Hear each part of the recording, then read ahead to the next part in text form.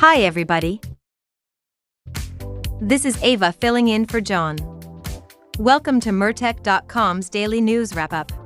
We are sharing dozens of videos from a wide range of producers that provide you with no-nonsense, common sense, logic, and truth. I am following these channels and given these videos a thumbs up. The links to these video channels are in the description box below. Please follow Mertech on Rumble and give me a thumbs up on this video and share this information far and wide. This great news wrap-up will begin approximately 9:30 p.m. tonight. Don't miss it. Thank you and may God bless.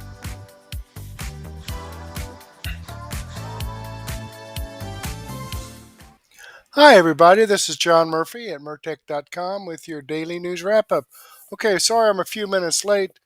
Had some technical difficulties there. I tried to start my video on Rumble Studio and it signed me out right in the middle of setting it all up. So I had to go back and sign in and then go back in and get it reset. One of those things. That's the beauty of live stream. Okay, here we are on June the 5th in the year of our Lord 2025. Got a lot of great information for you today.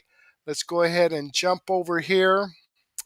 Let me back this up just a bit, okay? Get into here and do my watch later, my Mertech Daily News Wrap-Up. I do have 100 videos in my lineup. This was dropped about 6 minutes ago from Fox News. And then I have some information from Devory Darkins that he dropped about 23 minutes ago. And yikes from Benny Johnson. Elon Musk says Trump has a body double. Oh, okay. All right. Good old Elon. All right, let's go ahead and click on this and pause this. Slide down and give Fox News a thumbs up and give you a full screen here. And if you don't mind, folks, if you would just kind of scroll down and give me a thumbs up on my video here and share this information out with your friends, contacts, family members so they can know of a place to come to where they can get the truth instead of the lies and propaganda from the mainstream media. And this daily news wrap up is like a marathon live stream. It'll play throughout the night with these 100 videos. So please share this out. If you're not following my channel, please do and give me a thumbs up. So let's give you a full screen here for your viewing pleasure. And without further ado or interruption, let's get going here with our daily news wrap up. Please enjoy. We begin tonight with a flurry of activity today at 1600 Pennsylvania Avenue. And yes, let not your heart be troubled. I will address the battle between President Trump and Elon Musk. I know it's of such great international importance. But first, there is fresh scrutiny surrounding Joe Biden and a hard-working auto pen. Take a look. Somebody said auto pen. Did I hear the word auto pen? I'm just curious. Because I think it's the biggest scandal maybe in the last 100 years in this country. So when I hear that word, I think it has to be discussed because the fake news will try and hide it, and we can't do that. We can't ever allow that to happen to our country. The danger our country was in, and I know some of the people that worked with him, radical left, horrible people. And I could give you the name of some of the people that use the auto pen because I'm here, and I ask questions about people that were here also. There are a lot of people that were here when that happened, and they're here right now, and they'll answer your question very accurately. But I know some of the people that use that auto pen, and those are not the people that had the same ideology as Joe Biden. These were radical left lunatics that used that, and they didn't get elected. Oh, we've been saying it, and Trump is right. This is the biggest scandal in White House and presidential history. Everyone knew that Biden was a cognitive mess. Everyone covered it up. And then the questions are, who knew what? When did they know it? And who was really making the decisions? We need answers. That is a constitutional crisis of a magnitude we've never seen before. But this is already humiliating for Democrats. Now, you've heard the Democrats holler about constitutional crisis, constitutional crisis, constitutional crisis. He's destroying our democracy. Okay? But this is unbelievable. You don't hear one Democrat say anything about this. Now, do you?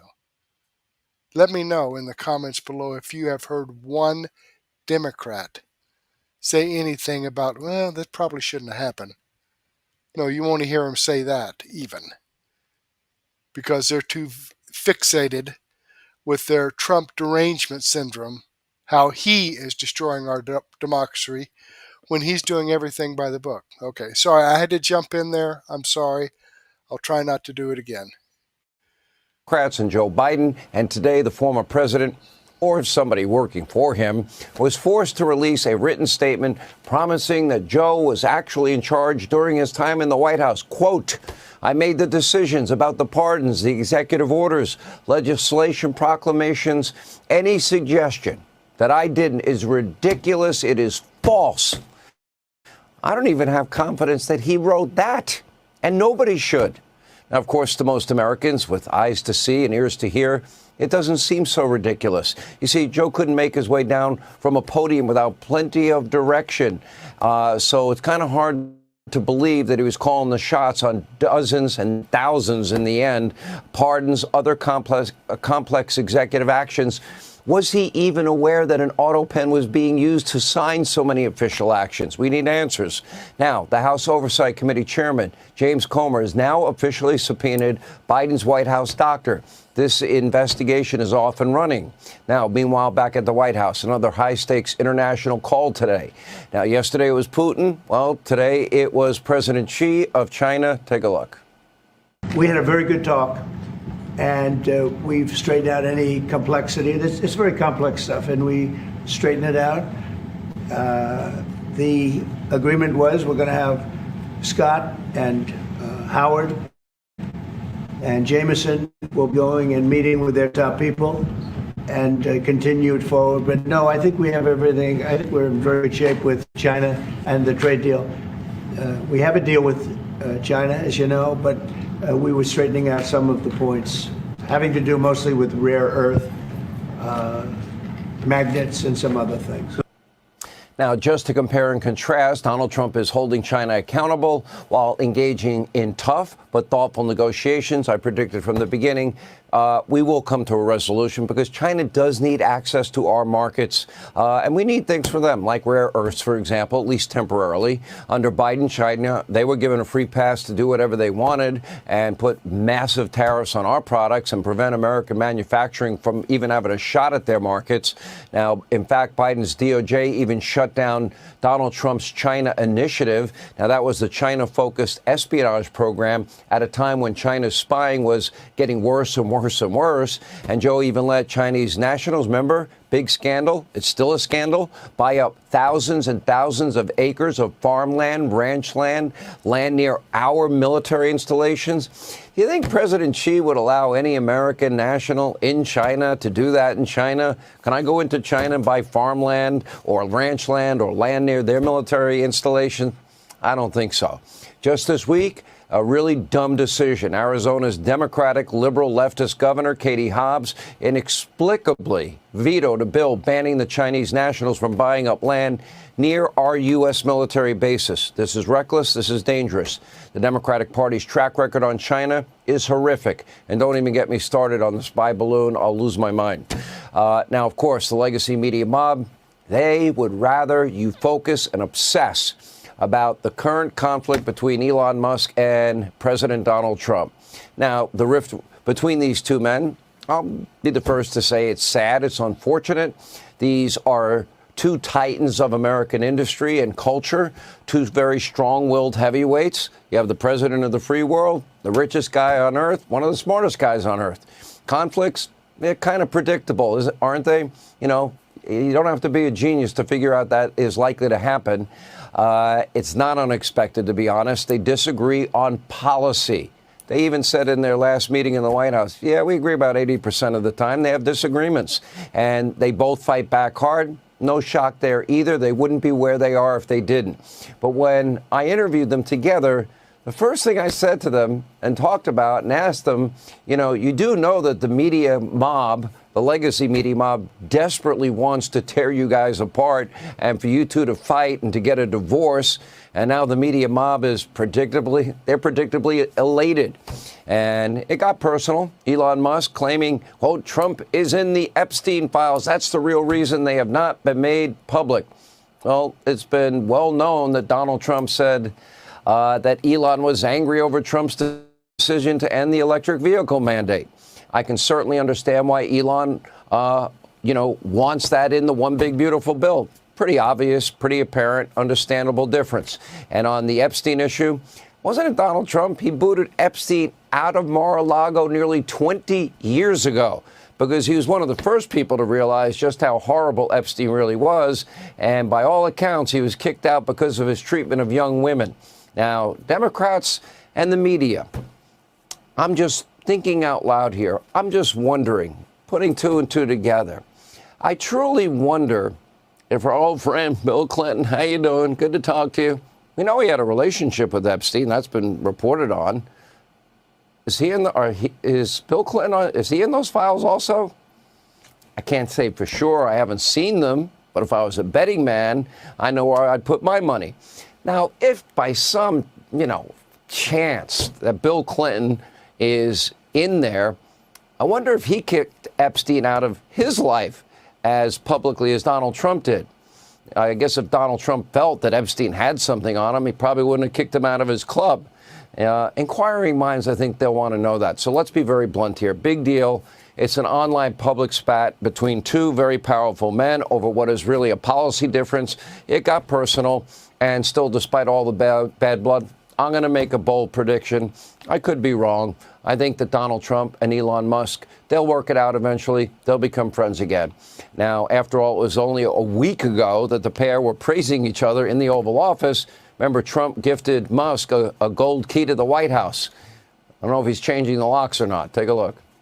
Elon gave an incredible service. Nobody like him. And he had to go through the slings and the arrows, which is a shame because he's an incredible patriot. The good news is that 90% of the country knows that, and they appreciate it, and they really appreciate what he did. And I gave him a little special something we have here. Thank you. A very special that I give to very special people.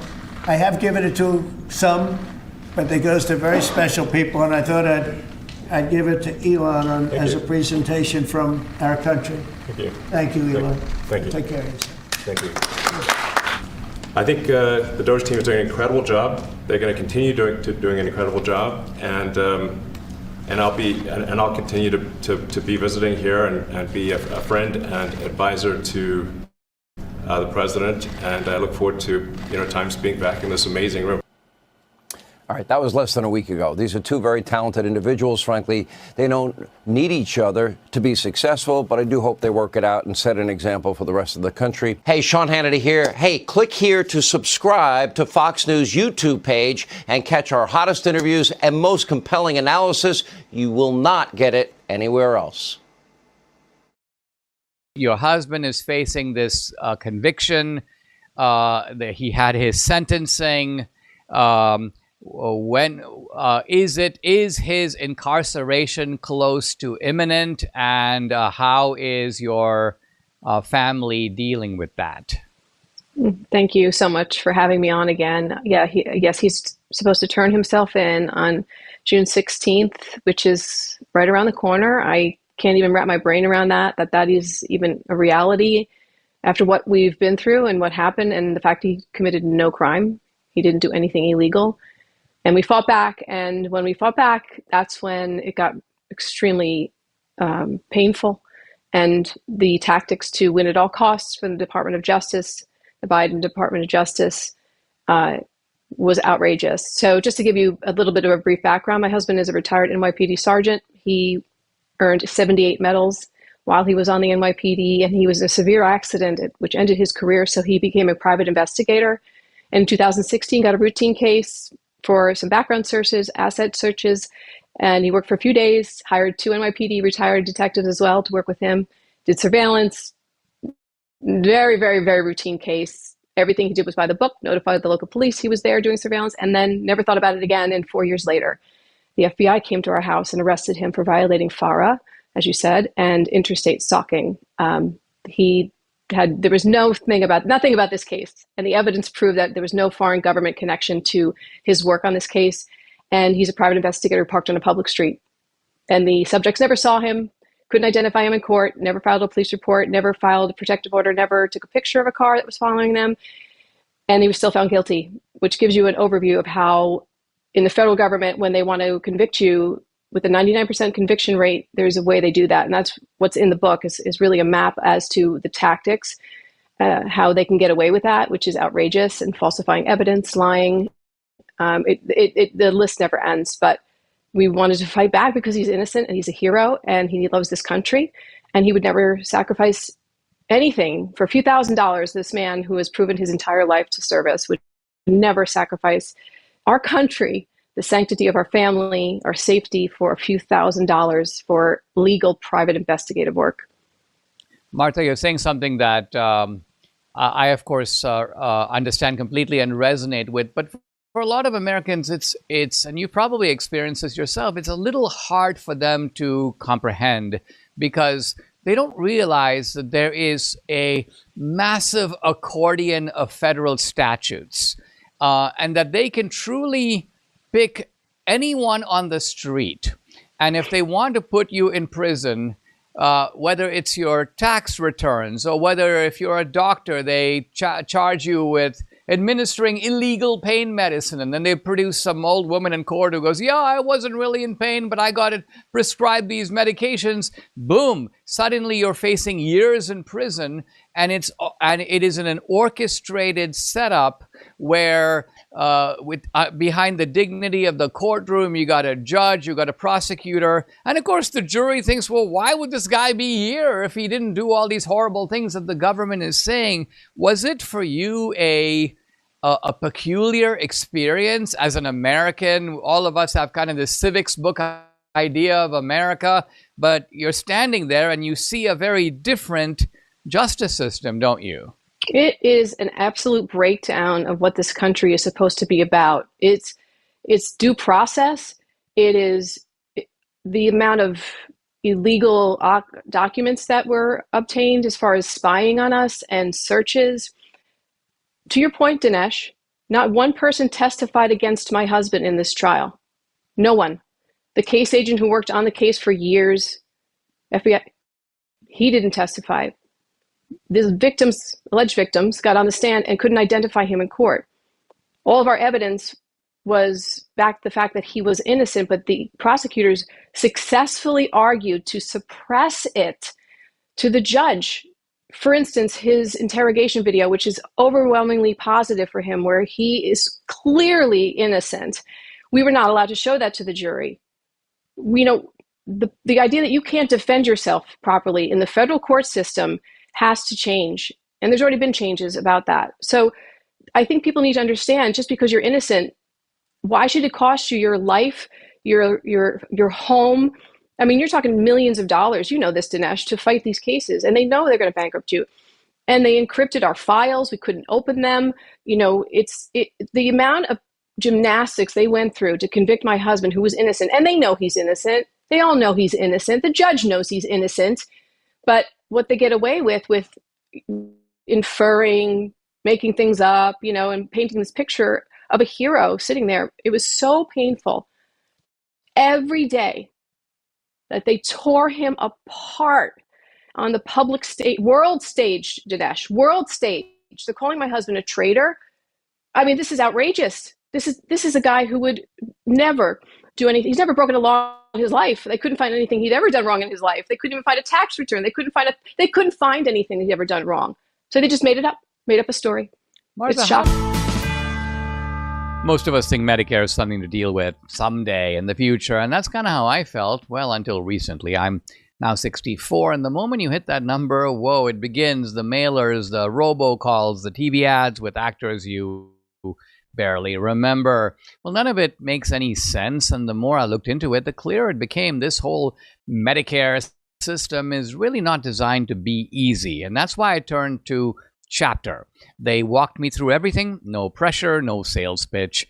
Chapter is independent. Their advisors compare every Medicare option out there to help you save money and remove the stress, all at no cost to you. So if you're turning 65 or even if you're over 65, do what I did. Call Chapter, get peace of mind. Here's how you do it. Dial pound 250 and when prompted, say Dinesh. That's the pound sign and then 250 keyword Dinesh. Don't let Washington or big insurance make these decisions for you. Take control. Call Chapter today. Go to pound 250 and when prompted, say Dinesh.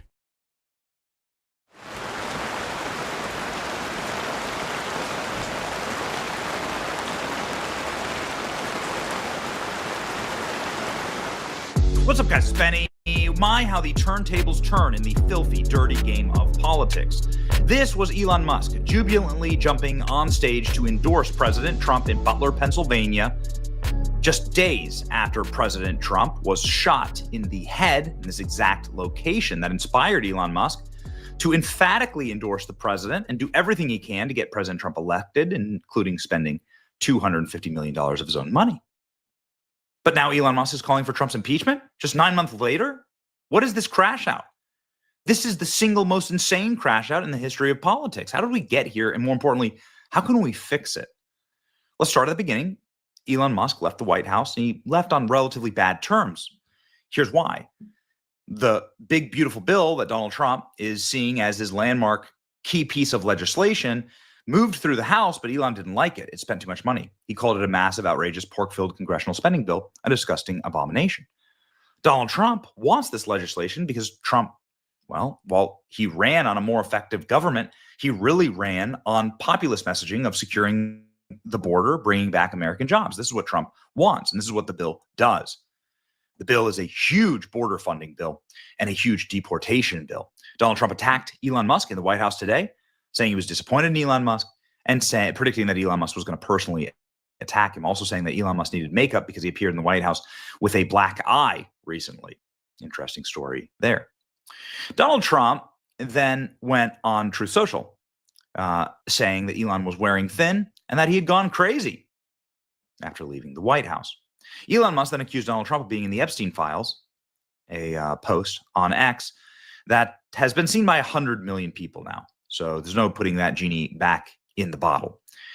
128,000 likes, 265,000 reposts, and 800,000 likes. Elon Musk responding, saying, mark this post for the future, the truth will come out. Now, Grok, which is the AI on Elon's platform, said there's no evidence that Donald Trump did anything bad in the Epstein files. His name appeared on the Epstein flight logs, but we've known this for years. He was in Epstein's little black book, and what that means is that Jeffrey Epstein had his number. We know, as a matter of fact, that Donald Trump kicked Jeffrey Epstein out and banned him for life from his properties, that Donald Trump was the only person to ever assist in the prosecution of Jeffrey Epstein from inside elite circles. The prosecutors admit it. Donald Trump has been calling for the release of the Epstein files for a very long time, for years, in fact. And so I don't think that really stands up. Anyway, Elon Musk's baby mama, Ashley St. Clair, jumped in, not helping things. Hey, Donald Trump, let me know if you need any breakup advice. Goodness. And now Elon Musk is accusing Donald Trump of being a body double. Look at this. Elon Musk is subtweeting Trump here by bringing up old posts from President Trump on X, talking about debt and spending limits, saying wise words, 100%. I couldn't agree more. Elon Musk saying, who was he replaced by? A body double? So Elon Musk is definitely prodding at President Trump and using sort of the Biden, attack vectors. My goodness. Those please know we love you so much, says Kanye. Oh, baby. When Kanye is the voice of reason. Donald Trump saying, I don't mind Elon Musk turning on me, but he should have done it months ago. I want this bill passed, President Trump says. Elon Musk saying, in light of the president's statement, Donald Trump followed up and saying he needs to cancel all of Elon Musk's government subsidies. Elon Musk says he's going to close down and decommission the Dragon spacecraft immediately. This is, of course, the massive spacecraft that is supposed to bring American astronauts to Mars. So Elon Musk is now shuttering his rocket company. Goodness gracious. Elon Musk says SpaceX will decommission Dragon spacecraft after Trump threat. Elon Musk says it's going to happen immediately. His announcement on X escalated. SpaceX Dragon capsule brought 2 NASA astronauts back to Earth in March. They were stranded for months in the International Space Station. So there you go. Goodness gracious. Not good. Not good. Right? Now, Steve Bannon is calling for the nationalization, the immediate seizure of Elon Musk's spacecraft, and the stripping of Elon Musk of a security clearance. My God. Elon Musk then retaliated by calling for President Trump's impeachment. Here we are. Look at this. Trump should be impeached and J.D. Vance should replace him, says Ian Michael Chongs. And Elon Musk says yes. Goodness gracious. Now, Steve Bannon, who of course is a critical Trump advisor who led the successful President Trump campaign in 2016, is calling for Elon to be deported, saying that Elon might be a criminal alien, an illegal immigrant. They should initiate formal investigation of immigration status because I'm of a strong belief that he's an illegal alien. He should be deported from the country immediately, Steve Bannon said. Well, that's not good. This band breakup is really quite bad. And, you know, the breakup of Elon Musk and Donald Trump, bromance, right in the middle of Pride Month. Boy, stings. Steve Bannon calls Elon Musk to be deported. It's getting ugly. Now, there is a little bit of hope, I suppose. One, the White House is trying, I think, to de-escalate. President Trump was given an opportunity to respond here and said effectively nothing at an event this afternoon.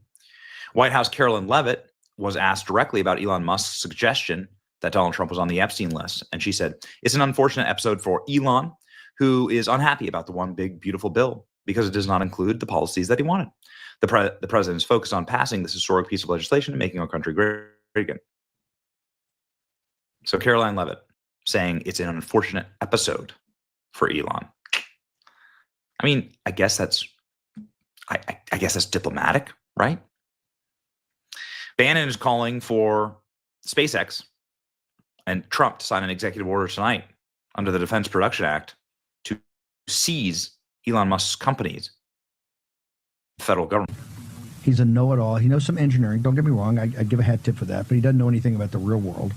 Doge was, and for any fanboys that still exist, while you're wrapping up in your cape tonight, understand on Doge, he didn't find any fraud. There's plenty of fraud out there. He didn't find. This is President Trump's first complaint. Was this all BS? Right with the Doge.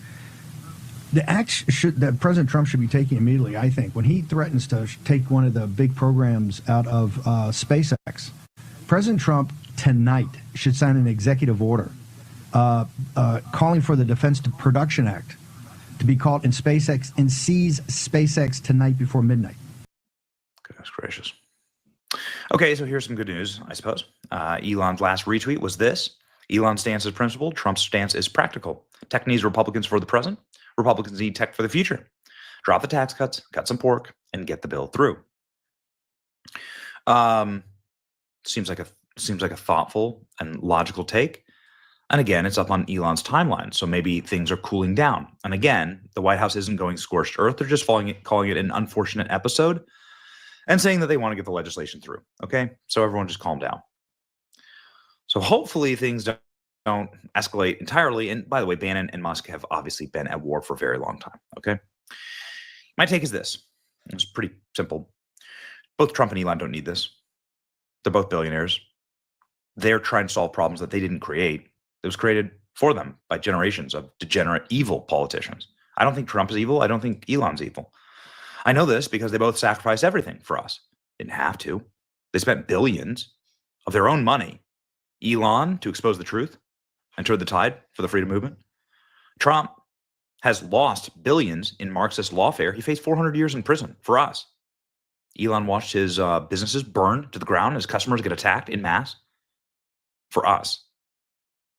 Trump took a literal bullet to the head for us. Neither of them had to do it, but they did, not for power, certainly not for profit, but for America. The stress that both of these men endure because of lawfare and because of constant media attacks, and the destruction of the things that they love.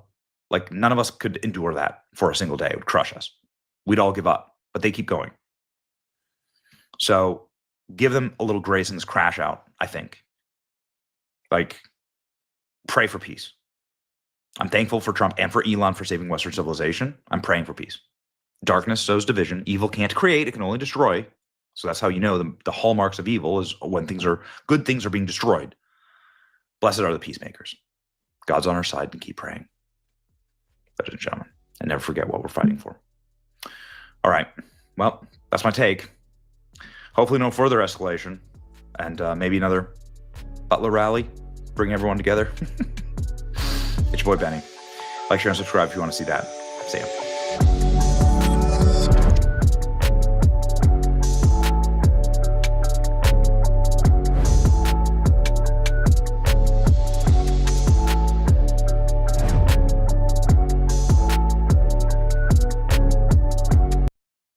You've got the richest guy in the world arguing and fighting with the most powerful man in the world. George, nice to see you.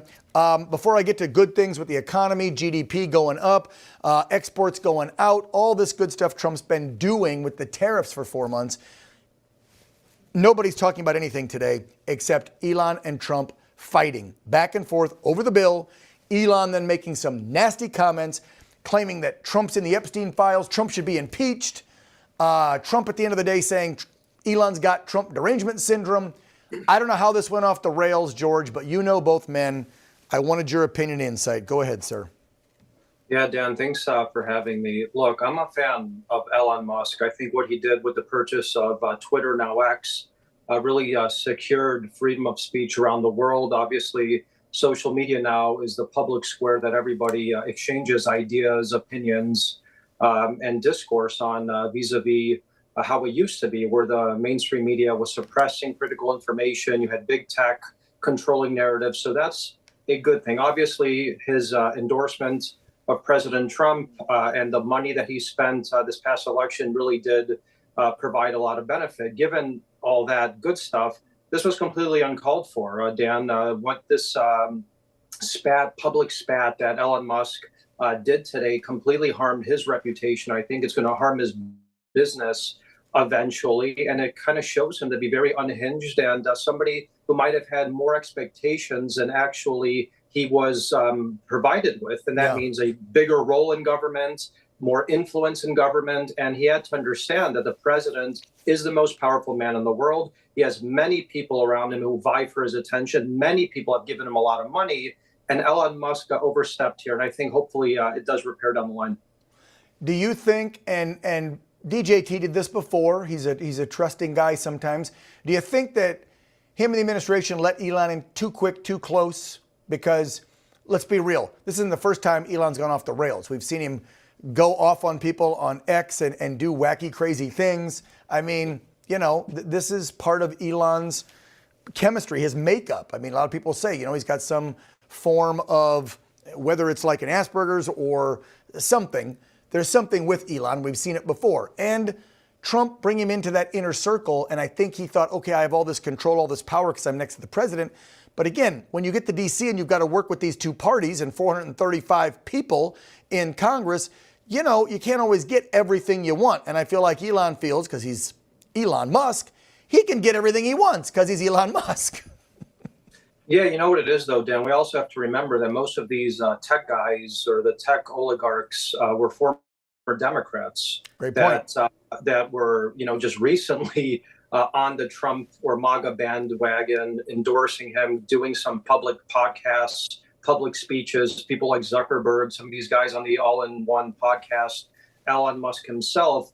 And I think what the real issue is here, you mentioned about rushing these people into the MAGA circle, into the inner circle. I think the reason that they were rushed in is because we had no choice as MAGA, America First, and candidate Trump, now President Trump, because of the stranglehold that the mainstream media, big tech, and even the intel agencies had on narrative and information being suppressed, processed, and delivered to the American people. So they had to give them some sort of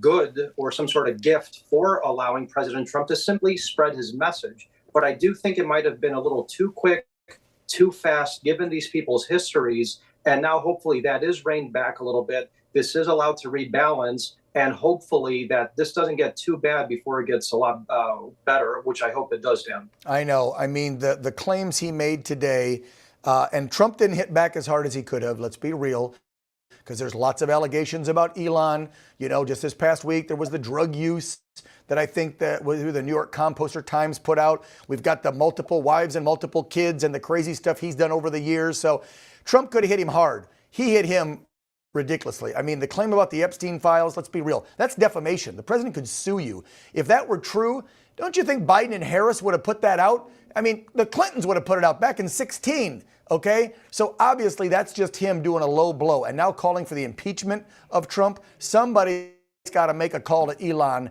and wrangle his butt in. Otherwise, he's going to find himself in deep, deep trouble. Looking for news that actually tells the truth, not just the headlines they want you to hear?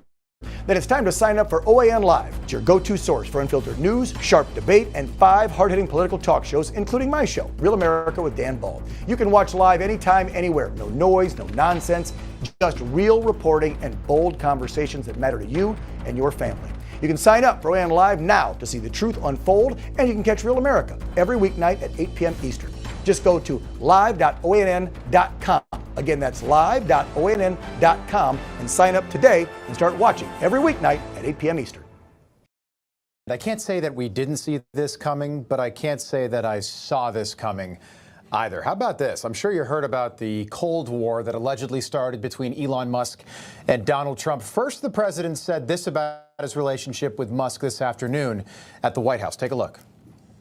Look, I've always liked Elon, and it's always very surprised. You saw the words he had for me, and he hasn't said anything about me that's bad. I'd rather have him criticize me than the bill, because the bill is incredible. Elon's upset because we took the EV mandate, and which was a lot of money for electric vehicles, and they're having a hard time, the electric vehicles, and they want us to pay billions of dollars in subsidy.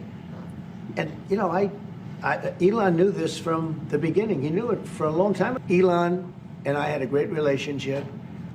I don't know if we're well anymore. All right, then Elon Musk posted this on X. Such ingratitude. Without me, Trump would have lost the election. Democrats would control the House and Republicans would be down 51-49 in the Senate. And all week we've told you that this is really more of a media story, but tonight it feels like we've kind of crossed the Rubicon, but not in the way that you've probably heard about throughout the day. Donald Trump and Elon Musk are the only 2 people on the planet who know what it's like to be the other person. Think about that. They both know what to say to the other, or to the other, or about the other, to maximize the reaction and the impact from the other. And that's what Elon Musk did today. That's what he's doing right now. Elon Musk is not a disgruntled former White House employee. Elon Musk is the richest man in human history. And Donald Trump is one of the most famous human beings in history. You could take a picture of Donald Trump to some far-off tribe in the Amazon and show it to them, and they'd know it's Donald Trump.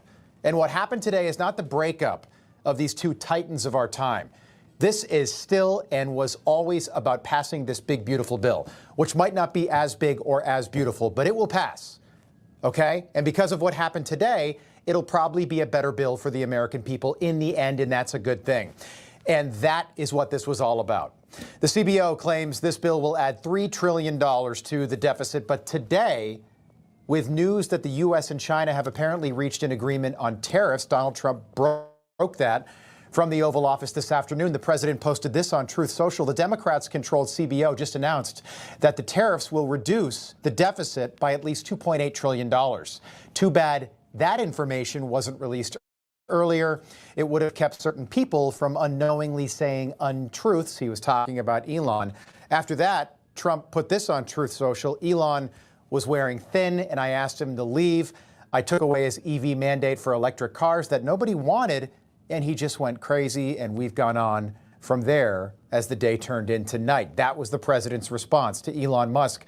But that's the difference between Trump 1.0 and Trump 2.0. Trump really didn't take the bait today. And yes, This relationship could get worse before it gets better, but this Cold War could also be over by tomorrow. And in the end, Donald and Elon are going to be just fine.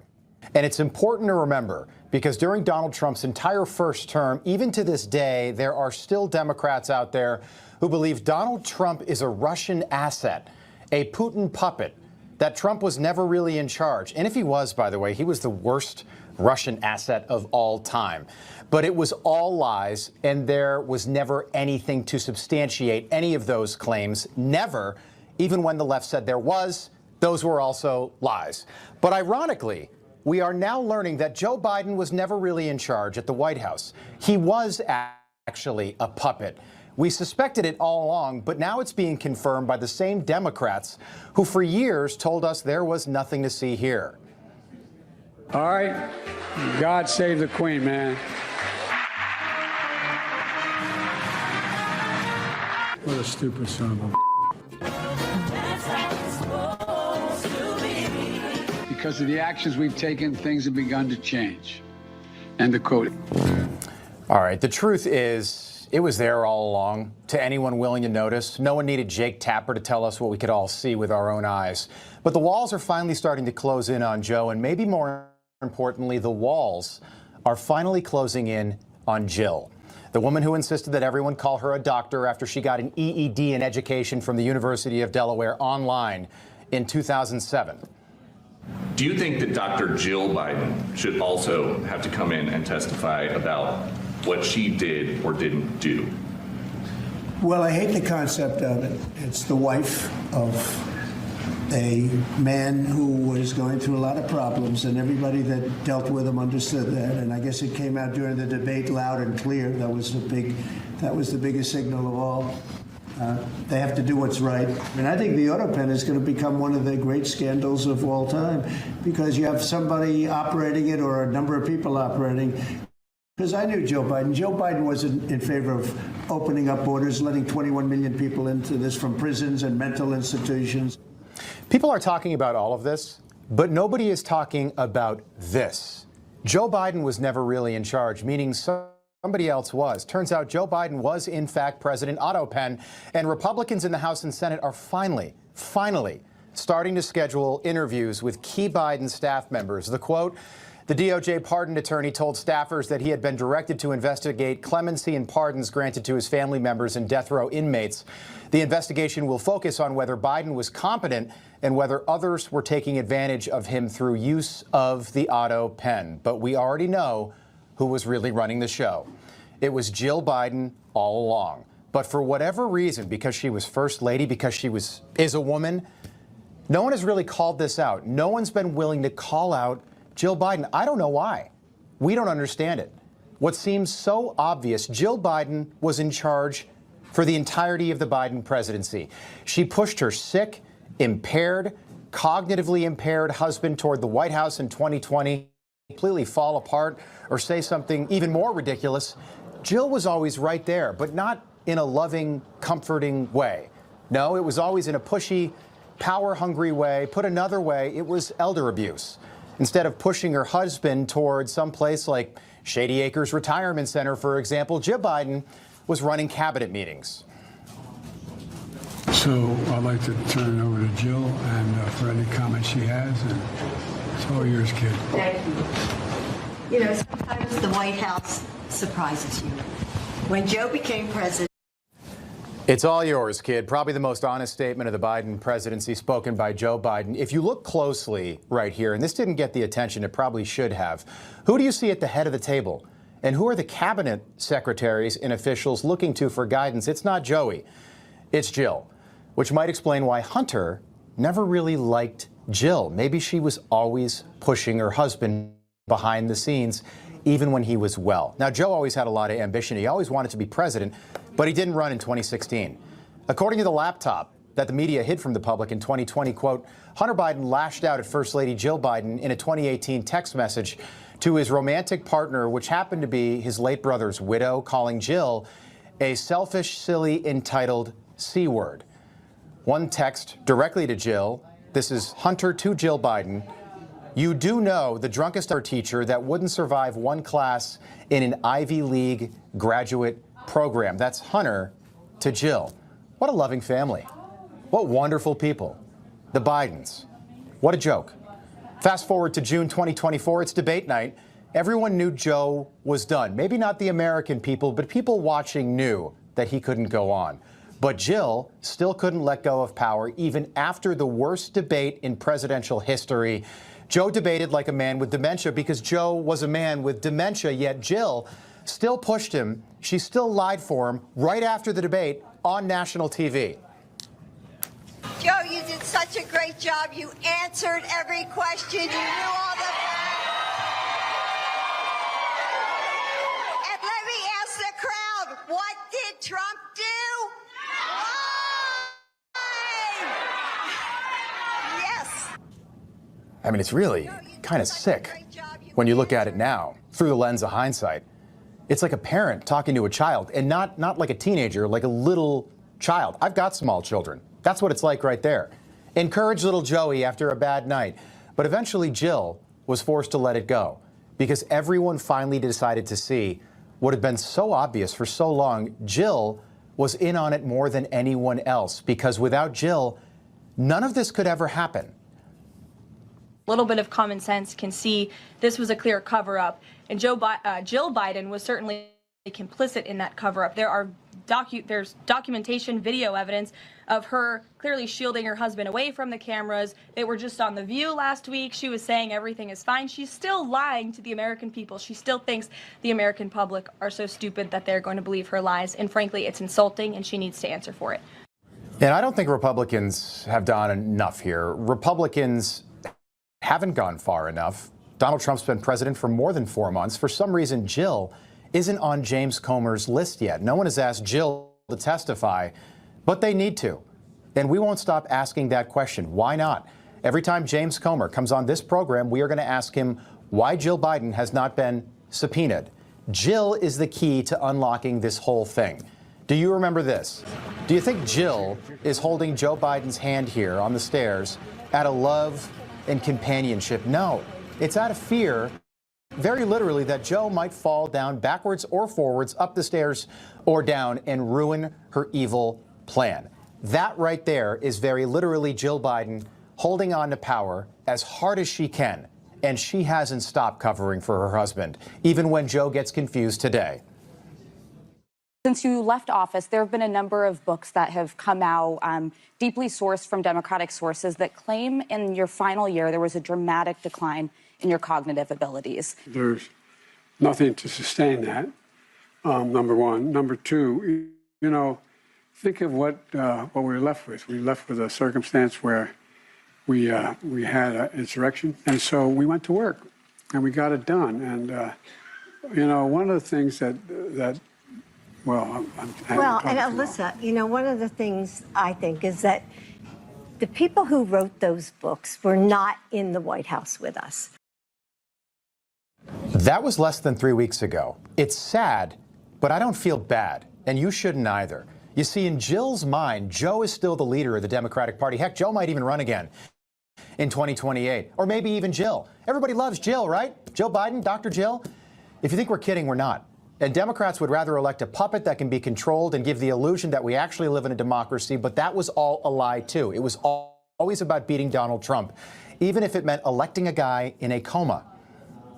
I think it's quite possible that he was just checked out to a degree that I did not suspect at the time.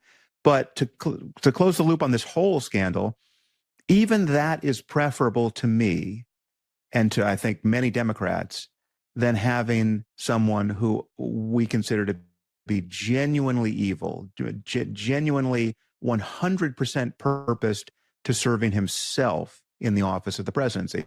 I would rather have a president in a coma where the duties of the presidency are executed by a committee of just normal people. And that's exactly what we had. An unelected board running the country by Chief of Staff Ron Klain, Mike Donilon, Bruce Reed, Anthony Bernal, Hunter Biden, people you probably haven't heard of before now. And of course, most powerful of them all, the key to all of their sick, perverted plans, Dr. Jill Biden. Was First Lady Jill Biden speaking with my colleague Peter Alexander in a new interview. She gave Peter a tour of the People's House, which is a new White House interactive exhibit the First Lady helped spearhead alongside the White House Historical Association. In the interview, she also said that both she and her husband, President Joe Biden, are doing good since his historic decision to bow out of the race in July. Quote, "I'm totally at peace." The power, the influence, the pageantry, Jill Biden feasted on it all for a long, long time. The saddest part of this entire story might be if Jill Biden hadn't been stopped by Donald Trump, she'd still be there doing the exact same thing.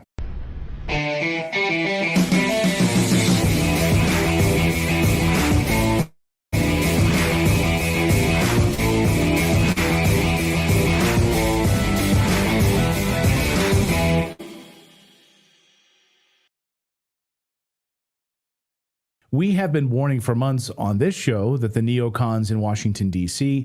are actively trying to get President Trump to go to war with Iran. Israel, of course, would love nothing more than to make that happen.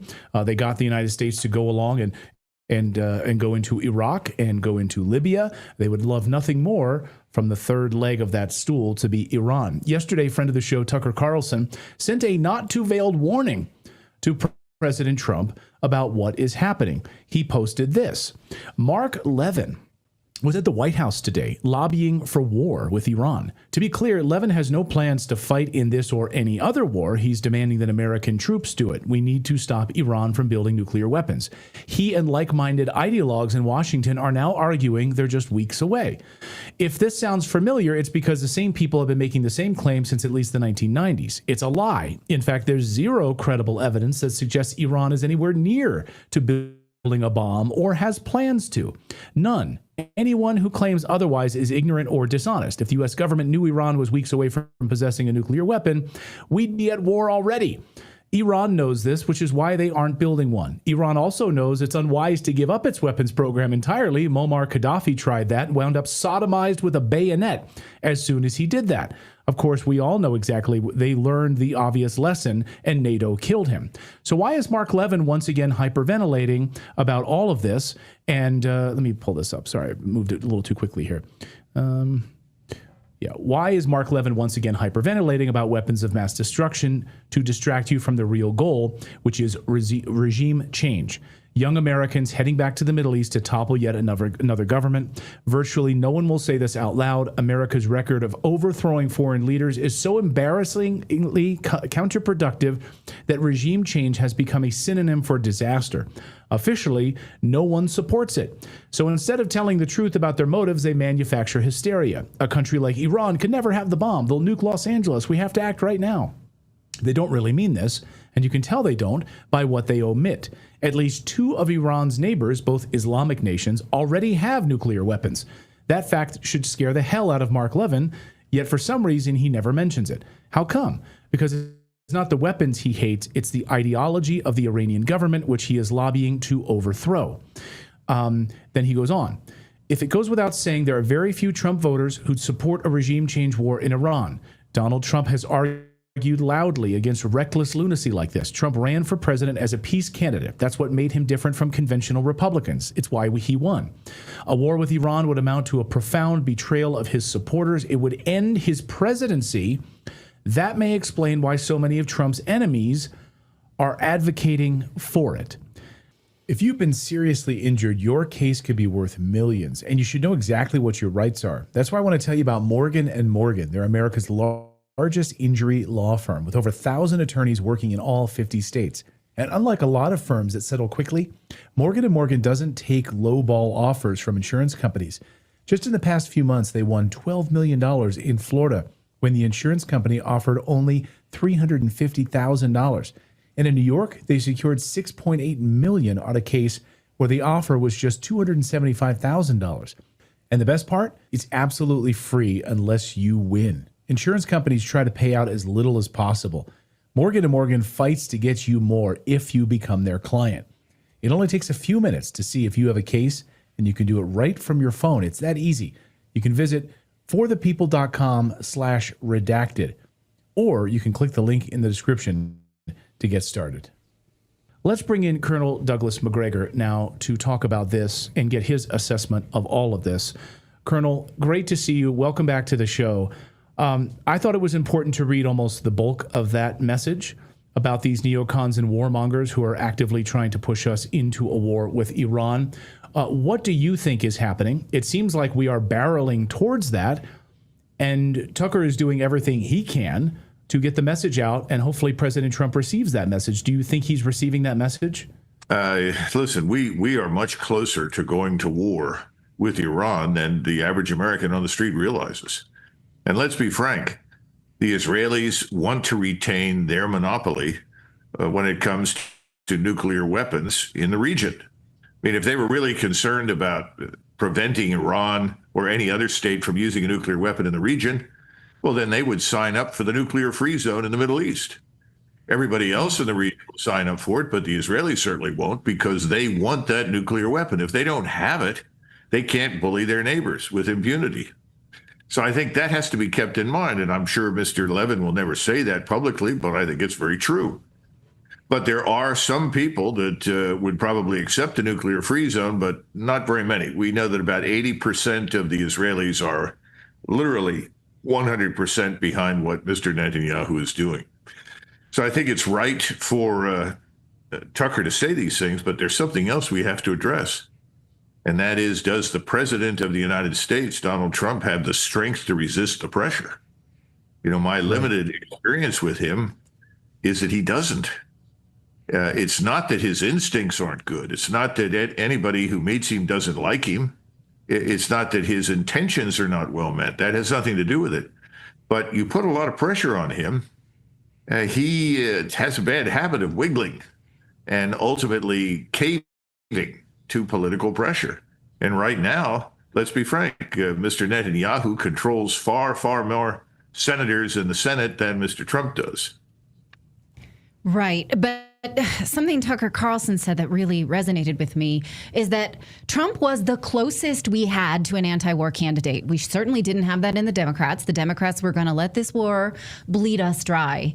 But it would be a betrayal of people who had never voted Republican before, but voted Republican for this reason because of the anti-war stance, which was not complete. We should not fool ourselves that Trump ever said he wanted to stop Israel from doing what they're doing. Woodrow Wilson was known as the man who promised to keep us out of war. Right. You know, I got to be frank with you. I think he was probably serious, but ultimately over time, he was persuaded and ultimately enabled to do exactly that.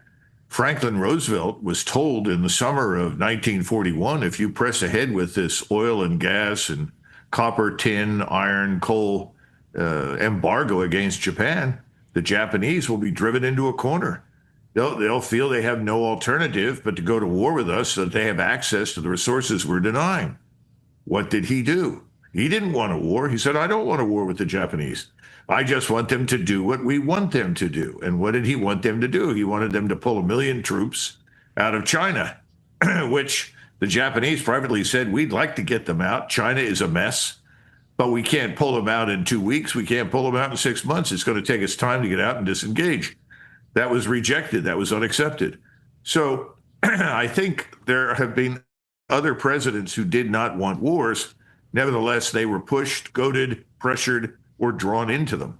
And that's why I say, you know, with President Trump in 2017, he made it very clear that he thought it was time to get out of Afghanistan. And you can bring on Steve Bannon to talk about it. He was present for it. He brought all the great luminaries in to advise him. When I say luminaries, I'm talking about active and retired 4-stars, along with some key political figures from the Hill. And other than Steve Bannon and I think Navarro, no one thought that we should leave Afghanistan. But Trump wanted to leave Afghanistan. What did Trump do? Nothing. Trump has forgotten something that Andrew Jackson said when he was president, because he did many things when everybody thought he shouldn't, and he did them and he was successful. He said, one man with courage makes a majority. I don't think that's Donald Trump. Is he getting the message? That's the greater question here. I mean, this message that Tucker sent was a clear message to J.D. Vance and others inside the White House that you're being played. And there's one thing we know about Trump. He doesn't like being played. He doesn't like being humiliated and played. If he's aware of being played, then he's likely to push those people away from him. And yet, look at that. I mean, Tucker's up against all these national headlines. The National Review slams him, calls him the reverse Munich phenomenon. The Daily Beast, Tucker Carlson is begging Trump to ignore his old Fox buddies. The list is endless from both the left and right media slamming Tucker for trying to prevent us going into war with Iran. It's kind of laughable, actually. Well, it's tragic because he's also being singled out as the leading anti-Semite in America by people like Levin and others. That should give you an answer. Who put Trump into the White House? Who backs him? Who subsidizes him? And who is pushing and pressuring him?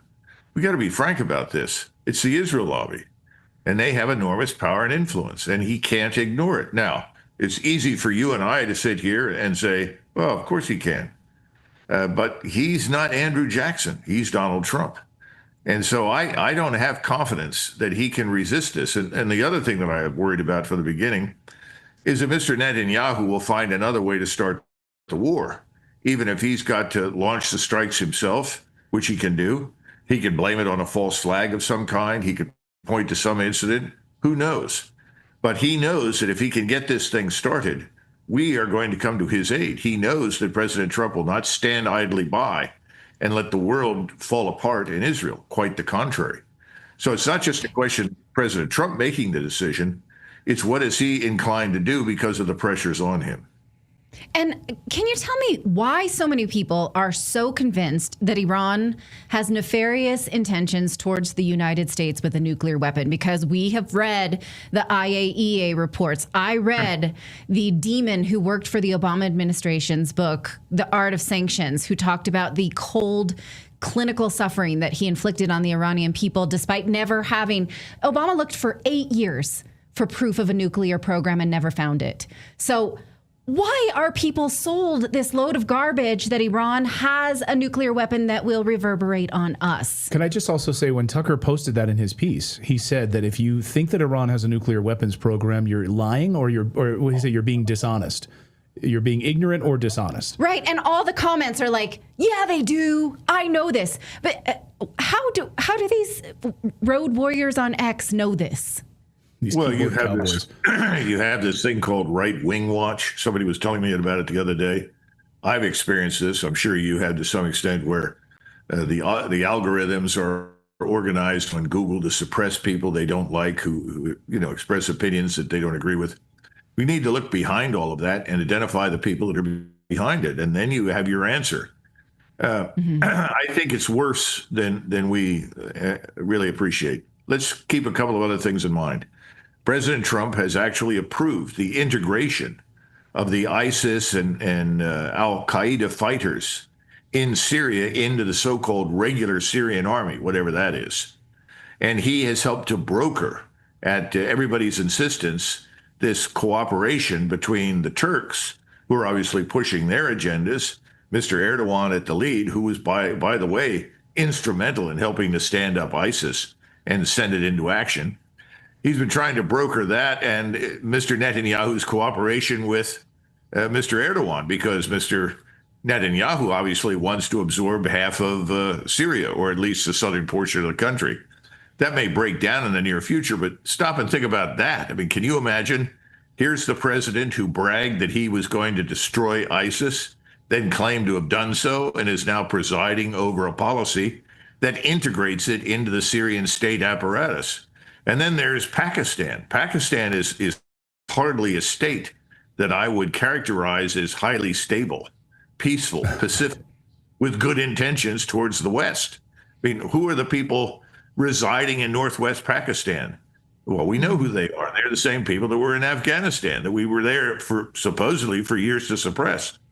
No one seems to bring up Pakistan.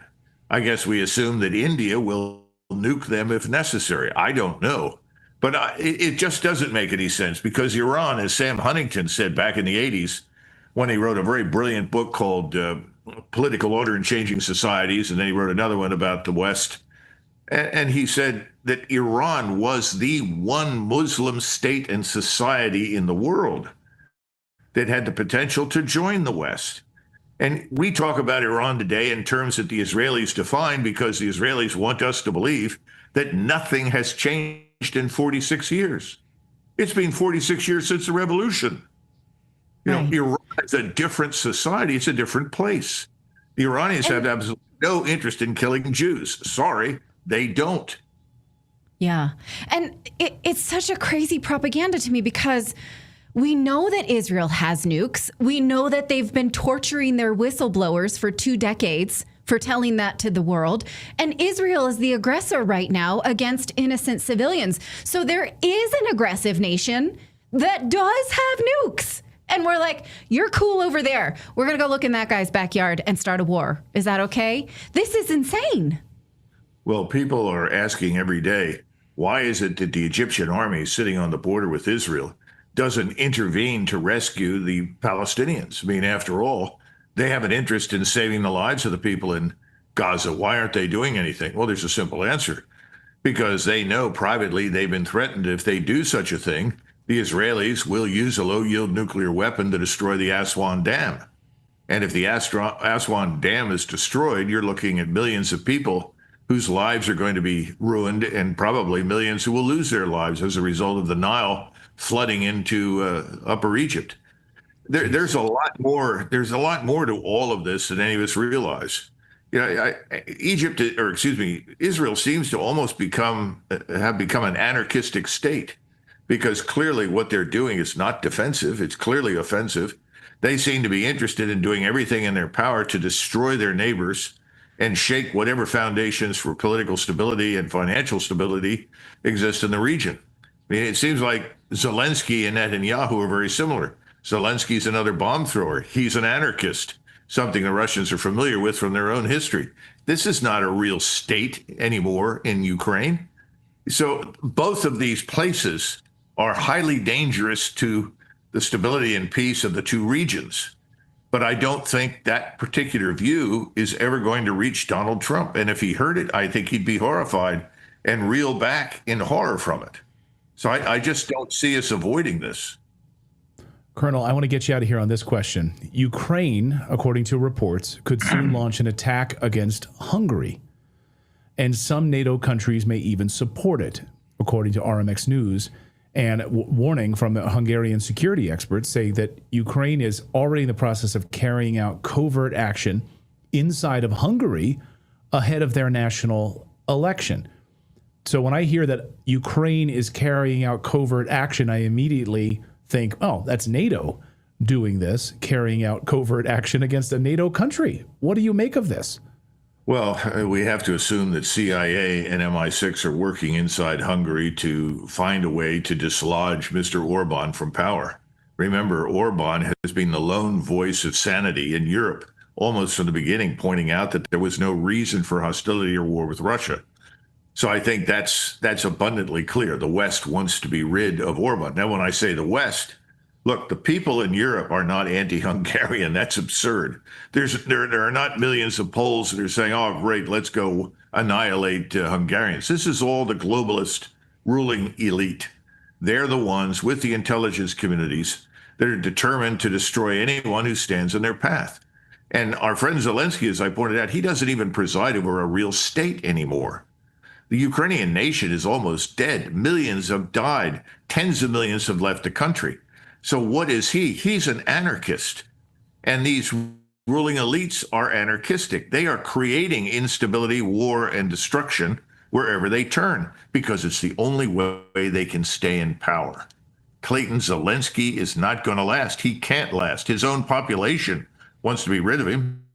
They're tired of seeing their men dragged off to be killed pointlessly. They want an end to the war. So he's running a giant police state, which is essentially an organized crime faction. He's an anarchist. He is now a danger to all of us. But the people that live in Poland are beginning to figure that out. I think people in France, people in Germany are beginning to figure that out, but not the governments. That's the problem. Although we have a new president in Poland, Nawrocki, and he may be a breath of fresh air. It's too soon to tell. Yeah, we'll have to wait till August before he takes his official office on August 6th in Poland. And the Polish people have spoken. They're sick of this. They want Poland first. They don't want the Ukrainianization of their country. And they're sitting right next to a really scary dude right now in Kiev. That is for sure. I always say, people get really scary when they're sort of backed up against a wall. And that's what I'm worried about right now. And with Zelensky and the Ukrainian corrupt regime. I would argue that applies to Mr. Netanyahu. Your statement applies to Mr. Netanyahu. Yeah. Virtually the whole world has turned against Israel, and all of his neighbors are against him. I mean, how do you tell everyone who lives around you that you're an animal and subhuman and then expect to develop good relations? It's absurd. Right. So they're both in the same boat. No. And it should not be our mission to rescue either of them. Yeah, that's exactly the point. Exactly. Yeah. Colonel, great to see you as always, Colonel Douglas Macgregor. Thank you so much, and hope that President Trump gets this message. Hope that he's not being bamboozled by those around him. Let's see if he can show a little Andrew Jackson after all. Colonel, great to see you. Great to see you too. Bye-bye. The stuff about The View is amazing. I mean, do you know how intellectually unimpressive you must be to not be able to impress people on The View? Yes, do you exactly. know? How dumb do you have to be to get rejected from The View? Oh my God. It's horrifying. Can you imagine? She must have had to go on some sort of antidepressant after that. Like, I don't even know what I do. I don't think I could come to terms with that. You truly are as dumb as just a goat. They'll take anybody over there. Anybody. And especially if you can say you were the former Biden press secretary and you're a lesbian and black and you got rejected, you are dumber than dirt. You're starting, 3 steps from home in between third base and scoring, and you can't get across home plate. It's unbelievable. I mean, The View's basic programming strategy is to do a nationwide search for the 4 dumbest people on the planet and put them around a table. And they were like, sorry, Corinne, you're just too terrible even for us. You're not there. Oh, I have to say, and this is probably a little bit evil. There's probably an evil part of me that's, the devil's on the shoulder a tad here, but I just can't get enough of this stuff. I love this. Every Democrat that has been lying to us this entire time is now just coming to the table and just being like, oh, yeah, by the way, you guys were totally right on everything She's an you idiot. said. From Biden to Corinne Jean-Pierre to COVID school lockdown. To Iman Khalif. Yes, to Ibram Kendi. It's like all of it is coming true at once. And I'm enough of a pessimist. Warm water. Come on, let's go swimming. It's wonderful. It's so much. I'm enough of a pessimist to feel like eventually this is going to stop and things are going to turn negative. Let's just enjoy it while we're here. It might be warm waters right by the shore at a beautiful beach. There's probably a giant tsunami right around the corner. But for the moment, it's amazing. Let's just we're in there, Stu. We're relax. swimming. We're doing the breaststroke. I see you. Obviously, you and I have been here for a long time. Oh my God, Ketanji Brown Jackson's in here. What's she doing here? Oh my God, half the Biden comm staff is now in our warm water swimming around. Great to see you. It's a glorious day. I don't want to close out Corinne Jean-Pierre without doing a little bit from the Politico piece, which in some ways duplicates Axios. But I just want to make sure, okay, because we don't want to leave any goodness on the floor, on the editing room floor. It talks about her wanting to be the co-host of The View, never got an offer. Multiple Democrats who have worked with her believe what she's doing with this book is a grift. It's detonated long simmering grievances. They are angry about her pursuit of celebrity and personal media exposure. So now this is both publications reporting this. I'm reading from the Politico report here. The attention-grabbing ploy of this book lit up Democratic and Biden alumni, texting groups, and reignited frustrations that burned for years about her, according to 7 former Biden admin officials granted anonymity Her halting, ineffectual briefings exasperated reporters and routinely offered material for the Republican Party's main account on X. She frustrated colleagues throughout the West Wing for focusing on raising her own profile while leaving the hands-on management of media relations and the White House press shop to other aides. So that's interesting. Like internally, they were pissed that they were having to do her work. She wasn't paying attention to the actual job. Several former colleagues expressed confusion. This is actually a good point here as to how she seemingly intends to paint Biden as a victim, because she's going to talk about how the Democrat Party turned on him, and she seems to be angry about that. How she intends to paint Biden as a victim while pinning her own decision to leave the party on the, quote, broken White House. Both of those are from the Hachette press release yesterday, and they're exactly right. She talks about a broken White House, and yet the Democrats who backstabbed him. So how is it broken? How is she going to square those two things? It's a good point. Jean-Pierre's former staffers offered withering criticism of what they see as an opportunistic grift. She made a joke about being an independent last year, and now it's a book. All ideas are monetary, even the dumb ones, said one of the staffers. Okay, wait, and then wait, I sent my team this earlier. Stand by. There is somebody who, I got to try to find it. Oh yeah, a guy named Tim Wu, White House policy staff. Oh, so hold on a second. He was special assistant to the president for tech and competition policy. And he tweeted out and then later deleted, from White House policy staff perspective, the real problem with Karine Jean-Pierre was that she was kind of dumb. No interest in understanding harder topics, just gave random, incoherent answers on policy. That he's on the record saying that. We know, but it's extraordinary to hear somebody get specific about it. Hold on, there's more. Another former colleague said, okay, let's see. While a number of former colleagues kept their comments private, Jeremy Edwards, who served in the press shop under Jean-Pierre, posted a succinct response to her book project on X, quote, LOL. One Democratic operative who worked with Jean-Pierre prior to her White House tenure called the sudden turnabout the most grifty thing I've seen in a long time, and that's saying something in Washington. One of the former Biden White House officials said it in a text to Politico. She was the public face telling us all that this White House was on track and that Biden was amazing. And now she doesn't even want to be a Democrat. She's making herself the middle ground here when Republicans hate her. She's not in any position to be a connector of our two-party system, and assuming she could be is just ego. It's so good. They're all ripping on her, some by name, saying how dumb she was, how she's a joke, and literally nobody's buying her ability to be an independent connector who somehow is going to heal the partisan breach, Stu. Back to my original point when her soundbite was playing of how those were all lies too. Literally nobody's going up to Karine Jean-Pierre saying, Karine, how did we get here? How do we solve this? Literally no one. It's a lie. No one asks her questions like that. No one has any desire to hear her deep intellectual thoughts, which would sound very vacuous if presented. She is. Dumb is just a really good descriptor, right? Yeah. Like we can kind of complicate this, and you can kind of go try to say, "Oh gosh, well she was just overly loyal to the president, and she was in a tough position," which she was. I mean, everybody in that job is in a somewhat tough position at times, but she could never handle it, even on the easiest days, even on days that were good for the Biden administration. She was still terrible.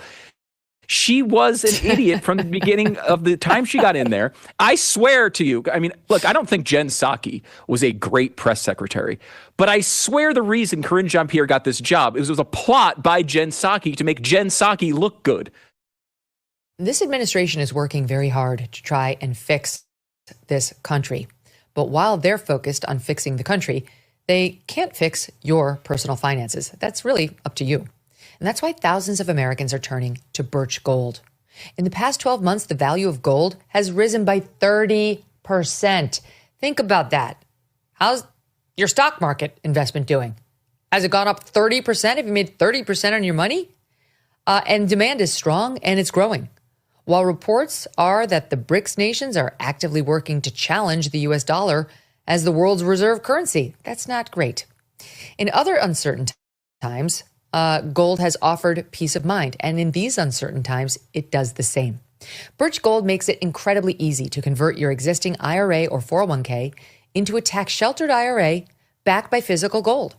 Or if you prefer, you can buy gold to store in your own home safe. Just text MK to the number 989898, and Birch Gold will send you a free info kit on gold. There's no obligation, only useful information. With an A+ rating with the Better Business Bureau and tens of thousands of happy customers, take control of protecting your savings today. Text MK to the number 989898. Thanks so much for watching. If you like what you just saw, hit the subscribe button for more clips and full episodes. President Trump says his patience is wearing thin with Elon Musk. I would reiterate those exact same sentiments. Elon Musk is out of line, and now I believe he is actually going down the road of putting national security at risk by this unhinged, crazy rant on X about President Trump and his dissatisfaction with the big, beautiful bill and President Trump. The one tweet that is making the biggest news is this one by Elon Musk. I'll read it to you. Time to drop the really big bomb. At Real Donald Trump is in the Epstein files. That is the real reason they have not been made public. Have a nice day, DJT. Well, with that, folks, clearly the bromance between President Trump and Elon Musk is over. I would offer this up. How are you so disloyal to a man, Elon Musk, I'm talking about you, to President Trump, when President Trump invited you into his inner circle? This is so far out of line. Now, before that tweet, President Trump was asked about the brewing feud with Elon Musk, and he said this. And I'll be honest, I think he misses the place. I think he got out there and all of a sudden he wasn't in this beautiful Oval Office, and he's got nice offices too, but there's something about this one. I'll tell you, he's not the first. People leave my administration and they love us. And then at some point they miss it so badly, and some of them embrace it and some of them actually become hostile. I don't know what it is. It's sort of Trump derangement syndrome, I guess they call it. All right. So President Trump later tweeted out this. Elon was wearing thin. I asked him to leave. I took away his EV mandate and forced everyone to buy electric cars that nobody else wanted, that he knew for months I was going to do, and he just went crazy. And this all led to a back and forth. Really, the back and forth doesn't matter. But the reality is, where I'm from, you don't do this. Loyalty means something.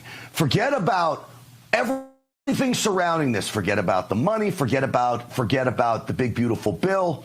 If you are friends with somebody, you handle it behind closed doors.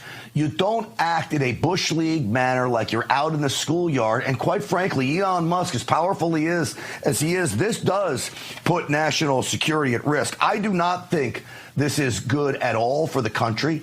And I think Elon Musk ought to knock it off, and knock it off immediately. Here's why I'll tell you President Trump is not in the Epstein files. If he was, Joe Biden and the Biden DOJ, even the DOJ under the Obama rule with Hillary Clinton running for president way back when, they would have released this so quickly you would have seen it. Number two, if he was, Epstein himself would have used the blackmail evidence of any video or photographic evidence there was of President Trump. We haven't seen any of that. Why? Because in my opinion and my belief, it doesn't exist. And the third reason, I have done a deep dive into this case, probably more than most cases, and I just don't see any real connection to Jeffrey Epstein and President Trump other than pictures. And pictures, you're a billionaire in America, you take pictures with other billionaires. Remember, President Trump kicked Elon out of Mar-a-Lago. So I believe Elon now is unhinged, and he's spouting off like a child. And mind you, I warned you a long time ago that we have to be very careful about trusting anybody that was a Democrat and now claims to be a Republican, including Elon Musk and others.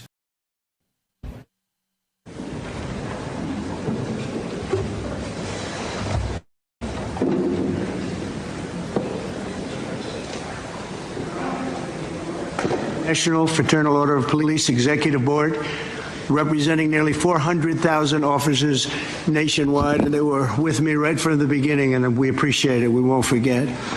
Your members are the backbone of American law enforcement, and we're deeply grateful for your service, and you have done great service indeed. We're also joined by our great Attorney General, Pam Bondi. Thank you, Pam, for being here. For generations, this institution has served as a powerful voice for the brave men and women who risk their lives to protect communities all over our country, and they do it as well as anybody or better. I was delighted to earn your endorsement in every one of my presidential campaigns where we did very well, record-setting well, and I'm proud to stand with you today as the most police president, I would say, without question, in the history of America. I don't think anybody's been more for the police than I am. In recent years, far-left radicals have vilified and targeted our nation's police with Marxist prosecutors and soft-on-crime politicians, making it impossible for you to do your jobs and do them the way you want to do them, and only you know how to do them. Under the Trump administration, those days are over. We're back in the men in blue, and we're back in the blue. Very honestly, we have some of the greatest people in the country sitting right around this table. We've ended the use of lawfare against police officers and terminated unjustified federal consent decrees. I signed an executive order directing the Department of Justice to provide legal protection and financial support for officers targeted by very frivolous lawsuits. Oh, I know about frivolous lawsuits better than you do. I can tell you, I had my share of them. I ordered other federal agencies to boost funding for police recruitment, retention, and pay. And I've asked Attorney General Bondi to pursue the death penalty for anyone convicted of killing a police officer, which is very appropriate. Upon taking office, I declared a national emergency on our southern border, and we reduced the number of illegal border crossers released into the United States by 99.999%. You can't do much better than that. We've removed thousands of violent criminal illegal aliens from our communities as part of the largest deportation effort in American history. And just a few months into office, the national murder rate has plummeted by 28%. It's going down largely because of what you're doing. I'm also deeply grateful to the National Fraternal Order of Police for its resounding endorsement of the One Big Beautiful Bill, which is moving along very nicely with great support. It's a great bill. It's a bill that's going to cut taxes more than any bill we've ever put in the history of our country. It's going to cut costs and expenses by $1.6 trillion, which is the biggest cut in expenses ever. And it's going to do so many other things. You know, our country is doing record business right now. Record investment is coming in. Close to $15 trillion is already committed to come in for building new plants and factories. AI is big. Apple's investing $500 billion plus. They're all coming in. It also includes the largest investment in border security in our nation's history, equipping law enforcement with the tools to stop the invasion. I built a lot of wall, hundreds of miles of wall. Now we're going to build some additional wall where we feel we probably should build it after a little trial and error. And we're going to end up building more wall than even I built, and we built a lot. So I want to thank you for your support, and now let's get the bill passed. We want to get it passed through Congress without delay. In everything we do, we will give our police the respect and the protection and all of the resources that you need. I did that, as you know, nobody wanted to do it before me, where I gave you the military equipment that was excess. They called it excess military equipment. You know that about very well. I think every one of you benefited by that. It was in warehouses, billions of dollars worth in warehouses all over the country, and other presidents didn't want to give it to you. I did, and we gave it to you, and it helped out a lot and saved a lot of police officers' lives. I'd now like to ask Attorney General Pam Bondi to say a few words, followed by FOP National President Patrick Yost, and then Washington, D.C.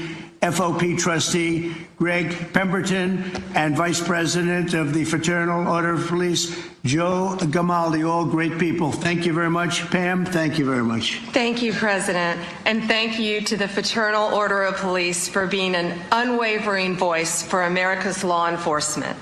We all know there is no ordinary day in the life of a police officer. Each day, you leave your homes with complete uncertainty as to who you will encounter and what happens each day.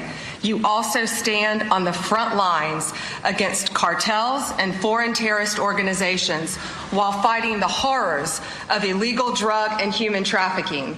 I was just in Poland this morning and arrived back not even 2 hours ago. And you have the respect of the entire world of law enforcement around this world. They respect all of you so much.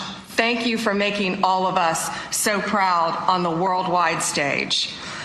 President Trump's Justice Department will do everything to protect you and to support all men and women who wear the badge in this country.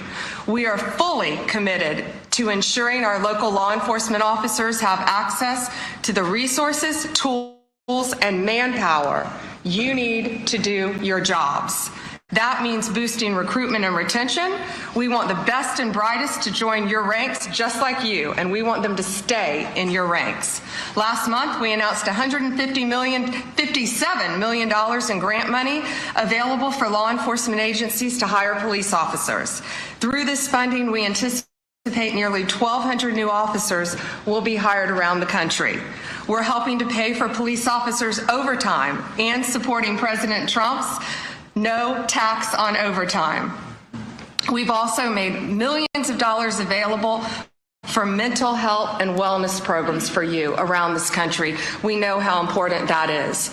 We're aggressively prosecuting criminals who assault law enforcement officers. We will not tolerate attacks on police officers. Since January, the department has brought 138 cases in 33 states against defendants who have assaulted our officers. Additionally, the DOJ will no longer target police departments with bogus lawsuits and bogus investigations. We are dismissing lawsuits filed by the Biden DOJ against police departments in Louisville, Minneapolis, Albuquerque, and more. We're ending meritless investigations into Phoenix, Trenton, New York City, Oklahoma, and elsewhere. We're also ending consent decrees that take control away from you, destroy morale, and increase violence. Instead, we're working with local law enforcement to give you the tools that you need to make our streets safer. We believe in backing the blue, not just in word, but in action. The Biden administration slandered you, defunded you, and undermined your service. But we stand with you, we honor you, and we will not abandon you. Thank you on behalf of President Trump, the Department of Justice. We are 100% committed to standing with our nation's law enforcement. God bless you and God bless America. Thank you. Thanks, Pam. Mr. President, first, thank you. Thank you for not only your support for law enforcement as the 45th president, but also your support as the 47th president and all the years in between. You've always been steadfast supporter of the Fraternal Order of Police and law enforcement across this country. I want you to know on behalf of our nearly 400,000 members, we appreciate all that you do for us. With us today is members of our executive board. We also have members of FOP unions in major cities across this country, which have some very serious problems that we're working with, and we appreciate the opportunity to share with you some of our views and work together on this. You know, you made a promise to us, and I want to start by saying this. You made a promise that you were going to address overtime, tax on overtime, and that was a promise made in a new big one big new bill is certainly making good on that promise. We thank you for that. You know, law enforcement officers, we find ourselves in a very difficult position where we're having a serious problem with recruiting retention, as you pointed out. Problem is the people who are working right now, working so many hours and they're forced to work overtime, and now they have the tax liabilities that are associated with being pushed into different tax brackets because of being forced to work. Not only that, they're not getting to keep the money they earn. So you, in a recruiting and retention standpoint, you show appreciation for what we do, recognize what we do in the community, and I want you to know that we're proud to support the bill. This is something that needs to be happening. A promise that you made, and we appreciate you carrying through with it, and know that we're a partner in it. You also made a number of other promises to us, and promises made that we appreciate. And I want to start with one of our first people I'd like to recognize. You promised, and here we're on our nation's capital, revitalizing the city and making it safe again. And no one knows that better than the person who lives it every day and leads the officers in the Metropolitan Police Department and our labor union, and Greg Pemberton. And I'll ask Greg to say a few words. Thank you, Pat, and thank you, Mr. President, for having us. My name is Greg Pemberton. I represent 3,000 police officers that work here for the Metropolitan Police Department in Washington, D.C. The crisis that we're facing, which frankly is more of a calamity, is a staffing crisis. We are authorized to have 4,000 sworn police officers here in the nation's capital. Unfortunately, as of today, we only have 3,190, over 800 vacancies that we have here for this Metropolitan Police Department. And the worst part is that over the past 5 years, we've had a net loss of 600 police officers who've just left this agency in a mass exodus. And the reason for that is that our city council here in the District of Columbia has passed layers and layers and layers of legislation that prohibits our officers from being able to do their job. It exposes our members to administrative, civil, and even criminal liability, even when they go out and do their job properly. It has also stripped our members of their labor protections to fight off these frivolous complaints and these erroneous allegations of misconduct. It all makes for an environment that is almost impossible to keep these staffing levels what they need to be. Frankly, Mr. President, I think the nation's capital, the District of Columbia, is not just a city of 700,000 residents. This is the nation's capital, and it belongs to everybody. It belongs to every American. It should be a safe city. It should be a pinnacle of American society. It should represent the freedom and democracy that we all cherish so much. And anybody should be free to come here and experience that and see what it is that we are here in this country. And the sanctity and safety of the District of Columbia shouldn't be left in the hands of a city council that subscribes to these radical ideologies that we all know are failed, and that we have the empirical data that it doesn't work. It only increases crime and makes cities more dangerous. I want to thank you for creating the Make DC Safe and Beautiful task force. I've met with Orville Green. I find him to be phenomenally qualified to help us out of this mess. I also want to thank you for the appointment of Janine Pirro for the USAO position of DC. I met with her recently, and I found her plan to solve and tackle a number of these problems very promising, very optimistic. So the 3,000 police officers stand at the ready, Mr. President, to help you make DC great again, and hopefully we can solve some of these problems and fix crime here in the nation's capital. Greg. Thank you very much. Mr. President, it's the topic of the day. Pretty much every day now is the unmitigated disaster that has created in cities across this country with the open borders. And all the problems that it has done for quality of life, it's done for our safety within our communities, safety of the officers that work in the communities. And you've been a big, great advocate of putting us back together. And I'll ask our Vice President Joe Grimaldi to touch on. President Trump, I think I'd be remiss if I didn't start by saying thank you. Thank you for the incredible efforts by you and your administration to deport these people who have come to our country illegally and then refuse to follow the very laws that we hold so sacred. Our officers, especially in sanctuary cities, are tired of arresting the same people over and over again who never should have been here in the first place. We have lost friends, co-workers, unimaginable trauma to American citizens and families. And the most frustrating part from a law enforcement perspective, what it was 100% avoidable.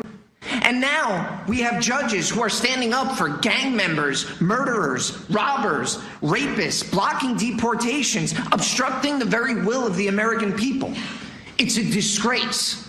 And if they had a shred of integrity, which I assume they don't, they would resign in shame for what they're doing right now. But I would just ask that you continue to work with us, continue to support with us so that we can partner with all of our great federal agencies out there, continue to carry out this mission. And again, thank you for securing the border and once again, making our country one of law and order. Thank you very much. Very nice. It's okay. Yes. We're going to have a little discussion now, very private. And I just want to thank you all for being here. And thank you very much, media. Appreciate it. Thank you very much. Congratulate you, Charlie, on your extraordinary success. You've been such a critical element of the success of the MAGA movement, building this durable framework for populist governance. And so I hope your audience appreciates how much we appreciate you. Well, thank you, Stephen. And we have reciprocal respect here. And I hope everyone in the audience understands that Stephen in the White House every single day is holding down the anchor of the populist nationalist MAGA movement. Every single day, Stephen Miller is in the meetings. He is talking about more deportations. He is going through the entire list of what did we campaign on, what did we promise, and are we delivering it? And you deserve a ton of credit there. Stephen, we have some time, and I want to build momentum behind this big, beautiful bill, because I think some people are losing the profundity and the significance of what this bill will actually accomplish. What is, in your opinion, the legislative history, the historical significance behind this bill, and what does it mean for the conservative project more broadly? Yes, it's such an excellent question. And let me start, for your audience that doesn't know me as well, just a little bit, and I normally wouldn't do this, but a little bit of extra context on myself. I started working in the conservative movement, like you, Charlie, when I was still a kid. I was in high school. Went to war with my administration and teachers at Santa Monica Public High School over radical left-wing indoctrination. Carried on the fight at Duke University.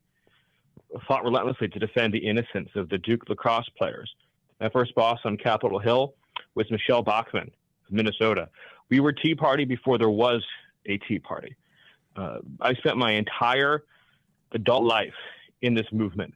In the summer of 2015, I started working for President Trump, recognizing instantly that this was the man who was going to finally be able to create a winning formula for populist, nationalist, conservative governance, that he was going to be our antidote to the corruption, to the failures, to the sinister machinations of our failed elites and the ruling class, which is why they spent 10 years trying to destroy him. Mm-hmm. That's what brings us to this moment. I have waited my entire life, and if I was older, I would say I've been waiting for 100 years, because there's never been a bill like this bill since there has been a conservative movement. This represents the culmination, in the case of the MAGA movement, of 10 years of hard work. This bill would have been unthinkable in 2017, in the Paul Ryan era. In this bill is the codification of President Trump's most important campaign promises. It is done through a process known as reconciliation, which allows us to enact them into law with 50 votes, not 60. No Democrats are involved. There's no trading with Democrats. No Democrats are involved in the writing or crafting of this bill, nor is it written by the Appropriations Committee. This bill is written by the most conservative lawmakers in Congress, people like Jim Jordan. It's written out of the policy-making committees by the Republican members there. So, for example, as has been much discussed, it fully funds the deportation agenda. It fully funds massive expansions in the number of ICE deportation officers, ICE beds, ICE deportation flights, and the complete permanent physical sealing of the entire southwest border. All of that money, all of that funding is provided up front. This was a 10-year plan. In other words, going back to 2017, when Paul Ryan didn't give us the money for the immigration project, for 10 years, we thought, given the chance to do it again, we would put all of the immigration money in the first bill out of the chute up front. That's what this bill does. And also significant additional changes to the administration of our immigration system. For example, there's language in here cracking down on nationwide injunctions.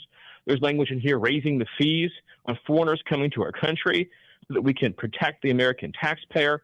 There's language in here expanding the mission of the Defense Department to seal and protect the U.S. border. And I could go on. Of course, the bill also includes in it every single tax promise that President Trump made on the campaign trail, but in particular the populist tax promises to forge that deep alliance with the working class of this country. No tax on tips, no tax on Social Security, no tax on overtime. Look, if Ronald Reagan had just done no tax on tips, they'd still be giving speeches about it today at the Reagan Library. That's true. They'd have a whole week at the Reagan Library just devoted to that time that Ronald Reagan did no tax on tips. There'd be whole statues. There'd be museum displays.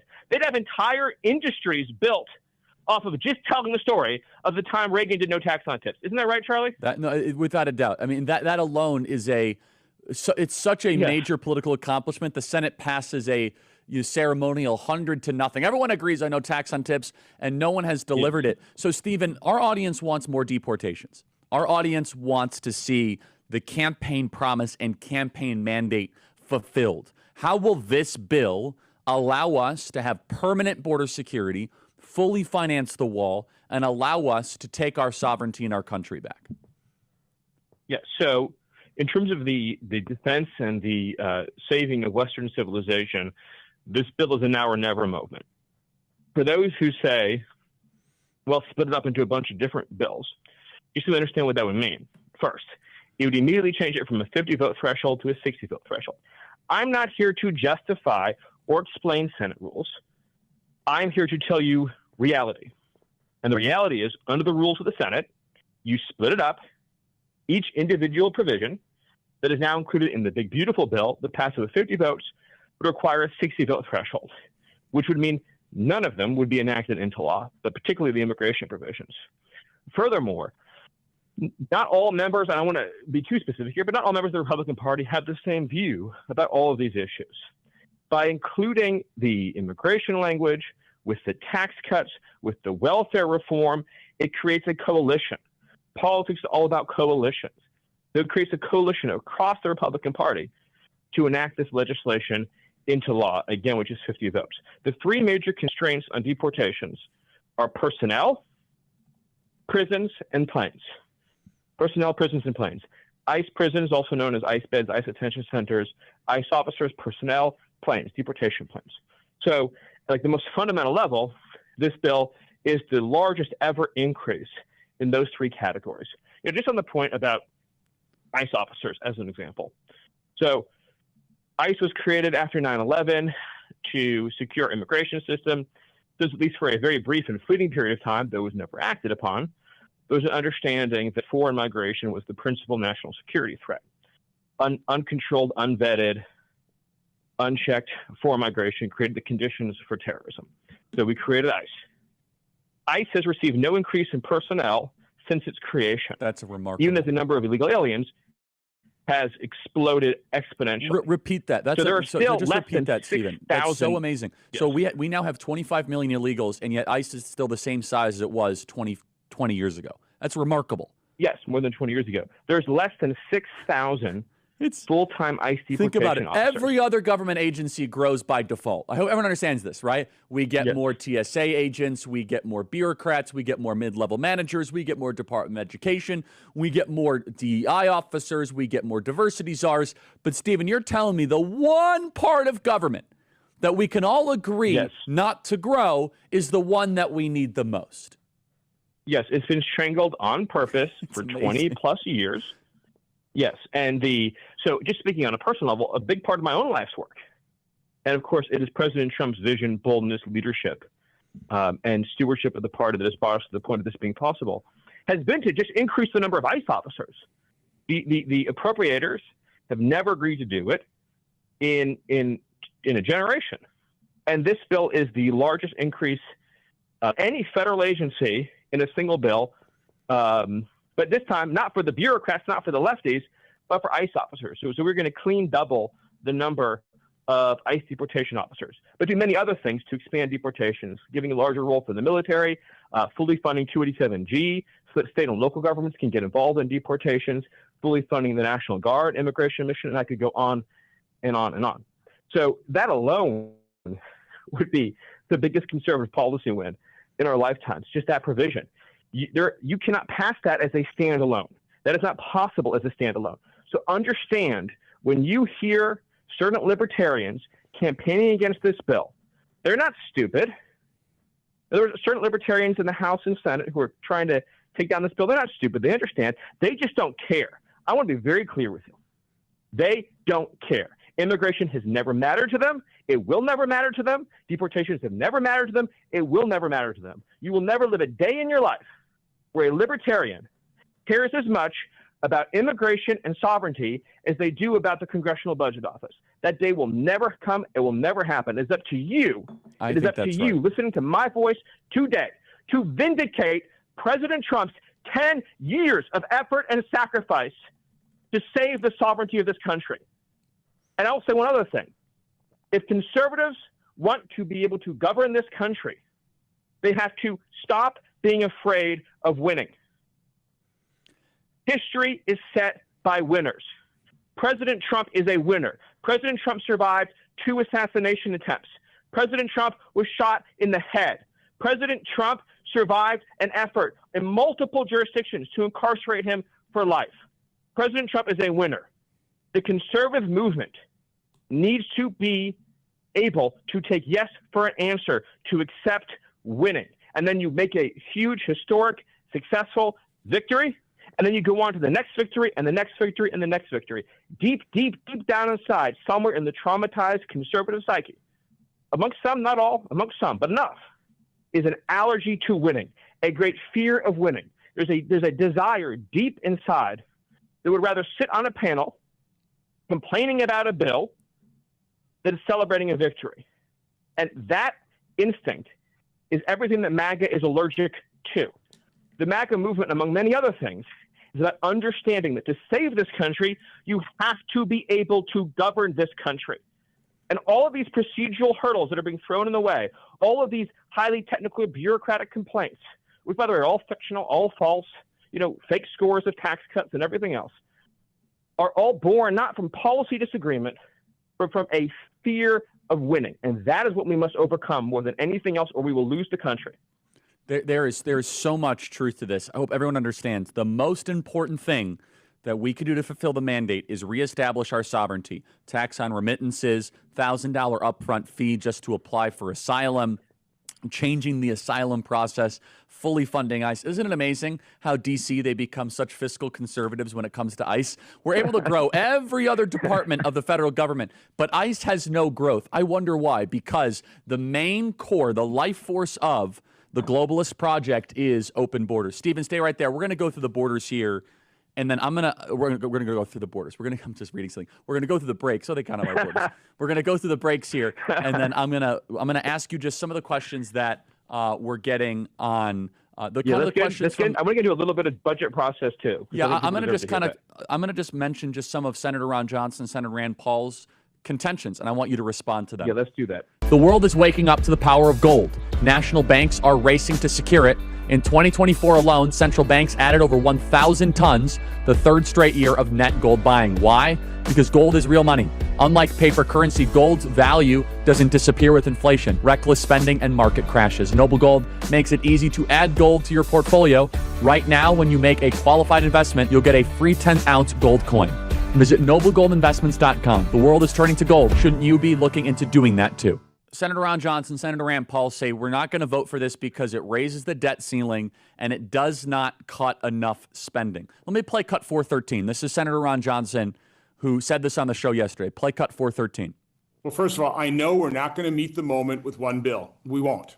The House didn't do it. We won't if we quick rush this thing through. So we've got to split this up, focus on the areas of agreement, border defense, take the spending reductions the House has given us that they've agreed to, extend current tax law, take the automatic tax increase off the table. That was a blunder in the Tax Cut and Jobs Act. We should have scored that in current policy. We weren't smart enough to do that. Increase the debt ceiling for about a year. Keep the pressure on. I've got to convince President Trump that is to his advantage. He wants to balance the budget. That's what he said. Well, we're not even coming close to putting ourselves on a path to balance the budget. He needs that leverage as well. We'll never default on the debt, ever. We've got more than enough revenue to service our debt. We will increase the debt ceiling, but we ought to do it in increments to keep the... Okay, Stephen, what is your response here to Senator Ron Johnson?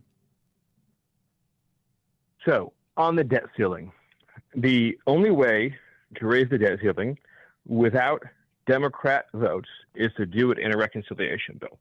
So, as the first point, if you take the debt ceiling out of this bill, the only way to avoid a catastrophic default, which would cause a surge in interest rates and therefore a surge in deficits and a giant debt explosion, would be to make a deal with Chuck Schumer, and that deal would come with significantly higher taxes, a huge bailout for California, many other terrible policies. So it would be a huge loss for conservatives. Now, the second point that he makes is, well, why don't we just split this up into a lot of different votes and everything else? If you've been watching, so we've been working on this legislation, this is far from being rushed. Since December, we've been working on this legislation. So it'll be almost a year of effort. If you split up the debt ceiling into smaller tranches, it will shut down the entire legislative project. We will just spend every month and every session till the end of time going through these internal procedural issues. We will inevitably come up short more than once and have to go to Chuck Schumer, begging and pleading to bail us out on the debt ceiling. We have the chance now, as Republicans, to raise the debt ceiling together, attached to without the simultaneous concessions. So that's the argument. So the argument is that concessions attached to the strongest set of conservative policy reforms. Otherwise, Chuck Schumer would hold the debt ceiling hostage, and then we have to do all this other stuff we don't want to do. So the other question I have here, Stephen, will be every conservative.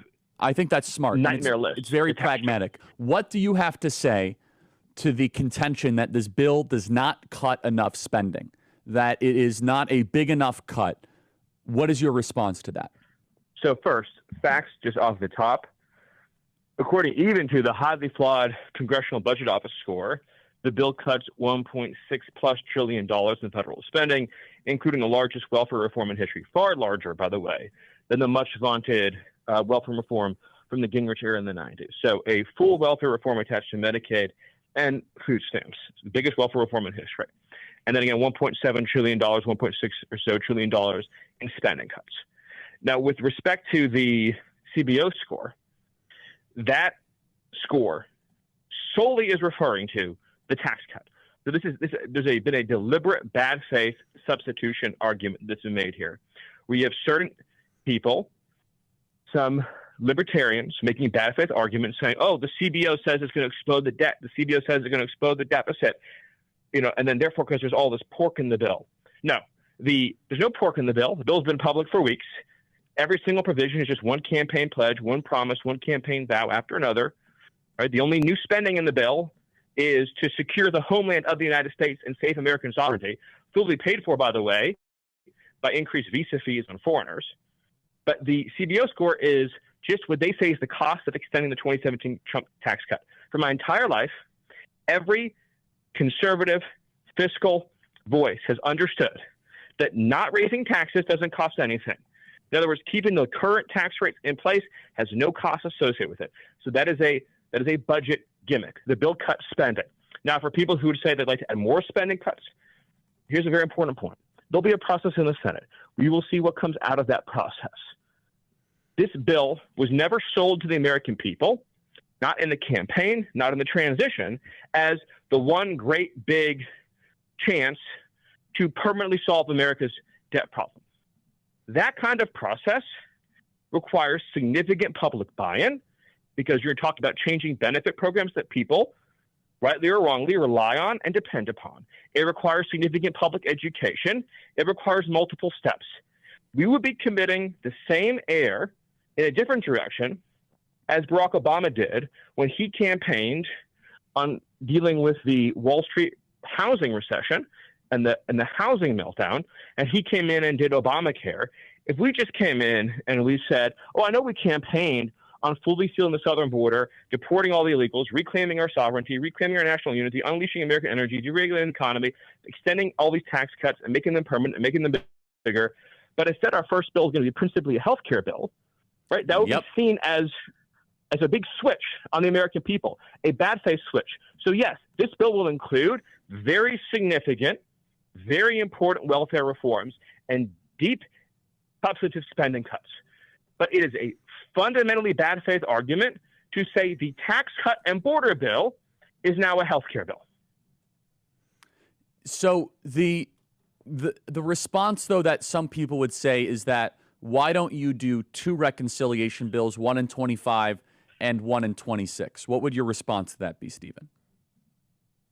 If we have a big win right now and we have the wind at our back, then absolutely, we will do another reconciliation bill and another reconciliation bill. And by the way, not having the debt ceiling on the future reconciliation bill, by doing it in this bill, will make it far easier to pass the next bill and the next bill and the next bill, to keep reforming government, to keep delivering conservative policy wins. I want to make one other point. Remember the first day, first week, the first couple weeks of the Trump presidency, when we did the big, beautiful bill version of executive orders, where every campaign promise that we could do was done, where we ended DEI, we ended CRT, we ended gender madness, we got the transgender troops out of the military, we sealed the border shut, all of those things. I don't remember anyone, any commentators on the right saying, oh, no, you can't do all your promises all so quickly. You got to titrate it out. Do 3 promises a year. The reconciliation bill is a chance in one fell swoop, without eating Democrat votes, so without a filibuster, to be able to codify the very campaign promises that we have done by executive order. So people keep saying, well, why don't you put the executive orders into law? That's what this bill literally does. Yes. And one last point. This bill is not a spending bill. So this might shock some in your audience who've been following the commentary online. How much money does this bill appropriate to the Department of Education? $0. How much does it appropriate to left-wing NGOs? $0. How much does it give the Department of Labor? $0. Department of Commerce? $0. The federal workforce? $0. It's not a spending bill. It does not fund the government. It has 2 major fiscal provisions. It expands and makes permanent the tax cuts, and it fundamentally reforms welfare. And the most significant policy provision, which pays for itself, hold that thought. We have 3 minutes here, and then I know I got to let you go. Response to people say, well, the bond market is a little shaky and wobbly on the bill. And then finally, I want you again to say that this would be one of the greatest legislative accomplishments in the Republican Party history. Any response to Rand Paul's contention the bond market is not responding very favorably here? The number one thing that the bond market needs to see is predictability and certainty in our tax rates, including, by the way, the 100% expensing provision for new factories, fulfilling the president's manufacturing reshoring pledge, so that we can begin to realize the full potential of massive economic growth, both through job creation and reshoring, which will then increase revenues, create confidence, create certainty. That combined with tariffs, which we're already now seeing projections, even with the current rates at $3 trillion in tariff revenue, that will provide the bond market certainty. A giant tax cliff combined with a giant debt cliff is the worst thing for bond markets. As far as, again, how significant and historic this bill is, the 2017 Trump tax cuts were rightly hailed as one of the conservatives' great victories. How much greater would we say that victory was if it also included full funding for the border wall? What if it also included full funding for deportation? What if it also defunded transgender surgeries nationwide? What if it also had the first ever endowment tax on America's corrupt institutions of higher learning? What if that bill also had no tax on tips, no tax on overtime, no tax on Social Security? What if that bill also created the strongest framework for energy deregulation in American history, right? What if that bill also created the first ever system for the Department of Defense to be involved in the defense of our southern border? In other words, one policy went after another, plus the tax cuts. Nothing like this has ever been done before in the history of the conservative movement. This bill is electric. It is that good. And it saddens me that there have been attempts to misportray it so severely. And that doesn't mean that we can't agree. Yes, let's keep finding ways to reduce the budget deficit. Let's keep finding ways to cut spending. Let's keep finding ways to lower our debt trajectory. But a rational person should be able to say, wow, it is amazing that this bill accomplishes the full tax agenda, the full border agenda, the full immigration agenda, the full energy agenda, large portions of the trans and de-wokeifying agenda, large portions of the higher ed agenda, also cancels the Green New Deal, also cancels the student loan bailout, also has the largest welfare reform in history. You can acknowledge all of that, and then if you want to be an even greater fiscal hawk, say, but I'd like to cut more. But to pretend this bill includes pork, there's no pork in the bill. It's been public for weeks. And the only provisions you will find in the bill are campaign promises. And Stephen, the other component of this that I think is important, and you mentioned this though, guys, we have a budget that we have to do later this year that Congress will vote on, and another reconciliation bill next year, and another budget. And so there are other opportunities to get more spending reforms, to do more rescission. By the way, we're going to have Impoundment Act stuff that's coming up in the Supreme Court. There are another stabs to go after this. But let's also be very clear. All government funding expires in September 30th. Yes. All government funding expires in September 30th. By the way, as proof that this bill isn't a, quote, spending bill, after we pass this bill, guess what still happens? Funding for the federal bureaucracy goes to zero September 30th. That, again, that would probably surprise some of your listeners who've been following the online commentary. They say, wait, how's that possible? I heard it was a spending bill. How's funding going to run out in September? Because it's not a spending bill. And the people who told you it was a spending bill lied to you. And the question you should be asking yourself is, how do we get to a place in the movement where we can have disagreements in good faith, which is the necessary condition for winning? But being addicted to a losing cycle is what will relegate the conservative movement to a future of failure. And that's the cycle we have to break. Okay, final question here, Stephen. Some people on the internet are clamoring about this artificial intelligence amendment to it, or some sort of saying that local and state governments cannot regulate AI. What is the truth or the fiction here regarding this? This is receiving a lot of attention. Yeah, so this is something that David Sachs has talked a lot about. Now, I wouldn't claim that this provision is essential to the framework of the bill in any way, but it's an example of another conservative policy win. So one of the biggest problems that we have as a nation is that California, because of its size, can set the rules for the entire country because companies have to do business there. So they set a fuel emission standard that all the car companies have to abide by that standard. That's exactly right. They say they're not going to allow energy infrastructure, then no one in the country can get energy shipped from our coast through California. So they basically bully, dominate, and intimidate freedom for the rest of the country.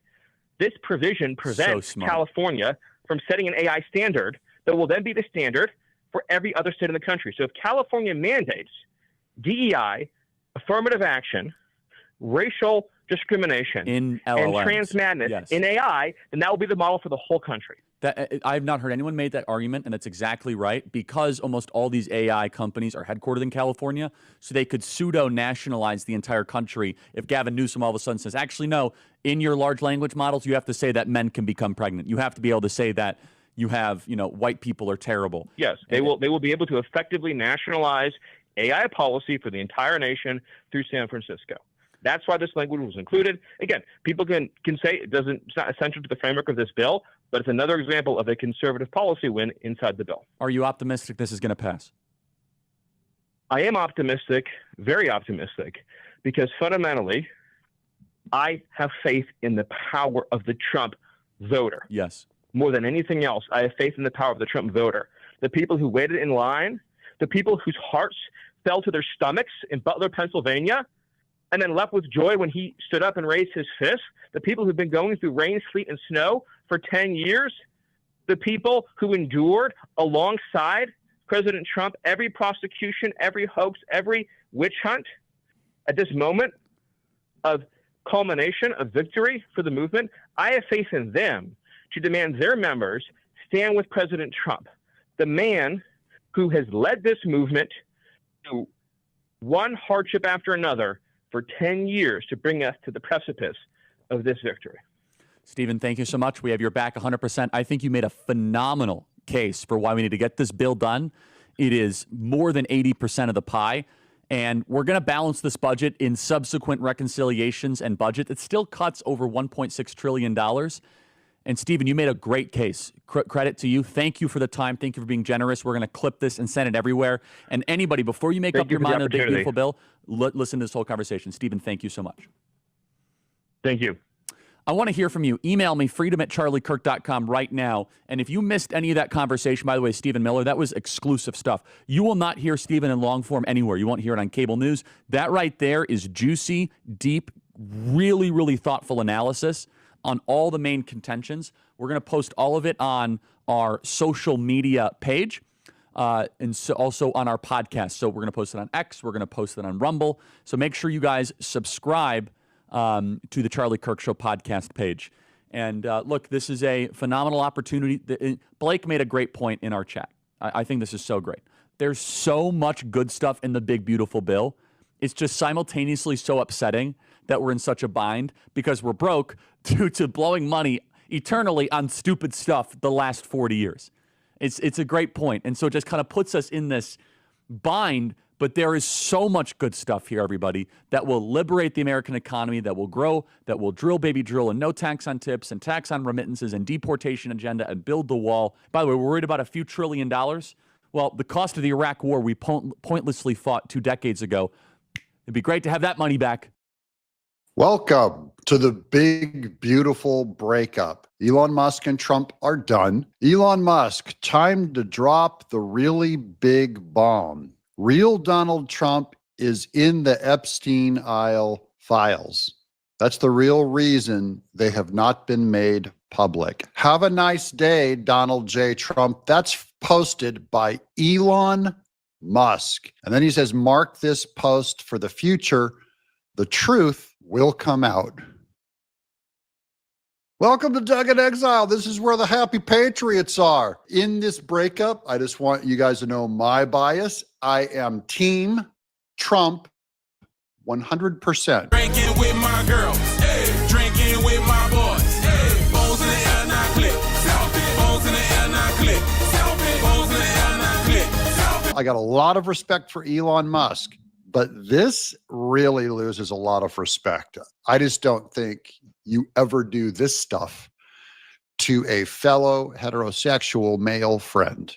He crossed a line. He's still a genius. And guys, this fight ain't over. This is going to be one of my biggest, hairiest episodes ever. I have 32 tabs open in different tweets to show you. So it's going to be long. I'm going to try not to edit this too much. So it's going to get really long. And I apologize. You know, some of you guys go, why aren't these things 8 minutes long? I'm going, guess why? This is going to affect the big, beautiful bill. This split the Republican Party and MAGA right down the middle.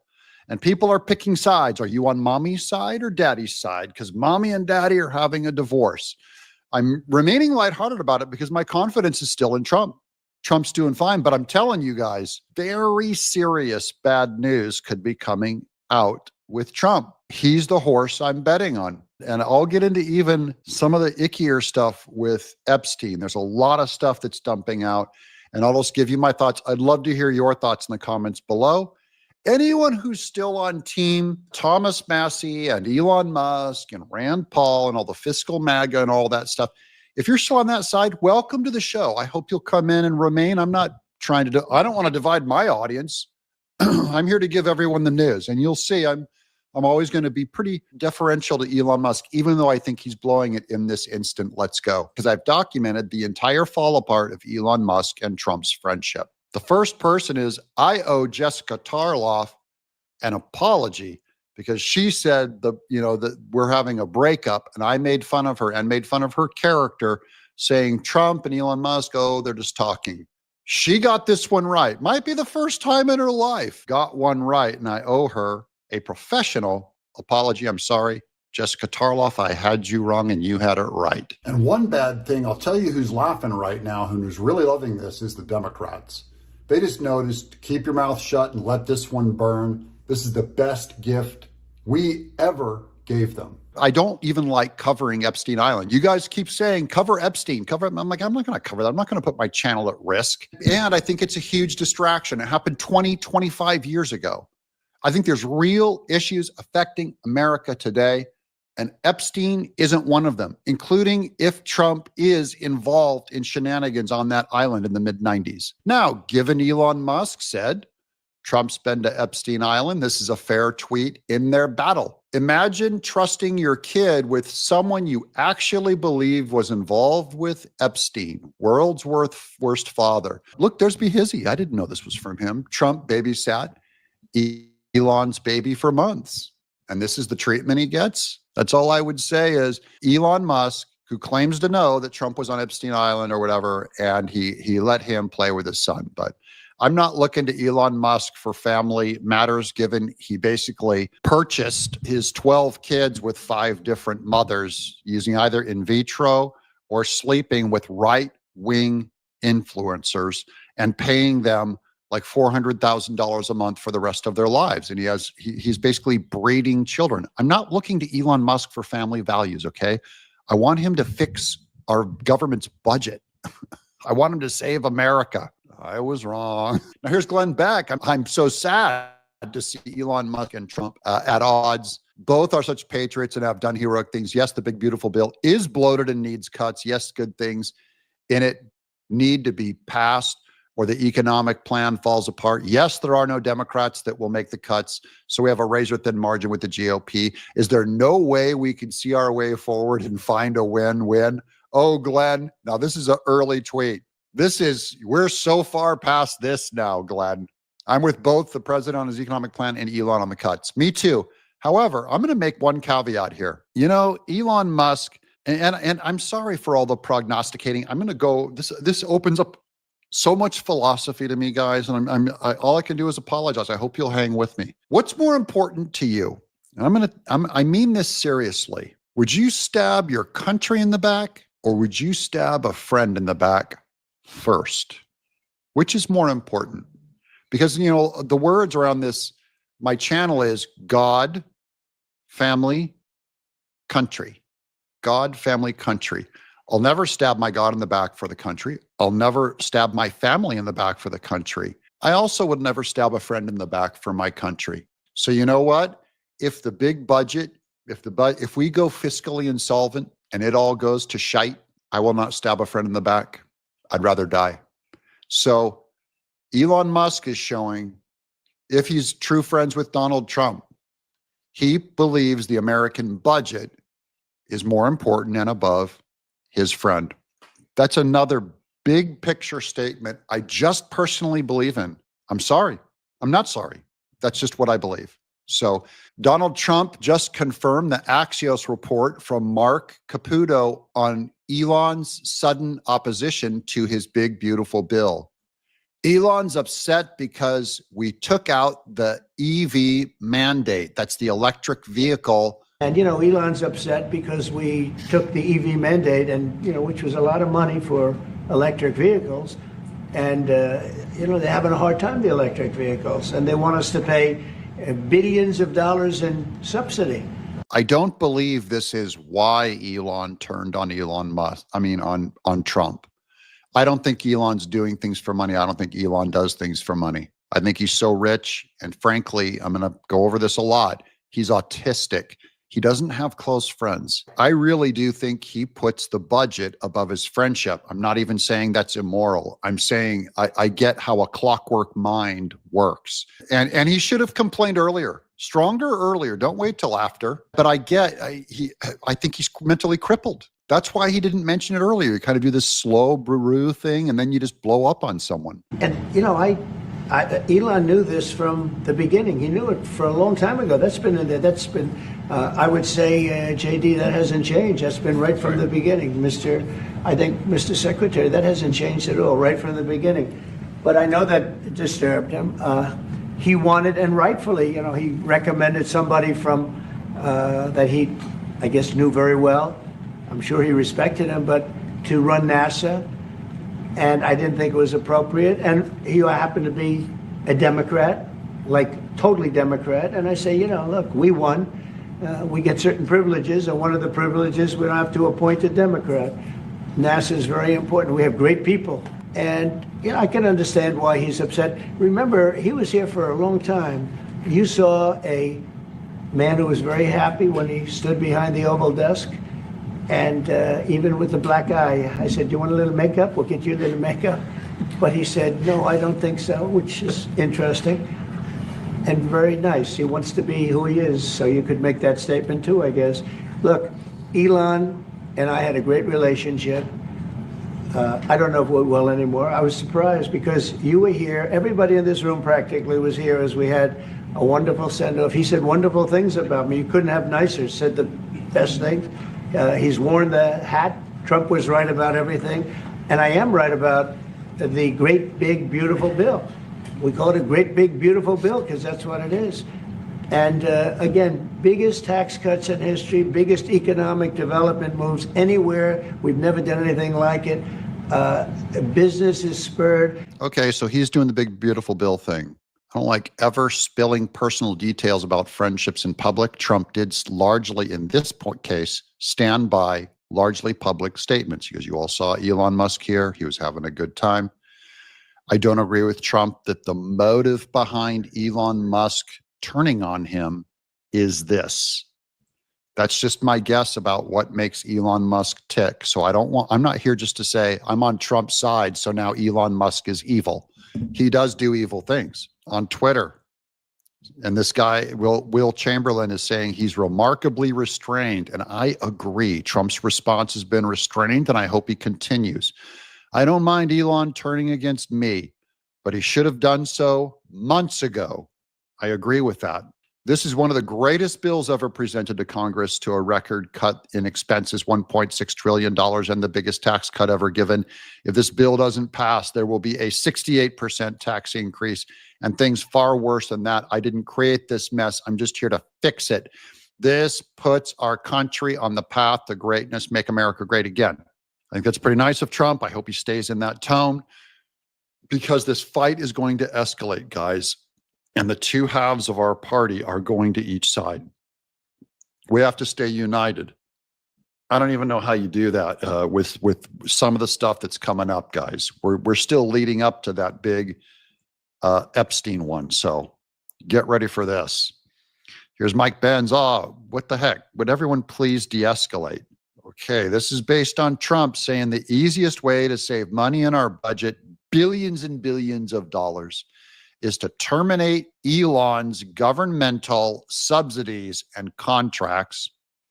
I was always surprised that Biden didn't do it. That's pretty bad, Trump. That he put Elon's name on that is not good. Here's Elon Musk. In light of President's statement about cancellation of my government contracts, SpaceX will begin decommissioning its Dragon spacecraft immediately. We're going to go into exactly what that Dragon spacecraft does in a minute.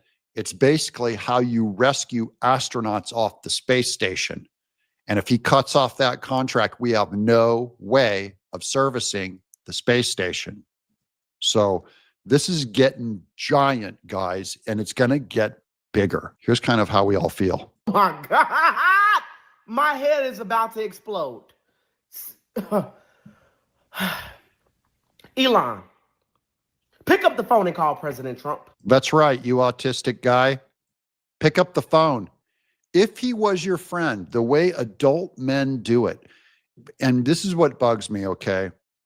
This is going to be a popularity fight, okay? Trump is a little more popular than Elon Musk. So now you got Trump's going to publicly eviscerate Elon, and then Elon owns X, the biggest communication platform in the world. And now he's going to try and what? Gin up all of X and then point them against Trump. It's what I hate about the internet. I don't want to do this. If I got in a fight with another YouTube creator, I've seen it happen before online.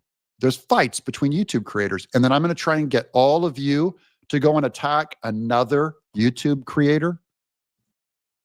That's just, that's mean girl stuff, guys. That's not how men do it. So the press is trying to get him to comment on Elon Musk, and he just breaks and says, I have no further comments to the public here. Watch this. Yes. It's okay. Yes. We're going to have a little discussion now. We're going to have a little Very discussion. private. Very private. And I just want to thank you all for being here. And thank you very much, media. Appreciate it. Thank you very much. Mr. President, how do you respond to Elon Musk? How do you respond to Elon Musk? And watch this. He doesn't respond. I'm going to hot down the people a little bit. This is how an adult does it. He's saying good job. He's clearly hurt and uncomfortable because of what Elon did. But boy, this is presidential and good leadership. And I just want to say to the previous tweet that the guy said, good job de-escalating, incredibly reserved. That's what a true leader of the world does. You're not in competition with Elon Musk. You don't have to get down in the mud and go toe-to-toe with him. You don't have to. He might, but you don't have to. This is the correct way. and you'll win this game, because I lost a lot of respect with how Elon Musk handled this thing. And this thing's going to get much worse. Now here's a little humor. I know some of you are brokenhearted. So this one's really funny from the Babylon Bee, a parody site. Judge determines Trump will get the nation on weekdays while Musk gets every other weekend and holidays for the great divorce.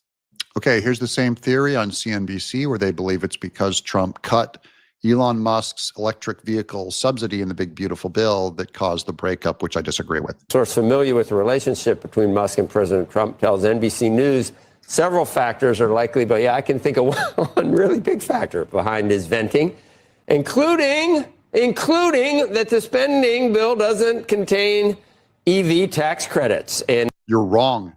You're wrong. That's not why Elon did it. I'm telling you guys. This is really lazy thinking too. You know what Marxists always think? They always say everything's about money. It's not about money, especially for Elon Musk, the richest man in the world. Oddly, you can't imagine it. Elon Musk would be willing to crash Tesla into the ground and destroy and lose his entire company if he thought he could save America by paying down the debt.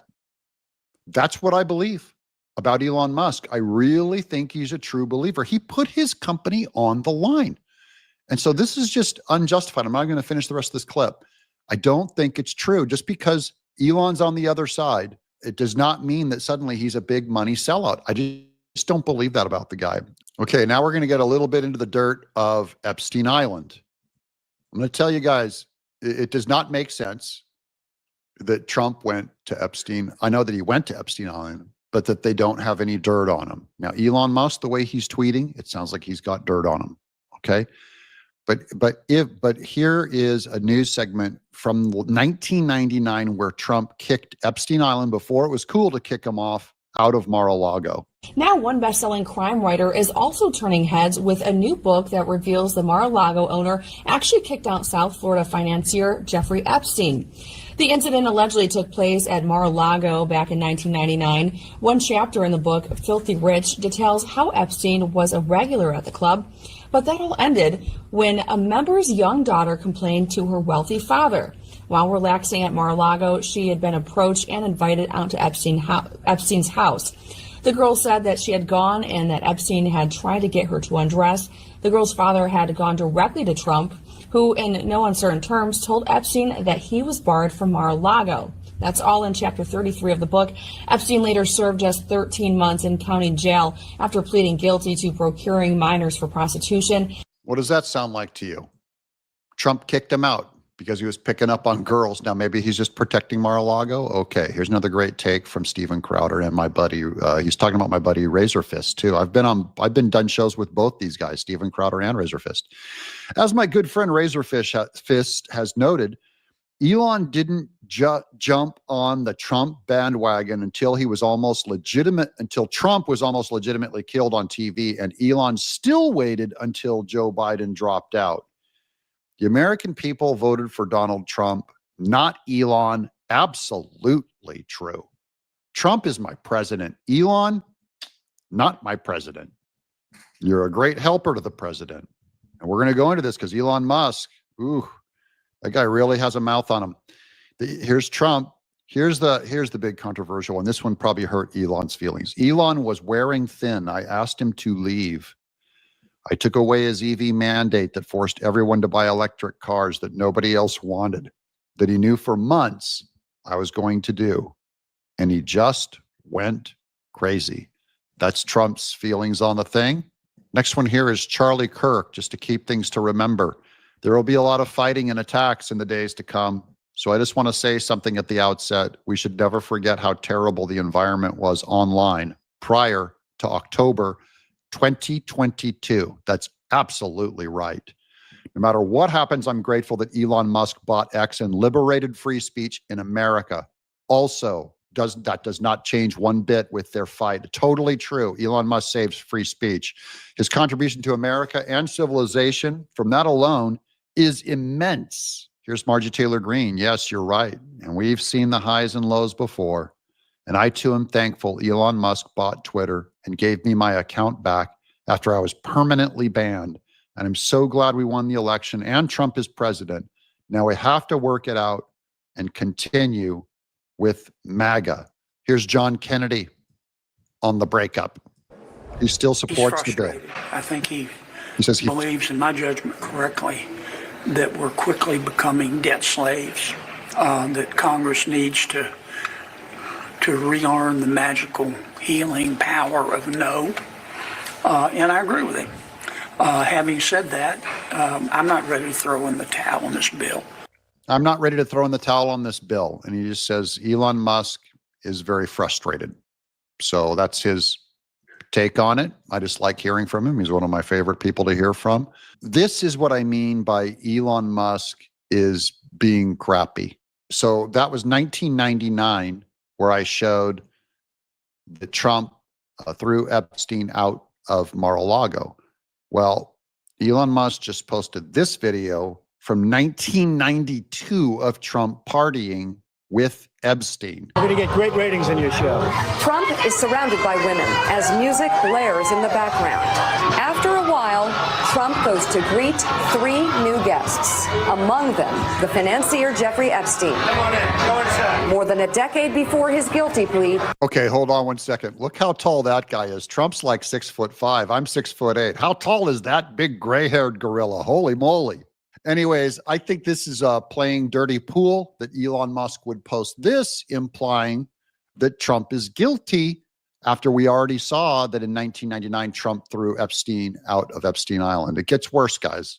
It gets worse. This is Colin Rudd breaking. Elon Musk says SpaceX will decommission its Dragon spacecraft after Trump suggested the federal government should terminate Musk's subsidies and contracts.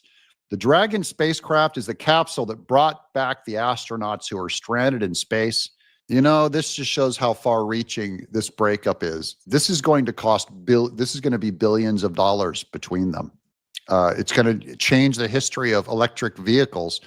Electric vehicles, by the way, I always thought the subsidy for those were totally immoral, totally anti-American, absolute Green Party welfare that built the Tesla. Now, Elon Musk is a genius. I'm not taking away from that.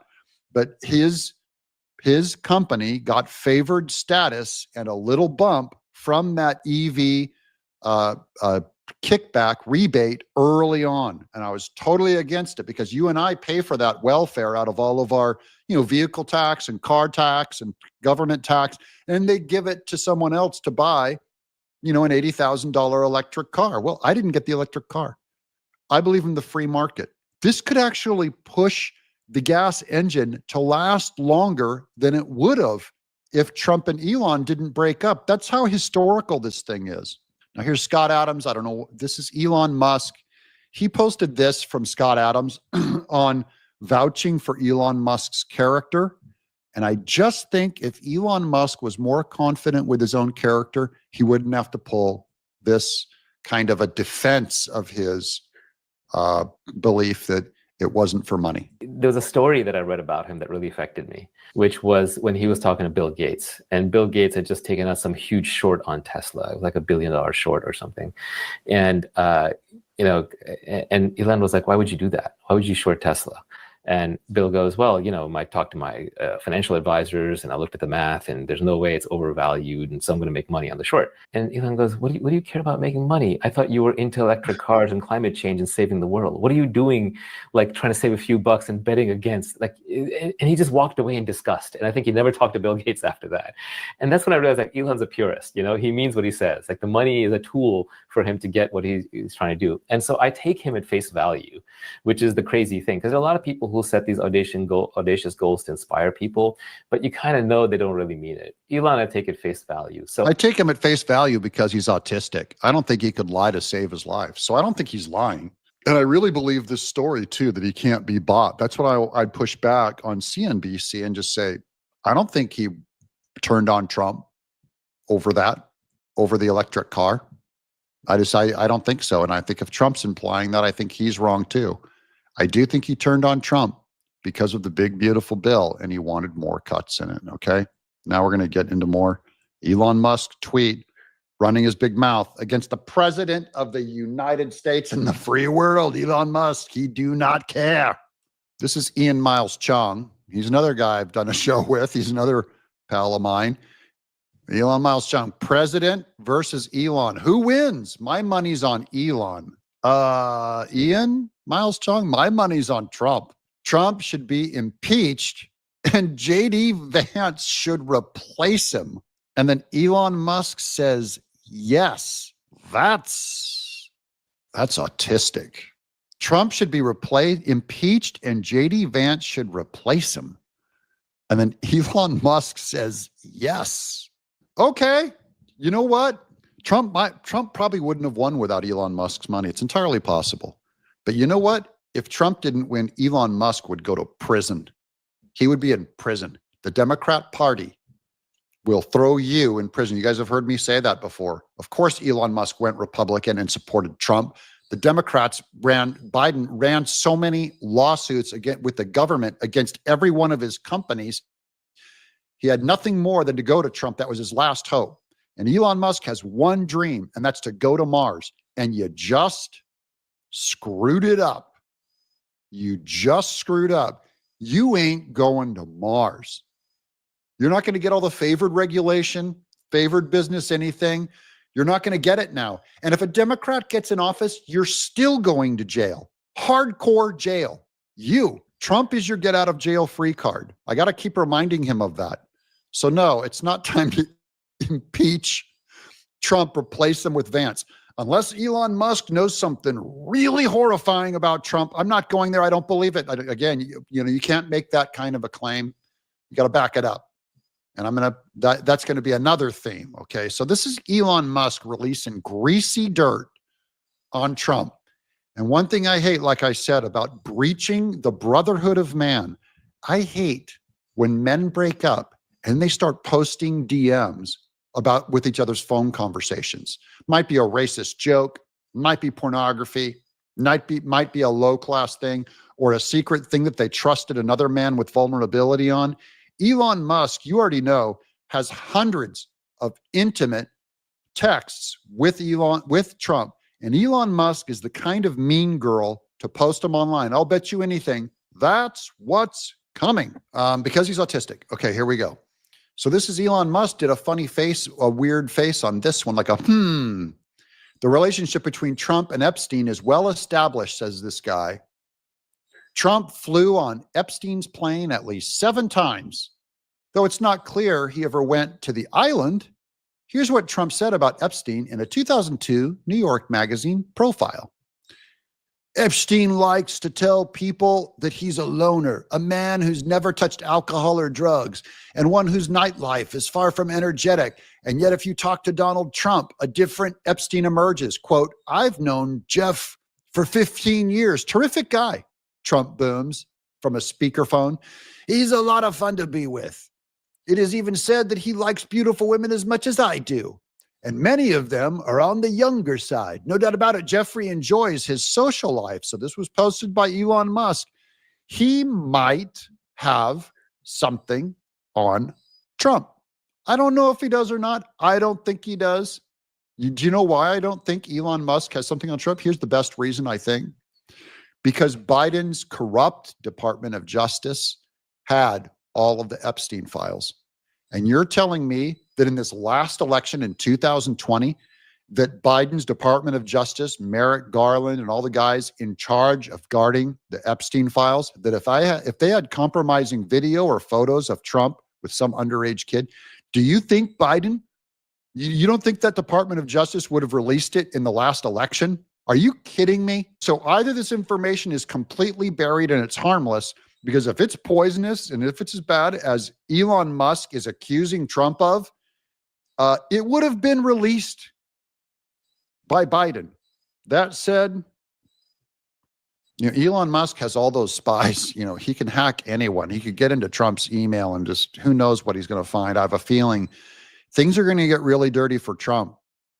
This goes for all of us too, who tell lies. The Bible says all things are going to be made public, whispered in secret, will be released in the public. That is nearly a biblical prophecy of where we're at with online. If anyone gets in a fight, if China wants to take me down, they go into my Google history. They go into all my personal messages. If I ever told an off-color joke to a friend, it goes public. So what we do in secret, it will be released in public. So just in general, conduct ourselves as best you can in secret, okay? This is getting darker, okay? Here's Eric Berger down here. This would both end the International Space Station and simultaneously provide no way to safely deorbit it. That is, the space station is going to fall out of the sky.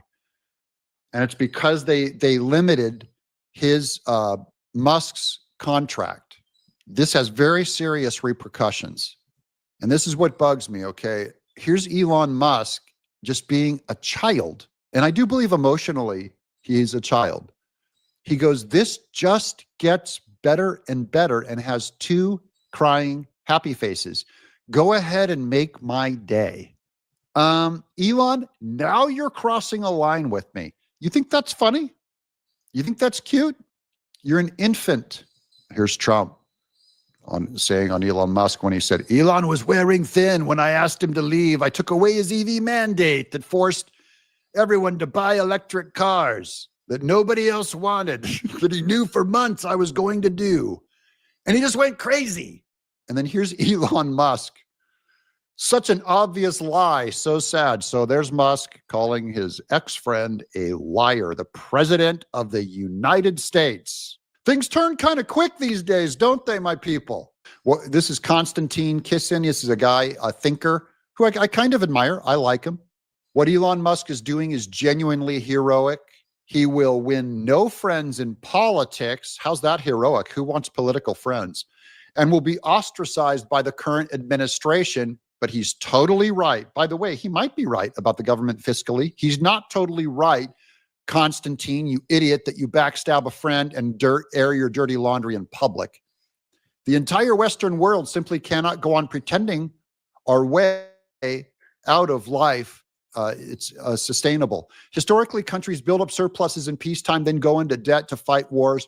We're going into more and more debt during peacetime. Clever economists will tell you this is unsustainable. It is not. Oh, it is sustainable. It's not. And someone has to do something about it. And you know what? You still don't throw your friend under the bus. Let it all burn down. Let it all burn down. I'm sorry. You do not. He's going like, Elon's right about this. No, he's not. You do not put the economy before a friend. Sorry. Here's Elon Musk posting, I super agree with this guy. These are earlier tweets, right, that led up to the Trump and Elon Musk breakup. So here he is throwing poop on Speaker Mike Johnson. He went into his Mike Johnson's old tweets. This one's from 2018. And he goes, I super agree with this guy. And the tweet says, at some point, Congress has to stop this endless cycle of out of control deficit spending. So because Speaker Mike Johnson is now defending out of control spending, Elon Musk is holding him to it. And Elon Musk is right. He's got every Republican, including Trump. He's going to do the same thing to Trump in a minute. So don't laugh so hard at Mike Johnson. All the Trump fans are going, Mike Johnson's a traitor.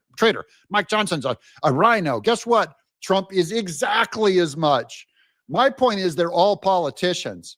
We're all fallen. We're all imperfect. And we're stuck in a mess of a country. That's why we need God. Do not, you know what? Trump and Elon Musk are both heroes. But you know what? Don't put all your faith in your heroes. You will get screwed. Wait, there's more. Wait, first we're going to do Rep. Thomas Massie because he's got some, we can go into more of the, I'm going to do the big, beautiful bill. I got to push it off to tomorrow, guys, because I'm just focusing on this controversy. But here's Rep. Thomas Massie. The House has a 72-hour rule, which requires the bill be posted 72 hours before passage. But the Speaker Mike Johnson, circumvented this rule with a manager's amendment that rewrote the added substantial portions of the bill as it went through the Rules Committee the night the bill was passed. So he screwed them over, okay? And then Elon Musk, so this is Trump. I'm very disappointed in Elon. I've helped him a lot. He knew the inner workings of the bill better than anybody sitting here. He had no problem with it. And all of a sudden he had a problem. And he only developed the problem when he found out we're going to cut the EV mandate. And I disagree with Trump on that. And then here's Elon Musk saying, false. This bill was never shown to me, even once. And we passed in the dead of, it was passed in the dead of night so fast that almost no one in Congress could even read it. I got to give the point to Elon Musk on that because of what Thomas Massey said about the rule. And you know what? Let this be a lesson to the Republican Party and to Speaker Mike Johnson. If you're sliding stuff around in the night and you're not public with this stuff and putting this stuff out on Twitter, it's going to come back and bite you. You can't do this without everybody. You can't pass the bill probably without Thomas Massey. And by the way, this big, beautiful bill is dead. If they can't agree by September, our taxes go up by 68%. Everybody happy? Elon Musk, you happy with your economy now? Are you happy? You know, now that he's lost Trump, why in the world wouldn't Trump just infinitely raise the debt ceiling and go, you know what? I said I was against the debt. Now I'm for it. Now I'm for raising the bill, the budget even more. What are you going to do about it? You're not in government anymore. You don't have access anymore. What are you going to do about it? Here's Elon Musk. Where's the Speaker Mike Johnson of 2023? Speaker Mike Johnson says the federal debt is just topped 31 trillion. And the Congressional Budget Office now estimates federal spending for fiscal year 2023 will be 6 trillion or more than 197,000 per second. This is not sustainable. That's when Biden was in charge. Mike didn't like a spending bill that was smaller than the one that he's about to pass. Point goes to Elon for that one. We're going to do the big, beautiful bill tomorrow, guys.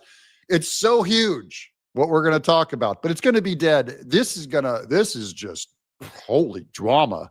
Now here's Elon Musk trying to defend his character like a third grader. You know, if you have to tell your friend you're not a racist, you know you're losing the argument. Here he is. This is me in 2021.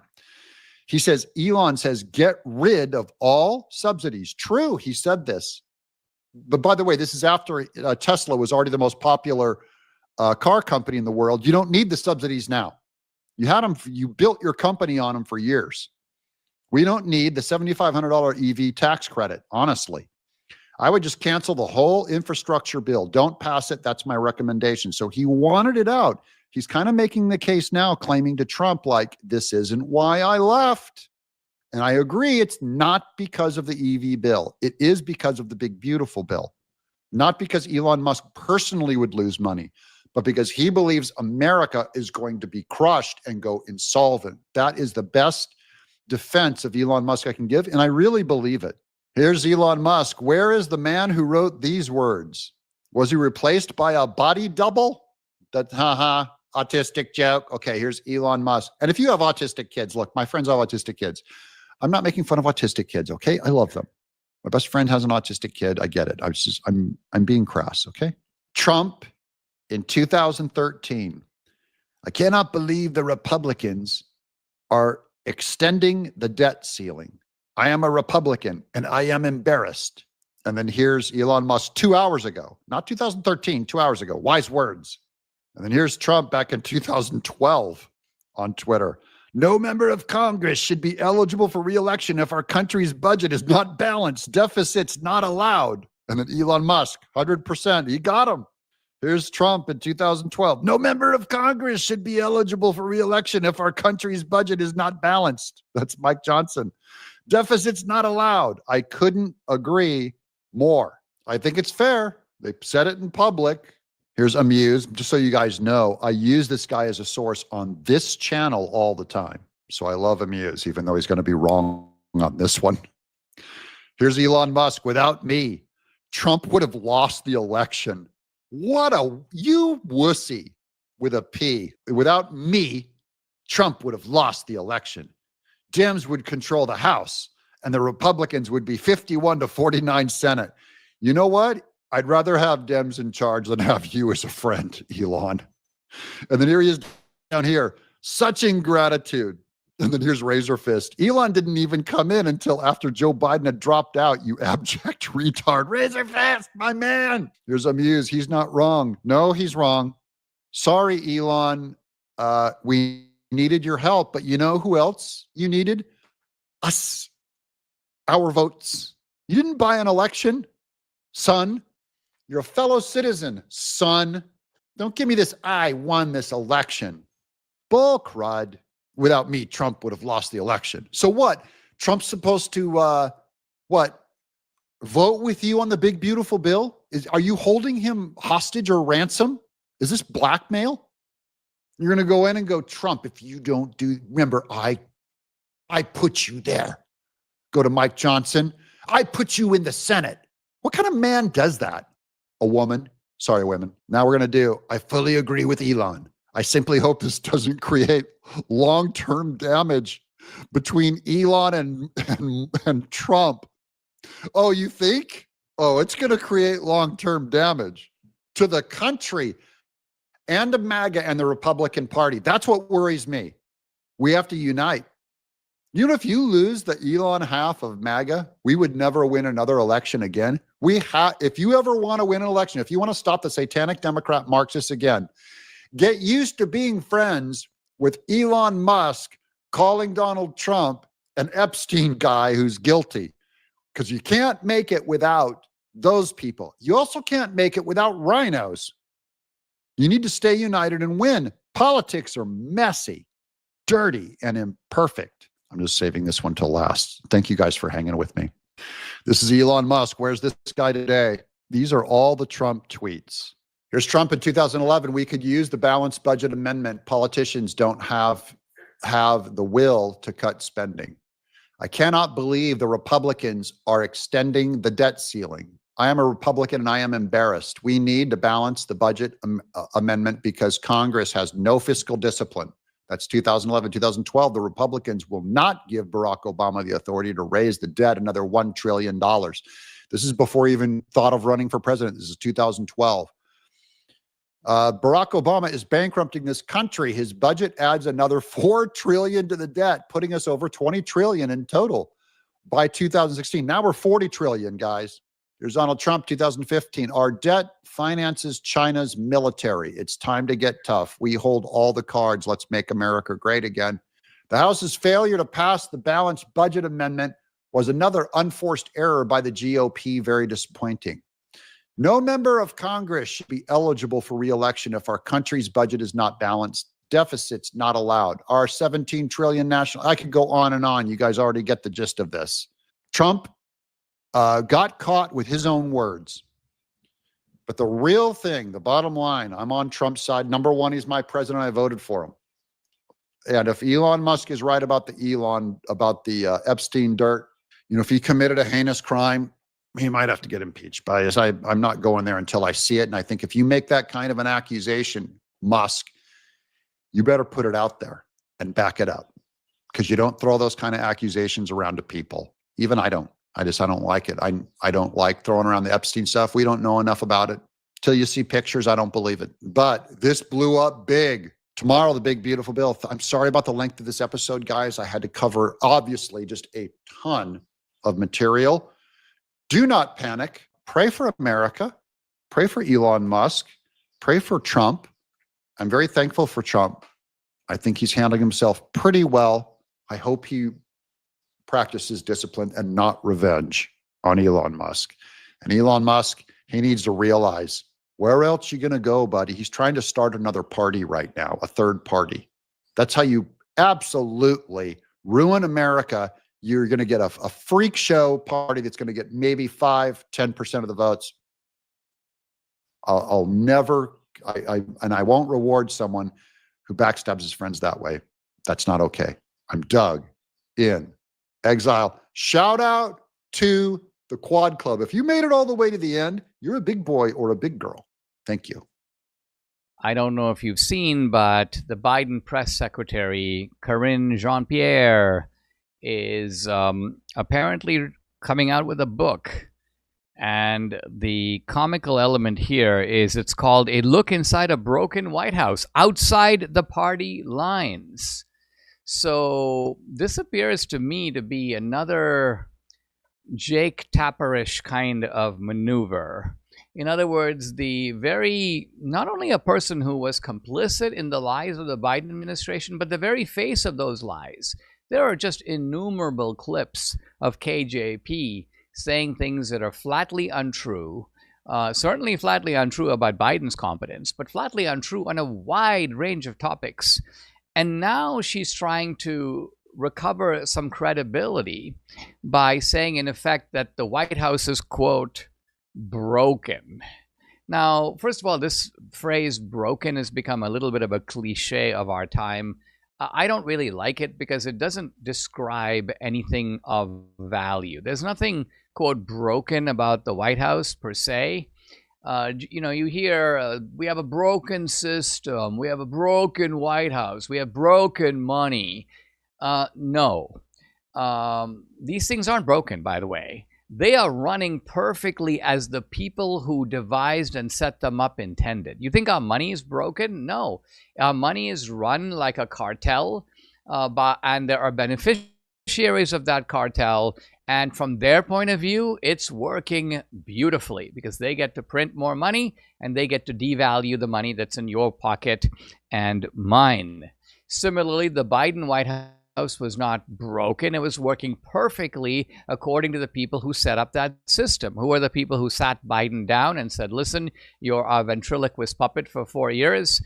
You can nod your head obligingly, or by the way, just sit and, stare at the ceiling and we'll run the place. So broken? No, not from their point of view. And so, everybody knows that KJP is a dope and an affirmative action hire and a complete embarrassment for 4 years. And so this is a woman who just needs to fade away. By the way, it's kind of, apparently she was angling for a job on The View.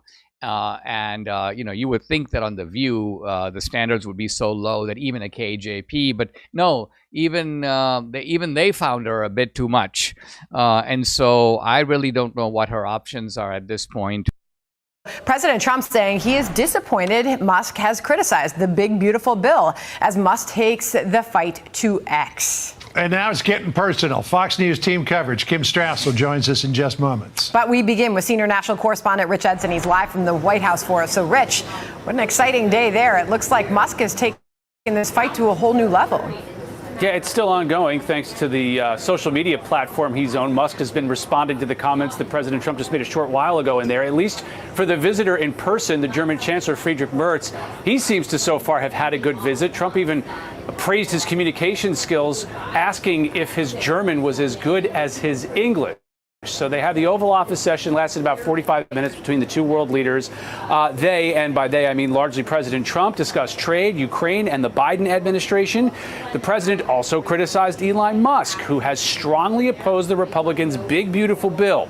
Trump says Musk only opposes it because Congress is cutting electric vehicle subsidies. He never had a problem until right after he left. And if you saw the statements he made about me, which I'm sure you can get very easily, it's very fresh on tape, he said the most beautiful things about me. And he hasn't said bad about me personally, but I'm sure that'll be next. Well, Musk was watching and responded, whatever. Keep the EV solar incentive cuts in the bill, even though no oil and gas subsidies are touched. Very unfair. But ditch the mountain of disgusting pork in the bill.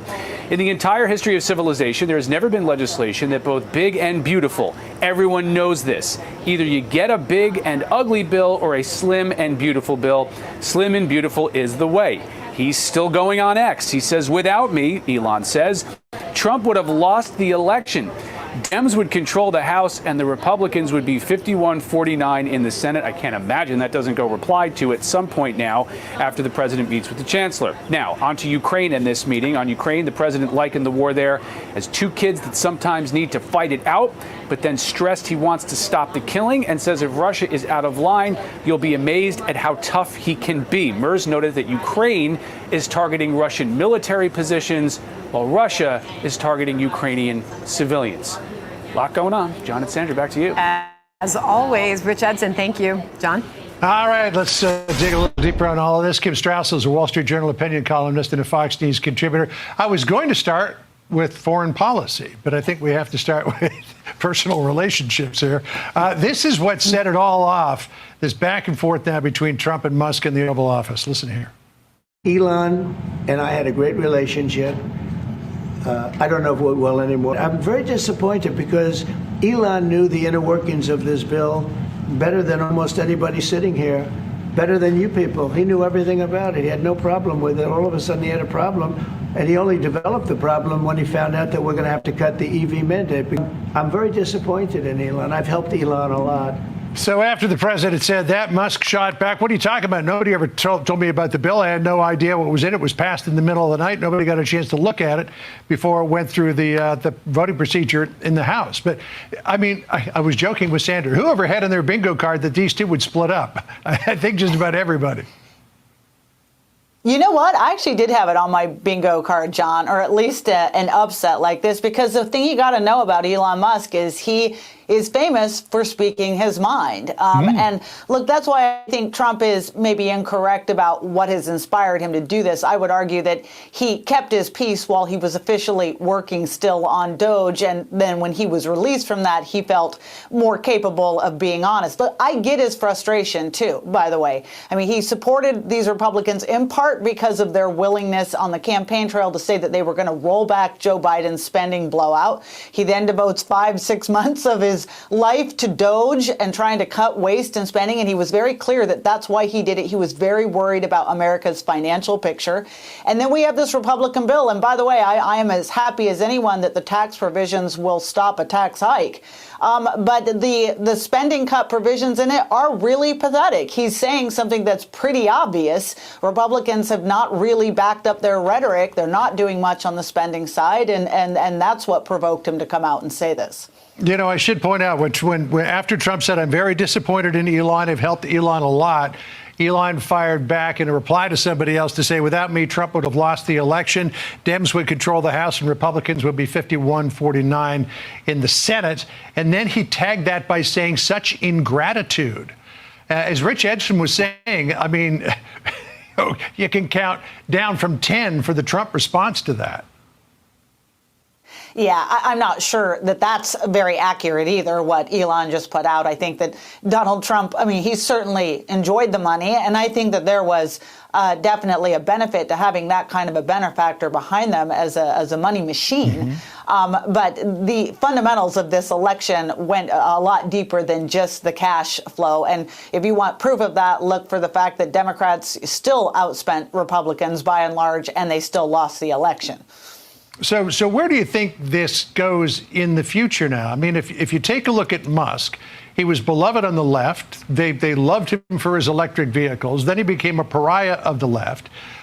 Republicans began to embrace him, but I think that his popularity with Republicans pales in comparison to those of Donald Trump. So who's going to be the odd person out here, Musk or Trump?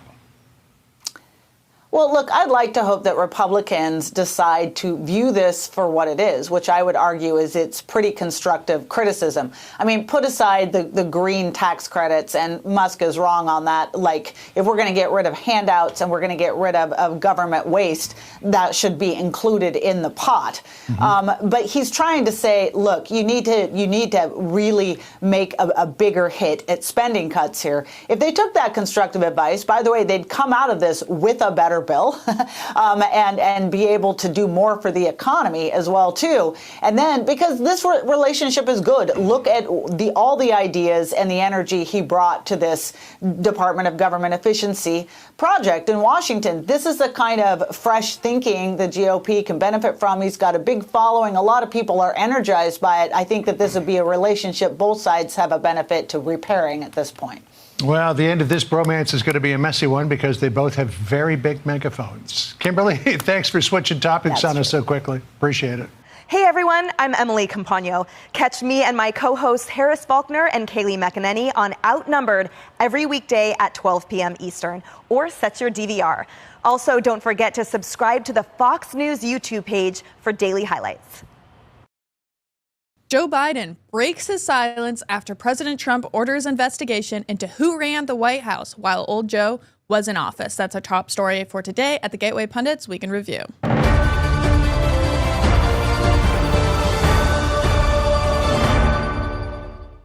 Welcome back to the Gateway Pundits Week in Review. This is our daily show where we cover the top stories of the past 24 hours from thegatewaypundit.com website. My name's Sarah Stock, filling in for Elijah Schaefer, and I'm joined by Michael Hennessy.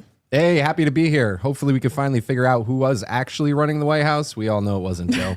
Exactly. Well, let's look into this top story for today. Joe Biden has officially responded to President Trump launching an investigation into who ran the White House while old Joe was in office. And what Biden said next should be an insult to everyone's intelligence. As the Gateway Pundit reported, Trump directed his White House counsel, David Warrington, in consultation with the Attorney General Pam Bondi, to investigate whether certain individuals conspired to deceive the public about Biden's mental state and unconstitutionally exercise the authorities and responsibilities of the president. Essentially, was Biden actually running the White House? I don't really think so.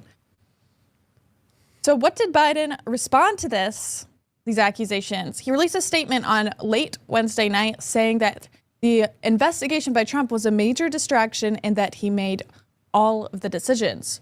I made the decisions about the pardons, executive orders, legislation, and proclamations. Any suggestion that I didn't is ridiculous and false, Biden said. Well, what do you think, Michael? Well, I don't think that Joe Biden was doing it himself. I know there was an interview they had recently, or not an interview, an investigation, where David Hodge actually came out and said it was by, Jill Biden who was actually had somebody, pulling the strings on him. I know there was even questions about if Obama was involved because of the one classic line he gave where he went ahead and said that, he wishes he had another president and he was in the basement and he could just make all the decisions from there.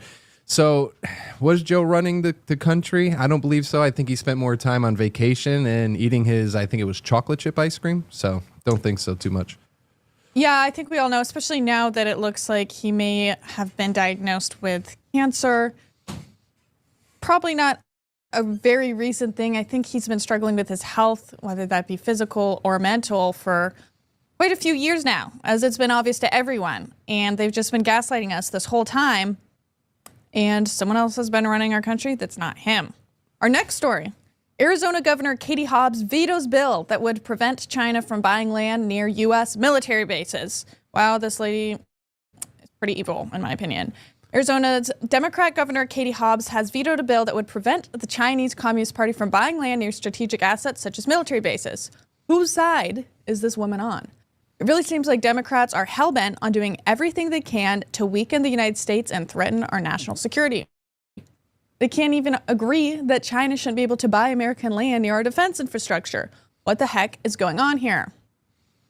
I mean, this is just ridiculous. I mean, what possible argument can you make for this, that we should let a foreign country, which is essentially our economic enemy, to buy land near our military bases? I mean, do you think she's being paid off or something? I don't even understand what the argument is for this. Well, I always say follow the money, but this is very concerning. This is something that's been going on for a while. They've been purchasing land by Air Force bases all across the country, just different areas. I know Trump actually touched on this one time. He had an interview with Dr. Phil where he kind of dived into it, saying he wouldn't allow it anymore. But the fact that Katie Hobbs is allowing this to continue is just crazy. I know recently, too, they just busted 2 people that came from China who were bringing some kind of, I think it was like either a parasite or something that can actually destroy crops. So I don't think any foreign country should be close to our military bases. And also, I don't think that we should be giving up all our farmland, something that we all, rely on, something that we're dependent on, to a foreign entity, because then they have full control. So this is very concerning. I hope that we, take this a lot more serious. Unfortunately, the previous administration didn't. Obviously, Katie Hobbs, she's bought and sold, in my opinion, and something has to be done. Yeah, I think this is the type of thing that absolutely warrants an investigation into Katie Hobbs. But before we go on to our next story, I want to talk to you guys about Van Man. I recently came across this company because of our friend Mike. This awesome brand's free of fluoride and toxic chemicals, completely rejecting Big Pharma, and focuses on more holistic and natural sources for their products, like their tallow and honey balm. Right here, it beats any moisturizer that I've personally ever used and lasts forever. It makes your skin feel great. If you guys have an issue with dry skin, sometimes I do, and you don't want to use these other companies' products, I have all types of chemicals that you can't even pronounce, I'd recommend this stuff right here. Van Man's Tallow and Honey Balm, which also uses essential oils, so it smells great. The stuff is amazing. Recently, we got in touch with Van Man because now we're in a new city, new studio, new look to the show, everything. We want to start working with products that we've actually tried personally and that we actually really believe in.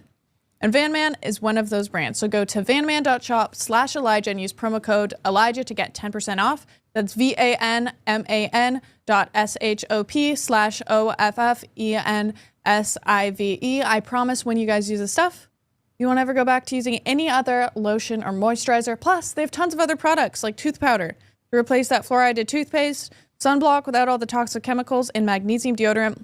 The stuff is the real deal. So again, go to vanman.shop/Elijah and use promo code Elijah, ELIJAH, to get 10% off. Thanks again to Van Man for sponsoring the show. Our next story, just in.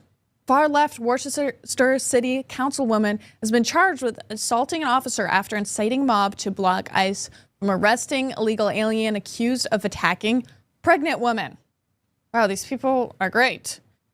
Worcester City Councilwoman Etel, I can't even say that last name, was charged with assaulting an officer after inciting a mob to block ICE officers from arresting an illegal alien accused of attacking a pregnant woman. Wow, they're really picking their battles here. As previously reported, the Police Patrol Officers Union called for an ethics investigation to City Councilwoman following a chaotic incident during an immigration and customs enforcement operation last Thursday. The union alleges that she incited a crowd and assaulted both local and federal law enforcement officers attempting to detain this illegal immigrant accused of violent crimes, including assault with a dangerous weapon and assault on a pregnant woman. Boston 25 News reported. Watch this video right here, and you can see exactly what this crazy lady does.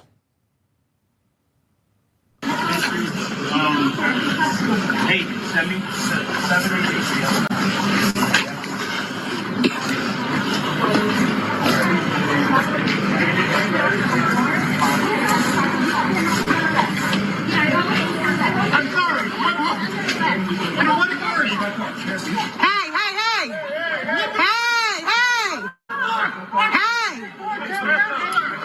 Back up! Guys, back up! Don't touch her. Back up. You're not obstructing. I'm not obstructing. Protecting what you should be doing. Back up. Let go. Do not touch me. Do not touch it. Away from me. Touch me. Let go of me. Let go of her. The elected representative of this community. She's my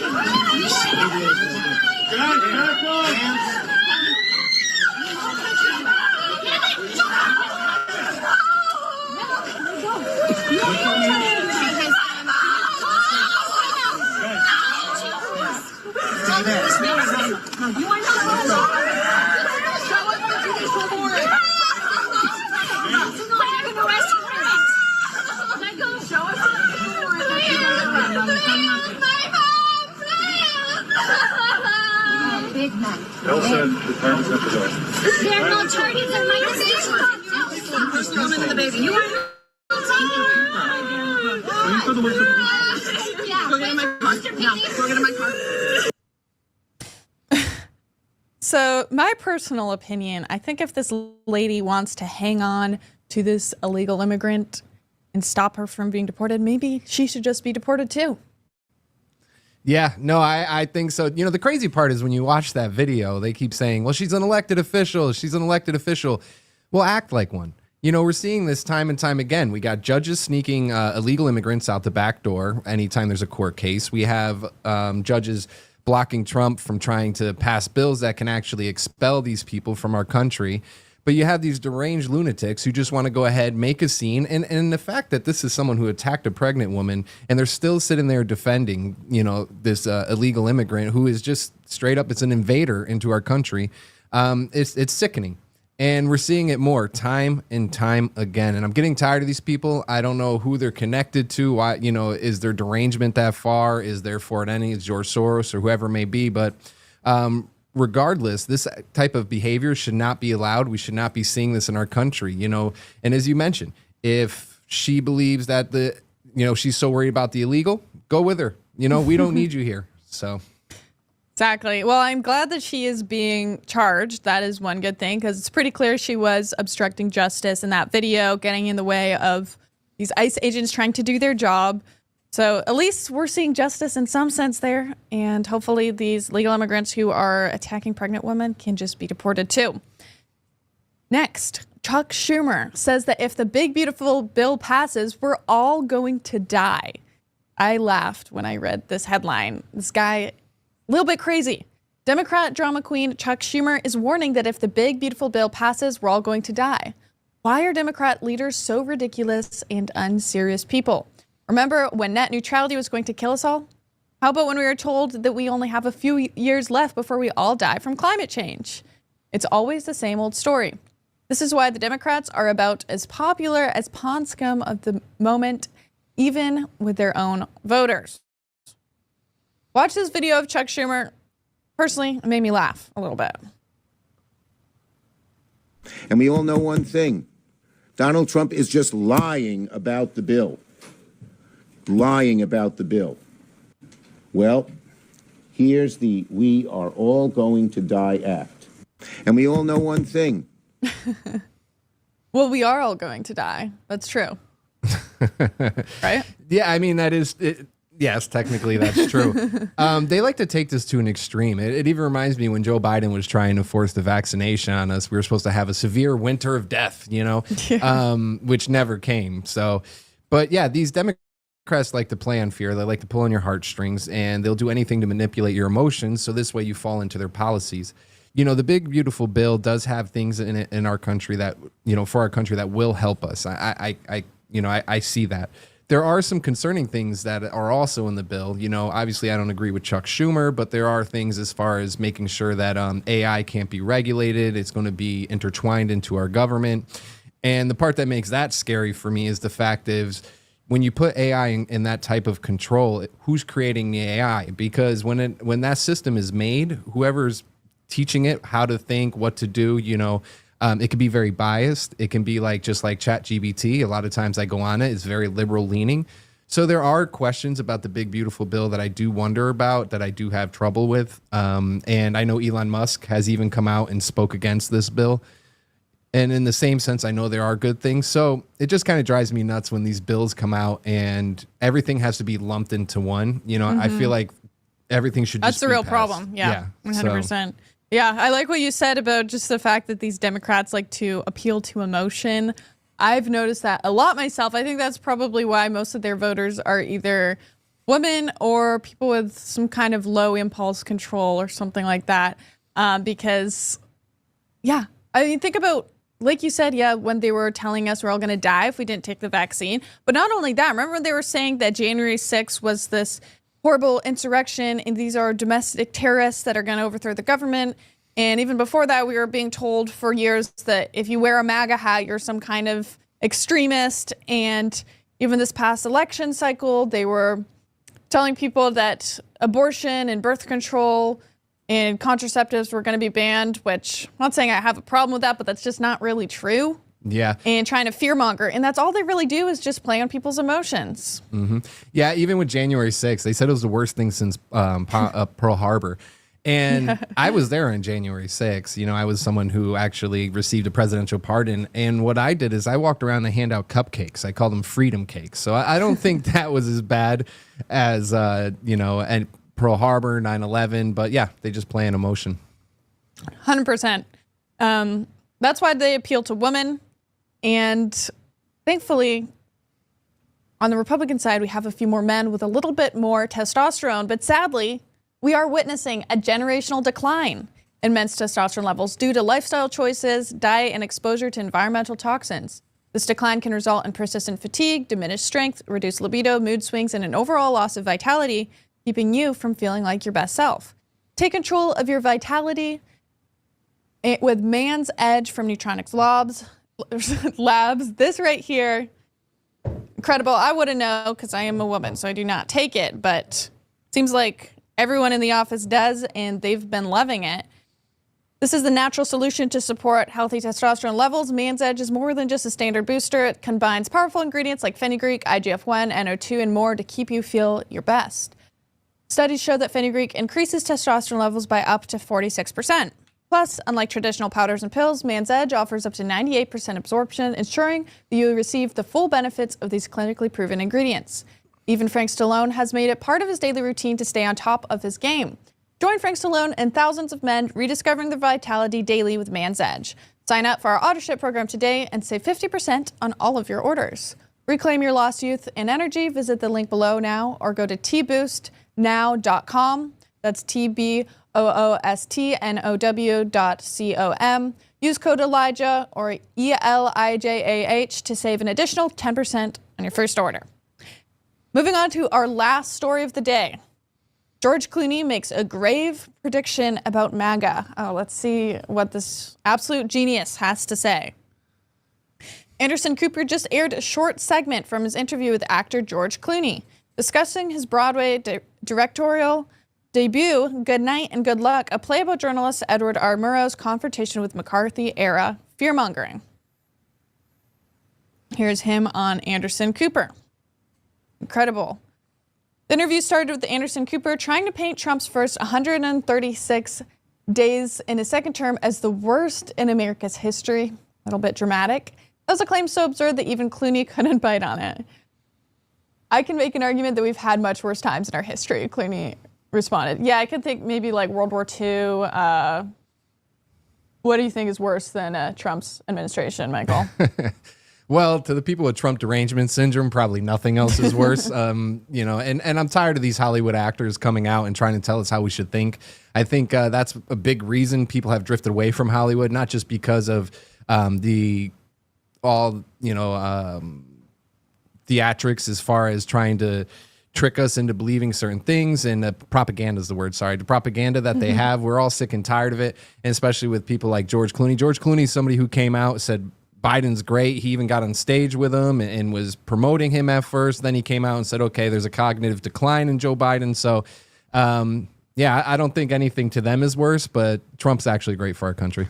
Exactly. Well, we have a video here, so you can watch it for yourself. Because a lot of people feel like in this room, probably who are here, feel that we are at our worst right now. I can make an argument that we're not. I can make an argument that we've had much worse times in our history. 1968, every city in the United States was burning. There was a National Guard was surrounding the White House and the Capitol, and we'd lost Martin Luther King and Bobby Kennedy and Ted Offensive.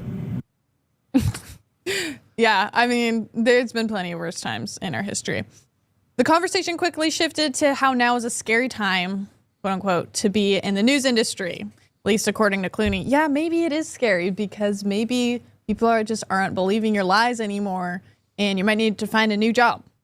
Why? Because Trump is finally holding the media accountable for lying to the American public, like his $20 billion lawsuit alleging that 60 Minutes deceptively edited their Kamala Harris interview to favor Democrats, but Clooney classified Trump's actions as demagoguery. Okay, well, I think we all know that it was deceptively edited. This isn't exactly a baseless claim. Yeah, no, they propped up Kamala the whole way. All the videos that they were putting out, as you just mentioned there, in 60 Minutes, everything was edited to try to make sure she looked great and that she had some kind of thought process that seemed intelligent, but she didn't, And it shows you how good Trump is as well. First off, that he had all the news media outlets lying, manipulating, changing the videos that were coming out, putting out stories about bloodbaths and everything else that were all hoaxes. And then Kamala Harris, who was being propped up, just shows you how bad she was, because even with the whole mainstream media behind her, she just fumbled the ball. So I'm glad that she's not in office, and I'm glad we have Trump right now. Exactly. Well, our last clip we'll play is when Anderson Cooper asks George Clooney if he thinks that Trumpism will survive past this presidential term. Let's see what he has to say. Do you think Trumpism lasts beyond this term? Don't think so. I think it'd be very hard to do it. Remember this: Donald Trump is a celebrity. That's what he is. I mean, he's got he has a star on Hollywood Boulevard. I don't have a star on Hollywood Boulevard. I'm not lobbying for one. I'm just saying, It seems like an oversight, by the way. What's going on? He's a celebrity, and he's the president of the United States, and so he has been elected, duly elected. Fair deal. I'm not complaining about that. That's how it works. That's how this democracy works. But he's also a celebrity, and he is charming, and to the people who like him, they think he's funny. To a great many others, they don't. And so when he is finished, and he will be finished, they're going to have to go looking for someone who can deliver the message that he delivered with the same kind of charisma, and they don't have that.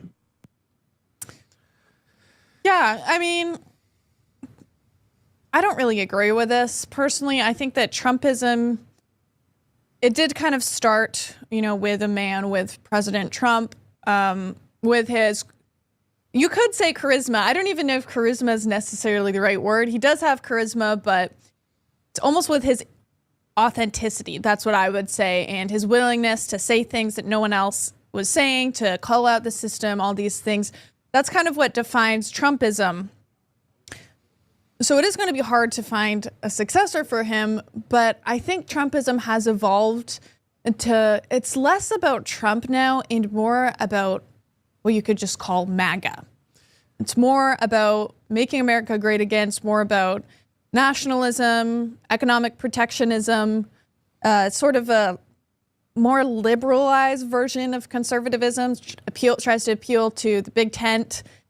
What do you think, Michael? Will these sorts of ideologies be able to carry on after this term? As far as Trump goes, trying to minimize it, saying he's just an actor, he has the walk of fame. He did a lot of things. He was also a successful businessman, and I think that he's been doing great by putting the country first. And as you mentioned, as far as Trump speaking up and trying to save the country, Trump did what a lot of us wanted to do. We used to be called the silent majority. We were staying silent. We were allowing liberals to walk all over us. We were told to, just keep our composure. And what did that do? It started to destroy our country. But we were lucky enough that Trump stepped up and he went ahead and wanted to actually build this country to make it a better place. And he took a lot of hits. I mean, the guy's lost a lot of money from it. I know he's not taking a paycheck as a president, so I don't think it's, him just trying to catch a free ride for collecting more money. He actually genuinely cares about this country. And people like George Clooney and the rest, they're just going to continuously berate him. They're going to continuously attack him. And, we see firsthand the changes he is making. And we know that if they stop getting in his way, this country is going to be a way better place. So Exactly. One thing about George Clooney is he has sort of been involved in the Democratic Party for a while. He'll go to their fundraisers and kind of speak on behalf of them. Of course, as many other Hollywood celebrities do. But it does kind of feel like in this interview, he is trying to come off as this very reasonable guy. He's trying to come across as, he's not super anti-MAGA or anything. He doesn't hate the MAGA people. He just doesn't really like Trump. But it's like, whatever, this is America. I don't know if you got that same vibe, but for me, it just makes me curious if he's ever going to run for some sort of office. This is something that my mom brought up at one point recently where she's like, I wonder if they're going to try to run George Clooney. So out of nowhere, she said that. And it kind of got me thinking. I was like, I do think they're going to try to start platforming people who do come across as more moderate, like George Clooney, even if they are actually far left when it comes to their ideology. Of course, we've seen Gavin Newsom try to shift in that direction to just try to be like this cool guy who's willing to sit down and chat with Charlie Kirk. And I'm just wondering if that's going to be the Democrats' new strategy. It seems like they kind of have to adopt it. What do you think? Well, as far as actors, first off, it'd be irony because here he is talking about Trump like, okay, Trump's an actor and this is the only reason that he's in office. So, I mean, that would kind of take back all his comments. And I have heard things about, The Rock trying to run. You have Gavin Newsom, scumbag Gavin Newsom, who they say is going to run, which I don't think will happen. The American people can see right through him and how he's actually destroyed California. But as far as these actors are concerned, they all, honestly, in my opinion, they all just need to be quiet, shut their mouths, because the reason we go to movies, the reason we watch television is because we want to escape reality and we want to just for a little bit be immersed in whatever world that we're watching. And we don't want to sit here and be lectured by these people. The reason Trump stands out from a regular celebrity is because he's actually a great businessman and the fact that he loves our country. I can't say the same for George Clooney. Anybody who backs the Democratic Party, I think that they don't love our country. I think that, they are either indoctrinated or paid off. So, and the good thing is whoever runs next, if the Democrats keep using the same playbook they have, we're just going to win again because they have not learned their lesson. They're still pushing trans ideology. They're still pushing allowing illegal immigrants into our country. They have not learned from any of their mistakes. So keep it up, Democrats, and we're just going to keep winning. Hopefully. I agree. Hopefully we'll win next time as well. If you guys liked this episode, of the Gateway Pundits Week in Review, please head over to the gatewaypundit.com website because you can read so many more amazing journalistic articles written by our Gateway Pundit editors. And also, you can get this amazing Gateway Pundit mug, which we use all the time in the office here. Thank you so much for watching. My name is Sarah Stock. If you want to find me, you can follow me on X or on Instagram at Sarah C. Stock. You can also subscribe to my personal YouTube channel. It's just called Sarah Stock. And Michael, where can people find you? I'd love for you to come check out my pages. I have one on X as well as Instagram. The name is snowflake_news. Just put out breaking stories each and every day. I try to put out 10 to 12 just to keep everybody up to date in the know. And yeah, facts over feelings. Exactly. Well, thanks everyone for watching. This was the Gateway Pundits Week in Review.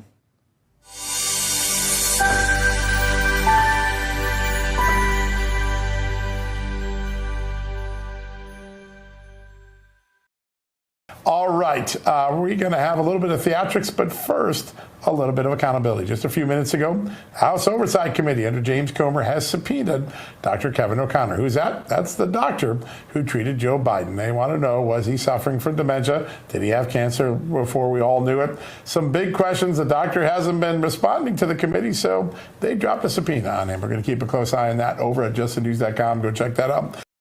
My officers and agents walk into danger so other people can sleep safely at night, so kids can make it to school safely and play outside.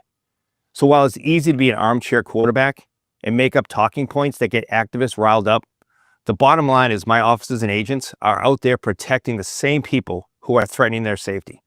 Law enforcement's common sense. Politicians need to stop putting my people in danger. I'm not asking them to stop. I'm demanding that they stop. Here's what I have to say to Boston Mayor Michelle Wu, Congressman Hakeem Jeffries, and anyone else stirring up the outrage about what ICE does. These are real people with real families you're hurting with your ridiculous rhetoric and inflammatory comments. And it's time to remember that.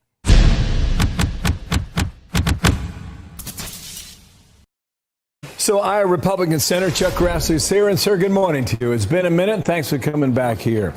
You heard the statement from the former president. Here is Dan Goldman, Democrat from New York, who echoed the same thing. Watch here. The bottom line is this is also a distraction. The idea of focusing on President Biden is a way of distracting from Donald Trump's efforts to completely undermine our democracy. You won the election. Let's move forward. But if we're going to move forward, do it lawfully and don't try to bring us back to Joe Biden. Sir, you can respond to that and tell me this. Do you think Republicans are onto something here?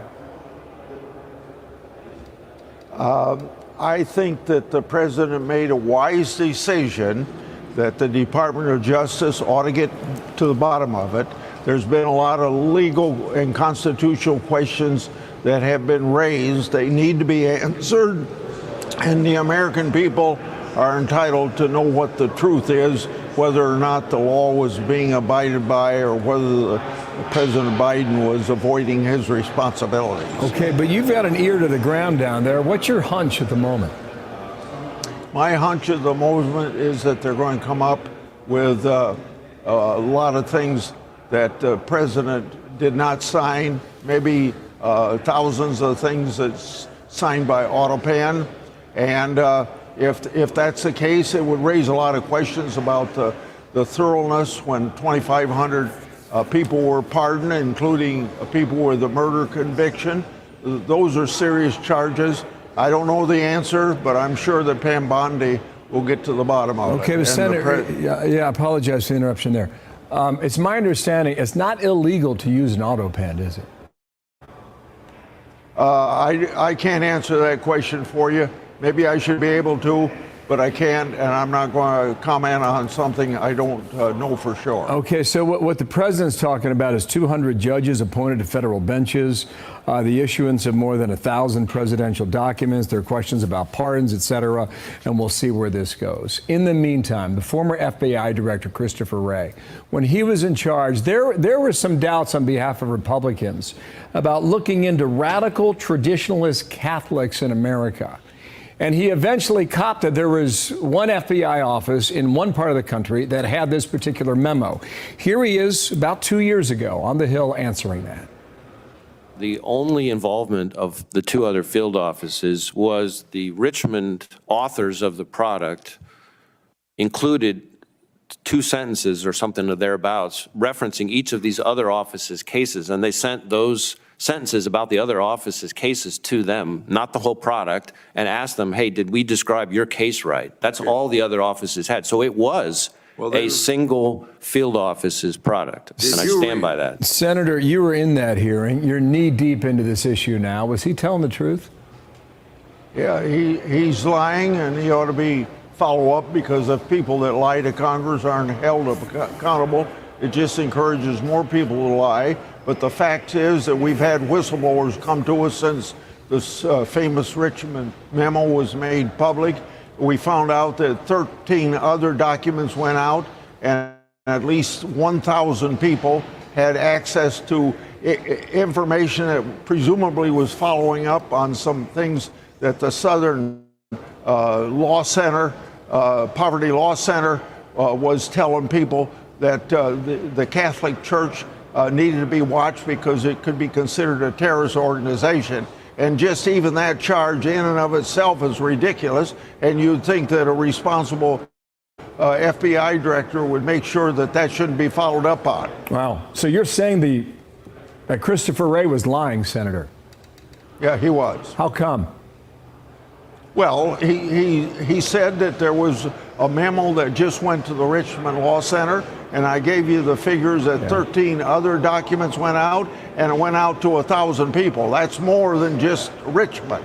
Why would he not be square in his hearing then, under oath? It could be.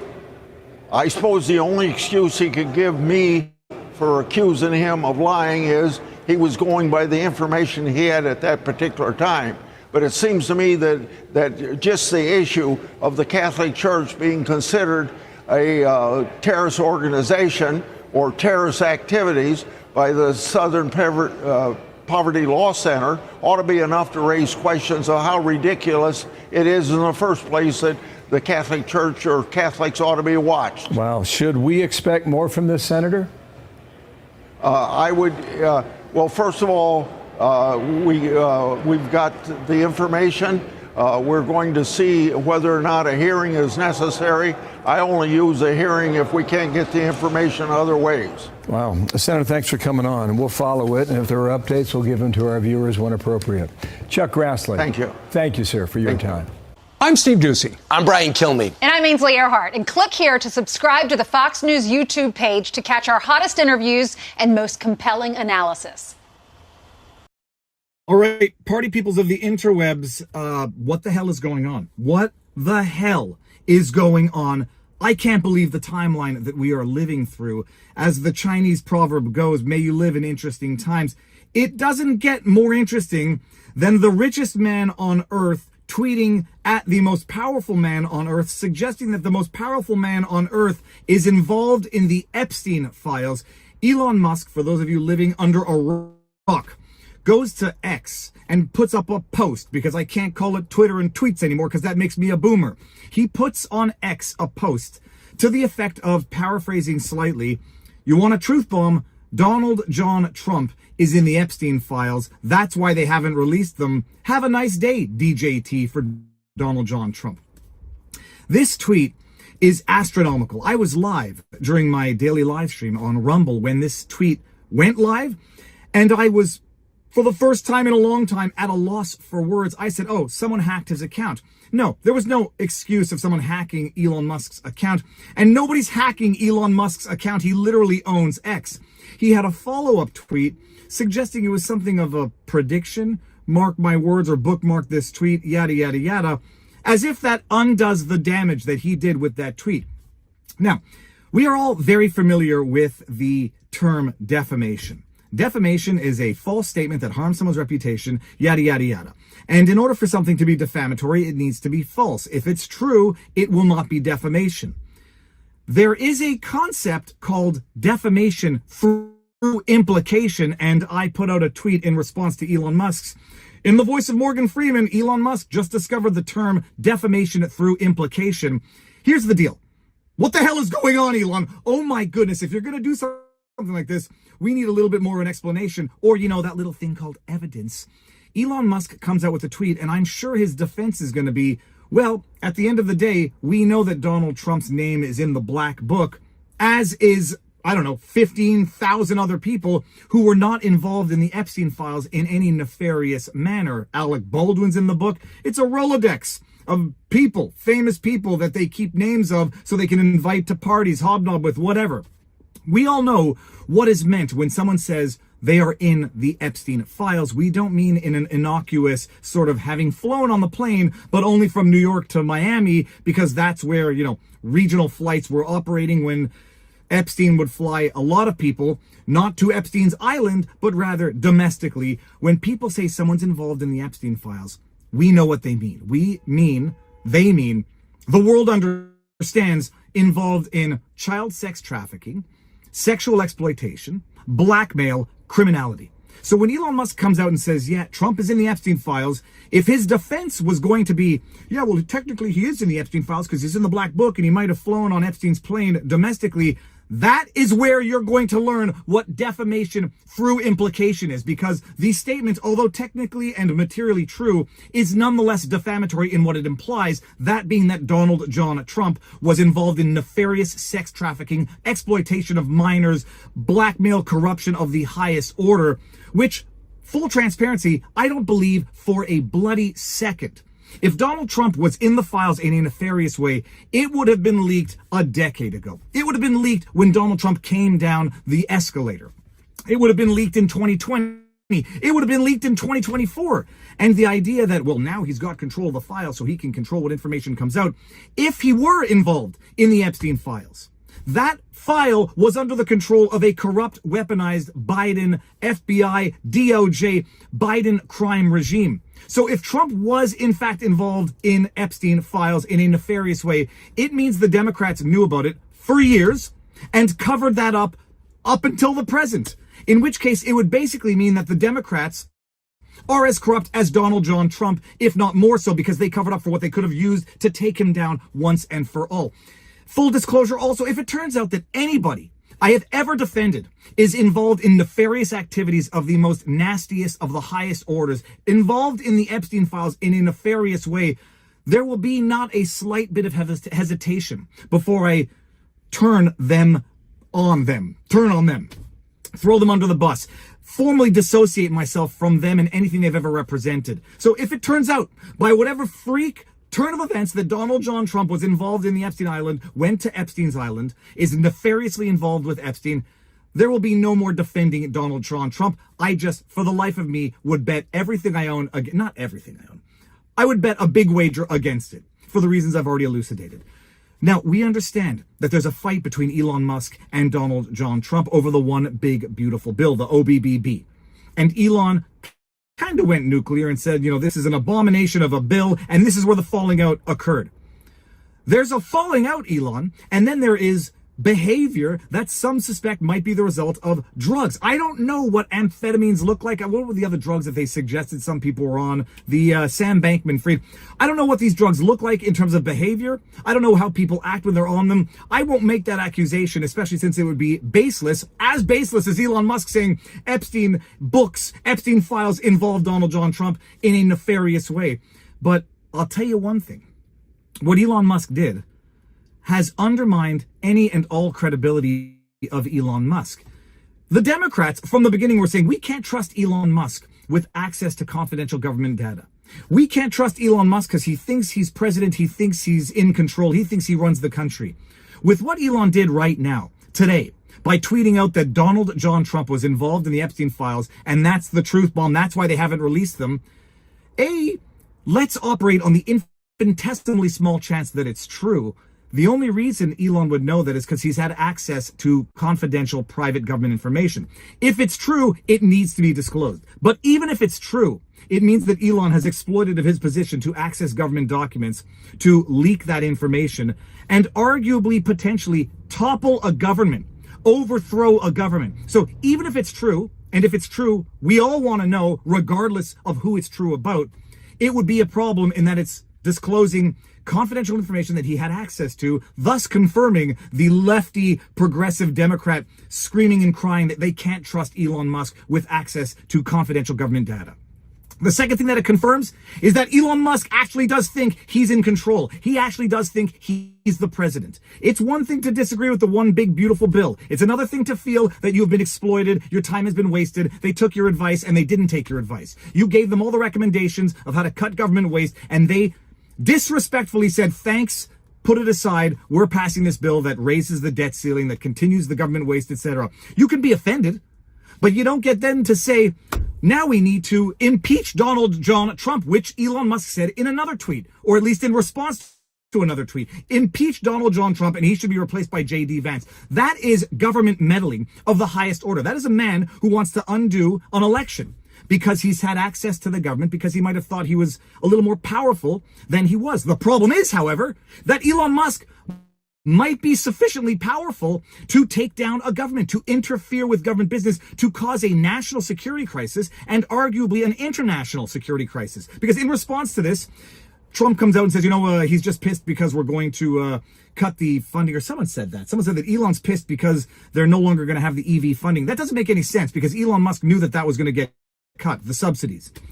But the fact that Elon Musk can then come out and say, well, now I'm going to dismantle the Operation Dragon, whatever it was that they were providing logistics and support for the International Space Station, you're dealing with someone, private enterprise, private individuals who have the power to interfere in government affairs, to access government information, and then to actively promote toppling the government, and then threatening to no longer assist in certain affairs with the government. The problem here is Elon Musk, in addition to arguably, but not arguably, having walked himself into, if there's ever been a $1 billion defamation case, this is it, of the sitting president of these United States of America to say without evidence that he's been involved in the most nefarious criminal activity ever, anywhere, is $1 billion defamatory.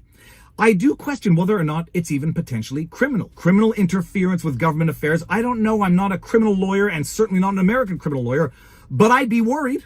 And then at the end of the day, Elon Musk threatening to deprive the government of national security resources, operations that he's providing. My goodness, the government can nationalize whatever it was that Elon was providing by way of national security requirements for the government.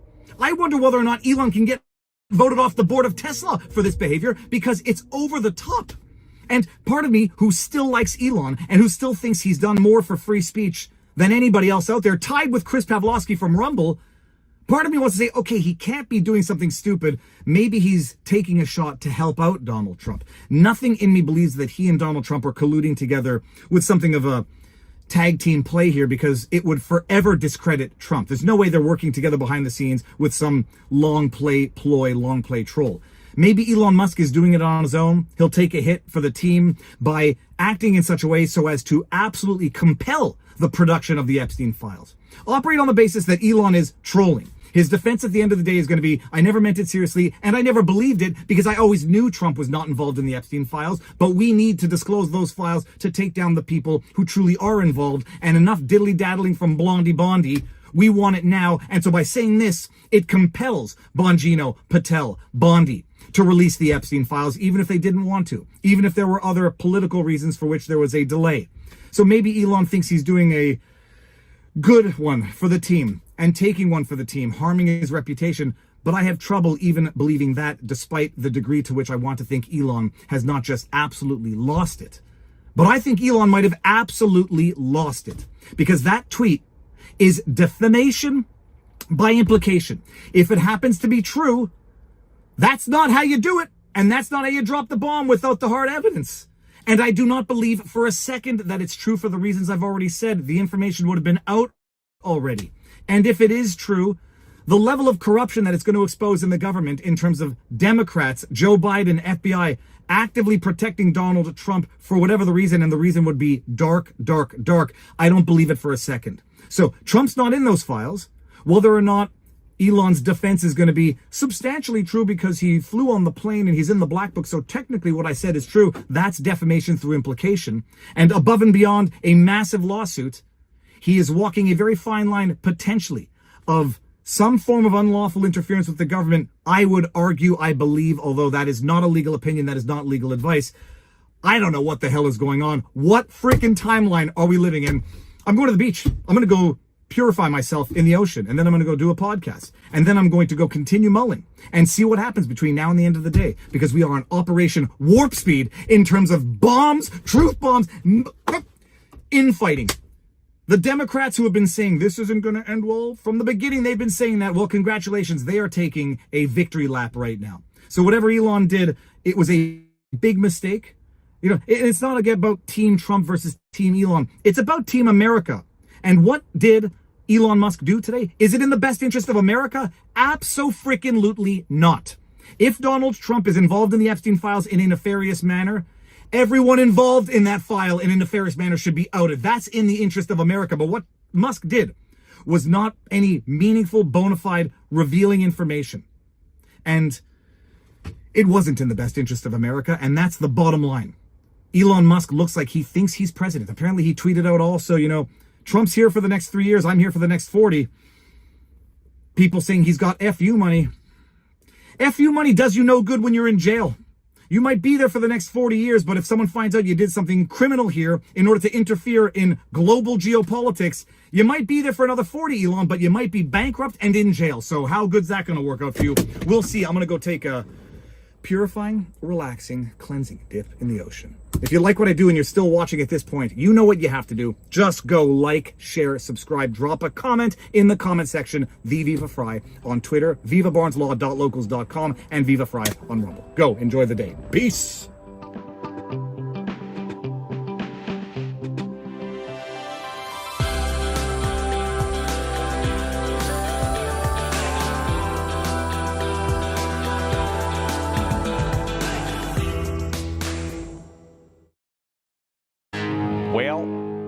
Turns out my prediction yesterday was a little bit off, so I'm like 65-1. Still more right than Jim Cramer, at least. But I'm not above being wrong, and if I am, look, I'll come on here and say it. I said yesterday that this Trump-Musk tiff was part of a plan to tank the bill, and I had based that on the fact that Trump had not fired back at Elon and off the fact that somebody in the White House told me that everything was fine. It's clearly not today. And look, I'll be honest, this like really hurts my soul, okay? I'm not even going to take a side here. These two were doing awesome things together. And it popped off a few hours ago when Trump was asked in the Oval Office very casually about Elon's opposition to the bill. I'm very disappointed because Elon knew the inner workings of this bill better than almost anybody sitting here, better than you people. He knew everything about it. He had no problem with it. All of a sudden he had a problem. And Elon responded with a tweet saying, quote, "False, this bill was never shown to me even once and was passed in the dead of night so fast that almost no one in Congress could even read it." Okay, like first off, there's probably a gray area in here. Like Elon probably knew a lot about this bill.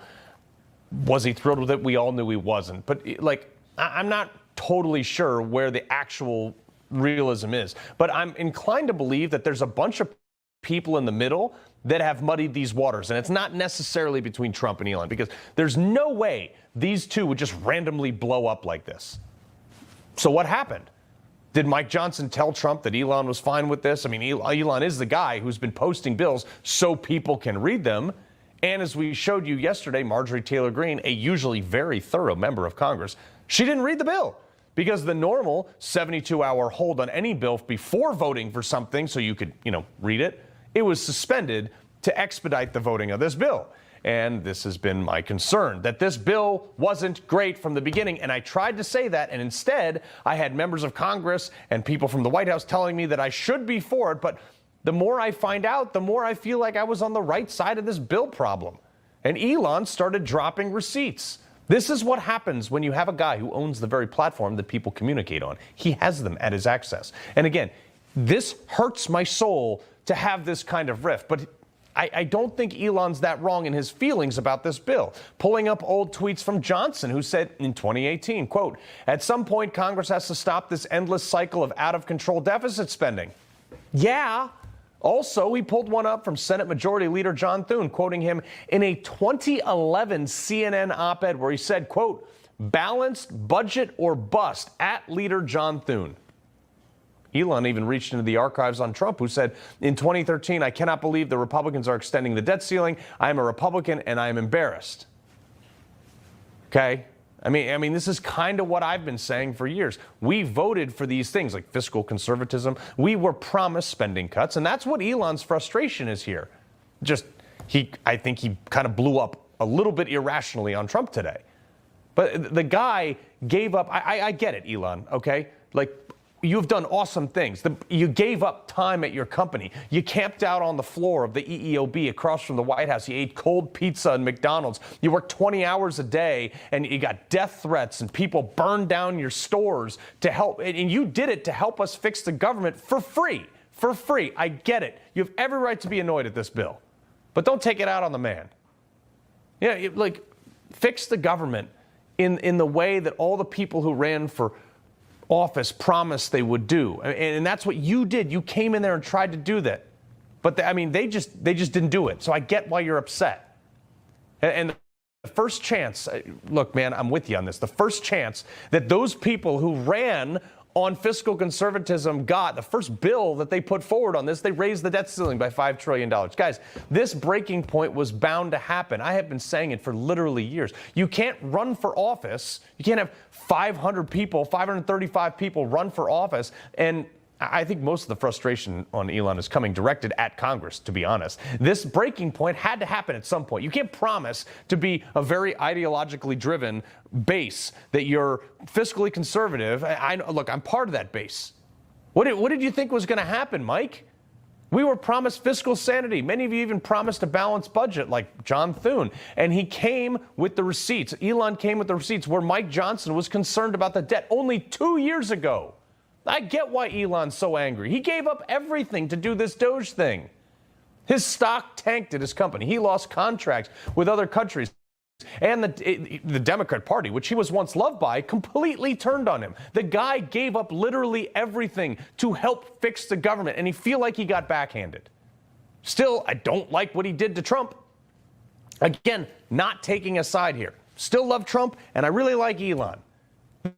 This is just a really crappy scenario right now, and I really hope these two can patch these things up, because I think Elon took a low blow by tweeting that, quote, DJT was on the Epstein client list. I mean, something that he knows can't be immediately verified. Also, if Trump was on that island doing something illegal, after all the legal battles that Biden threw at him, if he had done something illegal with Jeffrey Epstein, you would think they would have thrown that at him, no? They pulled out the stops on everything else.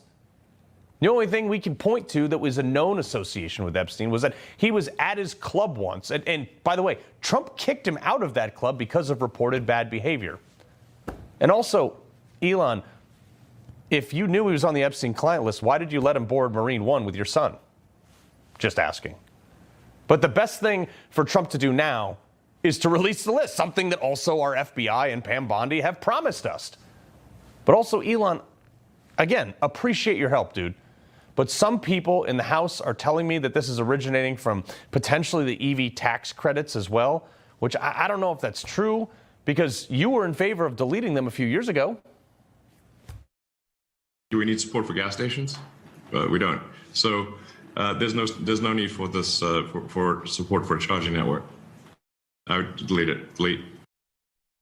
Look, I don't know what to believe here. My hope is that this is just a spat, unfortunately very public spat, between two bros, and it's going to be patched up tomorrow.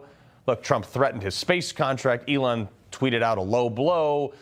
And tomorrow I'm hoping it'll be fine. I mean, that's like in a perfect world for me. But I honestly don't know what to believe anymore. Trump has genuinely kept most of his promises. I haven't seen any evidence of Elon ever being dishonest either. But I do know that Congress basically lies to us every 2 years to get elected. So I think Congress may be the secret problem here. Promising Trump everything he wanted, Mike Johnson did that, then making a bloated bill that led to Elon being annoyed, that led to Trump making a benign comment from the Oval Office today, that led to a tweet about the Epstein client list. Like, either way, man, this kind of stuff, this is what Democrats do. We as Republicans don't do this. We shouldn't be doing this. And if I could sit down with Trump and Elon right now at a table, I'd be like, look, you guys, you could literally conquer the world together. Probably other worlds, too. I mean, Mars is on the deck. Can we just hug it out? for the sake of the country? Honestly, I think I speak for most of America right now. And at least the people who voted for Trump, probably. Because nobody's happy about this. And I don't care if some liberal network quotes me on that. I just want to make America great again. He loves the Constitution. He fights for what's right. He hates the bad guys. He's a freedom warrior. He's your freedom warrior. Watch Carl Higbie every weekday on Newsmax.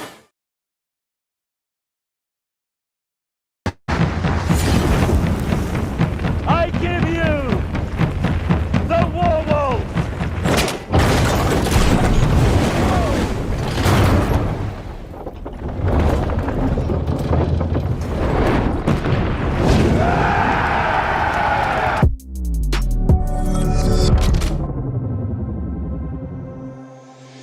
What's up, guys? It's Benny. In bad news today, Elon Musk and Donald Trump are locked in a kaiju-level fight to the death, scorched earth flame fest. And in good news, Democrats are finally calling for the release of the Epstein files. There's that, right? Okay. Let's thank God for small blessings. Elon Musk may be deported by Donald Trump. And now Elon Musk is calling for Donald Trump's impeachment. In what is the single largest, most historic nuclear crash out in the history of politics, cracking the MAGA movement at its core. Let's cover all of it. Ladies and gentlemen, how did we get here? Elon Musk didn't like Donald Trump's bill. More importantly, Elon Musk didn't like the way that Congress wrote Donald Trump's big, beautiful bill. It's a massive, outrageous, pork-filled congressional spending bill. It's a disgusting abomination, says Elon Musk. Okay, got it. Elon Musk cares a lot about government spending, and he doesn't want the federal deficit to rise. Okay, I get it. That's noble enough. Donald Trump said, Elon Musk is about to attack me personally. It's going to be very, very bad. He said that just a few hours ago. He said the most beautiful things about me. And he hasn't said bad about me personally, but I'm sure that'll be next. But I'm very disappointed in Elon, and I've helped Elon a lot. Mr. President, I just want to clarify, did he raise any of these concerns with you privately before he raised them publicly? And this is the guy you put in charge of cutting spending. Should people not take him seriously about spending now? Are you saying this is all? This was earlier today. He worked hard, and he did a good job. And I'll be honest, I think he misses the place. Donald Trump saying that Elon is jealous. Donald Trump also saying that he offered Elon some makeup when he saw Elon's black eye, sort of subtly referring to the fact that he knows why Elon had a black eye in his curious Oval Office departure with Donald Trump. Elon Musk saying wise words here, reposting some old tweets from Donald Trump from 2013 and 2012 talking about the national debt. So Elon trolling, saying he wants a slim, beautiful bill, but this spiraled very, very quickly. Elon Musk called it a debt slavery bill and is now actively trying to kill President Trump's landmark legislative achievement. Elon Musk saying that Donald Trump is ingracious and that Donald Trump wouldn't have won without him. Yikes, them's fighting words, man. Dems would control the House and Republicans would be in the minority in the Senate. Trump wouldn't have lost the election without me, says Elon Musk. Well, Trump got on Truth Social and wouldn't allow that, saying Elon's crazy and that he was wearing thin. He asked Elon Musk to leave, says President Trump. And then the shot heard around the world, the splitting of the atom right here, the nuclear bomb. Time to drop the really big bomb. Donald Trump's in the Epstein files, and that's the reason why they haven't been made public. Have a nice day, TJT. Well, that seems incredibly petty and unnecessary. Elon Musk saying, mark this post for the future, the truth will come out. Well, this thing went thermonuclear viral. Look at this. Time of recording has 71 million views, 600,000 likes, 220,000 reposts, and 100,000 comments. Grok says it's not true. By the way, Elon Musk's own AI says this isn't true. That while Donald Trump and pretty much every powerful person in America had some type of connection to Jeffrey Epstein, there's no evidence to say that there was any wrongdoing. In fact, the exact opposite. Is this all a big psyop? Some are saying that. Some are speculating it's a big psyop. And that this is just to get Democrats to be in favor of releasing the Epstein list. I don't know about that. But I do know this, that Donald Trump kicked Jeffrey Epstein out of his club. This is something that members of his club, like James Patterson, have said. It's been documented. As soon as Jeffrey Epstein was found to have inappropriate relationships with young women. Donald Trump banned him for life, then assisted the prosecution in putting Jeffrey Epstein away when Jeffrey Epstein was tried in southern Florida. Donald Trump was the only person to show up in order to testify against him and to help his lawyers put him away. Trump's the only person who picked up the phone and called to help lock up Jeffrey Epstein. So President Trump's own behaviors would indicate that that's a silly argument. And also this, if there was anything that could have destroyed Donald Trump in the Epstein files, don't you think it would have been out already? You're kidding me. You're telling me that they would let Donald Trump run for office for 10 years, for a decade, and not release, just even if they release that piece of evidence to destroy Donald Trump? No, I think it's bad. I think it's a dumb argument. There's zero evidence that Donald Trump did anything bad with Jeffrey Epstein. Yes, Jeffrey Epstein and Donald Trump had a relationship. So did Jeffrey Epstein have a relationship with hundreds of thousands at least, maybe hundreds of thousands of other people? That was what he did, right? But that's the truth about that relationship. Trump cooking up his Elon clapback right now, and here we go. I didn't mind Elon turning against me, but he should have done so months ago. This is one of the greatest bills ever presented to Congress. Record cuts in expenses, so on and so forth. Biggest tax cut ever. If the bill doesn't pass, there'll be a 68% tax increase. Things will get worse than that. I didn't create this mess. I'm here to fix it and put our country on the path to greatness. Make America great again. Well, I got to tell you, things have escalated from here. Since President Trump said, I don't care if Elon attacks me, I want that bill passed, Elon Musk has endorsed impeaching Donald Trump. Trump versus Elon, who wins? My money's on Elon. Trump should be impeached and J.D. Vance should replace him. Elon Musk says yes. Elon Musk calling for the impeachment of Donald Trump. Well, that's not on the bingo card. Oh, man. I mean, again, when I say that this is a crash out, it is a historic crash out. So Elon Musk is saying that J.D. Vance should be put in. This is going to look good for J.D. I mean, honestly, J.D.'s been pitching like a perfect game here. Not good. Elon Musk signs off on suggestion that Trump should be impeached and removed from office. Elon Musk responded to right-wing pundit Ian Michael Chong, who said that Trump should be impeached. Whoa. There's the black eye we were talking about. Remember that? Elon Musk said it was his kid that he was playing or horsing around with. Elon Musk has now called for President Trump to be impeached. This is big news. And it'd be the biggest news.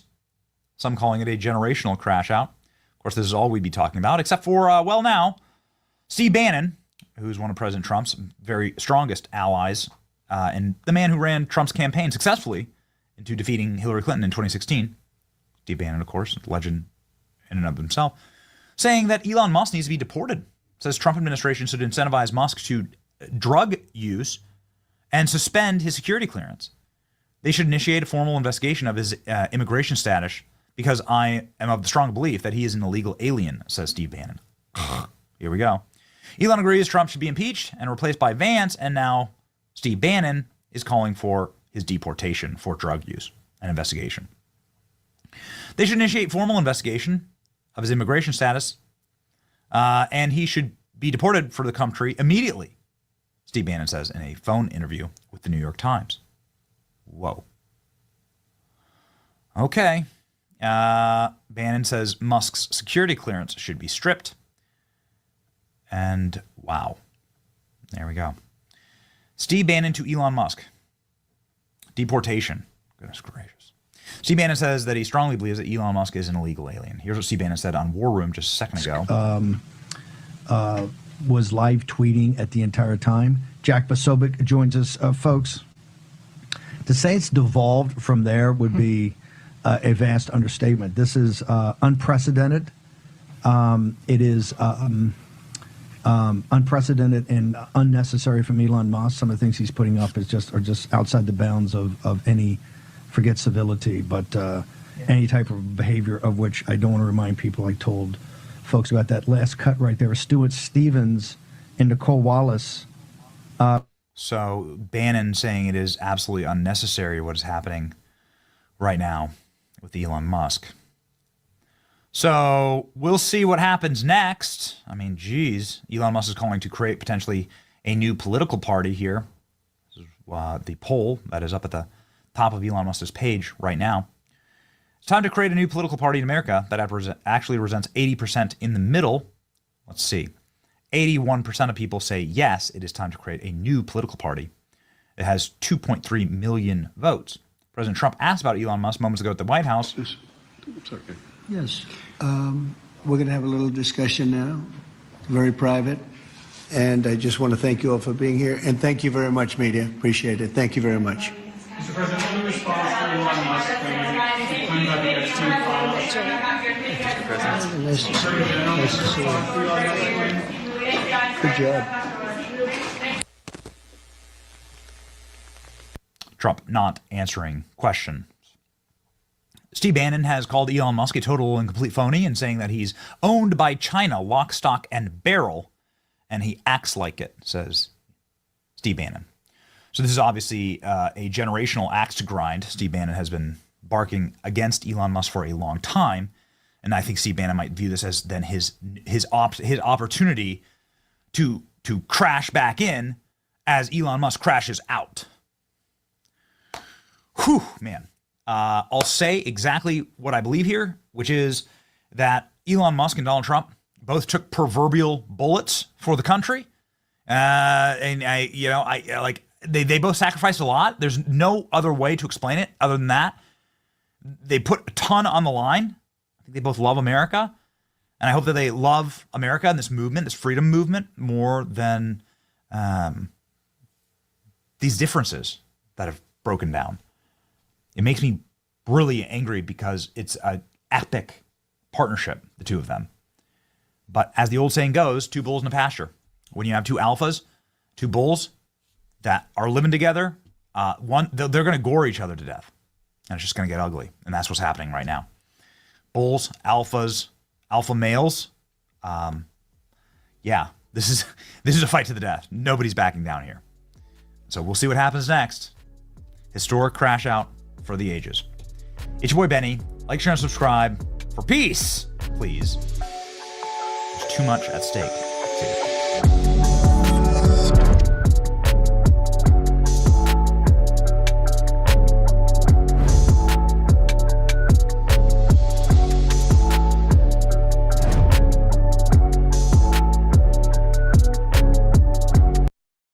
Laos. This ban takes place Monday at 12:01 a.m. Look, half of these countries no one's even ever heard of. Okay, I couldn't even pronounce half of them. And the ones you have heard of, let's be honest, haven't exactly contributed to modern society much recently. So I kind of see this as a win, and I got no problem with it. But Ilhan Omar, the native Somalian, sure did, responding saying, quote, "This is discriminatory policy. It's beyond shameful, just like his first Muslim ban," which it wasn't a Muslim ban. "This latest announcement flies in the face of basic morality and goes directly against our values. This racist policy will not make us safe. It separates families and endangers lives. We cannot let it stand." Look, I don't want any morality lessons from her, okay? But please explain to me how it makes America better to have people flowing in from those countries I just listed.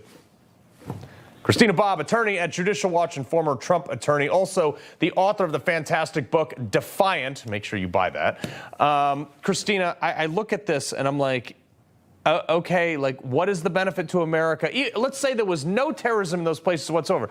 What's the benefit of America? Well, I mean, the president is allowed to put bans in place that he sees fit to protect the country, to protect our national interests. That's exactly what he did here. His executive order was very clear. He asked the Secretary of State to take a look at the policies of the countries around the world, which ones did not meet our standards, and that's how they came up with this policy. So, as you mentioned, I don't really want to be taking morality lessons from a woman who married her brother, but yeah, I mean, that's where we're at. We got to say alleged on that, but yeah. Allegedly, I apologize. Allegedly married her brother. I get your point. All right, so, but here's the thing: is like just like you said, like when the wrongfully called Muslim ban, it wasn't a Muslim ban; it was a ban from places that were predominantly Muslim, but they also happen to be hotbeds for terrorism. That was upheld by the Supreme Court. So, is there a ground for anyone to challenge it and for them to handpick a judge to say, "Oh, I'm putting a national ban on this"? Well, are there grounds for it? No. Does that mean it's not going to happen? No. I mean, is the sky blue? Yeah, they're going to challenge whatever they can. I mean, they just want to throw sand in the gears of this administration because they hate everything that it stands for and they hate putting America first. So I have no doubt that they're going to do what they can to try to make this difficult. But President Trump is well within his constitutional authority, his rights to do this. In the executive order, he listed, I want to say, at least 5 or 6 different authorities that he has in order to put this in place. So it's pretty solid, but I have no doubt they'll have to defend it anyway. I mean, it's going to be shocking to literally have a Supreme Court decision that says, yes, you can do this, and for someone to challenge it. I mean, like, that should be an impeachment of that judge if he says, if any judge ever says you can't do that. All right, real quick. He's saying that this is all stemmed from what happened in Colorado, which, like, Egypt is where this guy came from. So they're talking about the fact that these are people who overstayed their visas. Does this make it any easier to get the people that are currently here that may have come in illegally or overstayed their visas, like this guy that they called the, quote, Colorado man, okay? Does it give them any more leeway to get those people the heck out of here? Well, it certainly makes it easier, or it makes it harder for them to get here in the first place, right? I mean, that's the whole point, is to try to slow the tide of this type of thing happening. I mean, as you mentioned, the latest terrorist attack was from someone who overstayed their visa. So that's certainly a good reason to use, a rationale to use for preventing this. So yes, it is another tool that the Trump administration can use. They are using it. And thankfully, they're kind of shoving it in the face of the court, saying we're allowed to use this. You know, how are you going to challenge it? And I don't think there's a good challenge to it. I think they're well within the rights to do it. I got about 30 seconds left. The Supreme Court just issued a ruling, speaking of that today, unanimously ruled 9-0 in favor of a straight woman in a job discrimination lawsuit. Basically said reverse racism is just as bad as racism. Yeah, it was a unanimous ruling. It's a great ruling. Quite honestly, it was pretty obvious that the lower courts should be embarrassed that they couldn't figure this one out on their own. But yeah. That it was a great ruling. Justice Ketanji Brown Jackson wrote it, and everyone joined in. And you know, the sky is blue. That's how it goes. And she knew what a woman was. This go yeah, on. exactly. Christina, Bob, pleasure.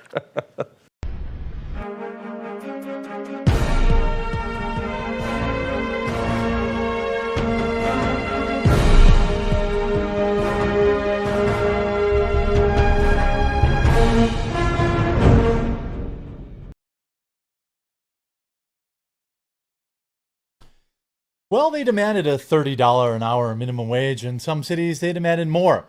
And it is already backfiring spectacularly. Now, look, I would never put it on people, you know, for wanting a better life for themselves, wanting to be paid what they are worth. But we have this wonderful system. You may have heard of it. Leave a like on the video if you've heard of it. It's called capitalism. And it's just... it's set up in this wonderful way that if you feel like you're worth more than what you're getting paid, you can just go to another place that will pay you more money. Some other place will pay you more money, so you just quit that place and go somewhere else. See, the minimum wage is actually anti-capitalism, and it is a weird form of communism that nobody ever seems to understand the consequences of. Well, just a few weeks ago, California has passed a $30 minimum wage, but things are already falling apart. And Amazon has already made a pretty expected move to replace everybody demanding insane wages. Now, look, I'll say Amazon's pretty evil anyway. And if the minimum wage was $10, they would probably say that they would want to replace them with robots anyway, because robots are like slaves, and you don't have to give robots health insurance, and you don't have to give robots breaks. I mean, other than scheduled maintenance. But the move they made is also hilarious. Good news, bad news. California announces $30 minimum wage, but it still puts workers at half the poverty level there. You still can't afford a KFC 12-piece bucket if California minimum wage goes to $30. Your hourly paycheck won't be enough after taxes like Social Security and Medicare. A large pepperoni pizza is $18.49 there, which is bonkers that they show Pizza Hut because it is the worst of the pizzas on the planet. Now, I challenge a Pizza Hut lover to tell me that they have a good pizza that I should get there. Look, I'm just a Midwestern guy. I grew up on chain pizza. I'm not from your cool, hippy-dippy Brooklyn town where you can get a $40 artisanal pizza. I grew up on Little Caesars, Pizza Hut, and Domino's. All right, Papa John's if I got lucky, if I was living near a big city. So a $28.99 12-piece chicken bucket or $17.50 for a Big Mac meal. It's almost like cramming up the wages on people. It's almost like, it's almost like the companies are just going to raise prices. Los Angeles is pleased to announce it will be the first place on earth to have a $30 minimum wage. It would have predicted Honolulu, I'm assuming predated, Honolulu or London or Switzerland. But okay, let's roll with it. In fact, I'm 100% in favor of this. Minimum wages should be set by states and municipalities, not a bunch of octogenarians in DC who've never visited a place that it would apply to. Well, by the way, there should be zero minimum wage. But I'm glad you used your word of the day calendar and looked up octogenarians. The U.S. Bill of Rights, blah, blah, blah, blah, blah. Okay, then the second shoe drops. This year, you need $110,000 to stay above the poverty line in LA. Not just the city, the entire county of Los Angeles, all 4,752 square miles. This is up from 100,000 less than a year ago. I love math, so let's crunch numbers. Now, it's almost like demanding a never-ending onslaught of minimum wage increases might have something to do with it. Now, again, what do these high minimum wages do? Do they make companies make less profit? Do they make companies out there say, hey, we're going to make a little less money so we can pay our employees better? No.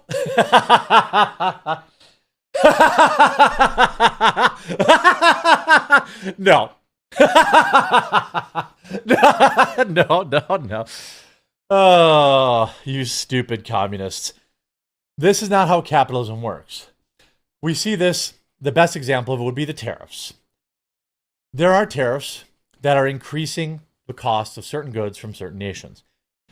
Did Walmart, which made $100 billion roughly last year, did they say, hey, we'll just make a little less money on these products? No. They just pass it on to the consumer. Now, the way capitalism works is that the customers should look at this instead of whining and complaining. They should look for alternative companies that did not pass that cost on to their customer, have faith that these tariffs will be negotiated, and take their business elsewhere. That's how capitalism works. Capitalism is not putting a taco truck in front of the Republican Committee Center. Los Angeles had a cost of living increase of 10% year over year. Something the rest of the nations aspire to? No. Poverty level. LA's newest stab at the living wage puts worker at half the poverty level. With those dreams of a better future still need DoorDash and Uber Eats delivery drivers delivering, quote, substances as a side hustle. This is why human Uber drivers will never go out of style. Oh, wait for the second half of this video. A robotaxi is not going to bring drugs to your door or offer tips on street corners that are popular after 11 p.m. Still, this is better than Nancy Pelosi introducing a bill to make $30 minimum wage in every state as a tactic to keep factories and offices from fleeing Biloxi, Mississippi.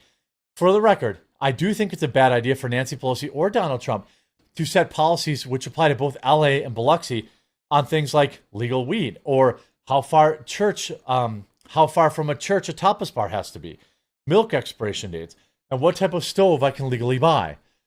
Well, see, that's where we're different. I don't think they should be allowing either. I don't think that states should govern what kind of oven I should buy at all. So I bring in the $30 Los Angeles minimum wage. San Francisco is sure to pick up the ball and run with it, followed by Palo Alto, Santa Monica, and the state capital, Sacramento. And California's 10% inflation rate. Politicians can hold press conferences and introduce new bills in 2026 to raise the minimum wage to $33.50. You're perpetually screwed in California if you don't already own a home. You will never keep up. Only land, gold, and Netflix subscription rates outpace general inflation. Forget about investing in eggs. If Bitcoin was the future, Taco Bell drive-thru workers would demand to be paid in it. But they don't because it regularly crashes 50%. Fanboys need to solve that problem if they want to be taken seriously. I'm not moving to LA or Biloxi. No place is safe. I mean, immediately blackpilling, and probably rightfully so. Gold, crypto, yeah, they're good. They're not the cure-all for everything. Bitcoin is not going to stop your average hourly worker from being replaced by robots in the next 5 years. It's coming faster than you think, and it's going to be probably one of the major, the biggest political talking points in the next presidential election. That's in my opinion. Amazon is now training humanoid robots to deliver packages. The robots will be driven around in Rivian vans to jump out and drop packages at homes. Future Amazon orders will maybe delivered to your door by a humanoid robot workforce. Let's see that happen in the hood. These things are going to have to be armed. Although they have like superhuman strength, so they might be able to protect themselves. They'll get tagged and they'll get, defaced and all that stuff almost certainly.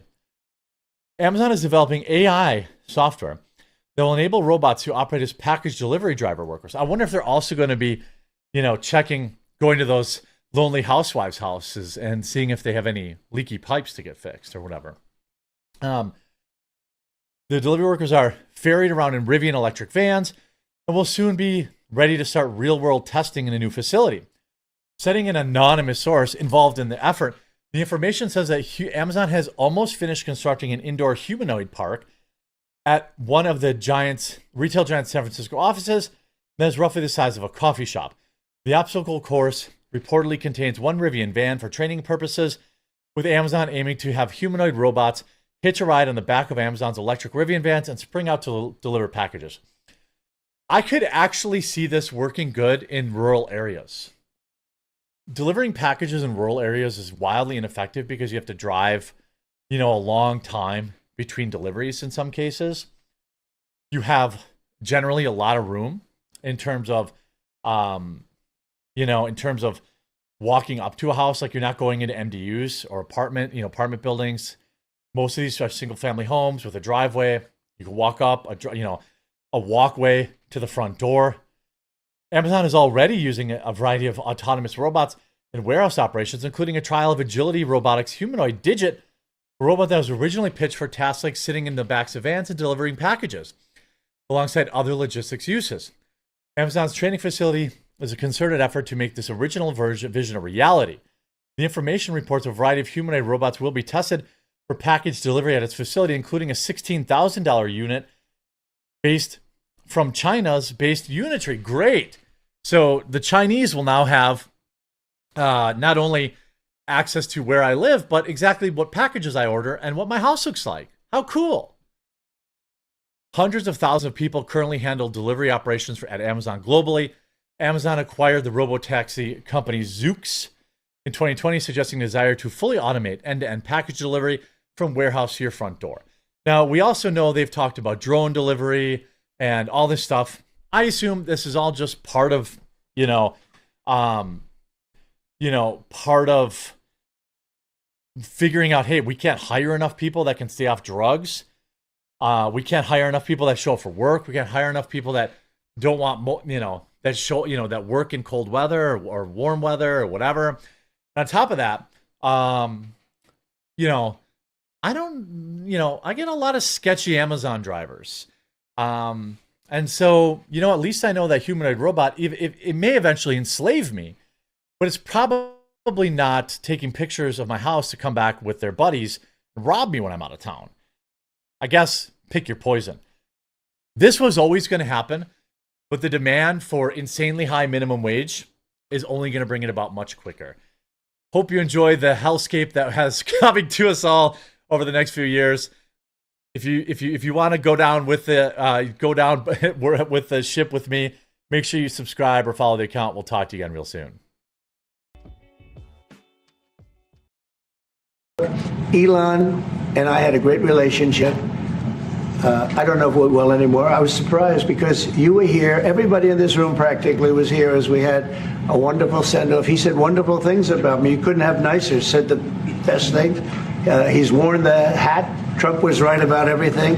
And I am right about the great, big, beautiful bill. Well, this is certainly a disappointing and unfortunate reality. I think we all knew was always possible, but we're hoping would not happen. But it is now, unfortunately, the reality that Donald Trump and Elon Musk have officially fallen out, right? The infighting and the drama between them has officially gone out into the open. They're both attacking each other. They're both saying pretty nasty things about one another. And the sad part about it is this is exactly what the Democrats want, right? This is exactly what the media was trying to do, which is sow division between the two. And unfortunately, for whatever reason, and we'll debate those reasons in this video, it has now happened. And so we have to tell you all about that in today's video, as painful as it may be. So folks, do us a favor. If you enjoy the content, make sure you hit that like button down below and subscribe to the channel if you are new. You subscribing is the best way to support our work and ensure that we can keep doing these videos. And with that said, here's the worst part of it all is you always had a sense that this is something that could happen. You know, you're talking about two alphas, you could say, two people with big egos, but also a lot of big success and big brains to back it up, right? And so noticeably, you would have always been able to basically guess there's going to be some issue where they disagree with each other, they butt heads, they don't really get along. But the hope, especially in the last few weeks of Elon's relationship with Doge, is that you are going to be able to part ways amicably, right? Because the entire situation here seems like it's been brewing for some time now, because over the past month or so, Elon has notably been pretty critical of Donald Trump's reconciliation package, also known as the Big Beautiful Bill, right? Elon does not like the Big Beautiful Bill. And for some time, right, it has seemed like he did not want to directly point that criticism at Trump, right? He's been saying, oh, congressional Republicans are to blame. Oh, I'm just disappointed with the political system. And for Trump's part, right, when Elon left the White House, they tried to be as nice as possible. They tried to say amicably, even though you could sense maybe there's some way in which they're not getting along, hey, nothing but nice things to say about you. Let's have a professional split. But apparently, right, that has not really been able to last, because Elon has intensified his rhetoric against this big, beautiful bill. And upon being asked about it a lot more, finally today, Trump shed some light on basically the fact that, as you can see, he does not know if they will be able to get along anymore. And given everything that Elon has been saying, especially in the past few days, where he said that the Big Beautiful Bill, for instance, was like a disgraceful, shameful, pork-filled piece of crap, that, yeah, maybe things are not going so well. So take a listen to Trump's response to Elon in the White House earlier today. Elon and I had a great relationship. I don't know if we will anymore. I was surprised because you were here. Everybody in this room practically was here as we had a wonderful send-off. He said wonderful things about me. You couldn't have nicer. Said the best things. He's worn the hat. Trump was right about everything. And I am right about the great, big, beautiful bill. We call it a great, big, beautiful bill because that's what it is. And again, biggest tax cuts in history, biggest economic development moves anywhere. We've never done anything like it. Business is spurred. And I don't know if you've seen the numbers, but the numbers came out. Even the CBO, which is run by Democrats, said that we're going to be doing, I'd like you to discuss it, the 2.8 trillion, that CBO. This is a group of people that are Democrats. They're very hostile to us. They just came out with phenomenal numbers, what it does. You want to mention that, Scott? Yes, sir. So what we've seen is we keep hearing from the CBO that there's going to be a large deficit from the bill, which we disagree with, but using the CBO scoring, they came out and scored the tariff revenue. We think it'll be the minimum of $2.8 trillion over the 10-year window, which actually puts the bill in surplus if you include the tariff revenue, which they won't do. It gives you a tremendous surplus, but we're not allowed to use that. For some reason, they say scoring. Nobody knows what scoring means. Maybe a couple of people, but nobody. Somebody sits in the background. They say, well, we're not going to allow that. They're not allowing other things that we have that are tremendously profitable for our country. But So you have some very important points about the actual truth of this big, beautiful bill and the unfortunate, I think, misunderstanding that Elon has about it. But we'll talk about that later in the video. Firstly, I want to show you what's happening between these two. So, Elon has in the past 24 hours said a lot. Okay. I cannot even show you everything he said on Twitter because it goes on and on. But that's just one example here of the types of things Elon, clearly upset, clearly scorned at Trump, is now saying. And, like I said, I'm not here to really pick sides in this. I mean, I have opinions about the bill, places I think Elon is wrong, but ultimately, I think what we're all hoping here is they just stop fighting each other, okay? If you don't want to get along, have your separate ways, but none of this type of rhetoric is doing anything good, okay? You want to talk about substance, you want to debate the bill itself, fine, right? I think that's fair. But stuff like this, as you can see from Elon, he's gone out and said, quote, "Without me, Trump would have lost the election, Democrats would control the House, and Republicans would be 51-49 in the Senate." And basically, in response to the big, beautiful bill, in his eyes, I guess, not looking the way Elon was hoping it would be, his words go on to say, quote, "Such ingratitude." Now, I would like to point out, right, that, again, it's unfortunate to see the meltdown and the fighting and all this stuff, but I also want to be clear, I don't think this is true, right? And that's not me being bad faith or trying to water down Elon's contributions. I think, yes, he did help Trump in the election for sure. Help, not do the whole thing, but help. And by the way, his contributions with Doge, whatever ends up happening here, were an objectively really good thing for the US government. So this is not me trying to muddy the waters, but with that in mind, I do also understand why Trump is offended by this, because I think it is just simply not actually true here, right? When you have an election where you win all 7 battleground states, win the popular vote by the modern standards of our divided country, not really even a close election, you could say. It's very, in my opinion, sort of narcissistic and self-centered to pretend like Elon Musk is the only reason Trump won. Yes. Did he help expand the margins? Absolutely. Does Elon maybe have a point that Democrats might control the House? Sure, because that was very close, right? Came down to very small things. Perhaps that, Dave McCormick does not win the election in Pennsylvania. That was very close. Sure. But when Donald Trump is winning PA by almost 2 points, again, he wins all the battleground states, it's very hard to look at the grand scheme of everything that happened in that election and say, again, Elon is just the only factor. But anyways, I bring that up to say Trump also did have a response to that claim. So take a listen to that as well. So we've done a great job. Elon knew that. Elon endorsed me very strongly. He actually went up in campaign for me.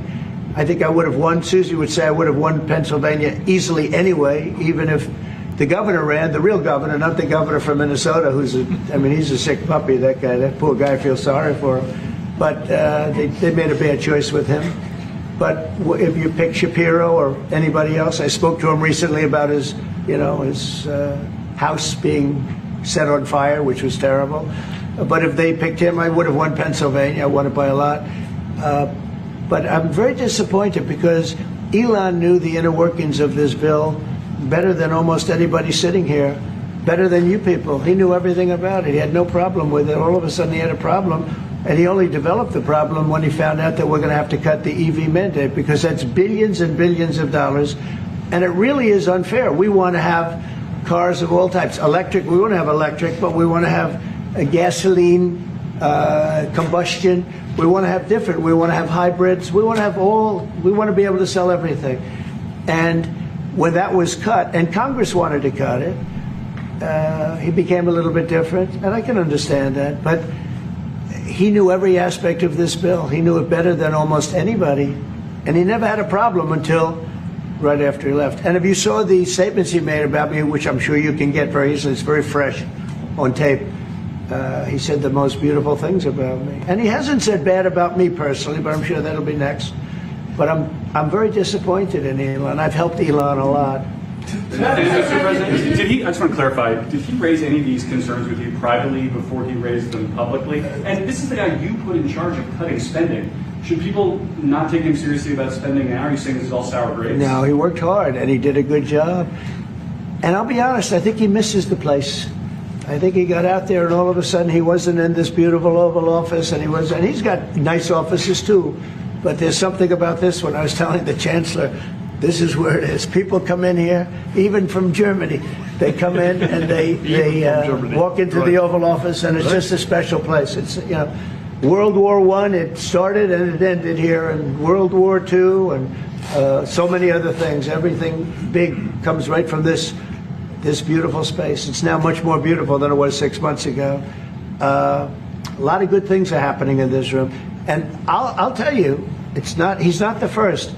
People leave my administration and they love us, and then at some point they miss it so badly, and some of them embrace it and some of them actually become hostile. I don't know what it is. It's sort of Trump derangement syndrome, I guess they call it, but we have it with others too. They leave and they wake up in the morning and the glamour's gone, the whole world is different, and they become hostile.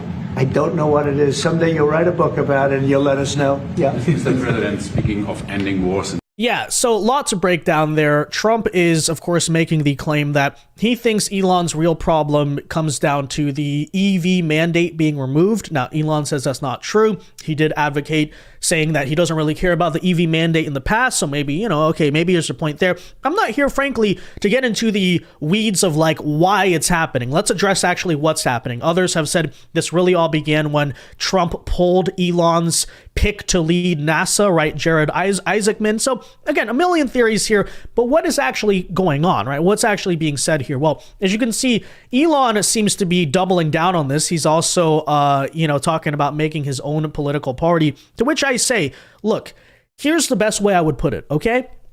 Again, I'm not trying to muddy the waters. I'm not trying to say Elon did nothing. But to say that Elon single-handedly won the election for Trump ignores the fact that, first of all, like, why would that be the case? Are you going to say the one speech he gave in Butler, Pennsylvania is why? I don't really think so. Okay, I don't think anyone says that, but okay. Is it because of Elon's money? I mean, again, Elon's money helped. I'm not saying it didn't contribute to the margins, but if money is the sole factor that wins elections, Kamala should have won. If Elon is the sole factor that wins elections, then Republicans should have won the Wisconsin Supreme Court race where he was heavily involved and he basically became the number one issue, some would argue, in that election. But instead, what happened? Republicans got destroyed. And so again, is that me saying he did nothing? No. But there are many contributions you could say Trump won the election. You could also say it was because of RFK Jr. You could say Joe Rogan, right? But ultimately, everyone played a part. But at the end of the day, the credit really does go to two things: Donald Trump and the state of the country under Joe Biden. Everything on top of that is added. So again, am I downplaying Elon's role? No. But at the same time, is it divisive and I think incorrect to say, oh, like Elon, yes, he got involved towards the end, but I made you, right? You wouldn't be president without me. That's not really true, okay? And what's talking there ultimately, unfortunately, I think it's ego talking, but nonetheless, let's now address the actual issue at hand, the actual reason, the stated reason, right, why Elon is mad at Trump and they're going back and forth, which is, of course, this issue of the big, beautiful bill. Of course, as you may have heard recently, Elon has been going out and saying he doesn't like this because, in his eyes, it increases spending and contributes to the budget deficit. In fact, here was him talking about this just very recently. I mean, frankly, I can't believe I'm here doing this. It's kind of bizarre, but I kind of think that we've got this enormous federal budget deficit, and it's a $2 trillion deficit. It keeps growing. Our interest payments are higher than our Defense Department budget. That's I think was the real wake-up call for me, was looking at seeing that the interest payments on national debt exceeded the Defense Department budget. And that was only growing over time, which meant if we didn't do something about this, then there won't be any money for anything. We'll just be servicing debt. And you know how to read an income statement, and you know how to read a balance sheet. You've had some business experience. I'm kidding, but yeah, you know about this stuff. Yeah, I mean, really, I just don't want America to go bankrupt. So it's a call to action. You're hearing a call to action. Yeah. So look, here's the most unfortunate reality of it all. Is Elon there is obviously not coming from a bad place, right? That is a completely noble goal, and yes, government does need to cut down on its spending. But it's unfortunate to see that, in my opinion, the feud, the fighting here, has come from simply a misunderstanding, right? A fundamental misunderstanding of And by the way, a lot of people are buying into this. So let's be clear about what's actually in this bill and what it does. A misunderstanding of the big, beautiful bill, what it accomplishes, what it can do, and what it can't do. Okay, because again, the big claim here is this bill is going to raise the budget deficit, it's more spending, whatever. Okay, so let's, of course, define, first of all, what the big, beautiful bill that Elon says is like a pork-filled, wasteful, whatever, actually does. So first of all, what does it address? What parts does it do good? Of course, it funds ICE and the deportations, right, in a massive way, which is, of course, necessary. And I don't think anyone is objecting to the fact we're spending government dollars to, secure our immigration problem. But not only that, it, of course, does some very fiscally conservative things. It extends the Trump tax cuts. It actually renews them permanently from 2017. Of course, not passing this bill would mean those tax cuts expire, and you are looking at potentially the biggest tax hike under a Republican administration that we would see in modern history. And on top of that, here's the part that people seem to miss. It actually cuts about $1.6 trillion of entitlements. That includes things like Medicaid, food stamps, welfare, all of this stuff that, Republicans, fiscal conservatives argue the government is spending too much on. It makes massive cuts to those regards. The biggest entitlement cut we're talking about here in modern U.S. history. Okay, so that's very fiscally conservative. You can sit there and say, we need to cut more. And sure, we should cut more. If you guys want to cut more, I'm not opposed. Do more, right? Keep slashing, because we got a lot to, get out of. But the idea that, fundamentally, this bill is meant to be some, liberal spending thing, where could people possibly be getting that idea if it, of course, makes, again, I will reiterate there, the largest cut to entitlement programs in modern U.S. history? Well, it, of course, is stemming from the projection out of the Congressional Budget Office, right, who has said that, over the next 10 years or whatever, they're talking about how they estimate that the deficit will increase by $2.4 trillion because of this bill. And people keep running with that number, right? CBO saying deficit. But as was pointed out there, even by Scott Bessent in the clip we played earlier, this is, of course, not factoring in tariff revenue, number one. And actually, the CBO came out today and said, if you factor in tariffs, this bill actually will create a surplus by about $400 billion. But forget that for a moment. Why do they fundamentally argue that? So, by the way, though, I'd already point out, so where are you getting this idea that it's increasing the deficit? But on top of that, okay, here's where I think it gets truly very interesting. Where are they getting that idea from fundamentally? They're saying that, well, by renewing the Trump tax cuts, that's going to decrease tax revenue, and therefore you're going to get less tax revenue, which means you have to borrow more, so that's going to increase the deficit. That, of course, assumes two things. Number one, what the government actually is going to budget in the next 10 years, because that's conjecture, we're just forecasting there, number one. But also here, number two, the very idea that tax cuts equal less tax revenue goes against the actual ideas and principles of right-wing and libertarian economics. And by the way, as you saw vindicated in the 2017 tax cuts, the CBO back then said the same exact thing, and the opposite happened. The opposite happened. Why? Because tax cuts and deregulations do what? Encourage economic growth. When you have economic growth, even with lower marginal tax rates, you'll get more tax revenue flowing into the U.S. Treasury because of the fact, again, that you have a more robust economy. So, again, you want to be clear about that. When CBO says, it's going to raise the deficit, they're not saying that because of anything directly in the bill. That is a forecast made by left-wing and Keynesian economists, it would seem mainly here, that are involved, basically saying they think that's going to happen. And the reason they said that is because they're forecasting very slow U.S. economic growth over the next 10 years. I think the number they were saying is 0.5% in GDP year over year, which is extremely a pessimistic view of what the economy is going to do. Yes, and I think that the storyline with regard to the spending reductions is it's historic. This is the first time that we've seen anything like this in 30 years, not since in the 1997 balanced budget agreement. And what this bill includes is nearly $2 trillion by the time it gets updated for last-minute changes to get House conservatives across the finish line, nearly $2 trillion in mandatory savings reforms to improve Medicaid, to make sure there's a work requirement, to be able to get the labor force participation rate up, to get people who are illegal off the rolls, to do a lot of things in a lot of different areas of the main structural driver, our debt and deficit.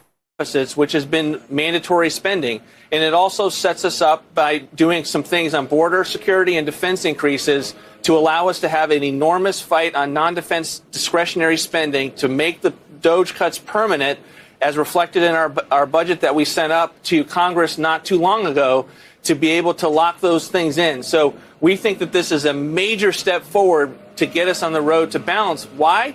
Because it gets us out of fiscal futility, where we have been unable to pass anything like this for decades. So just want to point that out. As Stephen Miller here says, okay, one of the bigger points of confusion on the big beautiful bill is spending versus tax cuts. Okay, the lefty CBO has said extending the 2017 tax cuts, which prevents their expiration here, increases the deficit. Some critics have seen this figure and claimed or implied the bill increases spending. But even according to the CBO, the bill cuts over $1.6 trillion in spending. So we're cutting spending here. Again, you want to cut more, go cut more. But don't pretend like, oh, it doesn't even try, right? So when a libertarian like Rand Paul attacks the deficit impact of this bill, they're attacking the tax cut. Of course, honestly accounted, when extending the current tax rates, it should have zero budget deficit impact. But the second major point of this confusion, and this is also what's important, is what's actually in a reconciliation bill. Because when you talk about DOGE, right, another thing I've heard from some conservatives is like, well, why are they not including the DOGE cuts, right? USAID, Department of Education. Well, by the rules, right, that falls under discretionary spending in government terms, okay? A reconciliation bill, which only requires 51 votes, can only address mandatory spending. So that's just the rule. Don't come to me, don't get mad at me. That's the way it works, right? So people, because this was the first criticism I heard, where's the DOGE cuts? Well, again, that's coming from a misunderstanding of this bill and how it works and what it is and the actual rules here, right? No, by legal parliamentary rules, for whatever reason they're there, you cannot cut USAID or Department of Education and reconciliation. You can do it in other bills, appropriations, right? The yearly budget we're talking, but that's not what we're talking about here. So, you know, it's very interesting too how I think, goalpost of the criticism changed. Because first of all, they were like, where's the DOGE cuts? And then when they learned, oh, you can't include DOGE cuts in an appropriations bill, you have to do that separately. Oh, then they moved it to like, it's going to increase the deficit. And now that there's kind of finding out, oh, it doesn't actually increase the deficit. This is all conjecture. This is forecasting by people who are historically wrong. No proof of that. Now they're talking about the debt ceiling, and they're going to change the goalpost again. So it just goes on and on. But anyways, it provides no funding or authorization for 99% of the operations of the government. It was not written by appropriators, but some of them, the most conservative members of this House. It has not a single Democrat provision or vote. And the bill has three principal sections, right? Tax cuts, welfare reform, immigration, and border security. It is a dream bill. So that's why I once again say, the unfortunate truth. In my opinion, Elon Musk fundamentally misunderstands this bill. Again, you can argue to cut more, and if he and Rand Paul want to cut more, then that's fine. But the idea that it increases spending or it's full of pork is not actually accurate, okay? You know, the fight over the debt ceiling, I guess you could have a legitimate contention over. Hopefully they make a deal. I'd also say, though, I mean, the alternative is to basically send the U.S. to a default and then have the Democrats force you to make a deal where you have to basically repeal all of DOGE and all of the spending cuts and all that. So it's like, that's not a situation you want to be in either. But nonetheless, again, the big, beautiful bill, a lot of, frankly, misinformation is being spread about it. So I want to just make that clear. There is no proof. It is pure conjecture that this increases the deficit. And by the way, according to CBO's little correction as of today, their little footnote on the side, if you include the tariffs, this creates a budget surplus. So with that in mind, okay, apparently Donald Trump is now going out, and his response to Elon was, as you can see, Elon was wearing thin. I asked him to leave. I took away his EV mandate that forced everyone to buy electric cars, and he just went crazy. So that's his read on the situation. Trump goes on to say, the easiest way to save money in our budget in billions of dollars is to terminate Elon's governmental subsidies and contracts. I was always surprised that Biden didn't do it. So, you know, to me, this is all just them basically going back and forth. It's unfortunate to watch. But now Elon has come out in response to that, and he is saying the following that is causing a lot of talk. And I think this really is the reason I say the relationship is done. It's not coming back, right? I think up until this point, despite all the fighting, you can pick up the phone, you can talk. But now Elon Musk came out today and said, quote, time to drop the really big bomb. Donald Trump is in the Epstein files. That's what Elon is saying. That is the reason they have not been made public. Have a nice day, DJT. So that's what Elon is now accusing, right? Here's my thing. First of all, if that's Elon, better hope if he's going to say that, he actually means it and he's not just having like a manic meltdown over this, which again, when you look at his timeline, it's like he kind of has been saying a lot, right? But okay. Secondly, though, it of course begs the question, if that's true and he's named in an incriminating way, why that was not declassified under the Biden administration, considering Biden did everything to throw the government at him and we never really had this one before. But thirdly here, okay, here's my big thing. If that's supposedly true, and Elon supposedly knows this to be a fact, and he's not just like trying to hurl an insult or something here, then what does that say about Elon, considering Elon, supposedly he knows this and he's always known this? I don't know. Elon went out and not only worked for him for a long time, but they were like BFFs. You were BFFs with the guy on the Epstein list. What is that?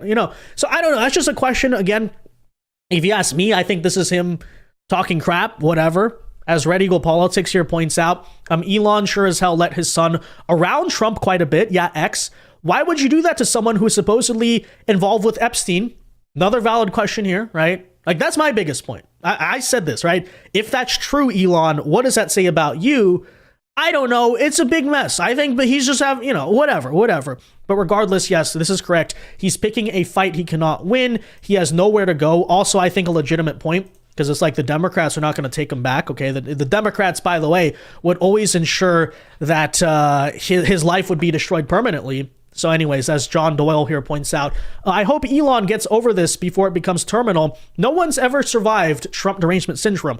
We want him to have Mars, and he could, but his only path forward is through Trump's movement. True, Dems will never let him have anything, even if just as punishment for delaying their plans by supporting Trump. Also a valid point.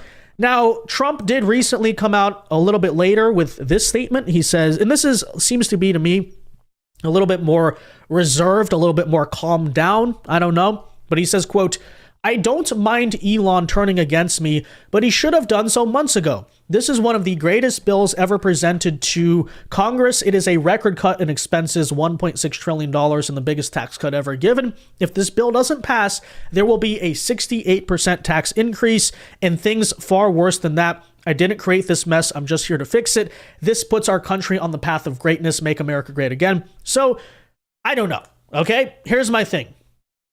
The idea that Elon Musk single-handedly, again, won the election or he is MAGA is not true. Okay, right? The administration, the movement's bigger than him. Now, that said, it is tragic. It is unfortunate. This is not something you want to see happening. And hopefully in some way cooler heads prevail. And I don't know if you're ever coming back after the Epstein comment, maybe they do, who knows, right? But, I'm sorry, I didn't mean it. I don't know. I just accused you of being a PDF file, but it didn't mean, I don't know.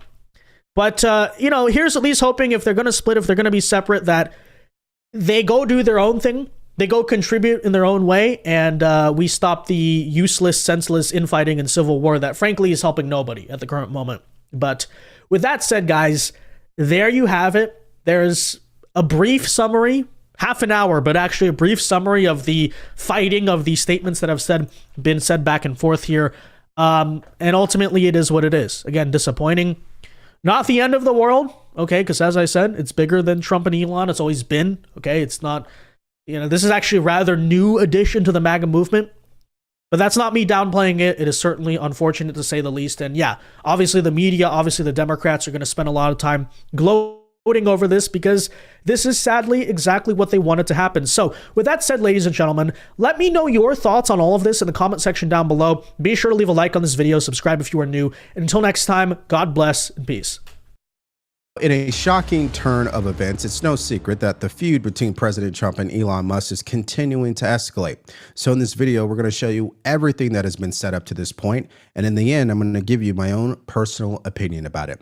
Let's start with a summary first. The bromance between Elon Musk, the world's richest man, and President Donald Trump seems to be coming to a rocky end.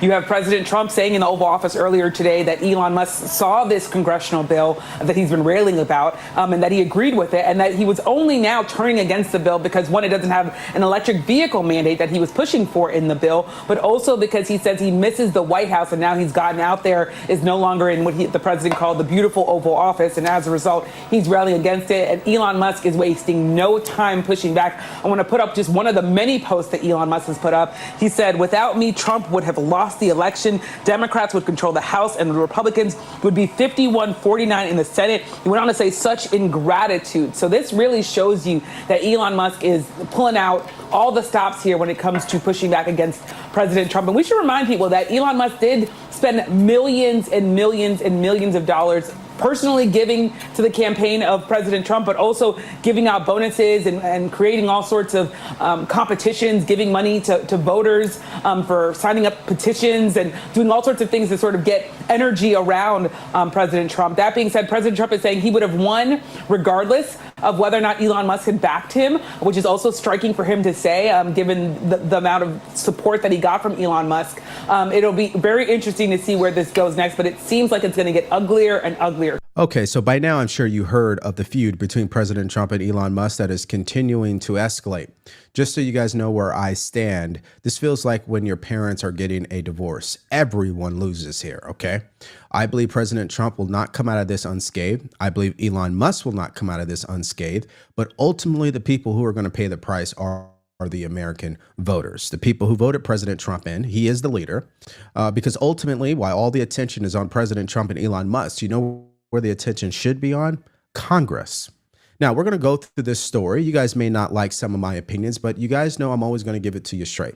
Now, let's first hear what President Trump just said this morning about Elon Musk when he responded publicly to his statements. Take a listen. But I'm very disappointed because Elon knew the inner workings of this bill better than almost anybody sitting here, better than you people. He knew everything about it. He had no problem with it. All of a sudden, he had a problem. And he only developed the problem when he found out that we're going to have to cut the EV mandate, because that's billions and billions of dollars. And it really is unfair. We want to have cars of all types. Electric, we want to have electric, but we want to have a gasoline, combustion. We want to have different. We want to have hybrids. We want to have all. We want to be able to sell everything. And when that was cut, and Congress wanted to cut it, he became a little bit different. And I can understand that. But he knew every aspect of this bill. He knew it better than almost anybody. And he never had a problem until right after he left. And if you saw the statements he made about me, which I'm sure you can get very easily, it's very fresh on tape, he said the most beautiful things about me. And he hasn't said bad about me personally, but I'm sure that'll be next. But I'm very disappointed in Elon. I've helped Elon a lot. All right, so Elon Musk did fire back at the president, and he said this: false. This bill was never shown to me even once and was passed in the dead of night so fast that almost no one in Congress couldn't even read it. Now, number one, there is truth to that because Marjorie Taylor Greene even confirmed she didn't even read the bill, and if she had read the bill, she would have voted no. Point number two, President Trump stating that Elon Musk is pissed off because of EV mandates, that's actually wrong. Elon Musk, there's multiple videos, multiple interviews, multiple official statements advocating to get rid of EV mandates. He's actually in support of that. And number three, nobody wins here, okay? This continued spat between these two only hurts the American voter, people like you and me, right? We want them focused on priorities, moving the needle, delivering the agenda, not taking your beef onto social media and going at each other in this way. And here's an example of that. Here's Elon Musk saying, without me, Trump would have lost the election, Dems would control the House, and the Republicans would be 51-49 in the Senate. He followed up by saying, such ingratitude. Now, of course, there's people that disagree with this. I think it was a collaborative effort between RFK Jr., the Maha movement, MAGA, of course, Elon Musk, Joe Rogan, by the way. Let's not forget that. But I think the ultimate thing here, it's Kamala Harris. I think she was the X factor. There's no way anybody would ever elect her at all. People would rather vote in Trump than her 99 out of 100 times, okay? And that's not taken away from President Trump or anybody, but I do think that is worthy to say. Now, I think this has gotten to this level because there's something that Elon Musk is missing. Take a listen to what MSNBC just said. I think what's interesting here is that as innovative and successful as Elon Musk is as a businessman, he seems to be rather politically naive. The Republican Party and Donald Trump, neither of them really campaigned on bringing the federal debt under control. They didn't campaign on entitlement reform. They didn't campaign on across-the-board tax increases. They've talked about waste, fraud, and abuse, which anybody who follows budgeting knows you should get rid of, but it's nowhere near. I mean, it's like a drop in the bucket when it comes to dealing with a $37 trillion debt. And so if he thought that the Department of Government Efficiency or discretionary spending cuts was going to get it done, then he didn't understand the budget. And he also apparently didn't understand that political loyalty with President Trump runs one way. The way it's good for Trump and not necessarily good for everybody else involved. It's just the way he is. And if Musk would have done his homework, he might have realized that. That is the main point here. Elon Musk is politically naive to Washington. No question. It's just like the way President Trump was in his first administration. Even he admitted that out loud. But the bottom line here, folks, is as long as they have a phone in their hand, both of these gentlemen, they're going to continue to fly off the handle and say things as an emotional reaction. And that's what I don't like about this entire situation, especially when President Trump posted this. The easiest way to save money in our budget, billions and billions of dollars, is to terminate Elon Musk's governmental subsidies and contracts. I was always surprised that Biden didn't do it. Now, circling back on that point that Elon Musk is politically naive, take a look at Tesla's stock. It has dropped 14.26% since Elon Musk came out against President Trump this morning. And what did Elon Musk say in response? In light of the president's statement about cancellation of my government contracts, SpaceX will begin decommissioning its Dragon spacecraft immediately. Understand what the Dragon spacecraft is. This is what they use to transport astronauts to space, the International Space Station, back and forth. It's the same aircraft that was used to rescue the stranded astronauts that happened earlier this year. Now that you guys seen this feud play out between President Trump and Elon Musk, let's see how Republicans are reacting, starting with Speaker Johnson. Here's what he said. Conversations with You've already it's ongoing. You spoken this morning? No, I'm going to call Elon right now. Could I ask? Economy work, making the border secure, making energy dominance a big thing again, and that's what our bill's going to do, and that's what I'm focused on, and the really important things in life. Okay, this is my chief of staff's baby. He said that you've changed. He criticized Elon said I've changed? He said, No. yeah, you used to be concerned with the deficit. You no longer. I responded to that. I'm the same guy that's always been a deficit hawk, and now I'm the Speaker of the House, and I'm working on a multi-step plan to reverse the fiscal insanity that has haunted our country. We're going to get back to fiscal responsibility, and this is the first step of many. It's a multi-step process.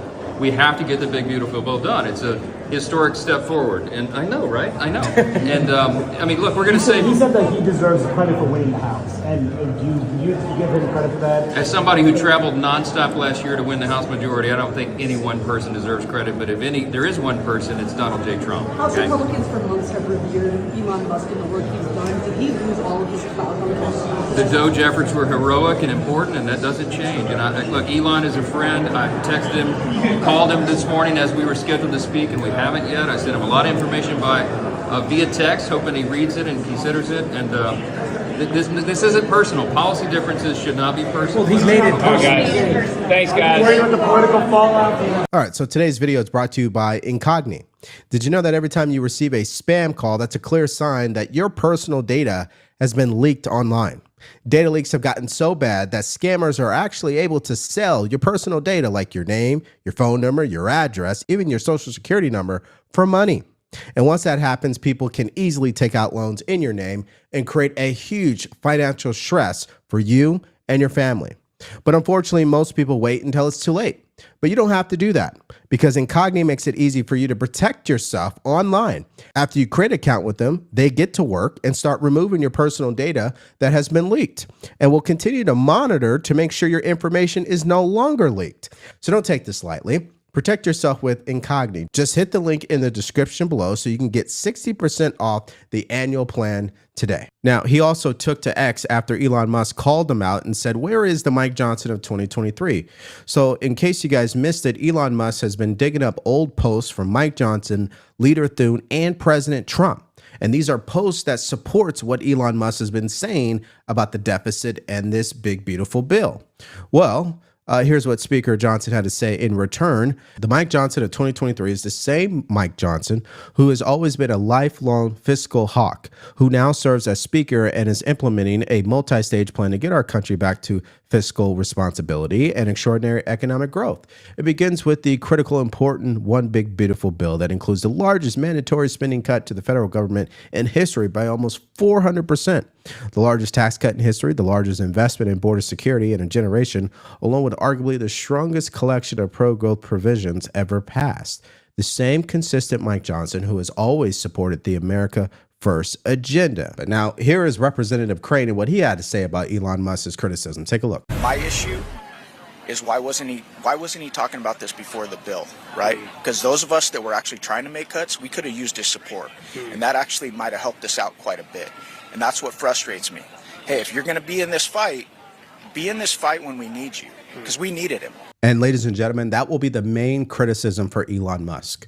Every time he comes out and he criticizes President Trump or the administration, even the big, beautiful bill, the main pushback should be, hey, Elon, where was this energy at a month ago, 2 months ago?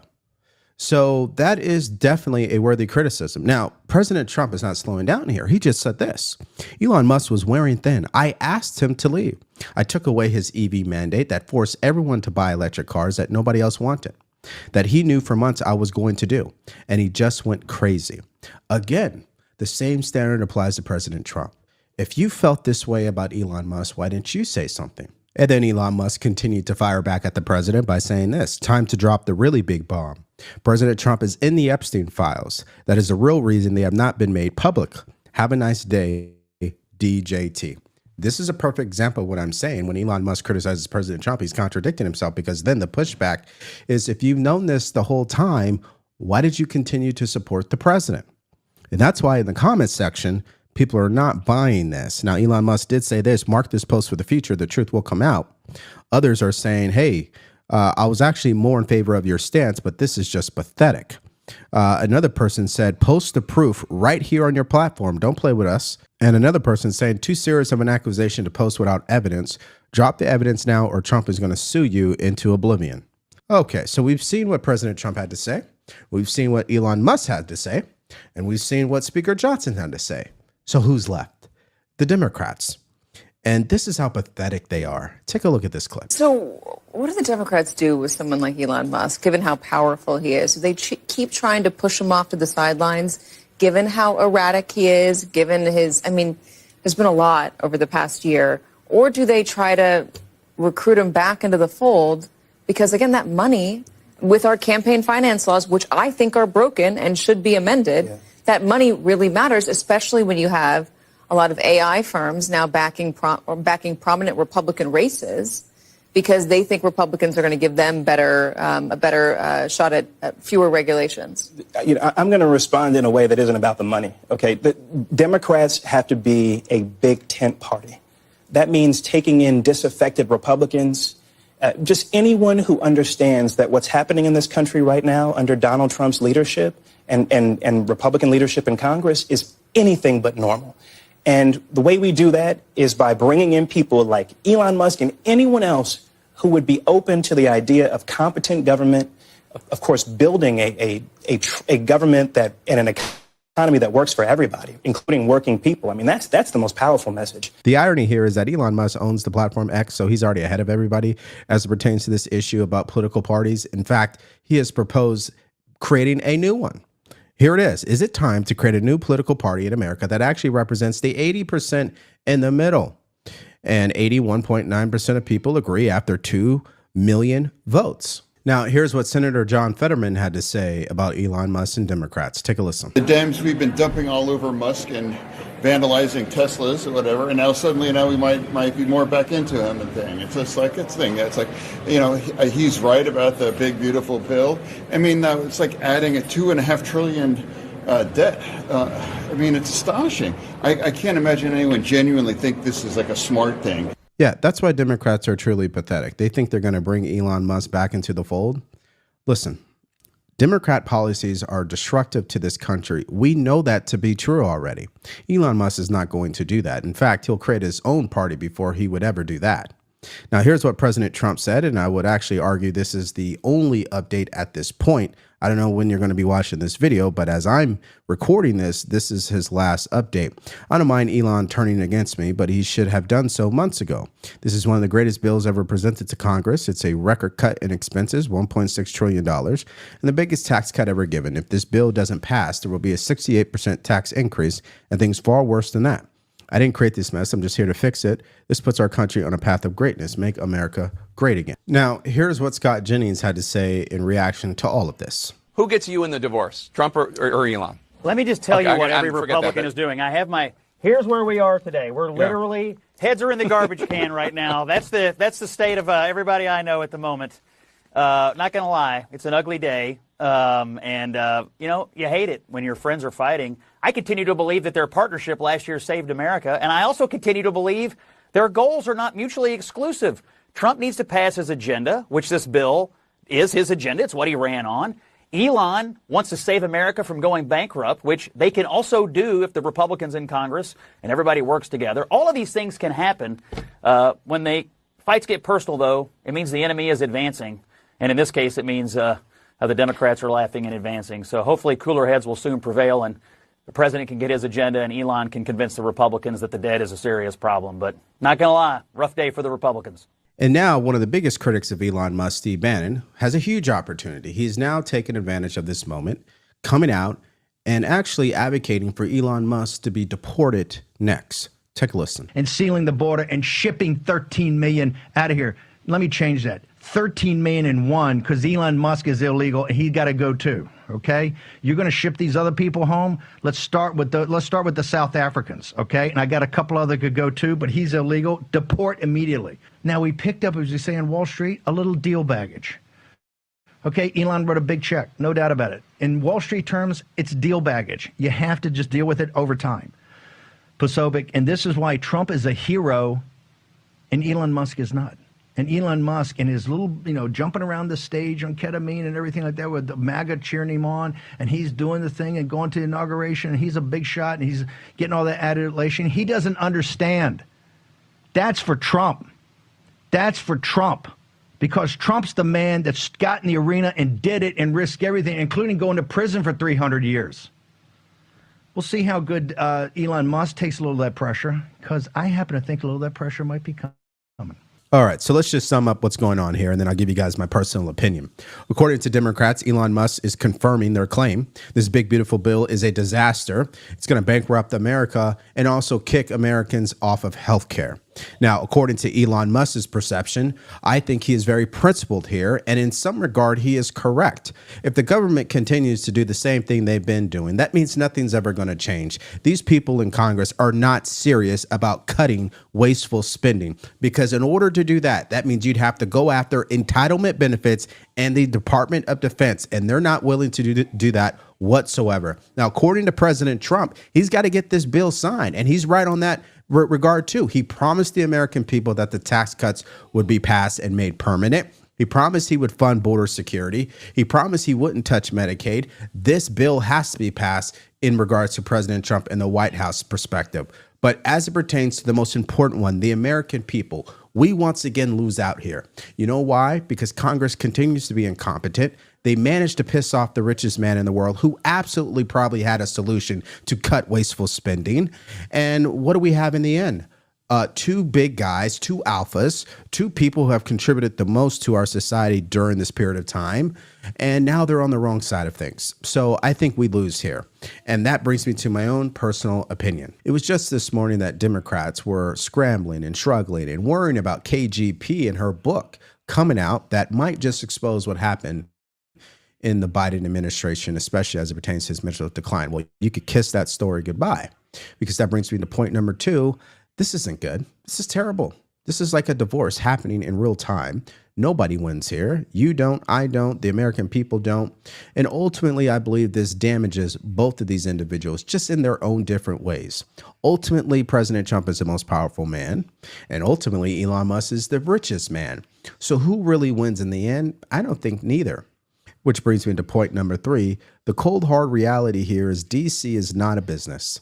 And unfortunately, they have a way of doing things that I think alienated Elon Musk. I think President Trump had to side with his administration. I think he had to side with his cabinet members over Elon Musk. I'm sure Elon had a way of doing things that I think in the end actually would benefit the American citizens. But once again, Congress, they cannot help themselves. So as we have been talking about Elon Musk and President Trump through this entire thing, who are we not talking about? Congress. And now I want to get your guys' reaction in the comment section below. Who do you agree with? Who do you disagree with? What's your overall perception of how this thing took place? What do you think was actually the falling out point, I guess, for Elon Musk, or the breaking point? What do you think actually caused it? I'm not looking for you to identify who's right or wrong. I just want to get your most authentic response to all of this in the comment section below. Now, it was yesterday where we had some other breaking news stories where 2 federal judges ruled against President Trump, one that had to do with sex changes for prisoners, and the second that had to do with the wife and children of the alleged domestic terrorist who committed that heinous act in Boulder, Colorado. If you missed out on both those stories, all you have to do is click on that video because it's coming up right now.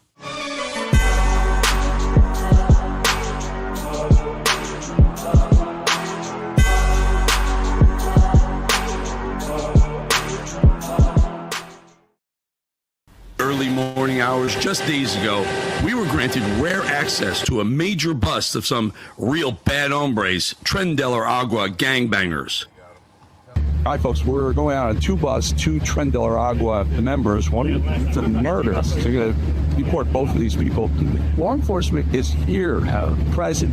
This is what we voted for. This is what we paid for. This is what we wanted.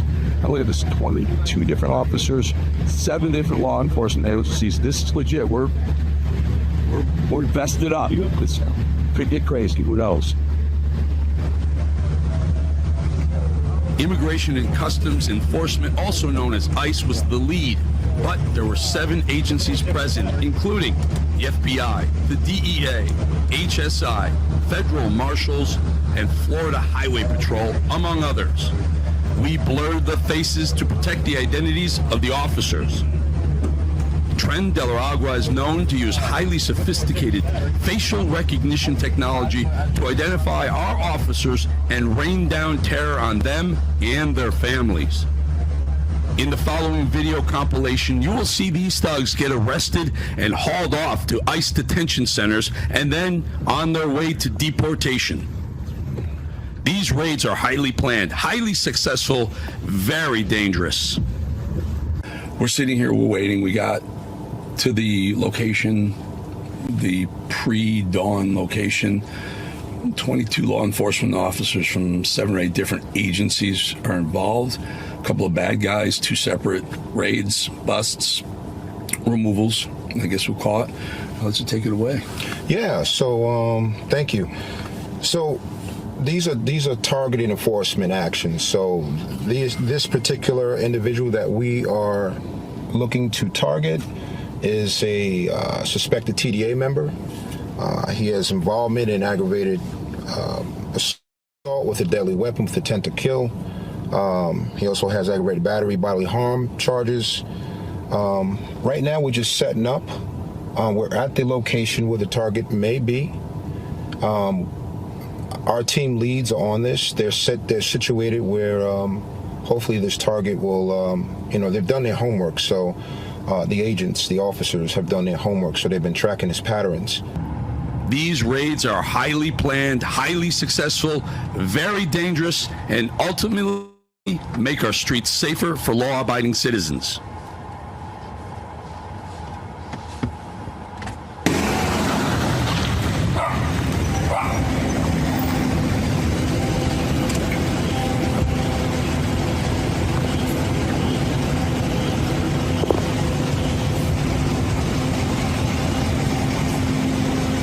this day, 2 TDA gangbangers would be busted.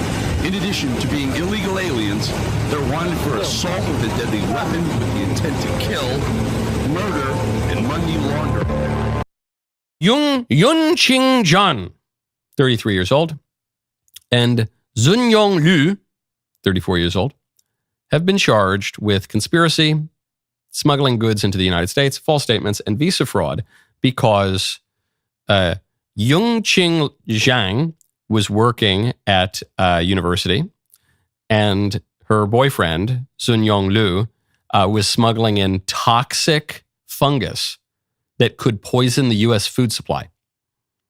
And apparently what they were going to do was work on these pathogens at the university. This is the University of Michigan, and they might have already been working on it. At least Jan is the girl, and Lu is the guy. I'll try to remember that because they both sound like men's names, John and Lu. But in any case, Jean was the girl. She might have already been working on it. Lu, when he tried to come into the country, was turned around at the Detroit airport. He was just sent back, and they abandoned his poor girlfriend. His poor girlfriend, I guess, has been arrested. Why? Why are the Chinese sending students to bring toxic fungus to American university campuses? First of all, most things on university campuses are toxic today. So had the fungus made it, it would have fit in just fine. But the reason that the CCP is trying to bring fungus to the campuses is to work on it, to investigate it. You know, there are a lot of scientific instruments available to them to work on this, and presumably in case they need to use it. These guys have ties to the Chinese Communist Party, as do many students of Chinese origin who are at American universities, which is why Marco Rubio is going to revoke a lot of their visas. Why is the CCP targeting campuses? Because the CCP understands something that American liberals have understood for many decades at this point, and that conservatives need to figure out, which is that the campuses matter.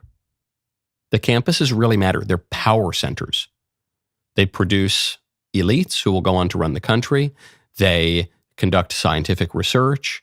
They are a nexus for powerful people coming out. They matter, okay? And the conservative view, and I've heard many conservatives say this, and I've heard relatively few state the opposite opinion, which is they'll say, oh, who cares about those stupid campuses? Let the left have them.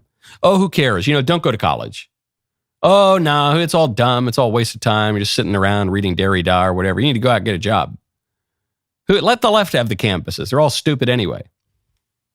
That's not the CCP's opinion. That's not the American left's opinion. The American left worked doggedly to take over the university campuses because they realize it's powerful. And so, if conservatives want to do anything, we need to exert a little power in those areas. We need to exert a little control. We need to make sure, as President Trump is demonstrating beautifully in the case of Harvard and other schools, but especially Harvard, we need to make sure that the mission of the university is ideally in line with our national and political mission, but at the very least, not totally contrary to it. This is not, the toxic fungus is not the first time the Chinese have tried to take over American universities. They had the Confucius Institutes. They continue to fund the universities through the tuition of their elite children and through all sorts of other grants. And they buy them off because they know they're very powerful places. And conservatives should play that game too. Now, speaking of young people, a marvelous, marvelous essay by my friend Madeline Kearns, who's been on this show a number of times. Maddie Kearns writes in the Free Press how Catholicism got cool. Young Americans and people around the world are flocking to the Catholic Church. The Free Press spoke to them to find out why. This is not surprising. A lot of you have noticed this. There is a return to faith broadly. The declining Christianity of the past several decades has leveled out, but there is a turn toward Catholicism in particular. Why? Because young people, many if not most of whom have been raised without religion or without conscious religion, want something solid.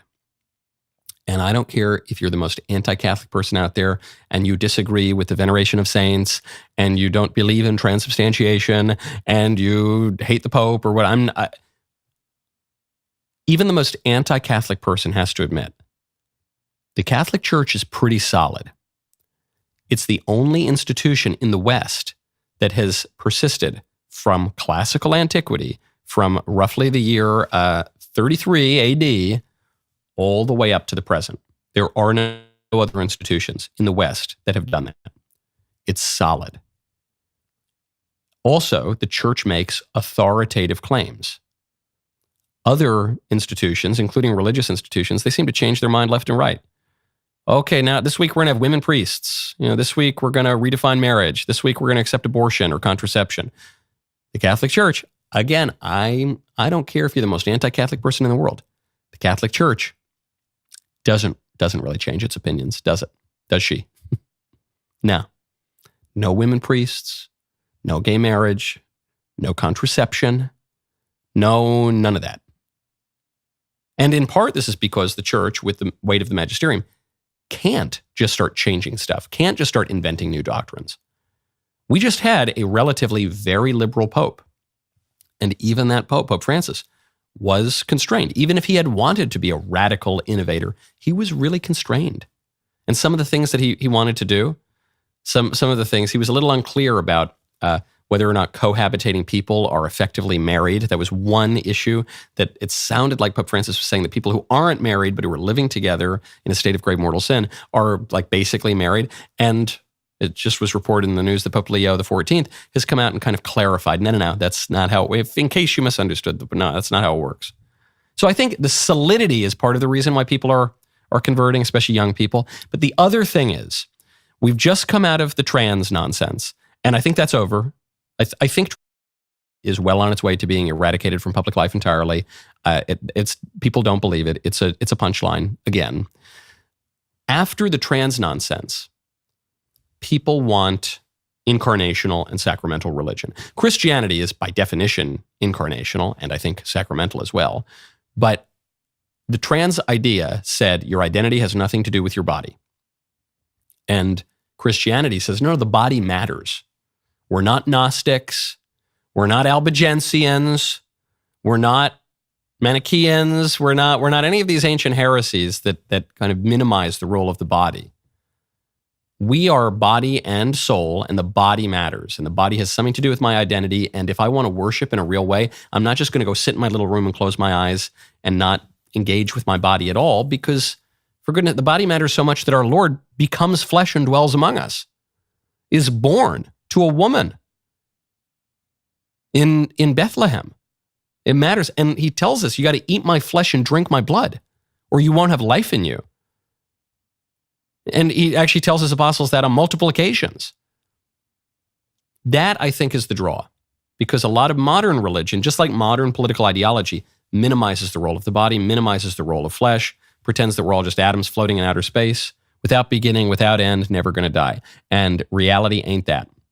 Very good stuff.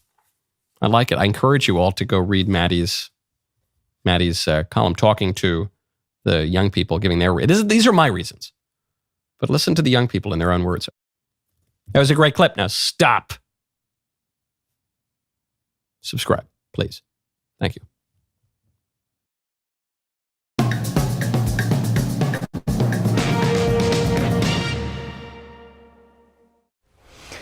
Hello, America. Tonight, we're in West Palm Beach, and I want to get into something that has been in the news almost every day for the past month.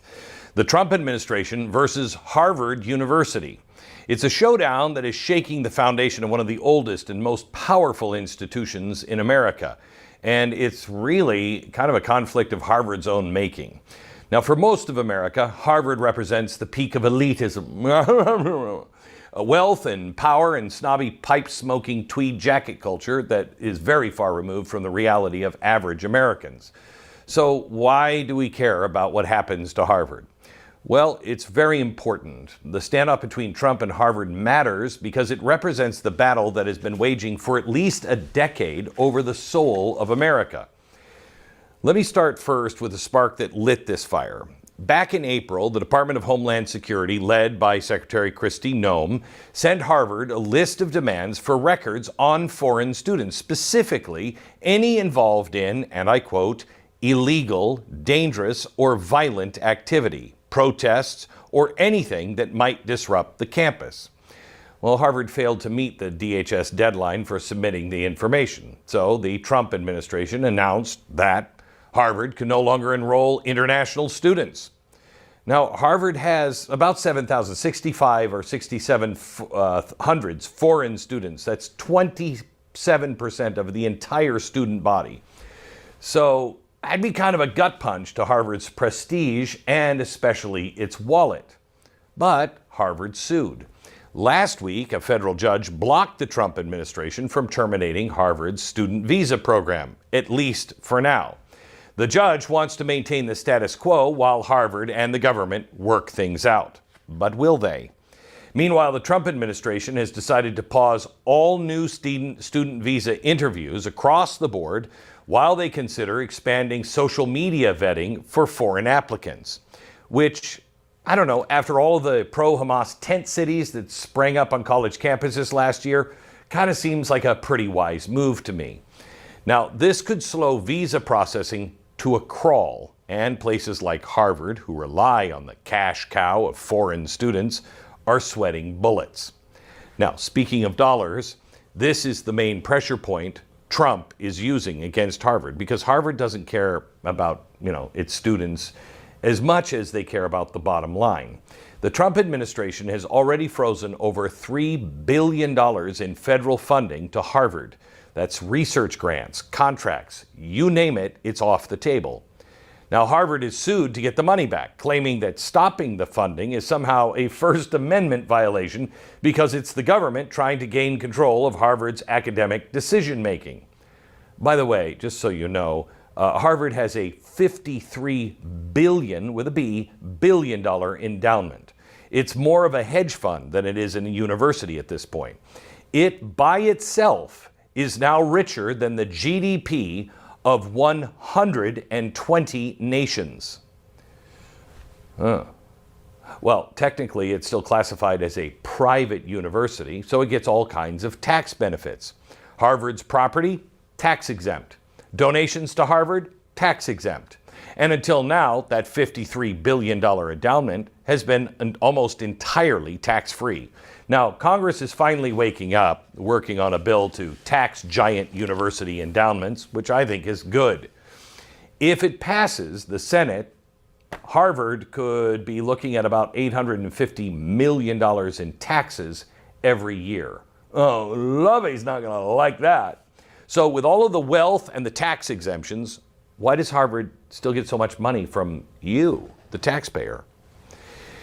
Well, it's actually something that Eisenhower warned about in the 1950s, and it started in World War II. The U.S. government started leaning on universities for research projects, including the development of the atomic bomb. And of course, once the federal spigot is turned on, it rarely gets shut off. So the research projects ballooned for decades, to the point that Harvard rakes in billions of your tax dollars from government agencies. It's now so bloated that it includes vital research like $50,000 project to study the effects of coffee drinking. I don't think I need a study on that. This is why Harvard is so cozy with Uncle Sam. When the left was in charge, the gravy train never was going to end. But now things are about to change.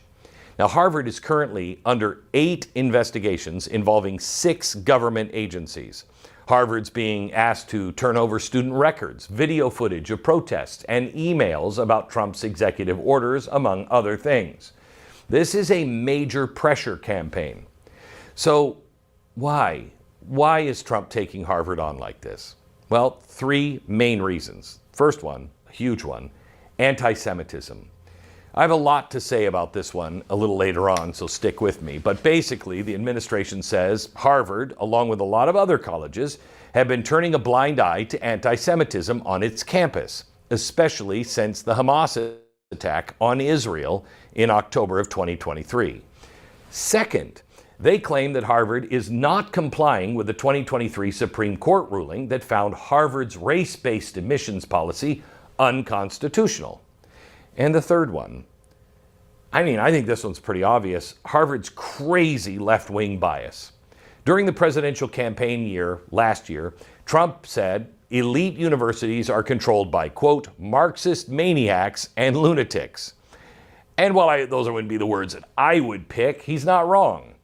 While the First Amendment might not be able to change that reality, the power of the federal money just might.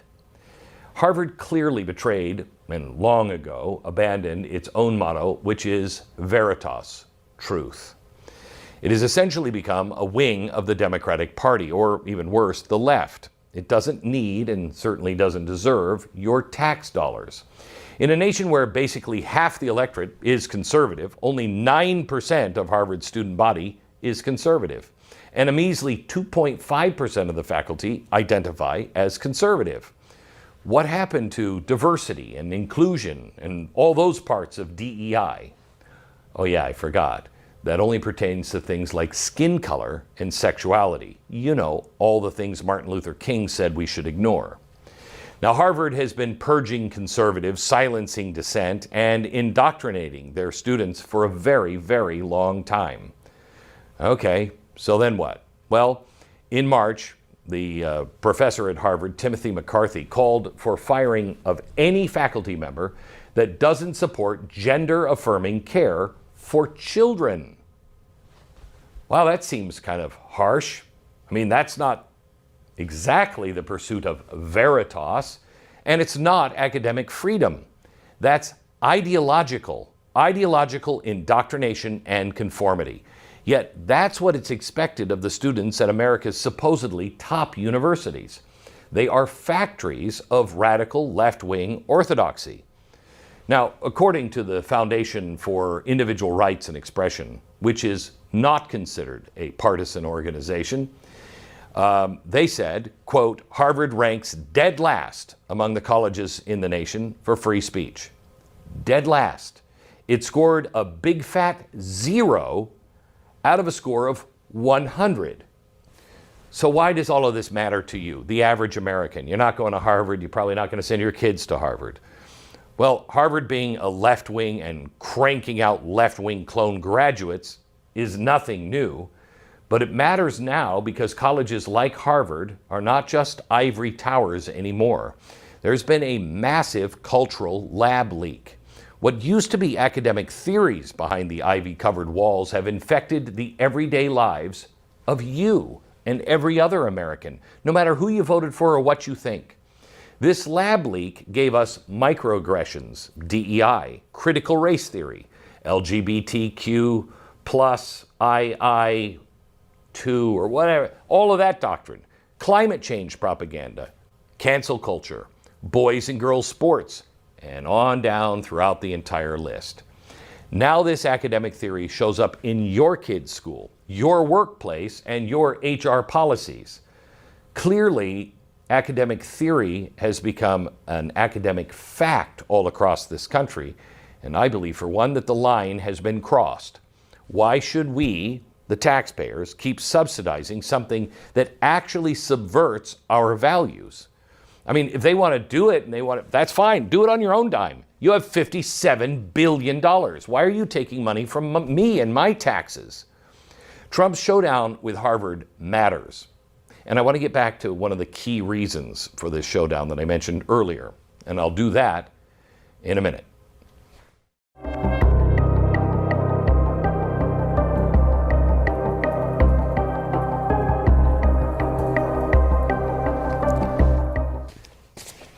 Well, welcome to you, Woketopia, citizen. Your current wireless provider would like to welcome you to your new home, where free speech is canceled, tax dollars go to abortion abroad, and a chunk of your phone bill funds all of it. Please enjoy our state-improved entertainment, government-aligned political donations, and of course, your mandatory monthly payment to continue living in this brave new phone plan. Or you could not participate in any of that. I mean, I don't care. If you want to send your money there, that's fine, but I thought I was sending my money to Verizon. I didn't know I was actually sending my money through Verizon to Planned Parenthood. Patriot Mobile is like a passport back to common sense, a company that shares your values, supports the Constitution, and donates to pro-life, pro-freedom, and first responder organizations. The coverage is really, really good. The service is strong. And unlike your old carrier, they don't think you're the problem with America. So cancel your residency in Woketopia. Switch to Patriot Mobile. Patriot Mobile. Start living in a country that still makes sense with mobile service that you love and is not working every time you make a phone call or you text somebody. They're working against you and your values. Right now, go to patriotmobile.com/Beck or go and call them at 972-PATRIOT. 972-PATRIOT. Get a free month of service when you use the promo code Beck. Switch today. patriotmobile.com/Beck. 972-PATRIOT. What does the research dollars have to do with the way students treat each other on campus? It doesn't have anything to do with it's been long one established that when you're getting federal taxpayer dollars, that there are going to be strings attached to that. It's been similar with other Democrat administrations and And other so schools, what too. does the university want Harvard to do? Well, I think they probably want Harvard not to be hostile to Jewish students But as a starting point. that's not what they've said. As That's Larry not what they've Summers said. himself, actually, I think it is what Trump has said. How amazing is that? Here's a black woman who doesn't understand withholding dollars because of the mistreatment of students because of who they are. I mean, she doesn't get it. What does mistreating Jewish students possibly have to do with getting federal money? I don't know. One of the main reasons the Trump administration is confronting Harvard is because of the anti-Semitism that they and plenty of other American colleges have allowed to fester on their campuses. If this were happening to African Americans, would you allow it? After Hamas launched its brutal, evil attack on Israel on October 7, 2023, Ivy League campuses, supposedly bastions of enlightenment, erupted in pro-Hamas protests. Okay, Columbia, Harvard, Yale, and others featured the constant "from the river to the sea" chant. What is the river to the sea? That is calling for the total destruction of all Jews. It means from one end of the country to the other end, from the river to the sea, all the Jews are out. There is no Israel if it's river to the sea.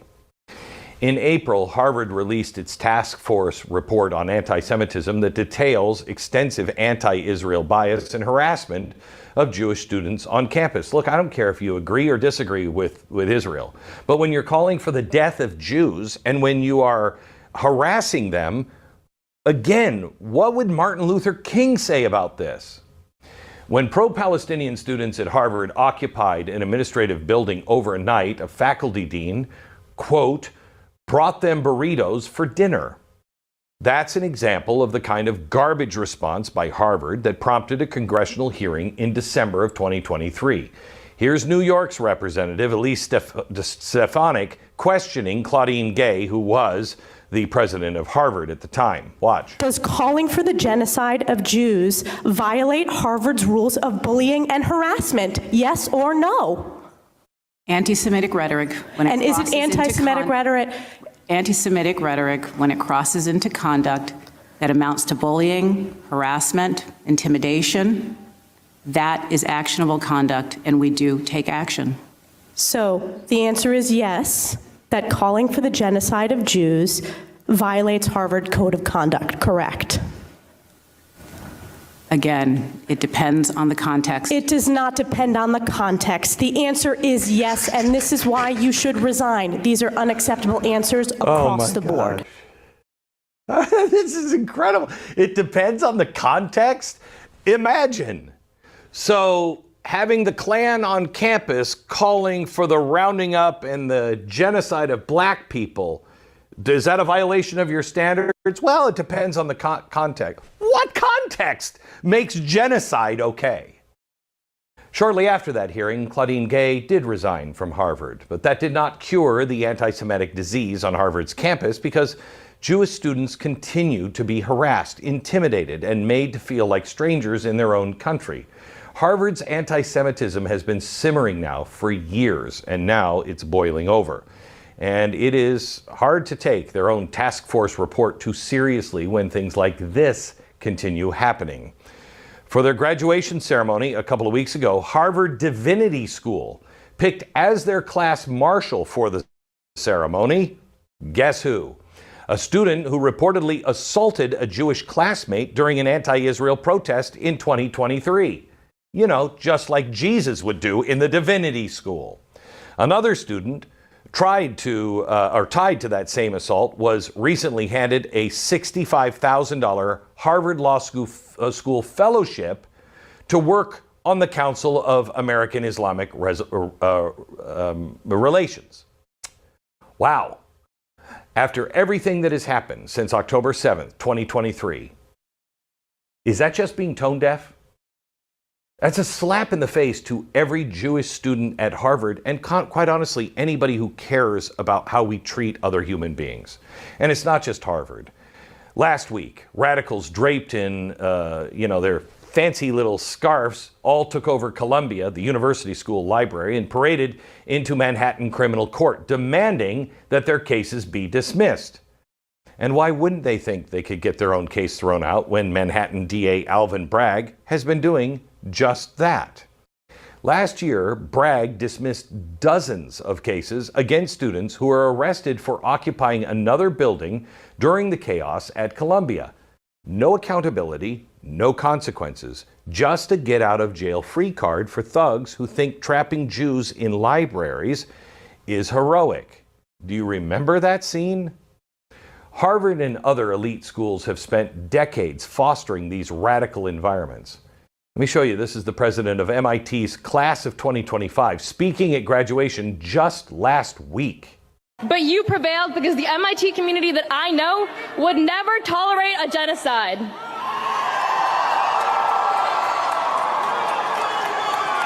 Right now, while we prepare to graduate and move forward with our lives, there are no universities left in Gaza. We are watching Israel try to wipe Palestine off the face of the earth, and it is a shame that MIT is a part of it.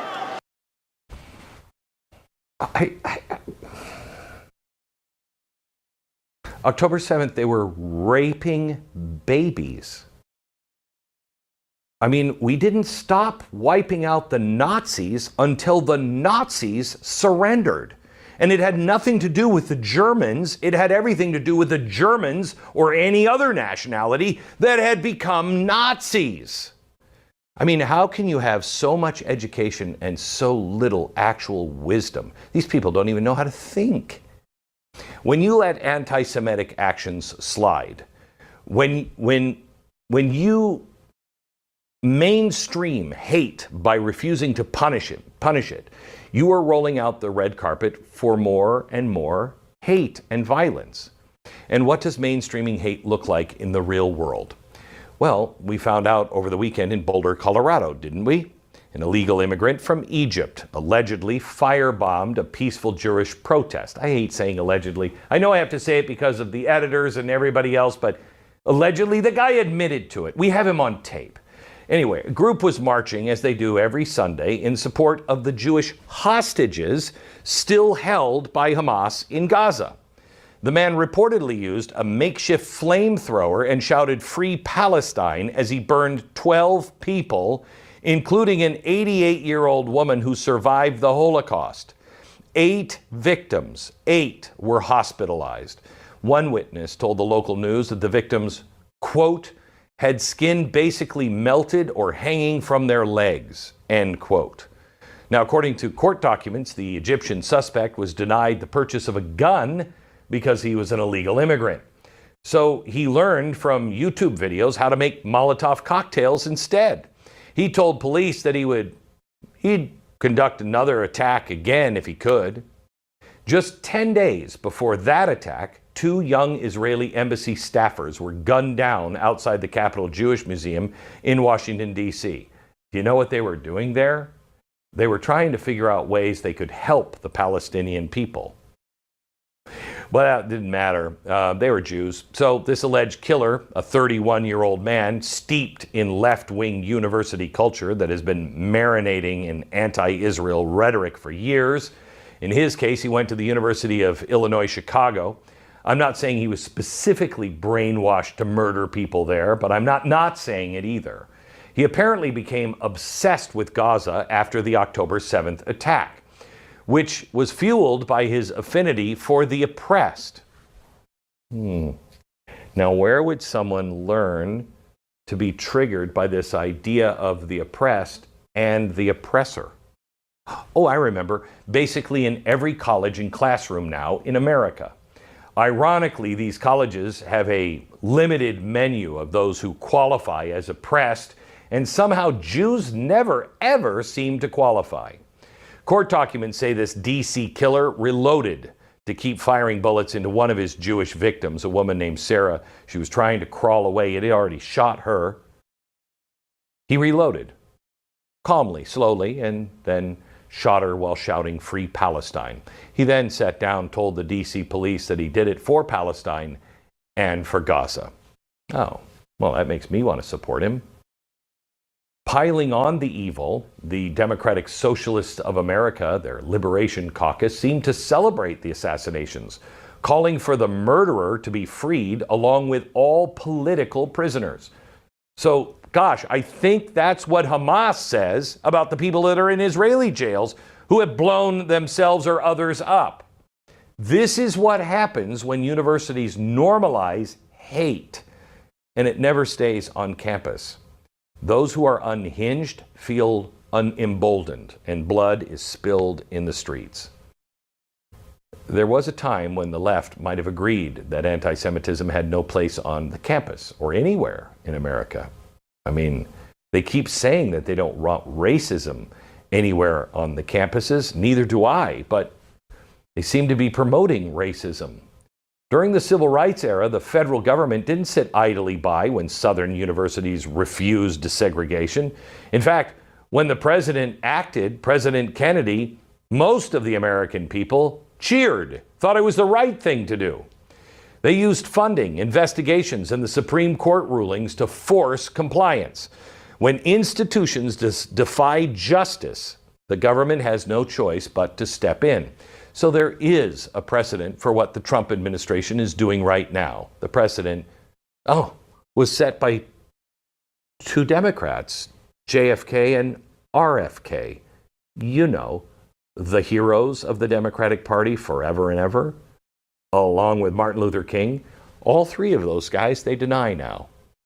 Harvard has been playing footsie with anti-Semitism while raking in billions in taxpayer dollars. Now they're facing the consequences, and they don't like that. But this fight is much bigger than just Harvard. It's about whether our universities will be incubators of hate or beacons of truth. The Trump administration is drawing an important line in the sand. We cannot let foreign students or anyone turn our campuses into cauldrons of anti-Semitism or hate. You don't get to come to America as a guest on a student visa, spew your hateful rhetoric against Jews or America. You don't get to trap Jewish students in a library. You don't get to crash the university president's office or set up tent cities calling for Israel's destruction. That's not free speech. That is incitement. In just the last 2 weeks, we've seen where this leads: terrorism and murder in our own streets. Okay, I'm going to take a quick break, and then I'm going to give you some more perspective that I don't think you're going to want to miss, because it's actually not coming from me. Ben Shapiro joins me next.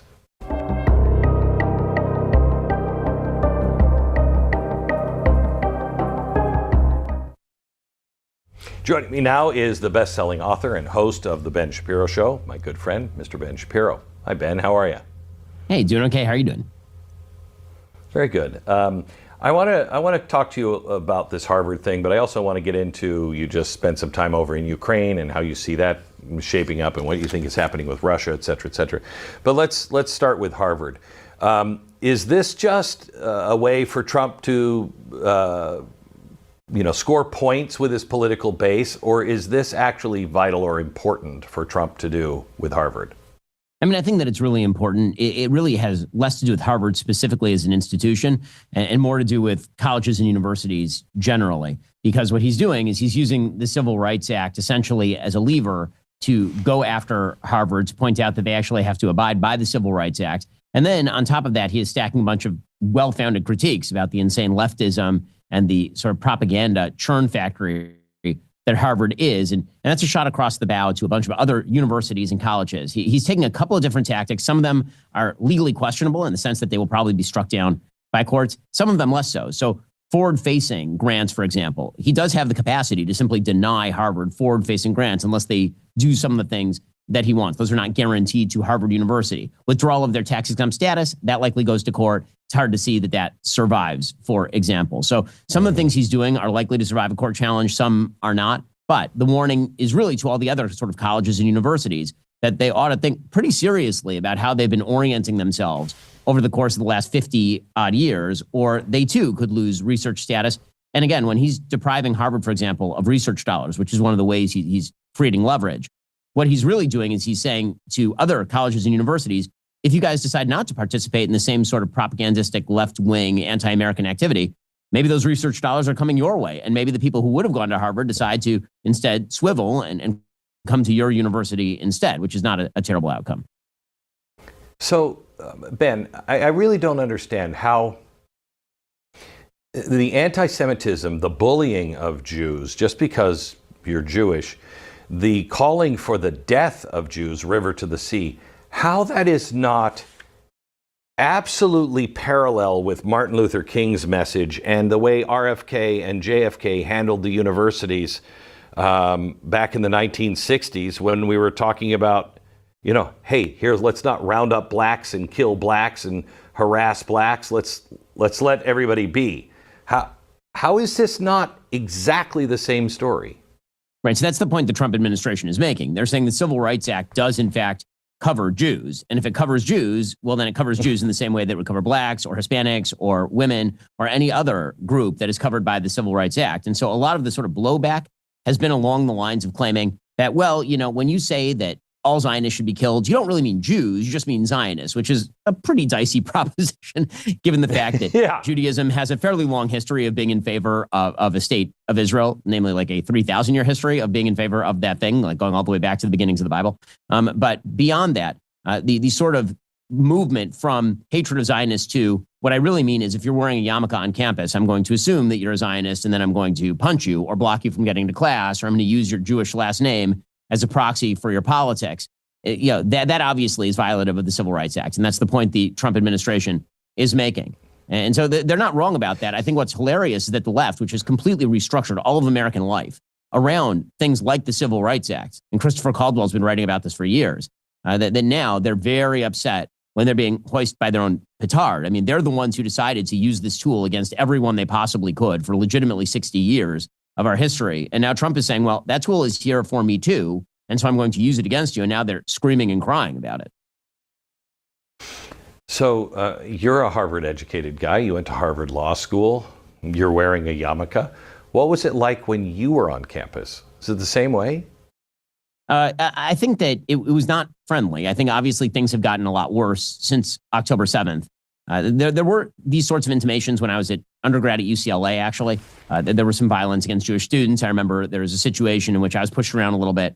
The question as to whether it rises to the level of systemic discrimination, which is what is required by the Civil Rights Act, as opposed to sort of, anecdotal discrimination. That's really the question here. And it certainly has. A kid named Shabbos Kestenbaum, who was a far leftist and now is a Trump supporter and actually spoke in favor of President Trump during the last election cycle. You saw him at the RNC. Shabbos is a student, I know him, at Harvard, and he was pushed around. All his friends were pushed around. And the levels of discrimination that the administration were engaging in are in fact quite real. And obviously that crosses paths with a lot of other sort of conservative ideas about what should happen with Harvard. And so people are saying, well, Trump's just using this as a front to go after Harvard. Well, I mean, even if that were to be seen to be the case, that doesn't change the fact that Harvard is in fact violating the law. So if Harvard is violating the law, then whatever consequences are stacked on that are very real consequences. And President Trump is right to go after them, whether the anti-Semitism is sort of the foot in the doorway of going after the university more broadly, or whether, it's just the anti-Semitism issue alone. What do you say to people who say, I mean, I saw this one researcher, I lost my $60 million because of this, and I was about to cure, tuberculosis in children. What do you say to those people? I mean, what I would say to those people is, why aren't you putting the pressure on the administration to abide by the law, as opposed to the Trump administration to continue passing money to the university in violation of the law? That's really the question. Which direction are you pressuring? Because if those researchers want their grants, what they really should do is they should go to the administration And they should tell the administration to look for an off-ramp. There are other universities that have. Columbia, for example, has been attempting to look for an off-ramp with the Trump administration for several months at this point. And there's been some talk at UCLA about looking for an off-ramp with the Trump administration. Harvard has taken the position that they're not going to negotiate, that they're not going to be pushed around, and then consequences will attend. And again, this sort of idea that the only scientific institution in America is Harvard is obviously untrue. If the money moves over to another Ivy League school, some of those researchers presumably will move over to where the other Ivy League school is doing its research. You know, it's amazing to me because when you think of, the Klan, you think of undereducated, white guys in the woods. When you think of anti-Semitism, you think of the elites and you think of the universities. Columbia was like this back in the 1930s. I mean, they were excuse makers for the Nazis, had high-ranking Nazi officials speak at the university. I mean, this is nothing new. What is it with the universities and Jews and anti-Semitism? Well, certainly in the modern iteration, I think that it's part of a broader, overarching anti-American, anti-Western philosophy that basically says that anybody who is successful in life is a victimizer, anybody who's unsuccessful is a victim. And Western civilization is a victimizer because it's successful, and other civilizations are victims and exploited. And when you take that to the context of the Middle East, Israel's successful, its opponents are not. That means that Israel must be an exploiter. And when you take that to the context of American life, then Jews sort of violate all the rules. Because on the one hand, Jews are, by the statistics, one of the more put upon groups in terms of, for example, hate crimes, but Jews also happen to be more statistically wealthy, higher income, better educated than sort of the average. And so they violate the matrix that the left has created for every group, right? If the idea for the left is lack of success equals you have been exploited and victimized, then what that means is that Jews violate that because Jews are disproportionately successful, just economically speaking and educationally speaking, and yet they are also disproportionately victimized in terms of hate crimes. That means that actually they can't be victims. That means, in fact, they should be victimized. They must be secret victimizers, which means they sort of deserve anything they get. And this is what I say to people who are not Jewish and not concerned about this issue. I totally get it. Why would you be concerned about this issue specifically? It's not about that. There's a reason why the people at Harvard who are protesting in favor of Hamas and blocking Jews also hate white people, also hate America, also hate Christians. Right? The idea is that the whole system is corrupt and bad. And anybody who's a disproportionate beneficiary of the system constructed the system for their own benefit. And by that, they don't just mean Jews. They mean anybody who's successful. That means, if this is why you'll hear the same people declaiming about Jews who are talking about white privilege. It's the same exact people. Right. I would think that you might notice that if you're going to Harvard or you're educating students at Harvard, you're the most successful in the academic world. You would think that that would apply to them too. Somehow or another, they miss that. No, I think they buy extra legitimacy from their friends by dissociating from their own level of success. So what they will say is, yes, I am privileged, right? I'm the person who got through the system, but that doesn't mean that I'm blind to the predations of the system. Like, it makes them even more wonderful, and it makes them even more morally righteous, right? You saw this from Michelle Obama, right? She goes to Princeton University and gets every opportunity, and then writes her thesis at Princeton University about how Princeton is racist. And it's that sort of mentality writ large. So let me tell you something I'm concerned about. I was talking to Alan Dershowitz today, and we were talking about how he believes that the Supreme Court in the future, and he's not for this, I'm not for this, but he's warning that he thinks the Supreme Court is going to start to look at free speech differently, that we're going to have some more limits on free speech because of safety. What do you think of the argument from some that this is Trump just limiting the free speech at Harvard University? Well, again, the case that I'd make is that if you believe that Trump is limiting free speech at Harvard, then what you really should be blaming is the Civil Rights Act that he's invoking, not President Trump. I noticed you were all very happy to limit the free speech of every conservative on campus.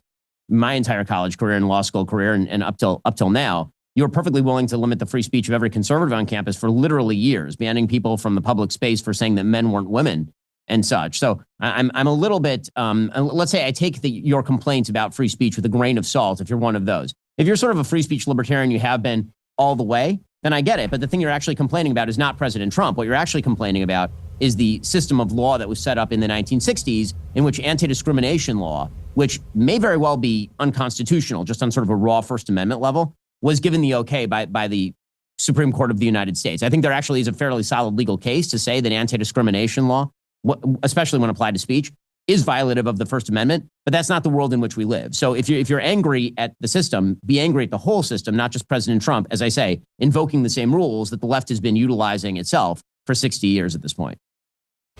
With chaos that is on the rise in seemingly all sectors all around the world, especially the West, are you concerned at all about this, the possibility of the Supreme Court starting to say, we need more security, so we're going to have to limit speech? Because if you don't like Israel, you don't like its government, you don't like its people, fine, you can say that, but not incite people. I don't like it, but I don't expect to live in a world where I like what everybody says. Are you concerned that we could be headed towards a real clampdown on free speech if this violence and everything else starts to really rear its ugly head? I mean, I've been worried about that for a very, very long time, actually. But I think that we ought to sort of distinguish between iterations of free speech and what we mean when we talk about them. So if you're talking about the application of the Civil Rights Act on campus, you are talking about the specific application of a federal law that creates a discriminatory environment, which the Supreme Court has said is not a speech issue. Now, again, I may disagree with that. You may disagree with that. That's what the Supreme Court has said as far as free speech. If what people are complaining about for Trump is, why won't you allow this visa holder to hate America? And Marco Rubio is saying, well, we can deport that guy. He's a guest in the country. We don't need to have somebody who hates America. To me, that's just common sense. I don't see why free speech to that extent needs to apply to people who are not American citizens or even green card holders. And I think that is just good policy. If what you're talking about is, should any American citizen be allowed to criticize whomever they want? Of course, the answer is yes. And there is a difference in the law between that and incitement, which is to say, you should go kill X. If you say you should go kill X, that's incitement. Right. It's a violation of the law. That's not the same thing as saying, I really hate that guy. He's a schmuck. Right? That's not the same thing by any stretch of the imagination. More with Ben Shapiro in just a minute.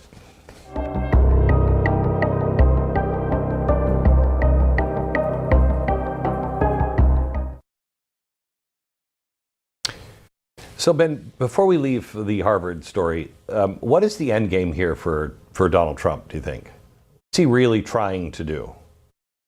I think what he's really trying to do is get Harvard to open itself up to criticism. And I think that he's pretty much said that. He's talked about everything from reconstituting the Harvard board to forcing them to acknowledge their levels of discrimination and take active measures in order to fix that. I think that, in the end, that's what it will come down to. Some deal will end up being cut between Harvard University and the Trump administration, because if not, then Harvard is likely to suffer the short ends of that stick. Regardless of what happens in the courts, Trump has an awful lot of means at his disposal that are well within the law to really harm Harvard, and he is going to use them, and frankly, he should. I'm always concerned about seeing things, and so far I'm not concerned because it is the Civil Rights Act that he's using.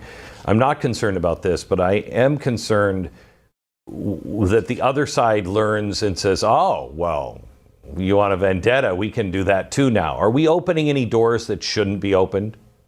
I think when it comes to what he's doing at the universities, probably not, because I think those doors have been open for a long time by the left. This feels more reactive by President Trump than as though he's doing something much further than anything the left has ever done with universities or tax-exempt status in the past. But like I'm not a big fan of starting to wield weapons that you don't know how they're going to be used once they're taken up by the other side. I'm not sure I see that too much with the universities. What I would hope, in the future, and this is true for a lot of President Trump's policies, I like a lot of the ends President Trump is pursuing. I wish the means were more calibrated toward achieving those ends, because I think that a lot of mess is being made that doesn't necessarily need to happen. And that's actually in some ways inhibiting his agenda rather than helping it. Speaking of weapons, and you don't know how they're going to be used, what happened over the weekend in Russia was stunning. I think war has changed forever. What's your take on that? I mean, first of all, just on a pure military level, it's a brilliant operation. To be able to plan and execute an operation where you're hitting simultaneously dozens of sites, plan that a year in advance, do it remotely, and be able to take out heavy weaponry of your opponent is an amazing feat of logistics just on its face. It obviously raises the risk every time you do this sort of stuff. It opens the possibility of people doing similar things against allies. You could see that sort of thing used against the United States by the Chinese in case of some sort of standoff over the Taiwan Strait. For example, I don't think it's Ukraine's fault if China were to do something like that. My guess is China has developed its own capacities that would surprise us. But obviously, it is a new technique, and we are in a new world of warfare itself, and that has been made very apparent over the course of the last couple of years for sure.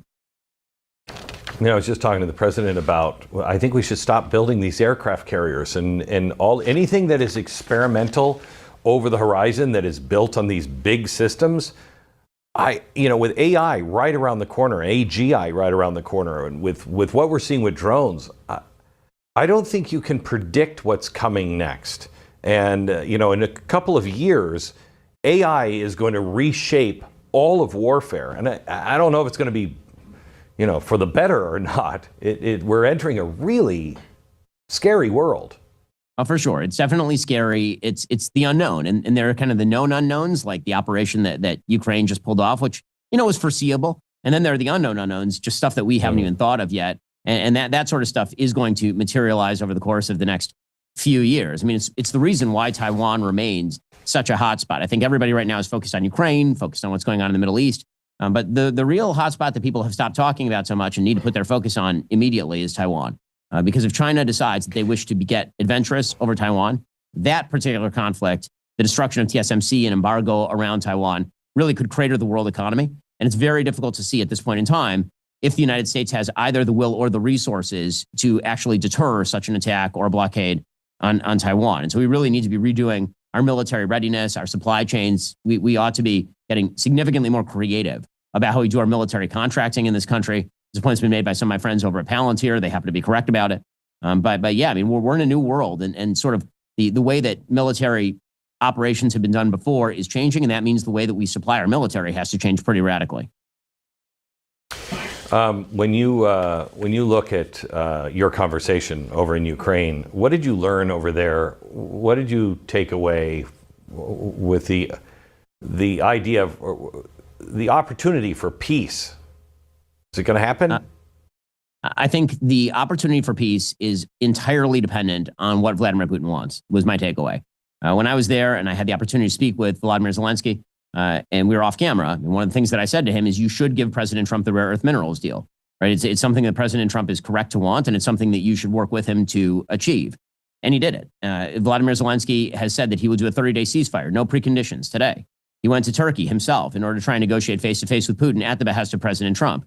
And so, I've yet to see a thing that President Trump is asking Zelensky to do, at least in the last month or so, since that really sort of that very confrontational tete-a-tete in the Oval Office. Since then, Zelensky has really backed down. And the question is, has Putin evidenced any desire whatsoever to back down on any front? And that's the thing where I'm still waiting to see any moves by Vladimir Putin that suggest that he's ready to end the war. I think Putin right now believes that he can simply outlast. And his plan is pretty simple. If he can outlast American support, there actually is a gap in armament supply between a curtailed American supply and a revved up European supply. So we tend to think, okay, so we rev down the money, the Europeans rev up the money, the gap gets filled, we just don't have to pay for it. Great. The problem is that the weaponry that the Ukrainian military is built on is largely American-based weaponry. And so the replacement of that weaponry takes a while. It takes 18 months. And so in that gap, that would be the moment where Vladimir Putin could ramp up if the weaponry kind of went away. In the same way that in Afghanistan, the entire Afghan military was based on American overflights and Overwatch. And then we removed that and the military just disintegrated.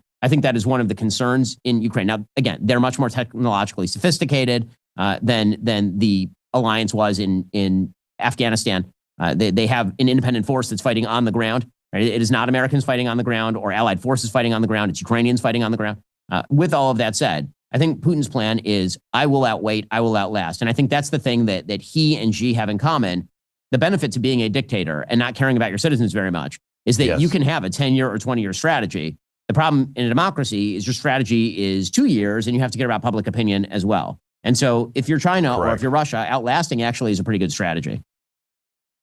Let me switch to another war that's going on. Elon Musk just came out earlier today and said he wants everybody to call Congress and reject this big, beautiful bill. there's a lot of good things in the big, beautiful bill, a lot of bad things in the big, beautiful bill. What's your take on this, on Elon Musk and how this bill is being put together? So, I think that we have to kind of discuss it in two separate forms. One is sort of the ideological and one is the pragmatic. On an ideological level, obviously Elon is right. When it comes to solving America's debt crisis, this bill doesn't do nearly enough to solve America's debt crisis. Yeah. And right. I mean, it makes like very minor changes for work requirements on Medicaid from my perspective. And you can call those big cuts to future spending, fine, but it doesn't really shape the cost curve in a serious way that would get the American national debt down. And of course, by maintaining the tax rates where they are, presumably that leads to, in the best case, not much loss of revenue because of increased economic dynamism. In the worst case, some actual loss of government revenue, which is to say tax money. The bill itself is not designed to lower spending. It's not designed to do that in any real way. So on an ideological level, listen, on an ideological, I'm a Tea Partier. On an ideological level, going all the way back to 2005, I'm in favor of privatizing Social Security. But on an ideological level, the American people disagree with me. And President Trump actively campaigned in 2016, 2020, and 2024 on not touching Medicare, Medicaid, or Social Security in any serious way. And so that being the case, the idea that we were even going to return to 2019 levels of spending with a majority in the House of 2 votes and a majority in the Senate of 3 seems to me fantastical. So the question that you have now on a pragmatic level, and this is where President Trump is right, on a pragmatic level, here are your actual choices. Either taxes remain the same and the spending curve continues to go up, but at a slightly lower rate, or the taxes increase and the spending continues to increase at a slightly lower rate or a slightly higher rate. No one in this country takes seriously the debt problem. And I get where Elon is coming from. I do. I welcome him to the party, pal. Like I've been here for my entire, you have too, Glenn. I mean, we've all been here for decades talking about this stuff. Ben, I'm sorry, I got to cut you off. We're at the end of the program. I will see you on Friday. Thank you. God bless. Sounds great.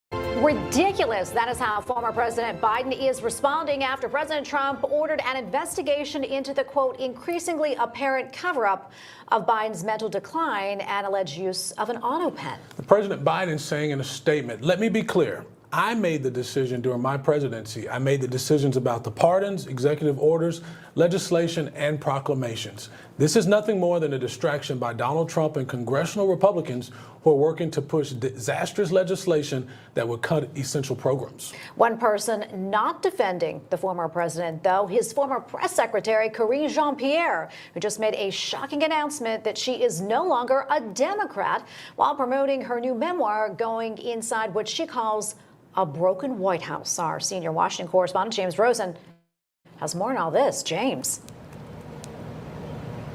Tracy and TW, good afternoon. In announcing her new book on Instagram yesterday, Karine Jean-Pierre, a very familiar face to Americans as the second and final White House press secretary under President Biden, sought to reintroduce herself altogether. Hi, I'm Karine Jean-Pierre, and I am the author of a new book that's coming out this fall called Independent. The number one question they ask me is, Karine, how do we get out of this? How do we protect our democracy? How do we protect vulnerable communities among us? This book, Independent, it's about looking outside of boxes, not just always being in a partisan stance. And how do we move forward together? But Jean-Pierre's attempted makeover is not being allowed to proceed unchallenged. Generally regarded by the White House press corps who covered her as an ineffective press secretary, seldom in the know or able even to deliver usable sound bites. The reaction to her announcement is exposing how little regard her own colleagues held in Jean-Pierre's abilities or performance. An article this morning by Axios reporter Alex Thompson, one of the co-authors of Original Sin, quotes a number of former Biden White House staffers anonymously disparaging Jean-Pierre as ill-prepared, emotionally volatile, prone to, quote, meltdowns and requiring, quote, coddling from other staffers. One former Biden White House comms staffer is quoted as saying, "The hubris of thinking you can position yourself as an outsider when you not only have enjoyed the perks of extreme proximity to power, which bestows the name recognition needed to sell books, but have actively wielded it from the biggest pulpit there is as breathtaking as it is desperate. It's difficult to see," this insider continued, "how this is anything but a bizarre cash grab." I've been a registered Democrat, I've been a registered Republican, and now I've been a registered independent for 17 years. That's what an actual political independent looks like. Not like somebody who worked for 2 Democrat administrations until they got the stank of desperation all over them, and she ran for the hills trying to pretend she knows what independence is. Jean-Pierre's book is being published by a lesser-known imprint of the Hachette Publishing Company. It's due out in October. Reportedly, the pre-order sales, which are closely tracked after a big announcement like this, were virtually flat. TW and Tracy. Thanks, James. With us now, Miami G.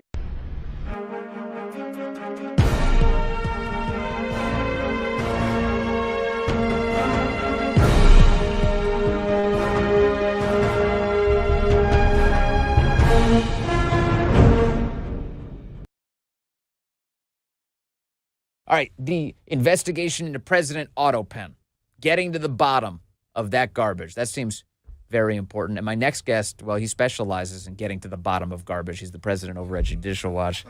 You do it all the time, Tom That is Fitton. true. Great That's to see true. you here, That's man. why I always stink. It's always nice to see you. Hey, this seems like a big deal. This seems like a way bigger deal, I think, than people appreciate. Certainly that the media appreciates. I'm watching the New York Times this morning just to give you a laugh. They're saying this is all a conspiracy theory, a baseless conspiracy theory that Biden was non-compos mentis. Yeah, we've got a book now by Jake Tapper, and of course everyone witnessed it with their own eyes, right? So that's the problem the media has. Everyone knows there was something going on, and he may not have been able to run the show. And you can't really have your cake and eat it too. You can't have the Justice Department ratify a decision by the special counsel. We can't prosecute him because obviously he has failing memory. Right. And if that wasn't the position of the Justice Department, why didn't they prosecute Biden, just reject the special counsel's recommendation based on the documents? So, and then you look at the pardons themselves. They're mighty strange. There have really been few similar pardons in American history. Maybe the Nixon pardon was similarly broad, but suspicious nevertheless, where you've had pardons for numerous people close to Biden that didn't specify crimes. And going back 10 years. Now, who came up with that 11 solution? in some cases. Yeah, They went back very specifically. And who came up with that solution? And when you look at, by the way, the pardon statement related to Hunter, clearly it was written by Hunter's lawyers. So, null and void to begin with, as far as I'm concerned. Then on top of that, who signed them, right? And our friends at Heritage Oversight, they highlighted the issue of the auto pens. Now, auto pens can be used by a president. Yep. But there's got to be a paper trail. There has to be authorization. And I would argue specific authorization for each usage. I don't think you can generally just give away those core presidential powers as Biden may have done in this regard. And to me, the paper trail ought to be pretty readily apparent. And if there is no paper trail, it lends further suspicion that these pardons are null and void. You know, one thing that, like I mentioned the New York Times coverage, they're saying, and I'm already seeing kind of how they're working up their talking points. Well, no pardon's ever been overturned by a court.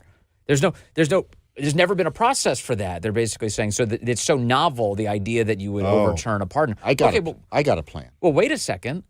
Everything about this entire scheme was novel. Like, this is the violations themselves were novel. So, of course, you have to take a novel approach to redress them. You should proceed as if the pardons are null and void. Let the defendants raise it as a defense in court. Litigate it. A pardon about nothing to me is unenforceable. So what are they even going to be fighting over? And certainly the crimes associated with the pardon recipients can be investigated. They can be questioned. And you don't necessarily target someone who has been pardoned, but you don't let the pardon stop you from figuring out what crimes are associated with their conduct and then potentially prosecuting them. So if you have evidence that Fauci committed a crime, start the prosecution. If you have evidence that, of course, we had lots of evidence that Hunter Biden committed crimes, although in Hunter's case, that was hand-signed by Joe. We know that signature is different than the auto pen signatures. So in that sense, unfortunately, perhaps for those of us who want to see justice there, that one seems to stand. But Well, part of the pardon seems to stand. Now, the Hunter Biden pardon has elements that seem valid, specific violations of law for which he's being pardoned. Right.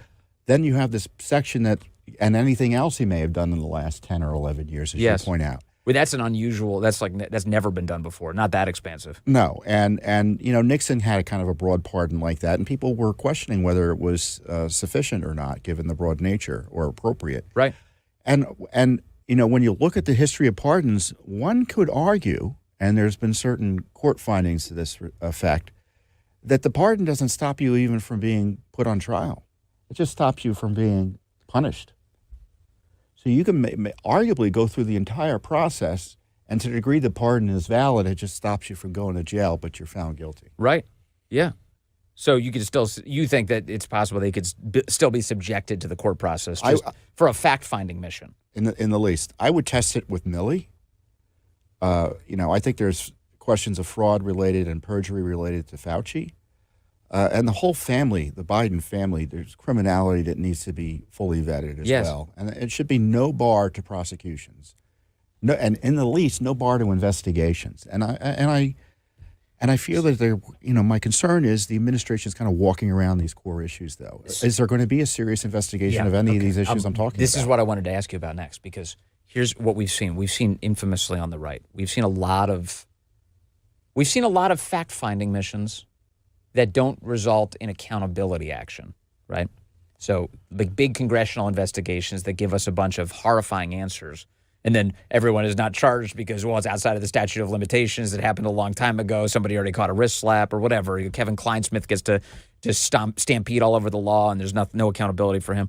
So here's my worry about this, and it sounds to me like you're sharing it, that the president's asking for a full-blown investigation into this, and then we're going to get some sort of spiral-bound report without the kind of accountability that you and I want.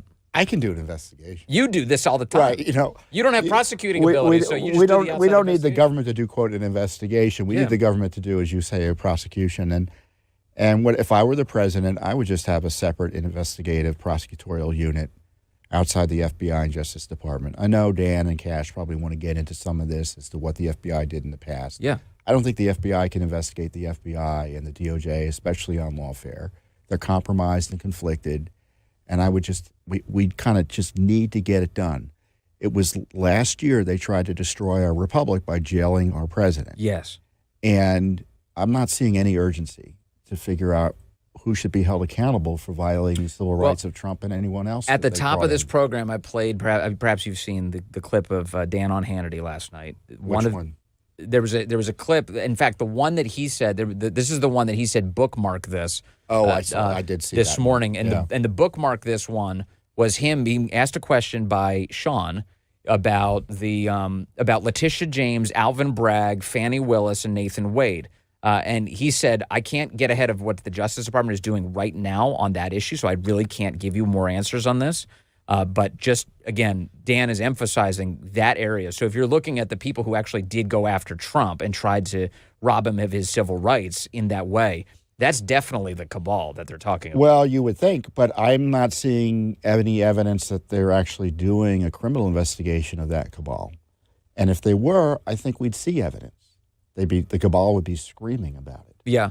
Remember, after January 6th, what happened? The Biden people came in and they went to town. They went after all of these folks related to January 6th. Yes, they did. They made it clear there are ongoing criminal investigations, who were the targets, there were arrests, subpoenas issued, very public. And I'm sorry, I don't think all of this is being done in secret. I don't think it's being done. I think they're kind of circling around the issues.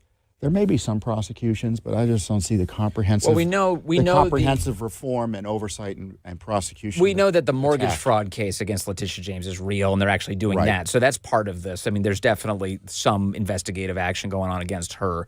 But that broader theme of, are these guys lawyering up because the Justice Department is breathing down their necks? You're saying, well, I just haven't seen the public evidence for that right now. Where's the grand jury? And I'm sorry, it has been, they keep on saying it's only been 3 months or 4 months. Actually, that's a long time. It's a long time. And to build a case? It's a long time to not do anything publicly. And I'm not seeing evidence that's being done. And I don't trust the FBI and DOJ to be able to do it, because they're going to have to investigate themselves if they seriously want to get it done. Who in the FBI was involved in the raid on Trump's home? Right. Who's going to investigate the FBI's involvement? Yes. Who in the DOJ was involved? Who's going to be investigating the DOJ? So what would you recommend? What would be the approach? I would have a separate investigative unit set up by the prosecutor in chief, our president. Appoint a special counsel who is answerable to him, and he should manage the investigation and the prosecutions, and have other agency or outside contractors detailed to provide support to do the sort of comprehensive analysis and investigation, and if necessary, prosecution. Under our Constitution, Donald Trump could go into the courtroom and prosecute a case if need be. Is this something that you've recommended to him? I don't say what I say or don't say Well, to I'm asking you. anybody in the White Yeah. House. I've been very public. Well, you're about, publicly recommending right. it. So, So if Donald Trump is watching this, dear Mr. President, my favorite president, this is something he should do. Okay, so let me ask I am you. officially recommending it on Vince's podcast. Okay, good. So we have an official recommendation to the president here. On the flip side of it, do you anticipate that this is something he would do? I would argue that if he doesn't do it, he's going to be prosecuted as soon as he gets out of office. They really want to hurt him. You know, They've done it. In my view, the FBI has to be a husk of its former self and should be treated like USAID. We shouldn't be talking about trying to get people hired at the FBI and letting cops be cops.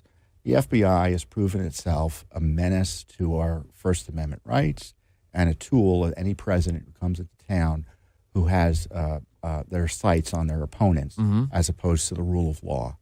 And it's too much of a threat. They've proven themselves incapable of doing the job that Americans expect them to do and can't be trusted. Yeah, and also, like, one of the things we've discovered already through, both Kash and Dan, who I am sincerely grateful are in that role. I mean, if there's anybody who's going to be there who I'd have any kind of confidence in, it's those two. I agree. And they say right up front, you've been hearing from Dan lately, he repeated it last night, that they're finding rooms full of information that was meant to be concealed. So what that means is that they still have a huge active problem inside of the Bureau that they're tackling in the midst of trying to keep the country safe. This is why you need outsiders to come in and do the audits, do a forensic analysis of the documents or the storage devices they have in there. Yeah. Dan can't do it all on his own. No. I mean, Dan highlights all the work he's doing on other law enforcement matters, and I think it kind of takes pressure off of them to focus on the kind of the current crises, and you have a separate agency or office reporting to the president who's doing the cleanup in aisle 6. Yeah, yeah. Ed Martin seems like he's really focused. Ed could do it. This. There are all sorts of people you could appoint as special counsel. Move someone over from DOJ or bring in an outsider. DOJ, with all due respect to the leadership of the FBI and the Justice Department, we know how it works. They go in. The bureaucracy is quite adept at focusing them on where they want to focus and explaining why it is they can't do what they want to do. Yep. And creating interesting issues for them to pursue that they know they're going to be interested in. And meanwhile, things just keep on going the way they've been going in large measure. I'm not seeing any Doge going on at the FBI to any great extent. Have you?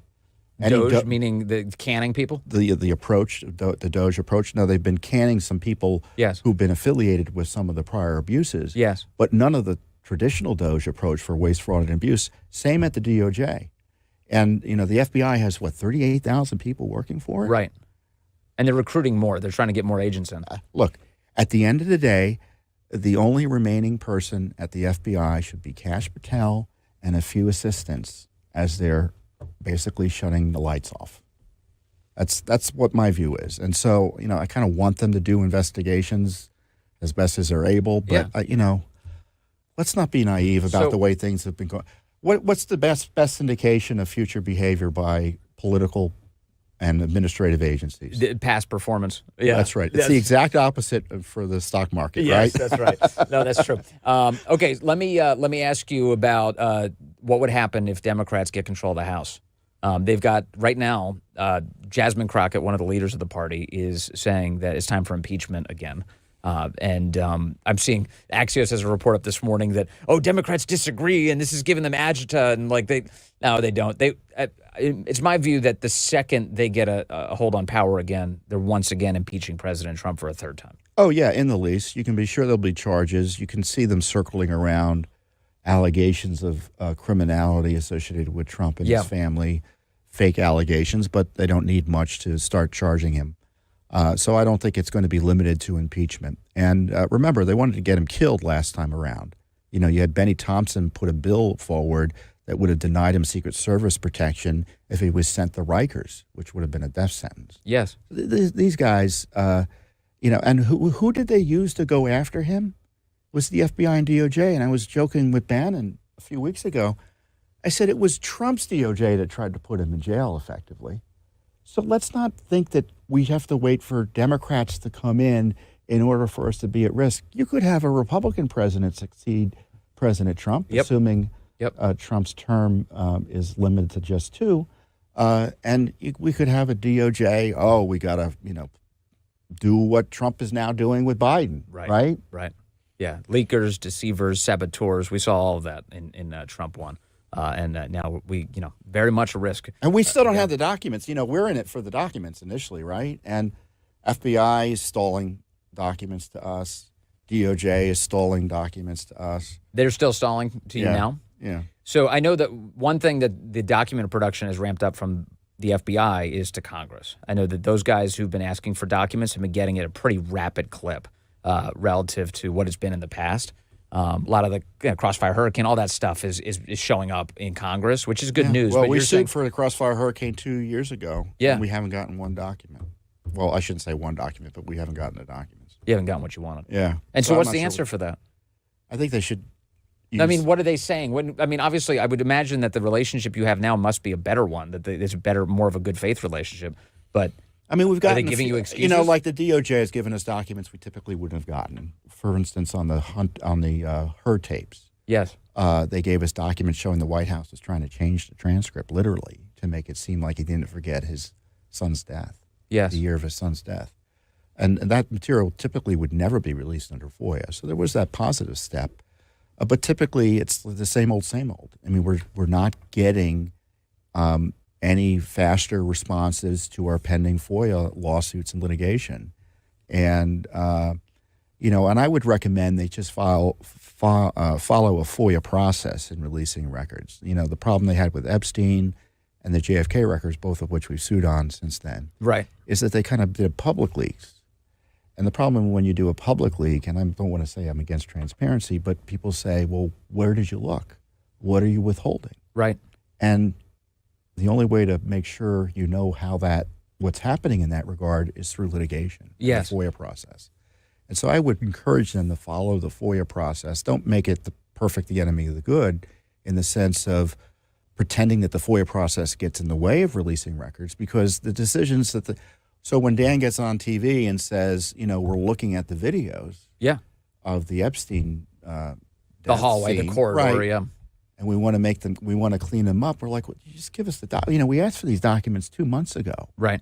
So if you're going to release them. You clean them up later. Do whatever you want with them later, but we want the records. Yeah. Where are those records? You keep on referencing records you're seeing or sending to Congress. The public isn't seeing these records. Why is that? Mm-hmm. And maybe it's because they're kind of running, you know, they're kind of in an emergency, maybe there's an emergency aspect. And we won't know until we see that video what it is that they'd actually have to clean up, you know, because it sounds to me like typically video footage, especially if it's a security camera, you can release it, but there must be some underlying reason. Again, in Dan's case, I'm not distrusting. I'm perfectly fine with him saying that. But I'm with you on the transparency. Yeah, it's not a question of whether I like Dan or not. It's like I just know the way the agencies work. Yes. And the FBI, I've been doing this at Judicial Watch for almost 30 years. And, you know, don't piss down my leg and tell me it's raining. For sure, yes. You know? Yeah. You know, the FBI, I'm not seeing any evidence of a real systemic criminal prosecution or investigation of the lawfare. I'm not seeing an understanding that they need to really deal on an urgent basis with releasing and disclosing information about what went on. And frankly, the FBI should be treated like Japan at the end of World War II. Mm-hmm. You know, I'm sorry, we're not going to leave you ever able to do what you did to us again. Yes, your governance will never look the same again.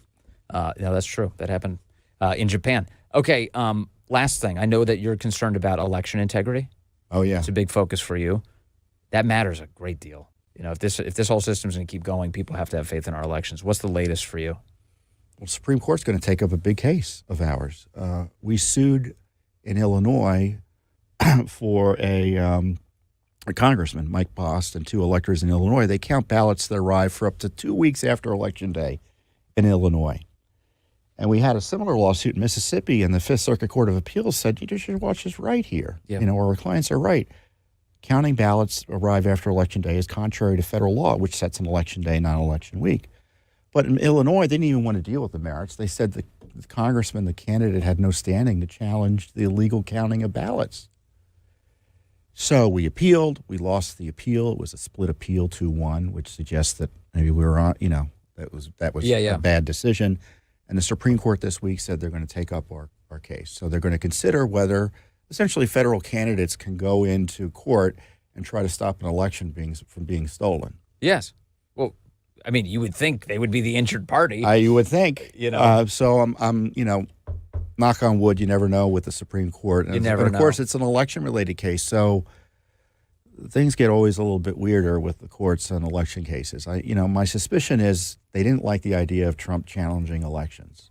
Yeah. And that has impacted their theory of standing in too many courts, that candidates, or frankly others who have the right to or should have the right to, can't get the time of day in courts. And of course, what the left says, 60 court decisions, a lot of those cases were thrown out for lack of standing and things like that. Right. And I'm not sure, I'm not saying all of that would be impacted by this particular lawsuit or this particular Supreme Court case, but it's important for the court, in our view, to affirm that certainly a federal candidate, a sitting member of Congress, should be able to challenge whether a state is complying with federal law in the way the election's being run. What could be more American than protecting the will of the people? What could possibly be more American than that? All you're saying is, I want to make sure that the people's voice is accurately represented. That it has to be the most common sense thing in the world. In California, they count ballots 7 days after Election Day that arrive 7 days after Election Day. You know, when Trump had an EO kind of cementing the policy that... Yes. And he made the good point in the EO. He goes, it's like a voter showing up 3 days after the polls close and saying, open them up, I want to vote. Yes. And but in California, 2 Democrats won, I quote marks for those of you just listening, not watching, and replaced 2 Republicans based on ballots that were counted that arrived after Election Day. Mm-hmm. So late arriving ballots, on our view under the law, were counted and changed the election results. If I were in the House, I'd be doing a whole host of hearings, and I think there's a basis to change those seats. Yeah, in order to, again, accurately reflect the will of the voters who play by the rules. That's worth digging into. All right, well, look, Judicial Watch continues relentlessly to go after all of this. Doesn't matter who's in power, and that's why we like you. Thank you, man. Thank you. Good to see you here, Good Tom, as always. Thank you. There's Tom Fitton from Judicial Watch. Thank you again to Tom, plowing ahead here. Oh, my God. Marvel actually did the meme in the most hilarious way possible. I am not kidding you. The new, not only Black Panther, but leader of Wakanda is a white dude. And the Wokies are absolutely melting down. And I just couldn't be happier. I mean, these are the same people that are constantly celebrating when any other character, let's be honest, a white character, is race swapped. They call it, inclusion and making up for whatever, and this, that. They are absolutely melting down now that the new Black Panther is revealed as white. I can't contain how happy I am. Make sure to leave a like on the video. And I couldn't think of a better sponsor for this video about the new Black Panther other than Black Forest. So check this out real quick, and then we'll get into the hilarity. I talk about things being covered up all the time. So you know what else has been covered up? The insane health benefits of cocoa flavanols. The compounds found in cocoa that boost nitric acid, improve heart health, and regenerate brain cells. Before you roll your eyes like you just flipped through a heavily redacted Epstein files, this isn't some nonsense. Let me show you Harvard scientist Dr. William Li actually backs this up. Check this out. So, studies have been done to show that the flavanols in cocoa stimulate stem cells to come out of your bone marrow like bees in a beehive in your bloodstream, and they go out and they find wherever it needs to be repaired. If it's in your heart, they'll fix it. If it's in your liver, they'll fix it. If it's in your skin, they'll fix it. And so we can eat foods like high flavanol cocoa in order to be able to actually get the stem cells to work a little bit better. Flavanols are the good stuff found in cocoa beans, but they're usually destroyed during the chocolate making process. That's where Black Forest supplements come in. They've created the first ever high flavanol cocoa powder packed with everything your body actually needs, and it's only 20 calories. You can mix it with coffee or protein shake, it tastes amazing. This stuff can boost your body's natural stem cell production. Hollywood elites drop $50K on placenta cell injections, but you can drink some cocoa powder and get some of the same benefits without selling your soul for it. Let's be real, as men, we need to be strong, mentally sharp, and in peak condition. No one's going to take care of us but us. Here's what I've worked out for you. I've asked my friends at Black Forest to give you guys a special discount. They're doing a 40% off store-wide discount for the next 40 hours, including the cocoa, that I so highly recommend you guys go ahead and get it ASAP. This offer can only last 48 hours, and they're usually out of stock on this. Take advantage of it while you can. Check the link in the description and pinned comment. Stock up while it's still in stock. Marvel fans erupt after new Black Panther is revealed as white. Marvel fans are in an uproar, geez, after the debut of a controversial new storyline that reimagines. Wait, oh my God, I haven't done this in so long. I don't know if it's gonna work. Reimagines. Hey, I haven't tested that since I moved everything downstairs. They have now reimagined T'Challa as a white man. The premise is that a new character, Katima, maybe, whom T'Challa, prince of the fictional African kingdom Wakanda, and the original Black Panther, refers to as his son. The comic reveals that T'Challa fathered Katima with his early love interest, Monica Lynn, a character pulled from earlier comic arcs. But in a major shakeup, he grows to resent his father and ultimately challenges him for the throne. After defeating, a white man defeats the black man. Ryan Gosling, please. Ryan Gosling, listen, Marvel, you have the chance to do the most hilarious, redeeming thing imaginable right now.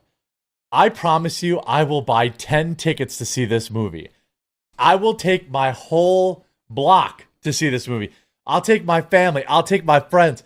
I'll take 50 subscribers to go see this movie if you cast Ryan Gosling. After defeating T'Challa in battle, he removes his mask, only to reveal a blonde-haired, blue-eyed, distinctly Caucasian Aryan features. And he is now the leader of Wakanda.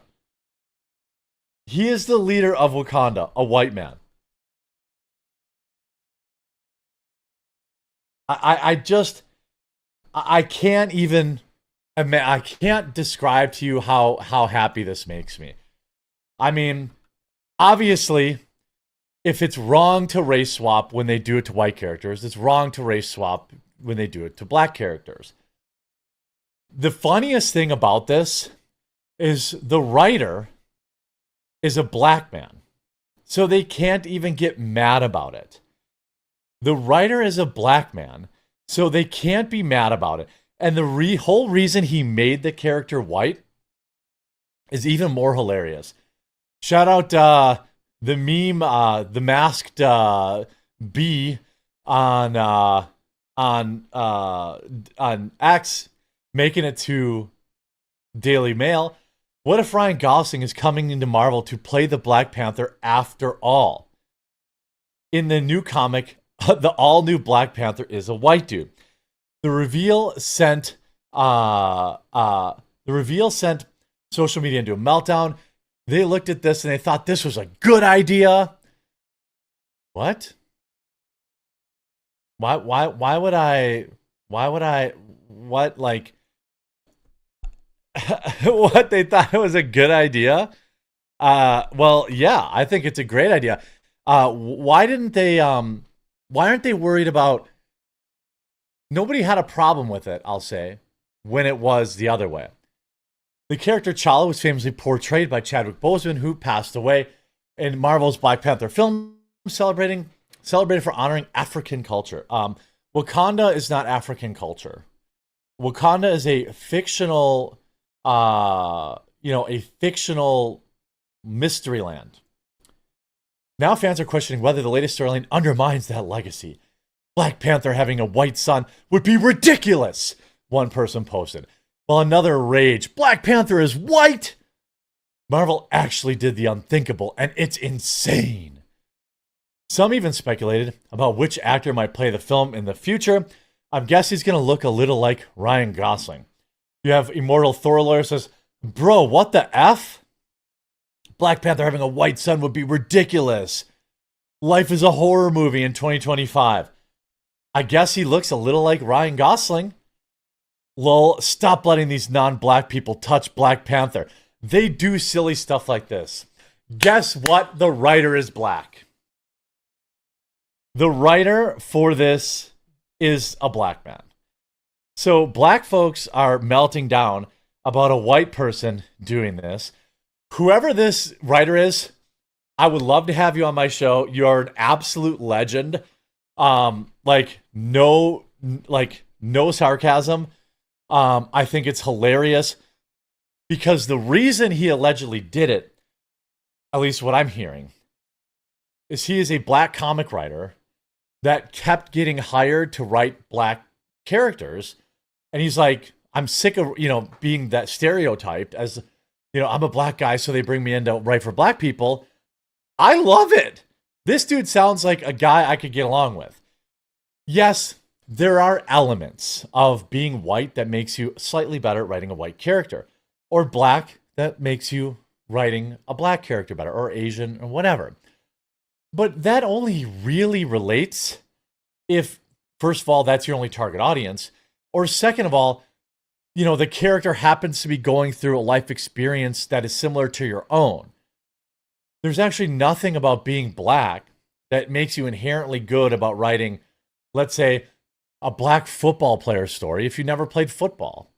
Or white if you're a farmer and you're supposed to write a Greek, a Norse god. There's nothing inherent about their skin color that makes you better or worse at writing a particular character. Meanwhile, others online were quick to clarify, stop letting these non-black people, indeed Christopher Priest, who co-created Marvel Knights, The World Come Along, alongside Joe Quesada, Richard Isanove, and Richard Starkings. I think I mispronounced every one of your last names. Big apologies. I'm terrible and I can't read. That's just a known thing. He's widely recognized as the first black writer-editor in mainstream comics. He previously served as the editor of Spider-Man in the mid-'80s and later penned major titles at DC, including Green Lantern.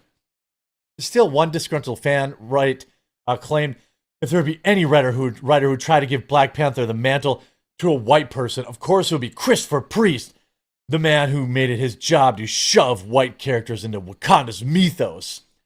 This is a unique reaction to the black community. Essentially what they're doing is they're saying he's not black or that he's an Uncle Tom or whatever the case may be. All this kind of stuff. Because that I don't know if that happens in the Asian community or I know it doesn't happen really in the white community. But it's a weird, unique thing to the black community. Whereas if you leave the plantation of thought or the generally accepted rules of blackness, somehow you're less black, which is the stupidest thing I've ever heard. The Marvel Knights, of course, I think this is absolutely amazing. I haven't bought a comic book I've bought indies, but I feel like I'm going to buy this comic book. Ain't no effing way they did the meme. We got white Black Panther before GTA 6. Black Panther is Marvel at its most reactionary and conservative, taunting blacks with Africana that they can't possibly relate to, making a woke progressive the arch villain, and now this. Love it. Because this Marvel fans erupt after new Black Panther is revealed as white. If It's absolutely amazing, especially because there is lore here. This character has appeared before. He calls him son. You know, I don't know the deep lore, but maybe I'll read the comic book. Absolutely hilarious. You got to love it. And look, if anybody's upset about it, I remind you that you told me it was totally normal when you race swapped Ariel, right? That's, you know, you race swapped Ariel. So you said that was empowering. So I think it should be empowering that Black Panther is white. I don't want to do any hand signals. I'm not sure exactly what it is. Is it this? Wakanda forever, my brothers. That's right. Leave a like on the video to give our newly found black brothers and white brothers Wakanda forever.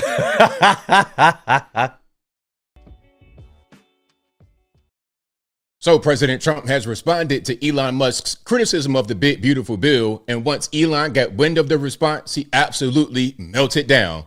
Let's talk about it. How's everybody doing? My name is Anthony Brian Logan, and today we got to talk about the Elon Musk and President Trump breakup, because that's what this is.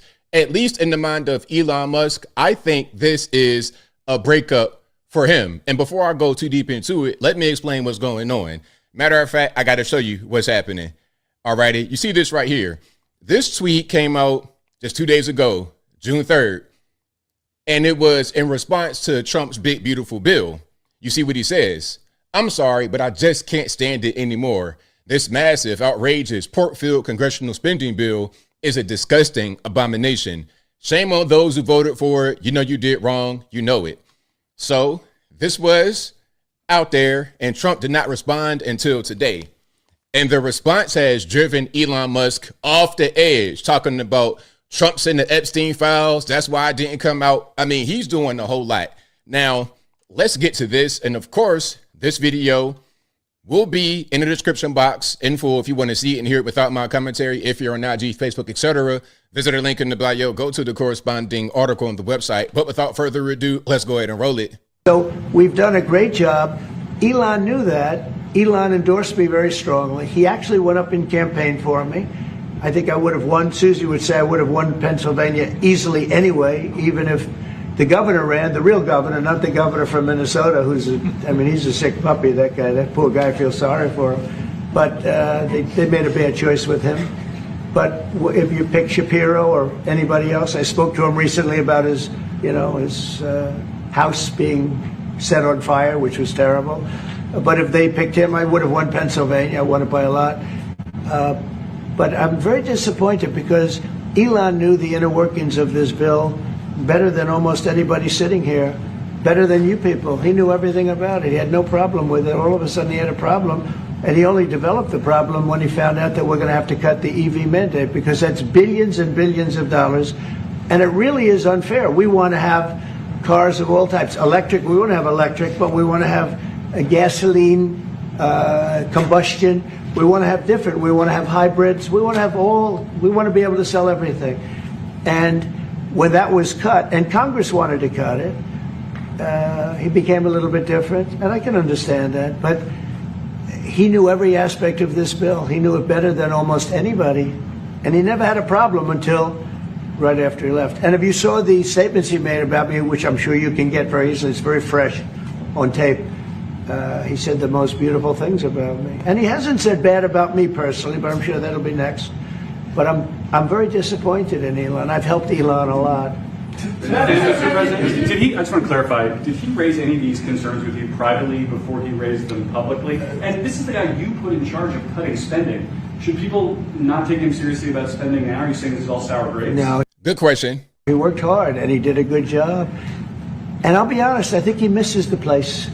I think he got out there, and all of a sudden he wasn't in this beautiful Oval Office, and he's got nice offices too. But there's something about this one. I was telling the Chancellor, this is where it is. People come in here, even from Germany. They come in and they walk into the Oval Office, and it's just a special place. It's, World War I, it started and it ended here, and World War II, and so many other things. Everything big comes right from this beautiful space. It's now much more beautiful than it was 6 months ago. A lot of good things are happening in this room. And I'll tell you, he's not the first. People leave my administration and they love us. And then at some point they miss it so badly. And some of them embrace it and some of them actually become hostile. I don't know what it is. It's sort of Trump derangement syndrome, I guess they call it. But we have it with others too. They leave and they wake up in the morning and the glamour's gone. The whole world is different. Omarosa, remember her? That was the same thing that she did, the exact same thing. And they become hostile. I don't know what it is. Someday you'll write a book about it and you'll let us know. Yeah. Mr. President, speaking of ending. All right, there we go. That's the end of that. Now, Elon heard that and that really set him off. And that's why I say this is like a girlfriend after a breakup. Because he thinks the relationship is one way when it was a different way. And before we get to what Elon said, Trump said some more things on Truth Social. You see what he says right here. The easiest way to save money in our budget, billions and billions of dollars, is to terminate Elon's governmental subsidies and contracts. I was always surprised that Biden didn't do it. Good point. And also, Trump said Elon was wearing thin. I asked him to leave. I took away his EV mandate that forced everyone to buy electric cars that nobody else wanted, that he knew for months I was going to do, and he just went crazy. See? And I believe that. I do believe that.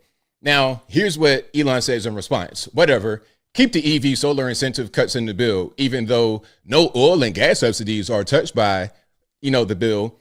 Very unfair. But ditch the mountain of disgusting pork in the bill. In the entire history of civilization, there's never been legislation that both big and beautiful. Everyone knows this. Either you get a big and ugly bill or a slim and beautiful bill. Slim and beautiful is the way. Okay, that's his opinion about that. Now, do y'all believe that? I think that he was upset about that because why did you mention oil and gas? Why did you mention that? It's because you thought if they were getting subsidies, maybe you should as well. You thought. Now, Elon had responded to this clip right here, and he says, without me, Trump would have lost the election. Democrats control the House, and the Republicans would be 51-49 in the Senate. Now, are y'all believing that? Do you think that Elon Musk is the reason why Trump won? I was reading somewhere where he raised millions of dollars in the PAC. I'm not sure the exact number, but let's just say that Elon Musk is correct because of the money that he raised. My next question would be, do you think that he owes you something? If the answer is yes, then what are we talking about here? I thought we were against buying politicians. If anything, this just proves that Trump can't be bought. Okay, you spending millions and millions and millions of dollars, all these different things, but Trump's still going to do what's best for the country and not what's best for you. So I think it's a good thing on Trump that this happened. And then he says such ingratitude. What that mean? What, do I owe you something? What do you want in return for what you think you did? And if you think I owe you something, then what are you doing this for? Are you doing this for the nation to really be prosperous, for the West to be prosperous, or are you doing it to get something for something? Is it a transactional relationship? This is going back to the whole girlfriend thing. What do you want to be for real? Anyway, then he says, time to drop the really big bomb. Real Donald Trump is in the Epstein files. That is the real reason they have not been made public. Have a nice day, Donald J. Trump. Again, same thing a girl would say to you when you breaking up. Okay, that's why your mama fat and bald headed. Okay, that's that type of energy right there. And you know what? This is going to be used by the media because they're going to say, I told you so. I told y'all about Elon Musk. I told y'all he shouldn't have been in the government. They're going to use that. Now, do I believe that? I don't think so. I think what's happening with Elon Musk is kind of predictable because he don't really understand people like that. He's brilliant at what he does. You have Tesla, Twitter. Twitter is amazing. You have all these great accomplishments, but you don't quite understand people, nor do you really understand the U.S. government. See, you can't just say, all right, I want this done, and then it's done. It's not quite that way in Washington, D.C. This ain't 1700s United Kingdom where the king could just do whatever he wanted. It could just be him making the rules, and that's it. You have a system of government in which there's checks and balances. You got to listen to the other side. You can't just ignore them because the same way that Trump was elected and Republicans were elected, so were the Democrats in the House and the Senate. You have to take them into consideration. And if you don't, you're not going to get anything accomplished. And that's just the nature of Washington, D.C. Now you're starting to understand that, Elon Musk. I think a lot of us get it, but not everyone does, maybe even including Elon. And to get back to the whole thing about the girlfriend, you thought your relationship with Trump was one way, but it's not that way. When you're cut off from the White House, when you no longer have access to this man, now you don't understand how to process the emotions you're feeling, which results in you crashing out. Even if Trump did something in the Epstein files, why would you say that? That's your friend? I can't tell. If that's your friend, you should keep quiet regardless of what you and him disagree on. Again, you're just being emotional, lashing out, doing things you shouldn't be doing, not even giving no context. Okay, he's in the Epstein files. What was he doing? Was he in the picture with Epstein that we can see you on Google, or was he doing something more sinister? Why don't you tell the full story? You're just lashing out because you're hurt and you want him to be hurt as well. That's why you said, have a nice day, Donald J. Trump. So again, I like what Elon does as far as his industrious nature and his brilliant mind, but all of this drama right here reeks of jilted ex-lover. But I think I'll leave that right there for now. And what say you? What's your opinion about what Elon Musk is doing here? You think that he's justified in doing it, not justified? Whatever your thoughts are, let me know in the comments below. You guys know where I'm at. He is not justified at all. And I understand that some may have agreements with the bill. Okay, you can have agreements. You can disagree on the bill or whatever, but you're going to try to tell me, you're going to try to say I did something with Jeffrey Epstein. You're going to try to say that on the internet. You're going to throw me under the bus talking about some, I'm an ingrate. Is that what we're going to do? Are you my friend or not? I can't really tell what's going on. Are you trying to buy me? Are you trying to buy my influence, make me do certain things because you're getting X amount of dollars in subsidies? You want to keep that going? So you spend a certain amount of money to try to get it? Well, hey, if that was your goal, that didn't work. I hope that wasn't your goal, because if it was, it didn't work and it wasn't going to work. That's why we voted for him and not for you. But whatever your thoughts are, please let me know in the comments below. And that's all I got to say for this video. If you like what you heard, please comment, rate, share, and subscribe. Peace.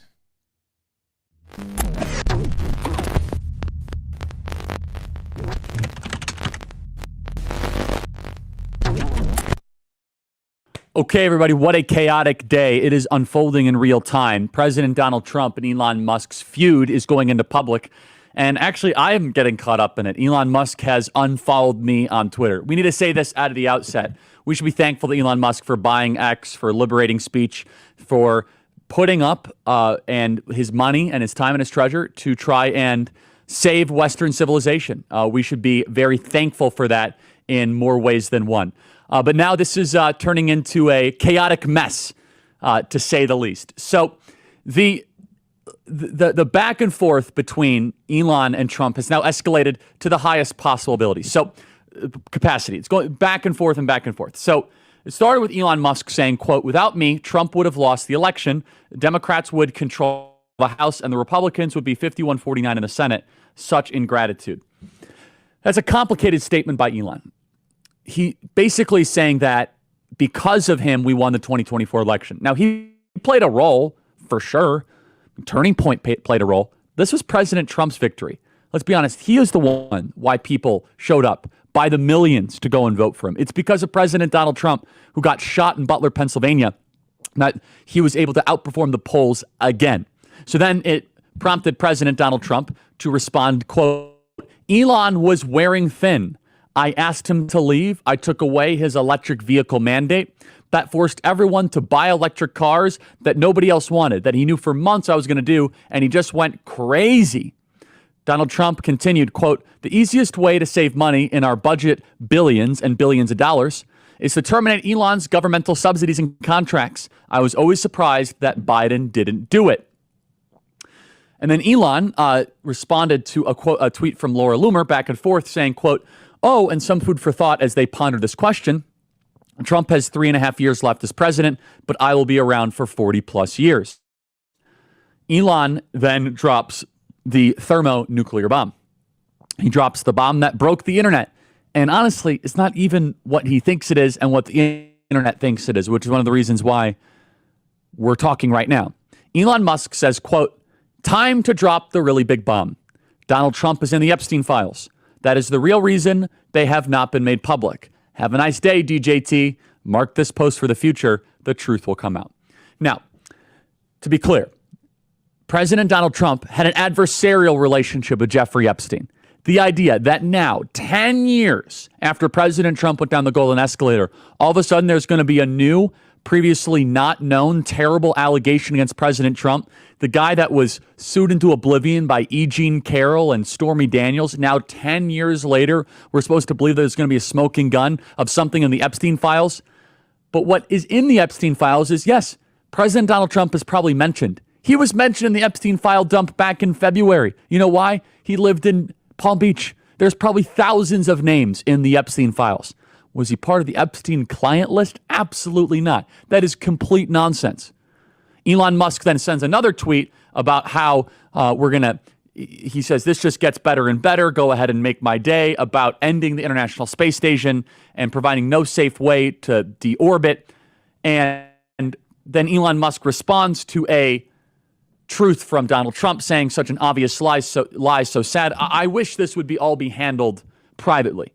I wish greatly this would all be handled behind closed doors.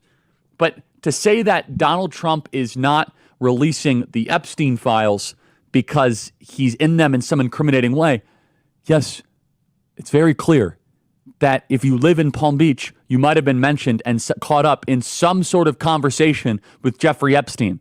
There is zero chance whatsoever on any planet anytime soon that we're supposed to believe that all of a sudden, after 10 years, they finally got Donald Trump because he's listed in the Epstein files.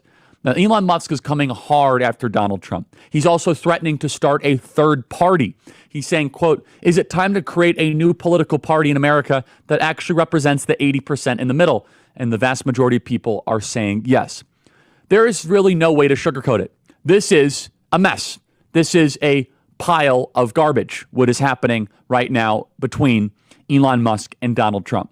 But honestly, in some ways, if you look at it at its fundamental core, it's not going to be a movement breaker. A month from now, we probably won't be talking about this. 2 months from now, this is largely just heightened tensions and a lot of passions and emotions. And there's a waxing and a waning that comes forward between Elon and Donald Trump.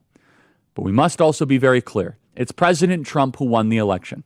He's the one that got elected. While we're thankful for what Elon did when the chips were down, Elon Musk did not win the election. He was not on the ballot. And Elon Musk is worth $420 billion. Tesla, by the way, is down over $100 billion in market cap. And just to think that this is all because of the big, beautiful bill. But I think it's actually deeper than that. I think it's much more fundamental. It's really the question of who is the president of the United States and who did the people elect. This was bubbling up below the surface, and I hope that they'll be able to remedy it, and I think they can, because we want the world's wealthiest man and the world's richest man on the same page. We want them working in harmony. We want them in agreement with another. You saw last week the attempted press conference between President Trump and Elon Musk, which was trying to say, here's a good way of departure. Here's a good way to try to say goodbye. It is unfortunate that we now have to get to the accusations acting as if President Donald Trump is somehow intimately involved with Jeffrey Epstein. Here's President Trump's remarks before the blow-up. You can see he's kind of being restrained with the German chancellor. Watch. He said the most beautiful things about me. And he hasn't said bad about me personally, but I'm sure that'll be next. But I'm very disappointed in Elon. I've helped Elon a lot. All of this to say that we still have a big, beautiful bill to pass. It's not perfect, but it's good. This is the highest profile legislative fight that we have currently had in our lifetime. And I can't help but think that this is exactly what the media and the Democrats have always wanted. The stoking of this feud, this kind of continuation of this narrative only plays into the New York Times, plays into CNN, and plays into the opposition's playbook. And by the way, just so we're clear, Elon Musk got grokked by his own AI. Evidence shows that Donald Trump's name is in the Jeffrey Epstein flight logs, part of Epstein files, but there's no indication of wrongdoing. The files were released by the Trump administration on February 25th, 2025, contradicting claims that they were withheld to protect him. While speculation persists, no new incriminating details about how Trump have emerged from credible sources. The topic is controversial, and public narratives often differ from certain and public facts. verified facts, I should say. So it's just not true. It is just a heightened food fight between the world's wealthiest man and the world's richest man. I want you to comment below or email me, freedom@charliekirk.com. Whose side are you on? Are you on side President Trump or on Elon Musk? You don't even have to take a side, but I will say this. President Donald Trump has been doing this for 10 years. He has been in the arena. He's been in the trenches. He has been fighting with grit and fortitude and everything possibly thrown at him. Elon's been in the fight for Western civilization for a couple years, and he's been in the political fight for about 10 months. This is a very, very big back and forth, high stakes. But I'll tell you, President Donald Trump's the one that has deserved credit for staying in the arena. I would not want to bet against him in any way, shape, or form. I hope they can remedy this. I hope there can be some sort of healing. The world is waking up to the power of gold. National banks are racing to secure it. In 2024 alone, central banks added over 1,000 tons, the third straight year of net gold buying. Why? Because gold is real money. Unlike paper currency, gold's value doesn't disappear with inflation, reckless spending, and market crashes. Noble Gold makes it easy to add gold to your portfolio. Right now, when you make a qualified investment, you'll get a free 10-ounce gold coin. Visit noblegoldinvestments.com. The world is turning to gold. Shouldn't you be looking into doing that too? Hey, Elon, you're welcome to follow me back at any time. But Elon, honestly, I don't take it personally. I always said, hey, this is cool that the world's richest man is following me on Twitter. It's cool that I was able to call him for a friend for a certain time. I'm not bitter. I'm not upset. I'm not angry. I'm like, you know what? It was a cool learning and teaching moment. I got to see how one of the most productive, eccentric, one of the most daring, risk-taking entrepreneurs of a generation thought, how he operated. I was able to see kind of how unique President Trump and Elon Musk were. And I've been at dinners with both of them at Mar-a-Lago and sitting down and see how they think about the world and how they converse with one another. And that was pretty awesome to see, pretty amazing to witness. And that chapter is coming to an end, so be it. And I'm not bitter about it. Instead, I'm thankful that all this was able to happen. I'm thankful that we are able to have Elon Musk's support. I think this is all going to calm down and there will be better days ahead. And Elon, if you want to follow me back, you're always welcome. If you want to come back to be part of the Saving Western Civilization movement, once tensions go down, that invite will always be extended because we have to be focused on the true threat to Western civilization. The threat is Marxism. The threat is open borders. The threat is the ever-growing portion of totalitarianism. And so, with that, we're going to stay focused to make sure the main thing remains the main thing. President Donald Trump is not on the Epstein client list. That's just the silly accusation that has temporarily broke the internet. So text this to your friends, and we're going to keep a close eye on the feud between Elon and President Trump. It's not nearly as big of a deal as you might think it is. With that, please comment below your thoughts, your questions, hit the subscribe button. And I also want to say, I actually had another thought come to me, which is that when you have two titans, two alphas that are kind of going back and forth with one another, it is understandable, it is very normal that neither is going to bend the knee. You have to wonder, what nuclear war could you go above than accusing somebody of being in the Epstein files? And as we're doing this right now, I'm sure President Trump is cooking up another salvo to launch at Elon. But understand, our movement is bigger than just Elon. It's bigger than just one person. This is a nationalist, populist movement of people of different backgrounds, different races, and different creeds, different religions, coming together to save this beautiful thing called Western civilization, to save the consent of the governed, to save separation of powers, to save the divine providence that we have here in the West. And the enemy would love to do nothing more than to try to tear us apart with venom and with accusation and with kind of a poisonous and pernicious intent. We're going to stay keeping the main thing the main thing. And we are on Team America. We hope Elon and President Trump can heal this difference and heal these divides, come to some form of reconciliation, because it is, after all, the reconciliation bill that caused some of the severance. But knowing both of these men and knowing President Trump much better than Elon, but knowing both of these men, I can tell you, I think that there's going to be a peace treaty moment, a calming down, a moment where both sides come together and we know that we are stronger against the left than we are divided. Please subscribe to our channel. Give us a comment, everybody. And also, as you know, we have our amazing Young Women's Leadership Summit coming up next week. So make sure you check that out at ywls2025.com. We also have our Student Action Summit coming up, which is coming to Tampa, Florida on July 11th, 12th, and 13th. That is SAS2025.com, SAS2025.com. Our campus tours have been more viral than ever. Stay subscribed to this channel because we have my Oxford debates coming up. We have a lot more content that is yet to be released. We have long-form interviews. We have all the different dimensions from our campus tour that we're still cutting up and that we're still putting forward, from long forms, from different perspectives that we came from. We went to University of Florida, Florida State University, University of South Florida. We did University of Tennessee. We did Texas A&M. You name it, we visited it.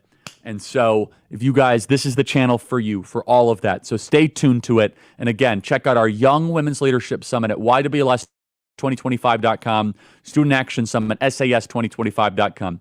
Elon Musk is no longer following me, but that's okay. We're thankful to his contribution to the West. Hope this gets solved soon. Please leave us a comment how you're thinking about this. What team are you on? I'm on Team America, and we follow President Trump as we move onward to save this beautiful country. Thanks so much. Everybody loses. We all got bruises. What's up, guys? It's Benny. In the history of explosions, there's the shot heard around the world, there's the invention of dynamite, there's the splitting of the atom, and then there's this post on X by Elon Musk, which makes all the rest of them look small in comparison. Elon Musk says to his 220 million followers, time to drop the really big bomb. Donald Trump is in the Epstein files. That's the real reason that they have not been made public. Have a nice day, DJT. 37 million views, 170,000 reposts, 427,000 likes. Elon Musk replying, one of 86,000 comments. Mark this post for the future. The truth will come out. That escalated quickly. How did the greatest political partnership in history, President Trump and Elon Musk, descend into absolute madness? How did we witness the total and complete atomization of the strongest allyship for freedom that the world has ever known? Well, we're going to investigate that today, and we're going to also investigate this claim by Elon Musk that Donald Trump is in the Epstein files, because there's a lot of evidence there, and we're going to show you what the truth is. But I want to start with a colloquialism from farmers that I grew up with. The dudes that I grew up with would always say, you can't put two bulls in one pasture. And what that means is you take these very aggressive animals that want to live by themselves. They're alphas, and if you put them together, they'll gore each other to death. One will win, and the other will lose. And Trump and Elon are alphas. They're bulls. And right now, they're goring each other to death. How did it start? Elon Musk doesn't like the big, beautiful bill, and he's been raging against it. I'm sorry, but I can't take this anymore. Massive, outrageous, pork-filled congressional spending bill is a disgusting abomination. Shame on those who voted for it. You know you did wrong. You know it, says Elon Musk a couple of days ago. This also going nuclear.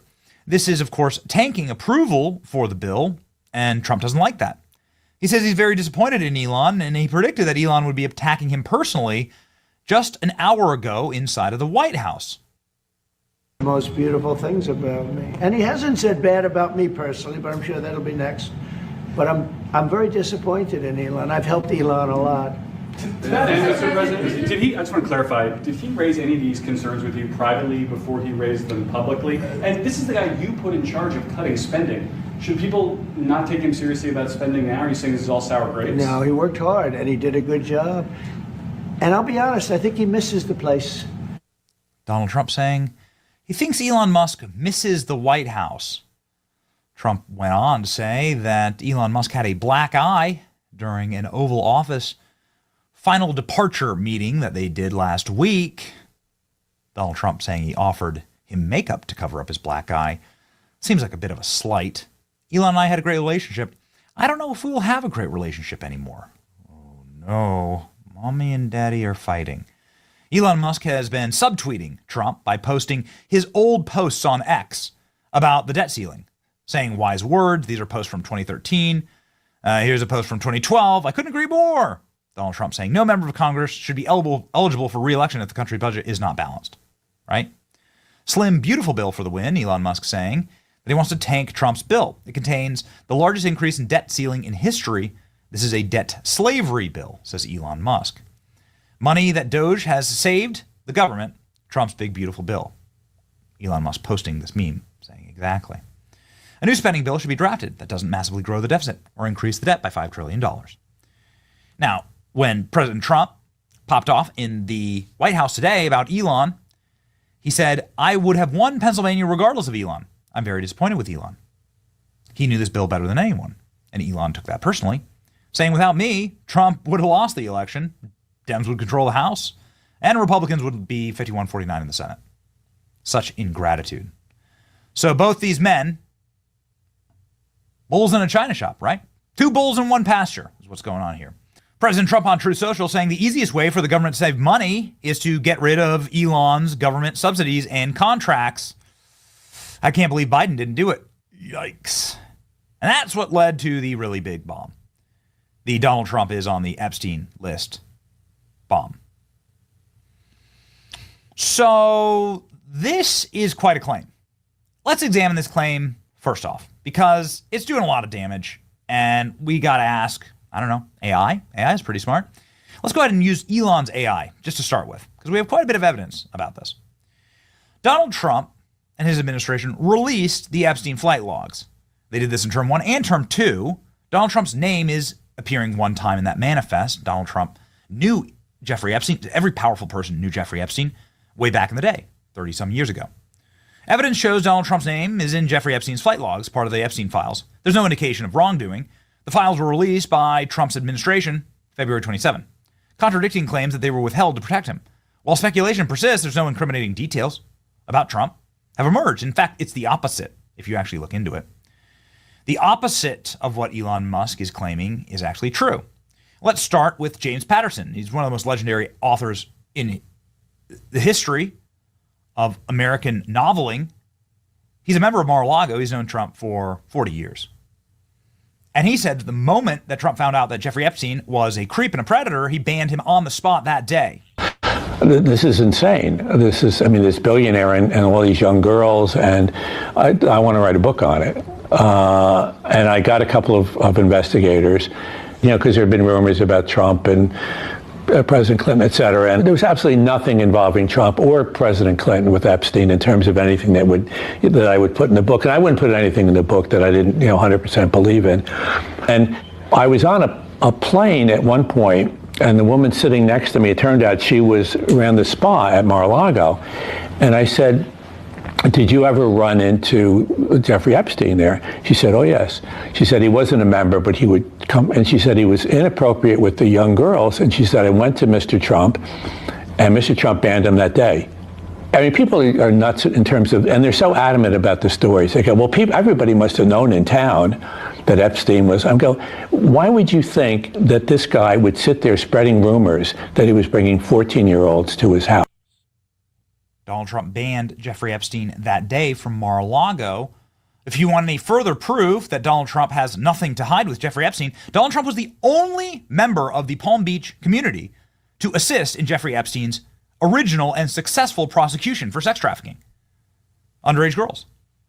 Listen to the lawyer of Epstein's victims, the guy who got the case charged against Epstein that should have put him away for life. He got a sweetheart deal because the feds let Epstein out, not Donald Trump. Trump is the only person who picked up the phone and said, let's talk. He was very helpful in the information he gave.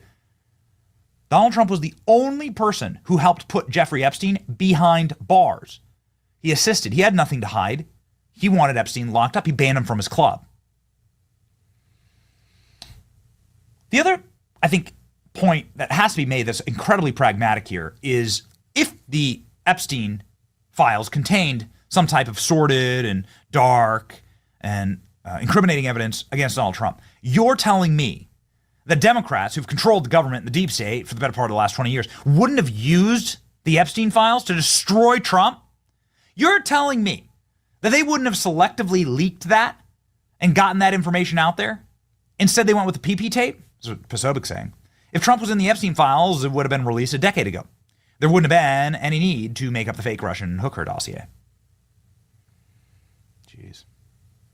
I mean, listen, this is not good. I mean, I don't understand this battle. I don't understand this claim. You blithering idiot, says Raheem. We reposted that months ago. Also, it's been known for a long time. By in the Epstein files, you mean his phone number was in Epstein's book. This will be known as the most expensive tweet of all time. Well, here's the Tesla stock right now. That is cratering. Down 14% today. Yikes. I don't know, man. Everyone reading these posts. Yeah. I can't live in a world. I don't understand how one of the world's richest and clearly most intelligent men, there's no one who could deny that Elon Musk isn't a genius, but like, why? I don't know why you would do this. Trump cooking up his Elon clapback on Truth right now. Goodness gracious. Ugh, yeah, it's true though. Breaking, Vladimir Putin has offered to negotiate a peace deal between President Trump and Elon Musk. Okay. If Trump and Elon divorce, who gets custody of Catturd? You see the kind of mess it makes when there are two dads. Big balls from Doge when both Elon and Trump are calling him at the same time, and he's unsure of who he should send a voicemail. Oh no. In reply to Laura Loomer, Elon Musk reminds members of Congress that he's going to be around much longer than President Trump. Oh, and some food for thought. If they ponder this question, Trump has 3.5 years left as president, but I will be around for 40 plus years. Yikes. Kanye West, the voice of reason? Bros, please know we love you both so much, says Kanye. My sentiment exactly is right here. America's better when Trump and Elon are working together. It's the most powerful political allyship in history. I hope all parties involved can get a room, get on the call, and get the best version of the bill possible. I'm okay with Elon Musk and President Trump debating the bill. You don't have to pick a side and burn each other. Being able to debate is a good thing, but it's going to get personal real fast. Speaking of Catturd, no matter if they disagree or not, I trust Elon and I trust President Trump. They're 100% trying to do the best to save the country. I 100% loathe Congress, Democrats, and Republicans. I don't trust 95% of them as far as I can throw them. I've never seen a more worthless group of losers. And Cernovich with this take. Elon is a visionary, and along with that comes idealism and a strong emotional response to real or perceived betrayals. He's going through shock newcomers, no to politics. For me, that was Trump's first term, especially how congressional Republicans refused to fund the wall. Here's my take, and it's pretty simple. Our party's better with Trump and Elon working together. Both men have sacrificed enormously for this country and for the freedom movement. Elon's one of the smartest, richest guys in the world, and Donald Trump is the most powerful man in the world. And I think that is a indomitable force. I'd like for them to get along. I worry that now it's been turned to ashes, and it's a damn shame because it's the fault of congressional Republicans, limp dick, weak, spineless congressional Republicans who are probably working with the deep state in order to sabotage this incredible partnership because they're bitter bitches. That's what I think. More on that soon. It's your boy Benny. Like, share, and subscribe if you hope Elon and Trump get back together. Yeah. Yikes. This is a scorched earth one. It's your boy Benny. See ya.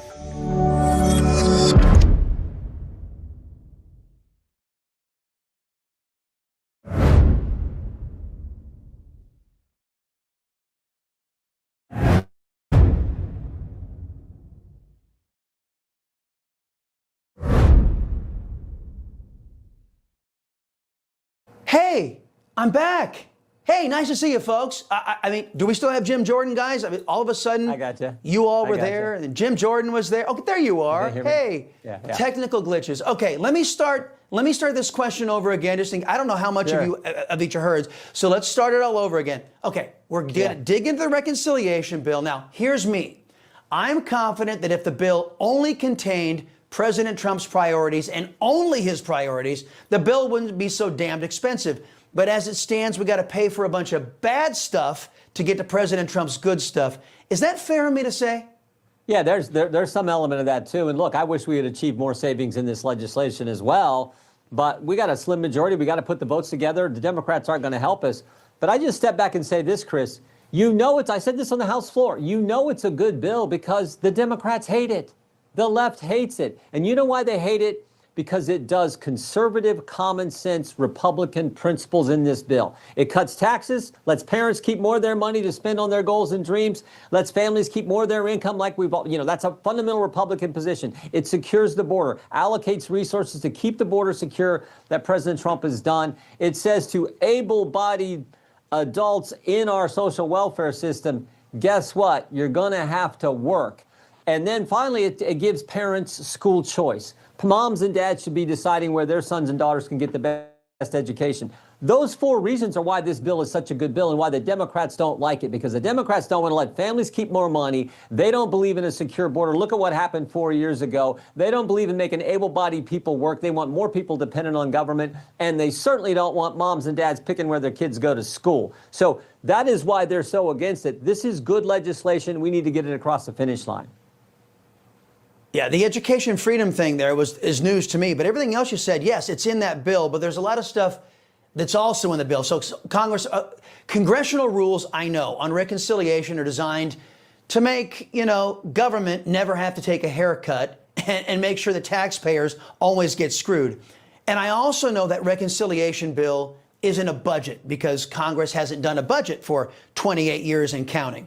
Still, conservatives are now openly wondering, after we spent years, decades decrying irresponsible, unsustainable, and inflation-causing Democrat overspending, why more wasn't done to reduce the rate of overspending. So I got a 2-part question for you here, all right? Sure. Part number 1, will the U.S. government spend more or less in fiscal year 2026 under the GOP spending priorities than it did in 2025 under Democrat overspending priorities?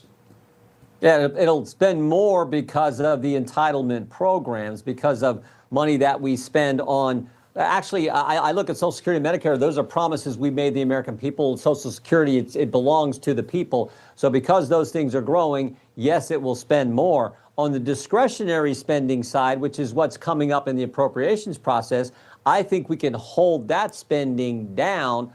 But also understand, part of the campaign, Chris, on some discretionary spending that were allowed under the crazy rules we have in Congress, particularly the Senate, some of the discretionary spending issues that are in this reconciliation bill are things we campaigned on. I mean, our committee allocated $81 billion to make sure we have the resources to keep the border secure. 10,000 more ICE agents, resources for 100,000 new detention beds, detention space, and money to repatriate migrants who are being sent back to their native country. So we did that, but we also raised visa fees on people coming here. We said in our committee, look, we think people coming to our country on visas should pay for the border security, should pay for what we did. So we broke even, but we're allocating resources for that. So that's some of the spending as well. So and that was a key element in the campaign. I would argue one of the key issues why Donald Trump got elected. Okay, part 2 of the question. Will the GOP overspending priorities reduce the rate of overspending or increase the rate of overspending set by the Democrats? No, it'll bring the curve down. So we've reduced the rate of growth in spending, particularly in Medicaid. They say, oh, we're cutting Medicaid. No, it's about getting rid of waste, fraud, and abuse in Medicaid, and about saying if you're an able-bodied adult in the Medicaid system. By the way, the Medicaid system was designed for people with kids with disabilities, people with disabilities, moms, single moms. It was designed for those individuals. If you're an able-bodied 40-year-old male getting this benefit and you're not working, guess what? You got to go to work. And it's not even full-time work. It's 80 hours of work or some kind of volunteer activity in a month. And the Democrats are, oh, you're slashing Medicaid. Give me a stinking break. So, again, I come back to the basics. Cuts taxes, secures the border, makes able-bodied people work, and gives parents school choice. Yeah, you know what? And Medicaid isn't the only program that needs to be gone through with a fine-tooth comb to weed out illegal aliens and ineligible applicants. I mean, Social Security, everything needs to be done. I know the Democrats won't help, but there has got to be a way around this, and I thought reconciliation might be a good place to start. Look, one more thing about reconciliation. The artificial intelligence provision in this bill preventing states from defending their people from the uses and abuses of AI from the federal government. And for those of you out there who say, the federal government would never abuse the people. Let me give you an example, folks. The Patriot Act, passed by President Bush, right? It was fine in his hands, many people believe, but once Barack Obama got a hold of it, he weaponized it and turned it against our people. Critics, Congressman, say that the AI provision is a direct attack on state sovereignty. Are they right? Well, I don't want the government, we've been fighting censorship and surveillance and everything else and going after the weaponization of these federal agencies. So I get the general concern. But what I also don't want is 50 different standards. So, I mean, we saw this with the emission standards, the CAFE standards on automobiles. If you allow 50 states to come up with what the standards are, well, then the industry will go to the lowest common denominator. And we know what state that's going to be. It's going to be California. So that's why there's certain things when it comes to interstate commerce, it comes to business, you want one standard. Now we have to put that together, and this is going to be, I think, really tough work because you got to protect copyright law, particularly our committee, and you also got to allow this AI, which we want to beat China in AI to stay ahead of them for so many reasons. So I think it's a complicated thing. I get that. But do we really want 50 different standards? You want California's standard, which I think will then become, do you want California's standard? I don't know if the people in the 4th District of Ohio, which I get the privilege of representing, want me saying California will set the standard. That will probably be the lowest common denominator out there, and that will then become de facto the national standard. That's the concern. But I do understand what you're saying. We got to make sure government does this, that this industry is regulated in the right way. Yeah, that's a fair argument of not having 50 different standards. That being said, I don't want the next Barack Obama to be able to weaponize, or Joe Biden to be able to weaponize government against our people using this powerful new tool known as artificial intelligence. That I don't want either. Congressman Jim Jordan, hey man, always appreciate the frank talk, as always. Thank you very much. You bet. Now, folks, let's get to the preamble. You know, folks, I thank God for my wonderful wife, my kids, my country, the greatest nation ever. And Americans like you who believe in the truth, the Chris Salcedo Show will never stop fighting for you. The Chris Salcedo Show, for the news you need to know. It would seem that people in this White House knew that President Biden was slipping, and it was hidden from the American people. So who ordered White House officials to cover up a declining president? I know that that is a narrative that you love No, wait, 10 days. hold on. He did a press conference at NATO. I'm in it. There's all these things that I need to finish. And then 10 days later, I'm dropping out. Okay, wait, you're asking me like multiple questions here. Let me, wait. First of all, there's been no cover up. I want to be very clear about that. I know that's the narrative that you all want. Wait, no, you can't. Okay. I've been with President Biden for 5 years. Are you going to let me answer the question? Would you at least admit that the debate was not just a bad night? Wait, can I answer the question? Yes. All right. Are you sure? Okay. And this is my answer. And what I mean by that is, in an era of misinformation, disinformation, the regressiveness of social policy, what we're seeing currently right now, what I have decided to do, and I really have thought long and hard about this, is to follow my own compass. And that's what I've done. And that's what this book does. They've even lost their chief liar. The Democrats have officially lost their chief professional liar. Karine Jean-Pierre has officially switched parties. She is now a registered independent. And I love what Greg Gutfeld said the other night. Of course she left the party. How could she trust the party that hired her in the first place? KGP is now the first official of the Biden White House to come out and write a tell-all book, as well as renounce the Democrat Party in the process. The reactions to this announcement have been pure gold. Let's start with the amazing Scott Jennings of CNN. I have a different view. I'd like to congratulate Democrats for ridding yourselves of this untalented mediocrity. I mean, this is the most self-aggrandizing liar that has ever held this job. The White House press secretary is a sacred position, and she stood up there for years and lied through her teeth to the American people. My friend, and she's not the first. She is the literal worst White House press secretary in my lifetime. And what she did in the last year and a half of the Biden administration. Cheap fakes, the entire cover-up around the president's mental faculties. She was in the center of it. So you think she's doing this to launder herself? So congratulations for getting rid of this, but Democrats deserve everything they're getting here for putting her in that job in the first place. Well, Scott, as usual, left the entire panel speechless. What on earth are you going to say to that? What was there to say about this borderline illiterate who got up to that podium every single day and told Americans that our border was secure, that this was the best economy in the history of humanity, that Joe Biden was so cognitively and physically fit that he was juggling machetes while riding a unicycle in the Oval Office, that all the videos that we saw that clearly showed Biden wandering aimlessly were all deep fakes. What on earth could you possibly say to that? Ton Bevan of Real Clear Politics tweeted out, she's like OJ looking for the killers. For the last 3 years, KJP was responsible for more misinformation, disinformation than anyone else on the planet. Here's Democrat Stephen A. Smith. You were not the White House press secretary when you showed up on ABC's The View a couple of months ago. You were talking major stuff then. You were not the White House press secretary. You were an American citizen who was not working in the White House. What the hell you going to show for then? Bloviating about Joe Biden and how he was alert, and he was spry, and he was a great commander-in-chief, and he was sharp, and all of this stuff. I don't have it clipped in front of me because I just saw the story. You're lucky I don't have time to pull it up. But I'm fully aware of the fact that you were not the White House press secretary when you were on The View spewing the same stuff you had spewed when you were the White House press secretary. So all bets are off. You didn't have to do that,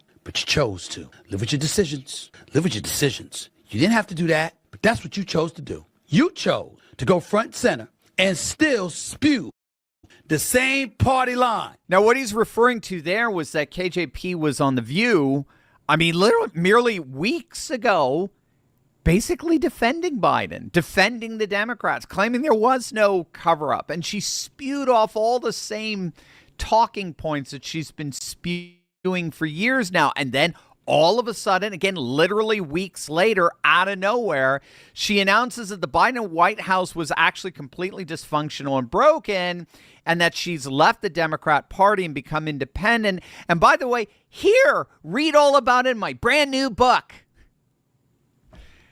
And of course, when it comes to the book, I mean, the fundamental question everyone is asking, even most especially Democrats, everyone is like, why the hell should we believe you? You've been lying to us for the last 3 years nonstop, every single day. Literally every word out of your mouth was a lie. And now you want us to buy a book, assuming we're going to believe you. I mean, it's so absurd. Not only is no one going to buy this book, but I mean, even liberals are absolutely trashing her as a grifter par excellence. Jesse Waters on Fox, he's calling her the DEI version of Jake Tapper's book, right? She's DEI Tapper. So it's just another moment of cringe in an unending cringe-worthy life, which ironically could not possibly be more Democrat. KJP may be billing herself as an independent, but her penchant for all things cringe is more akin to what characterizes the Democrat Party, and that is the increasing opinion of even the pundit class. Amy Water, the Cook Political Report, is arguing that the Democrats are stuck in what she calls a cringe trap. How's that for a nice term? A cringe trap. So we've talked about the 80-20 doom loop that the Democrats are caught in. Well, now even liberals are admitting that the Democrats are caught up in a cringe trap. Wait until you see this. But do you know what else liberals have been covering up? The insane health benefits of cocoa flavanols.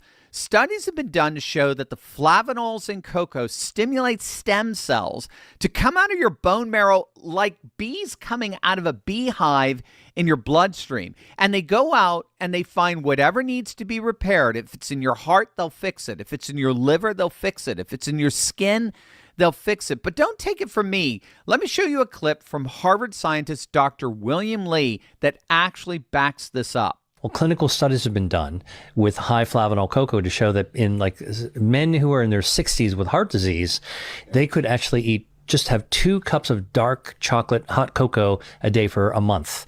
Yeah. And they doubled the amount of stem cells in their bloodstream, and their circulation improved measurably. And then what's even more important and impressive is that there was a study called the Cosmos study that was completed recently that showed that eating high flavanol cocoa decreases the risk of cardiovascular death. Yeah. Right? Over a period Like of a statin.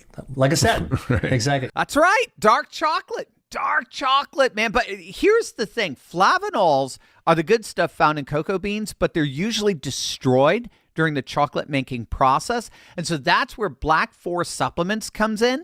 This right here is the first ever high flavanol cocoa powder packed with everything your body actually needs. This stuff can boost your body's natural stem cell production. I mean, think about it. Hollywood elites drop tens of thousands of dollars on placenta stem cell injections, but you could just drink cocoa powder and get the same benefits without selling your soul.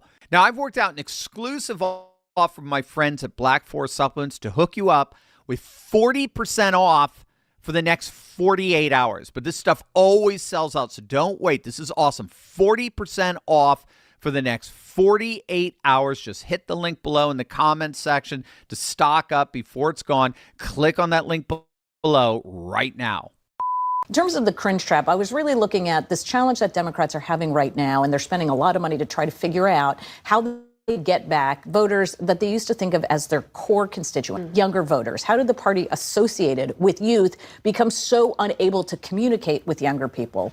And I think at the end of the day, really what we've seen are 2 things. The first is younger voters have been telling Democrats, younger Democratic voters in primaries who they would like to be their nominee. And that person was Bernie Sanders, both in 2016 and 2020. And both times the party said, sorry. Voters in the party said, sorry, we're picking this person and you have to vote for them. So there's that built up frustration. The second part is Democrats for so long have assumed that because younger voters are theirs, they just have to turn them out. They don't have to persuade them. And the cringe comes in the ways in which they're trying to figure out how to persuade them. They seem to have lost any ability to understand how those younger voters in this era communicate, both online and with each other. Yeah, well, the problem is that I think it goes way beyond that. It's not a matter of communication. What is this obsession with Democrats and liberals and elites? What is this obsession they have with communication? It's just our messaging. We've got a messaging problem. No, you don't. I mean, seriously, talk about cringe. Democrats, you do not have a messaging problem. You've got to get this through your heads. I'm trying to do you a favor. You do not have a messaging problem. You've got an issues problem. You've got a culture problem. You have a self-awareness problem.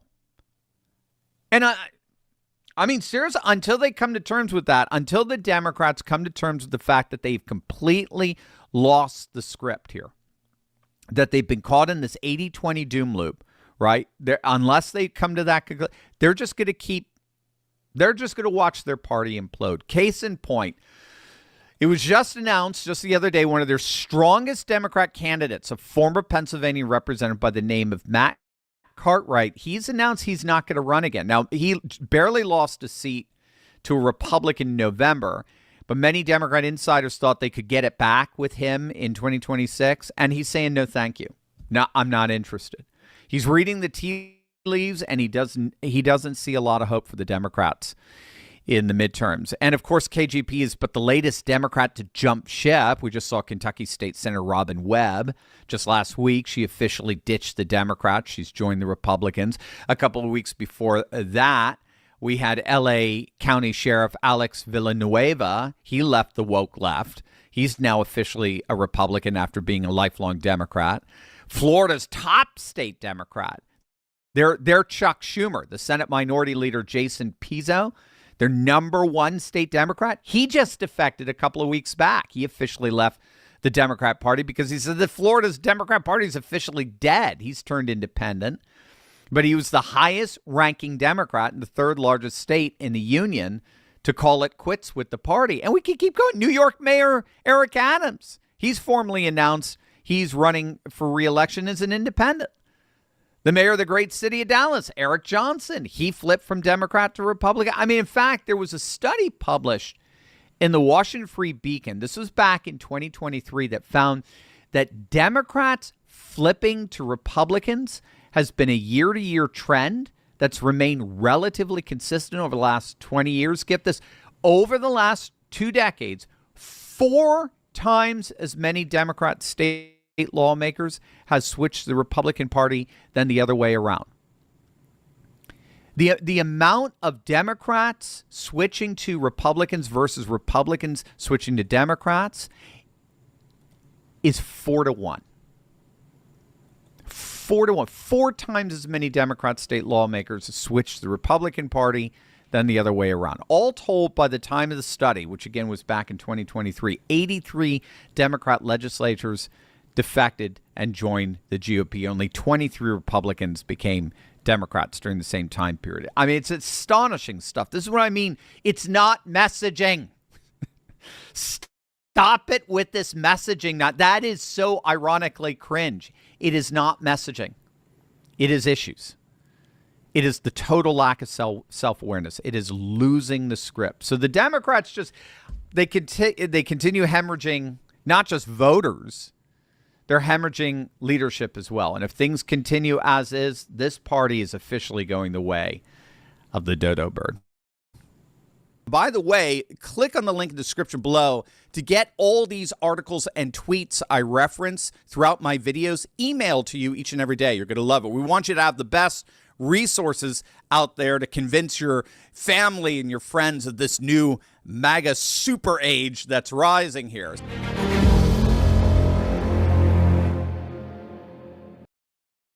Brian, I've been talking about it for the past 6.5 minutes or so. It just feels, I don't know, let's call it icky to me as a lover of both everything Trump is trying to do and doing, and really respect Elon Musk and what he has done. So you feel the same way?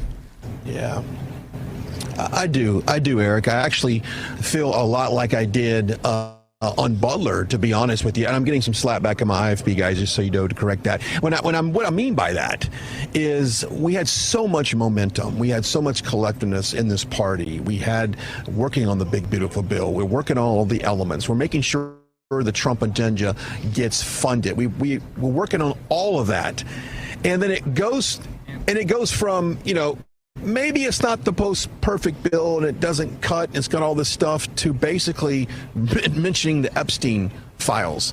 I don't know how we got from point A to point B, but it's very disturbing to me. And to be honest with you, I've really had to process this the last 90 minutes or so when these messages were getting fired back and forth. And you know, I obviously, I've got my theory that if in fact there was anything mischievous with that Epstein file, I think the administration that occupied that White House before President Trump would have done everything in their power.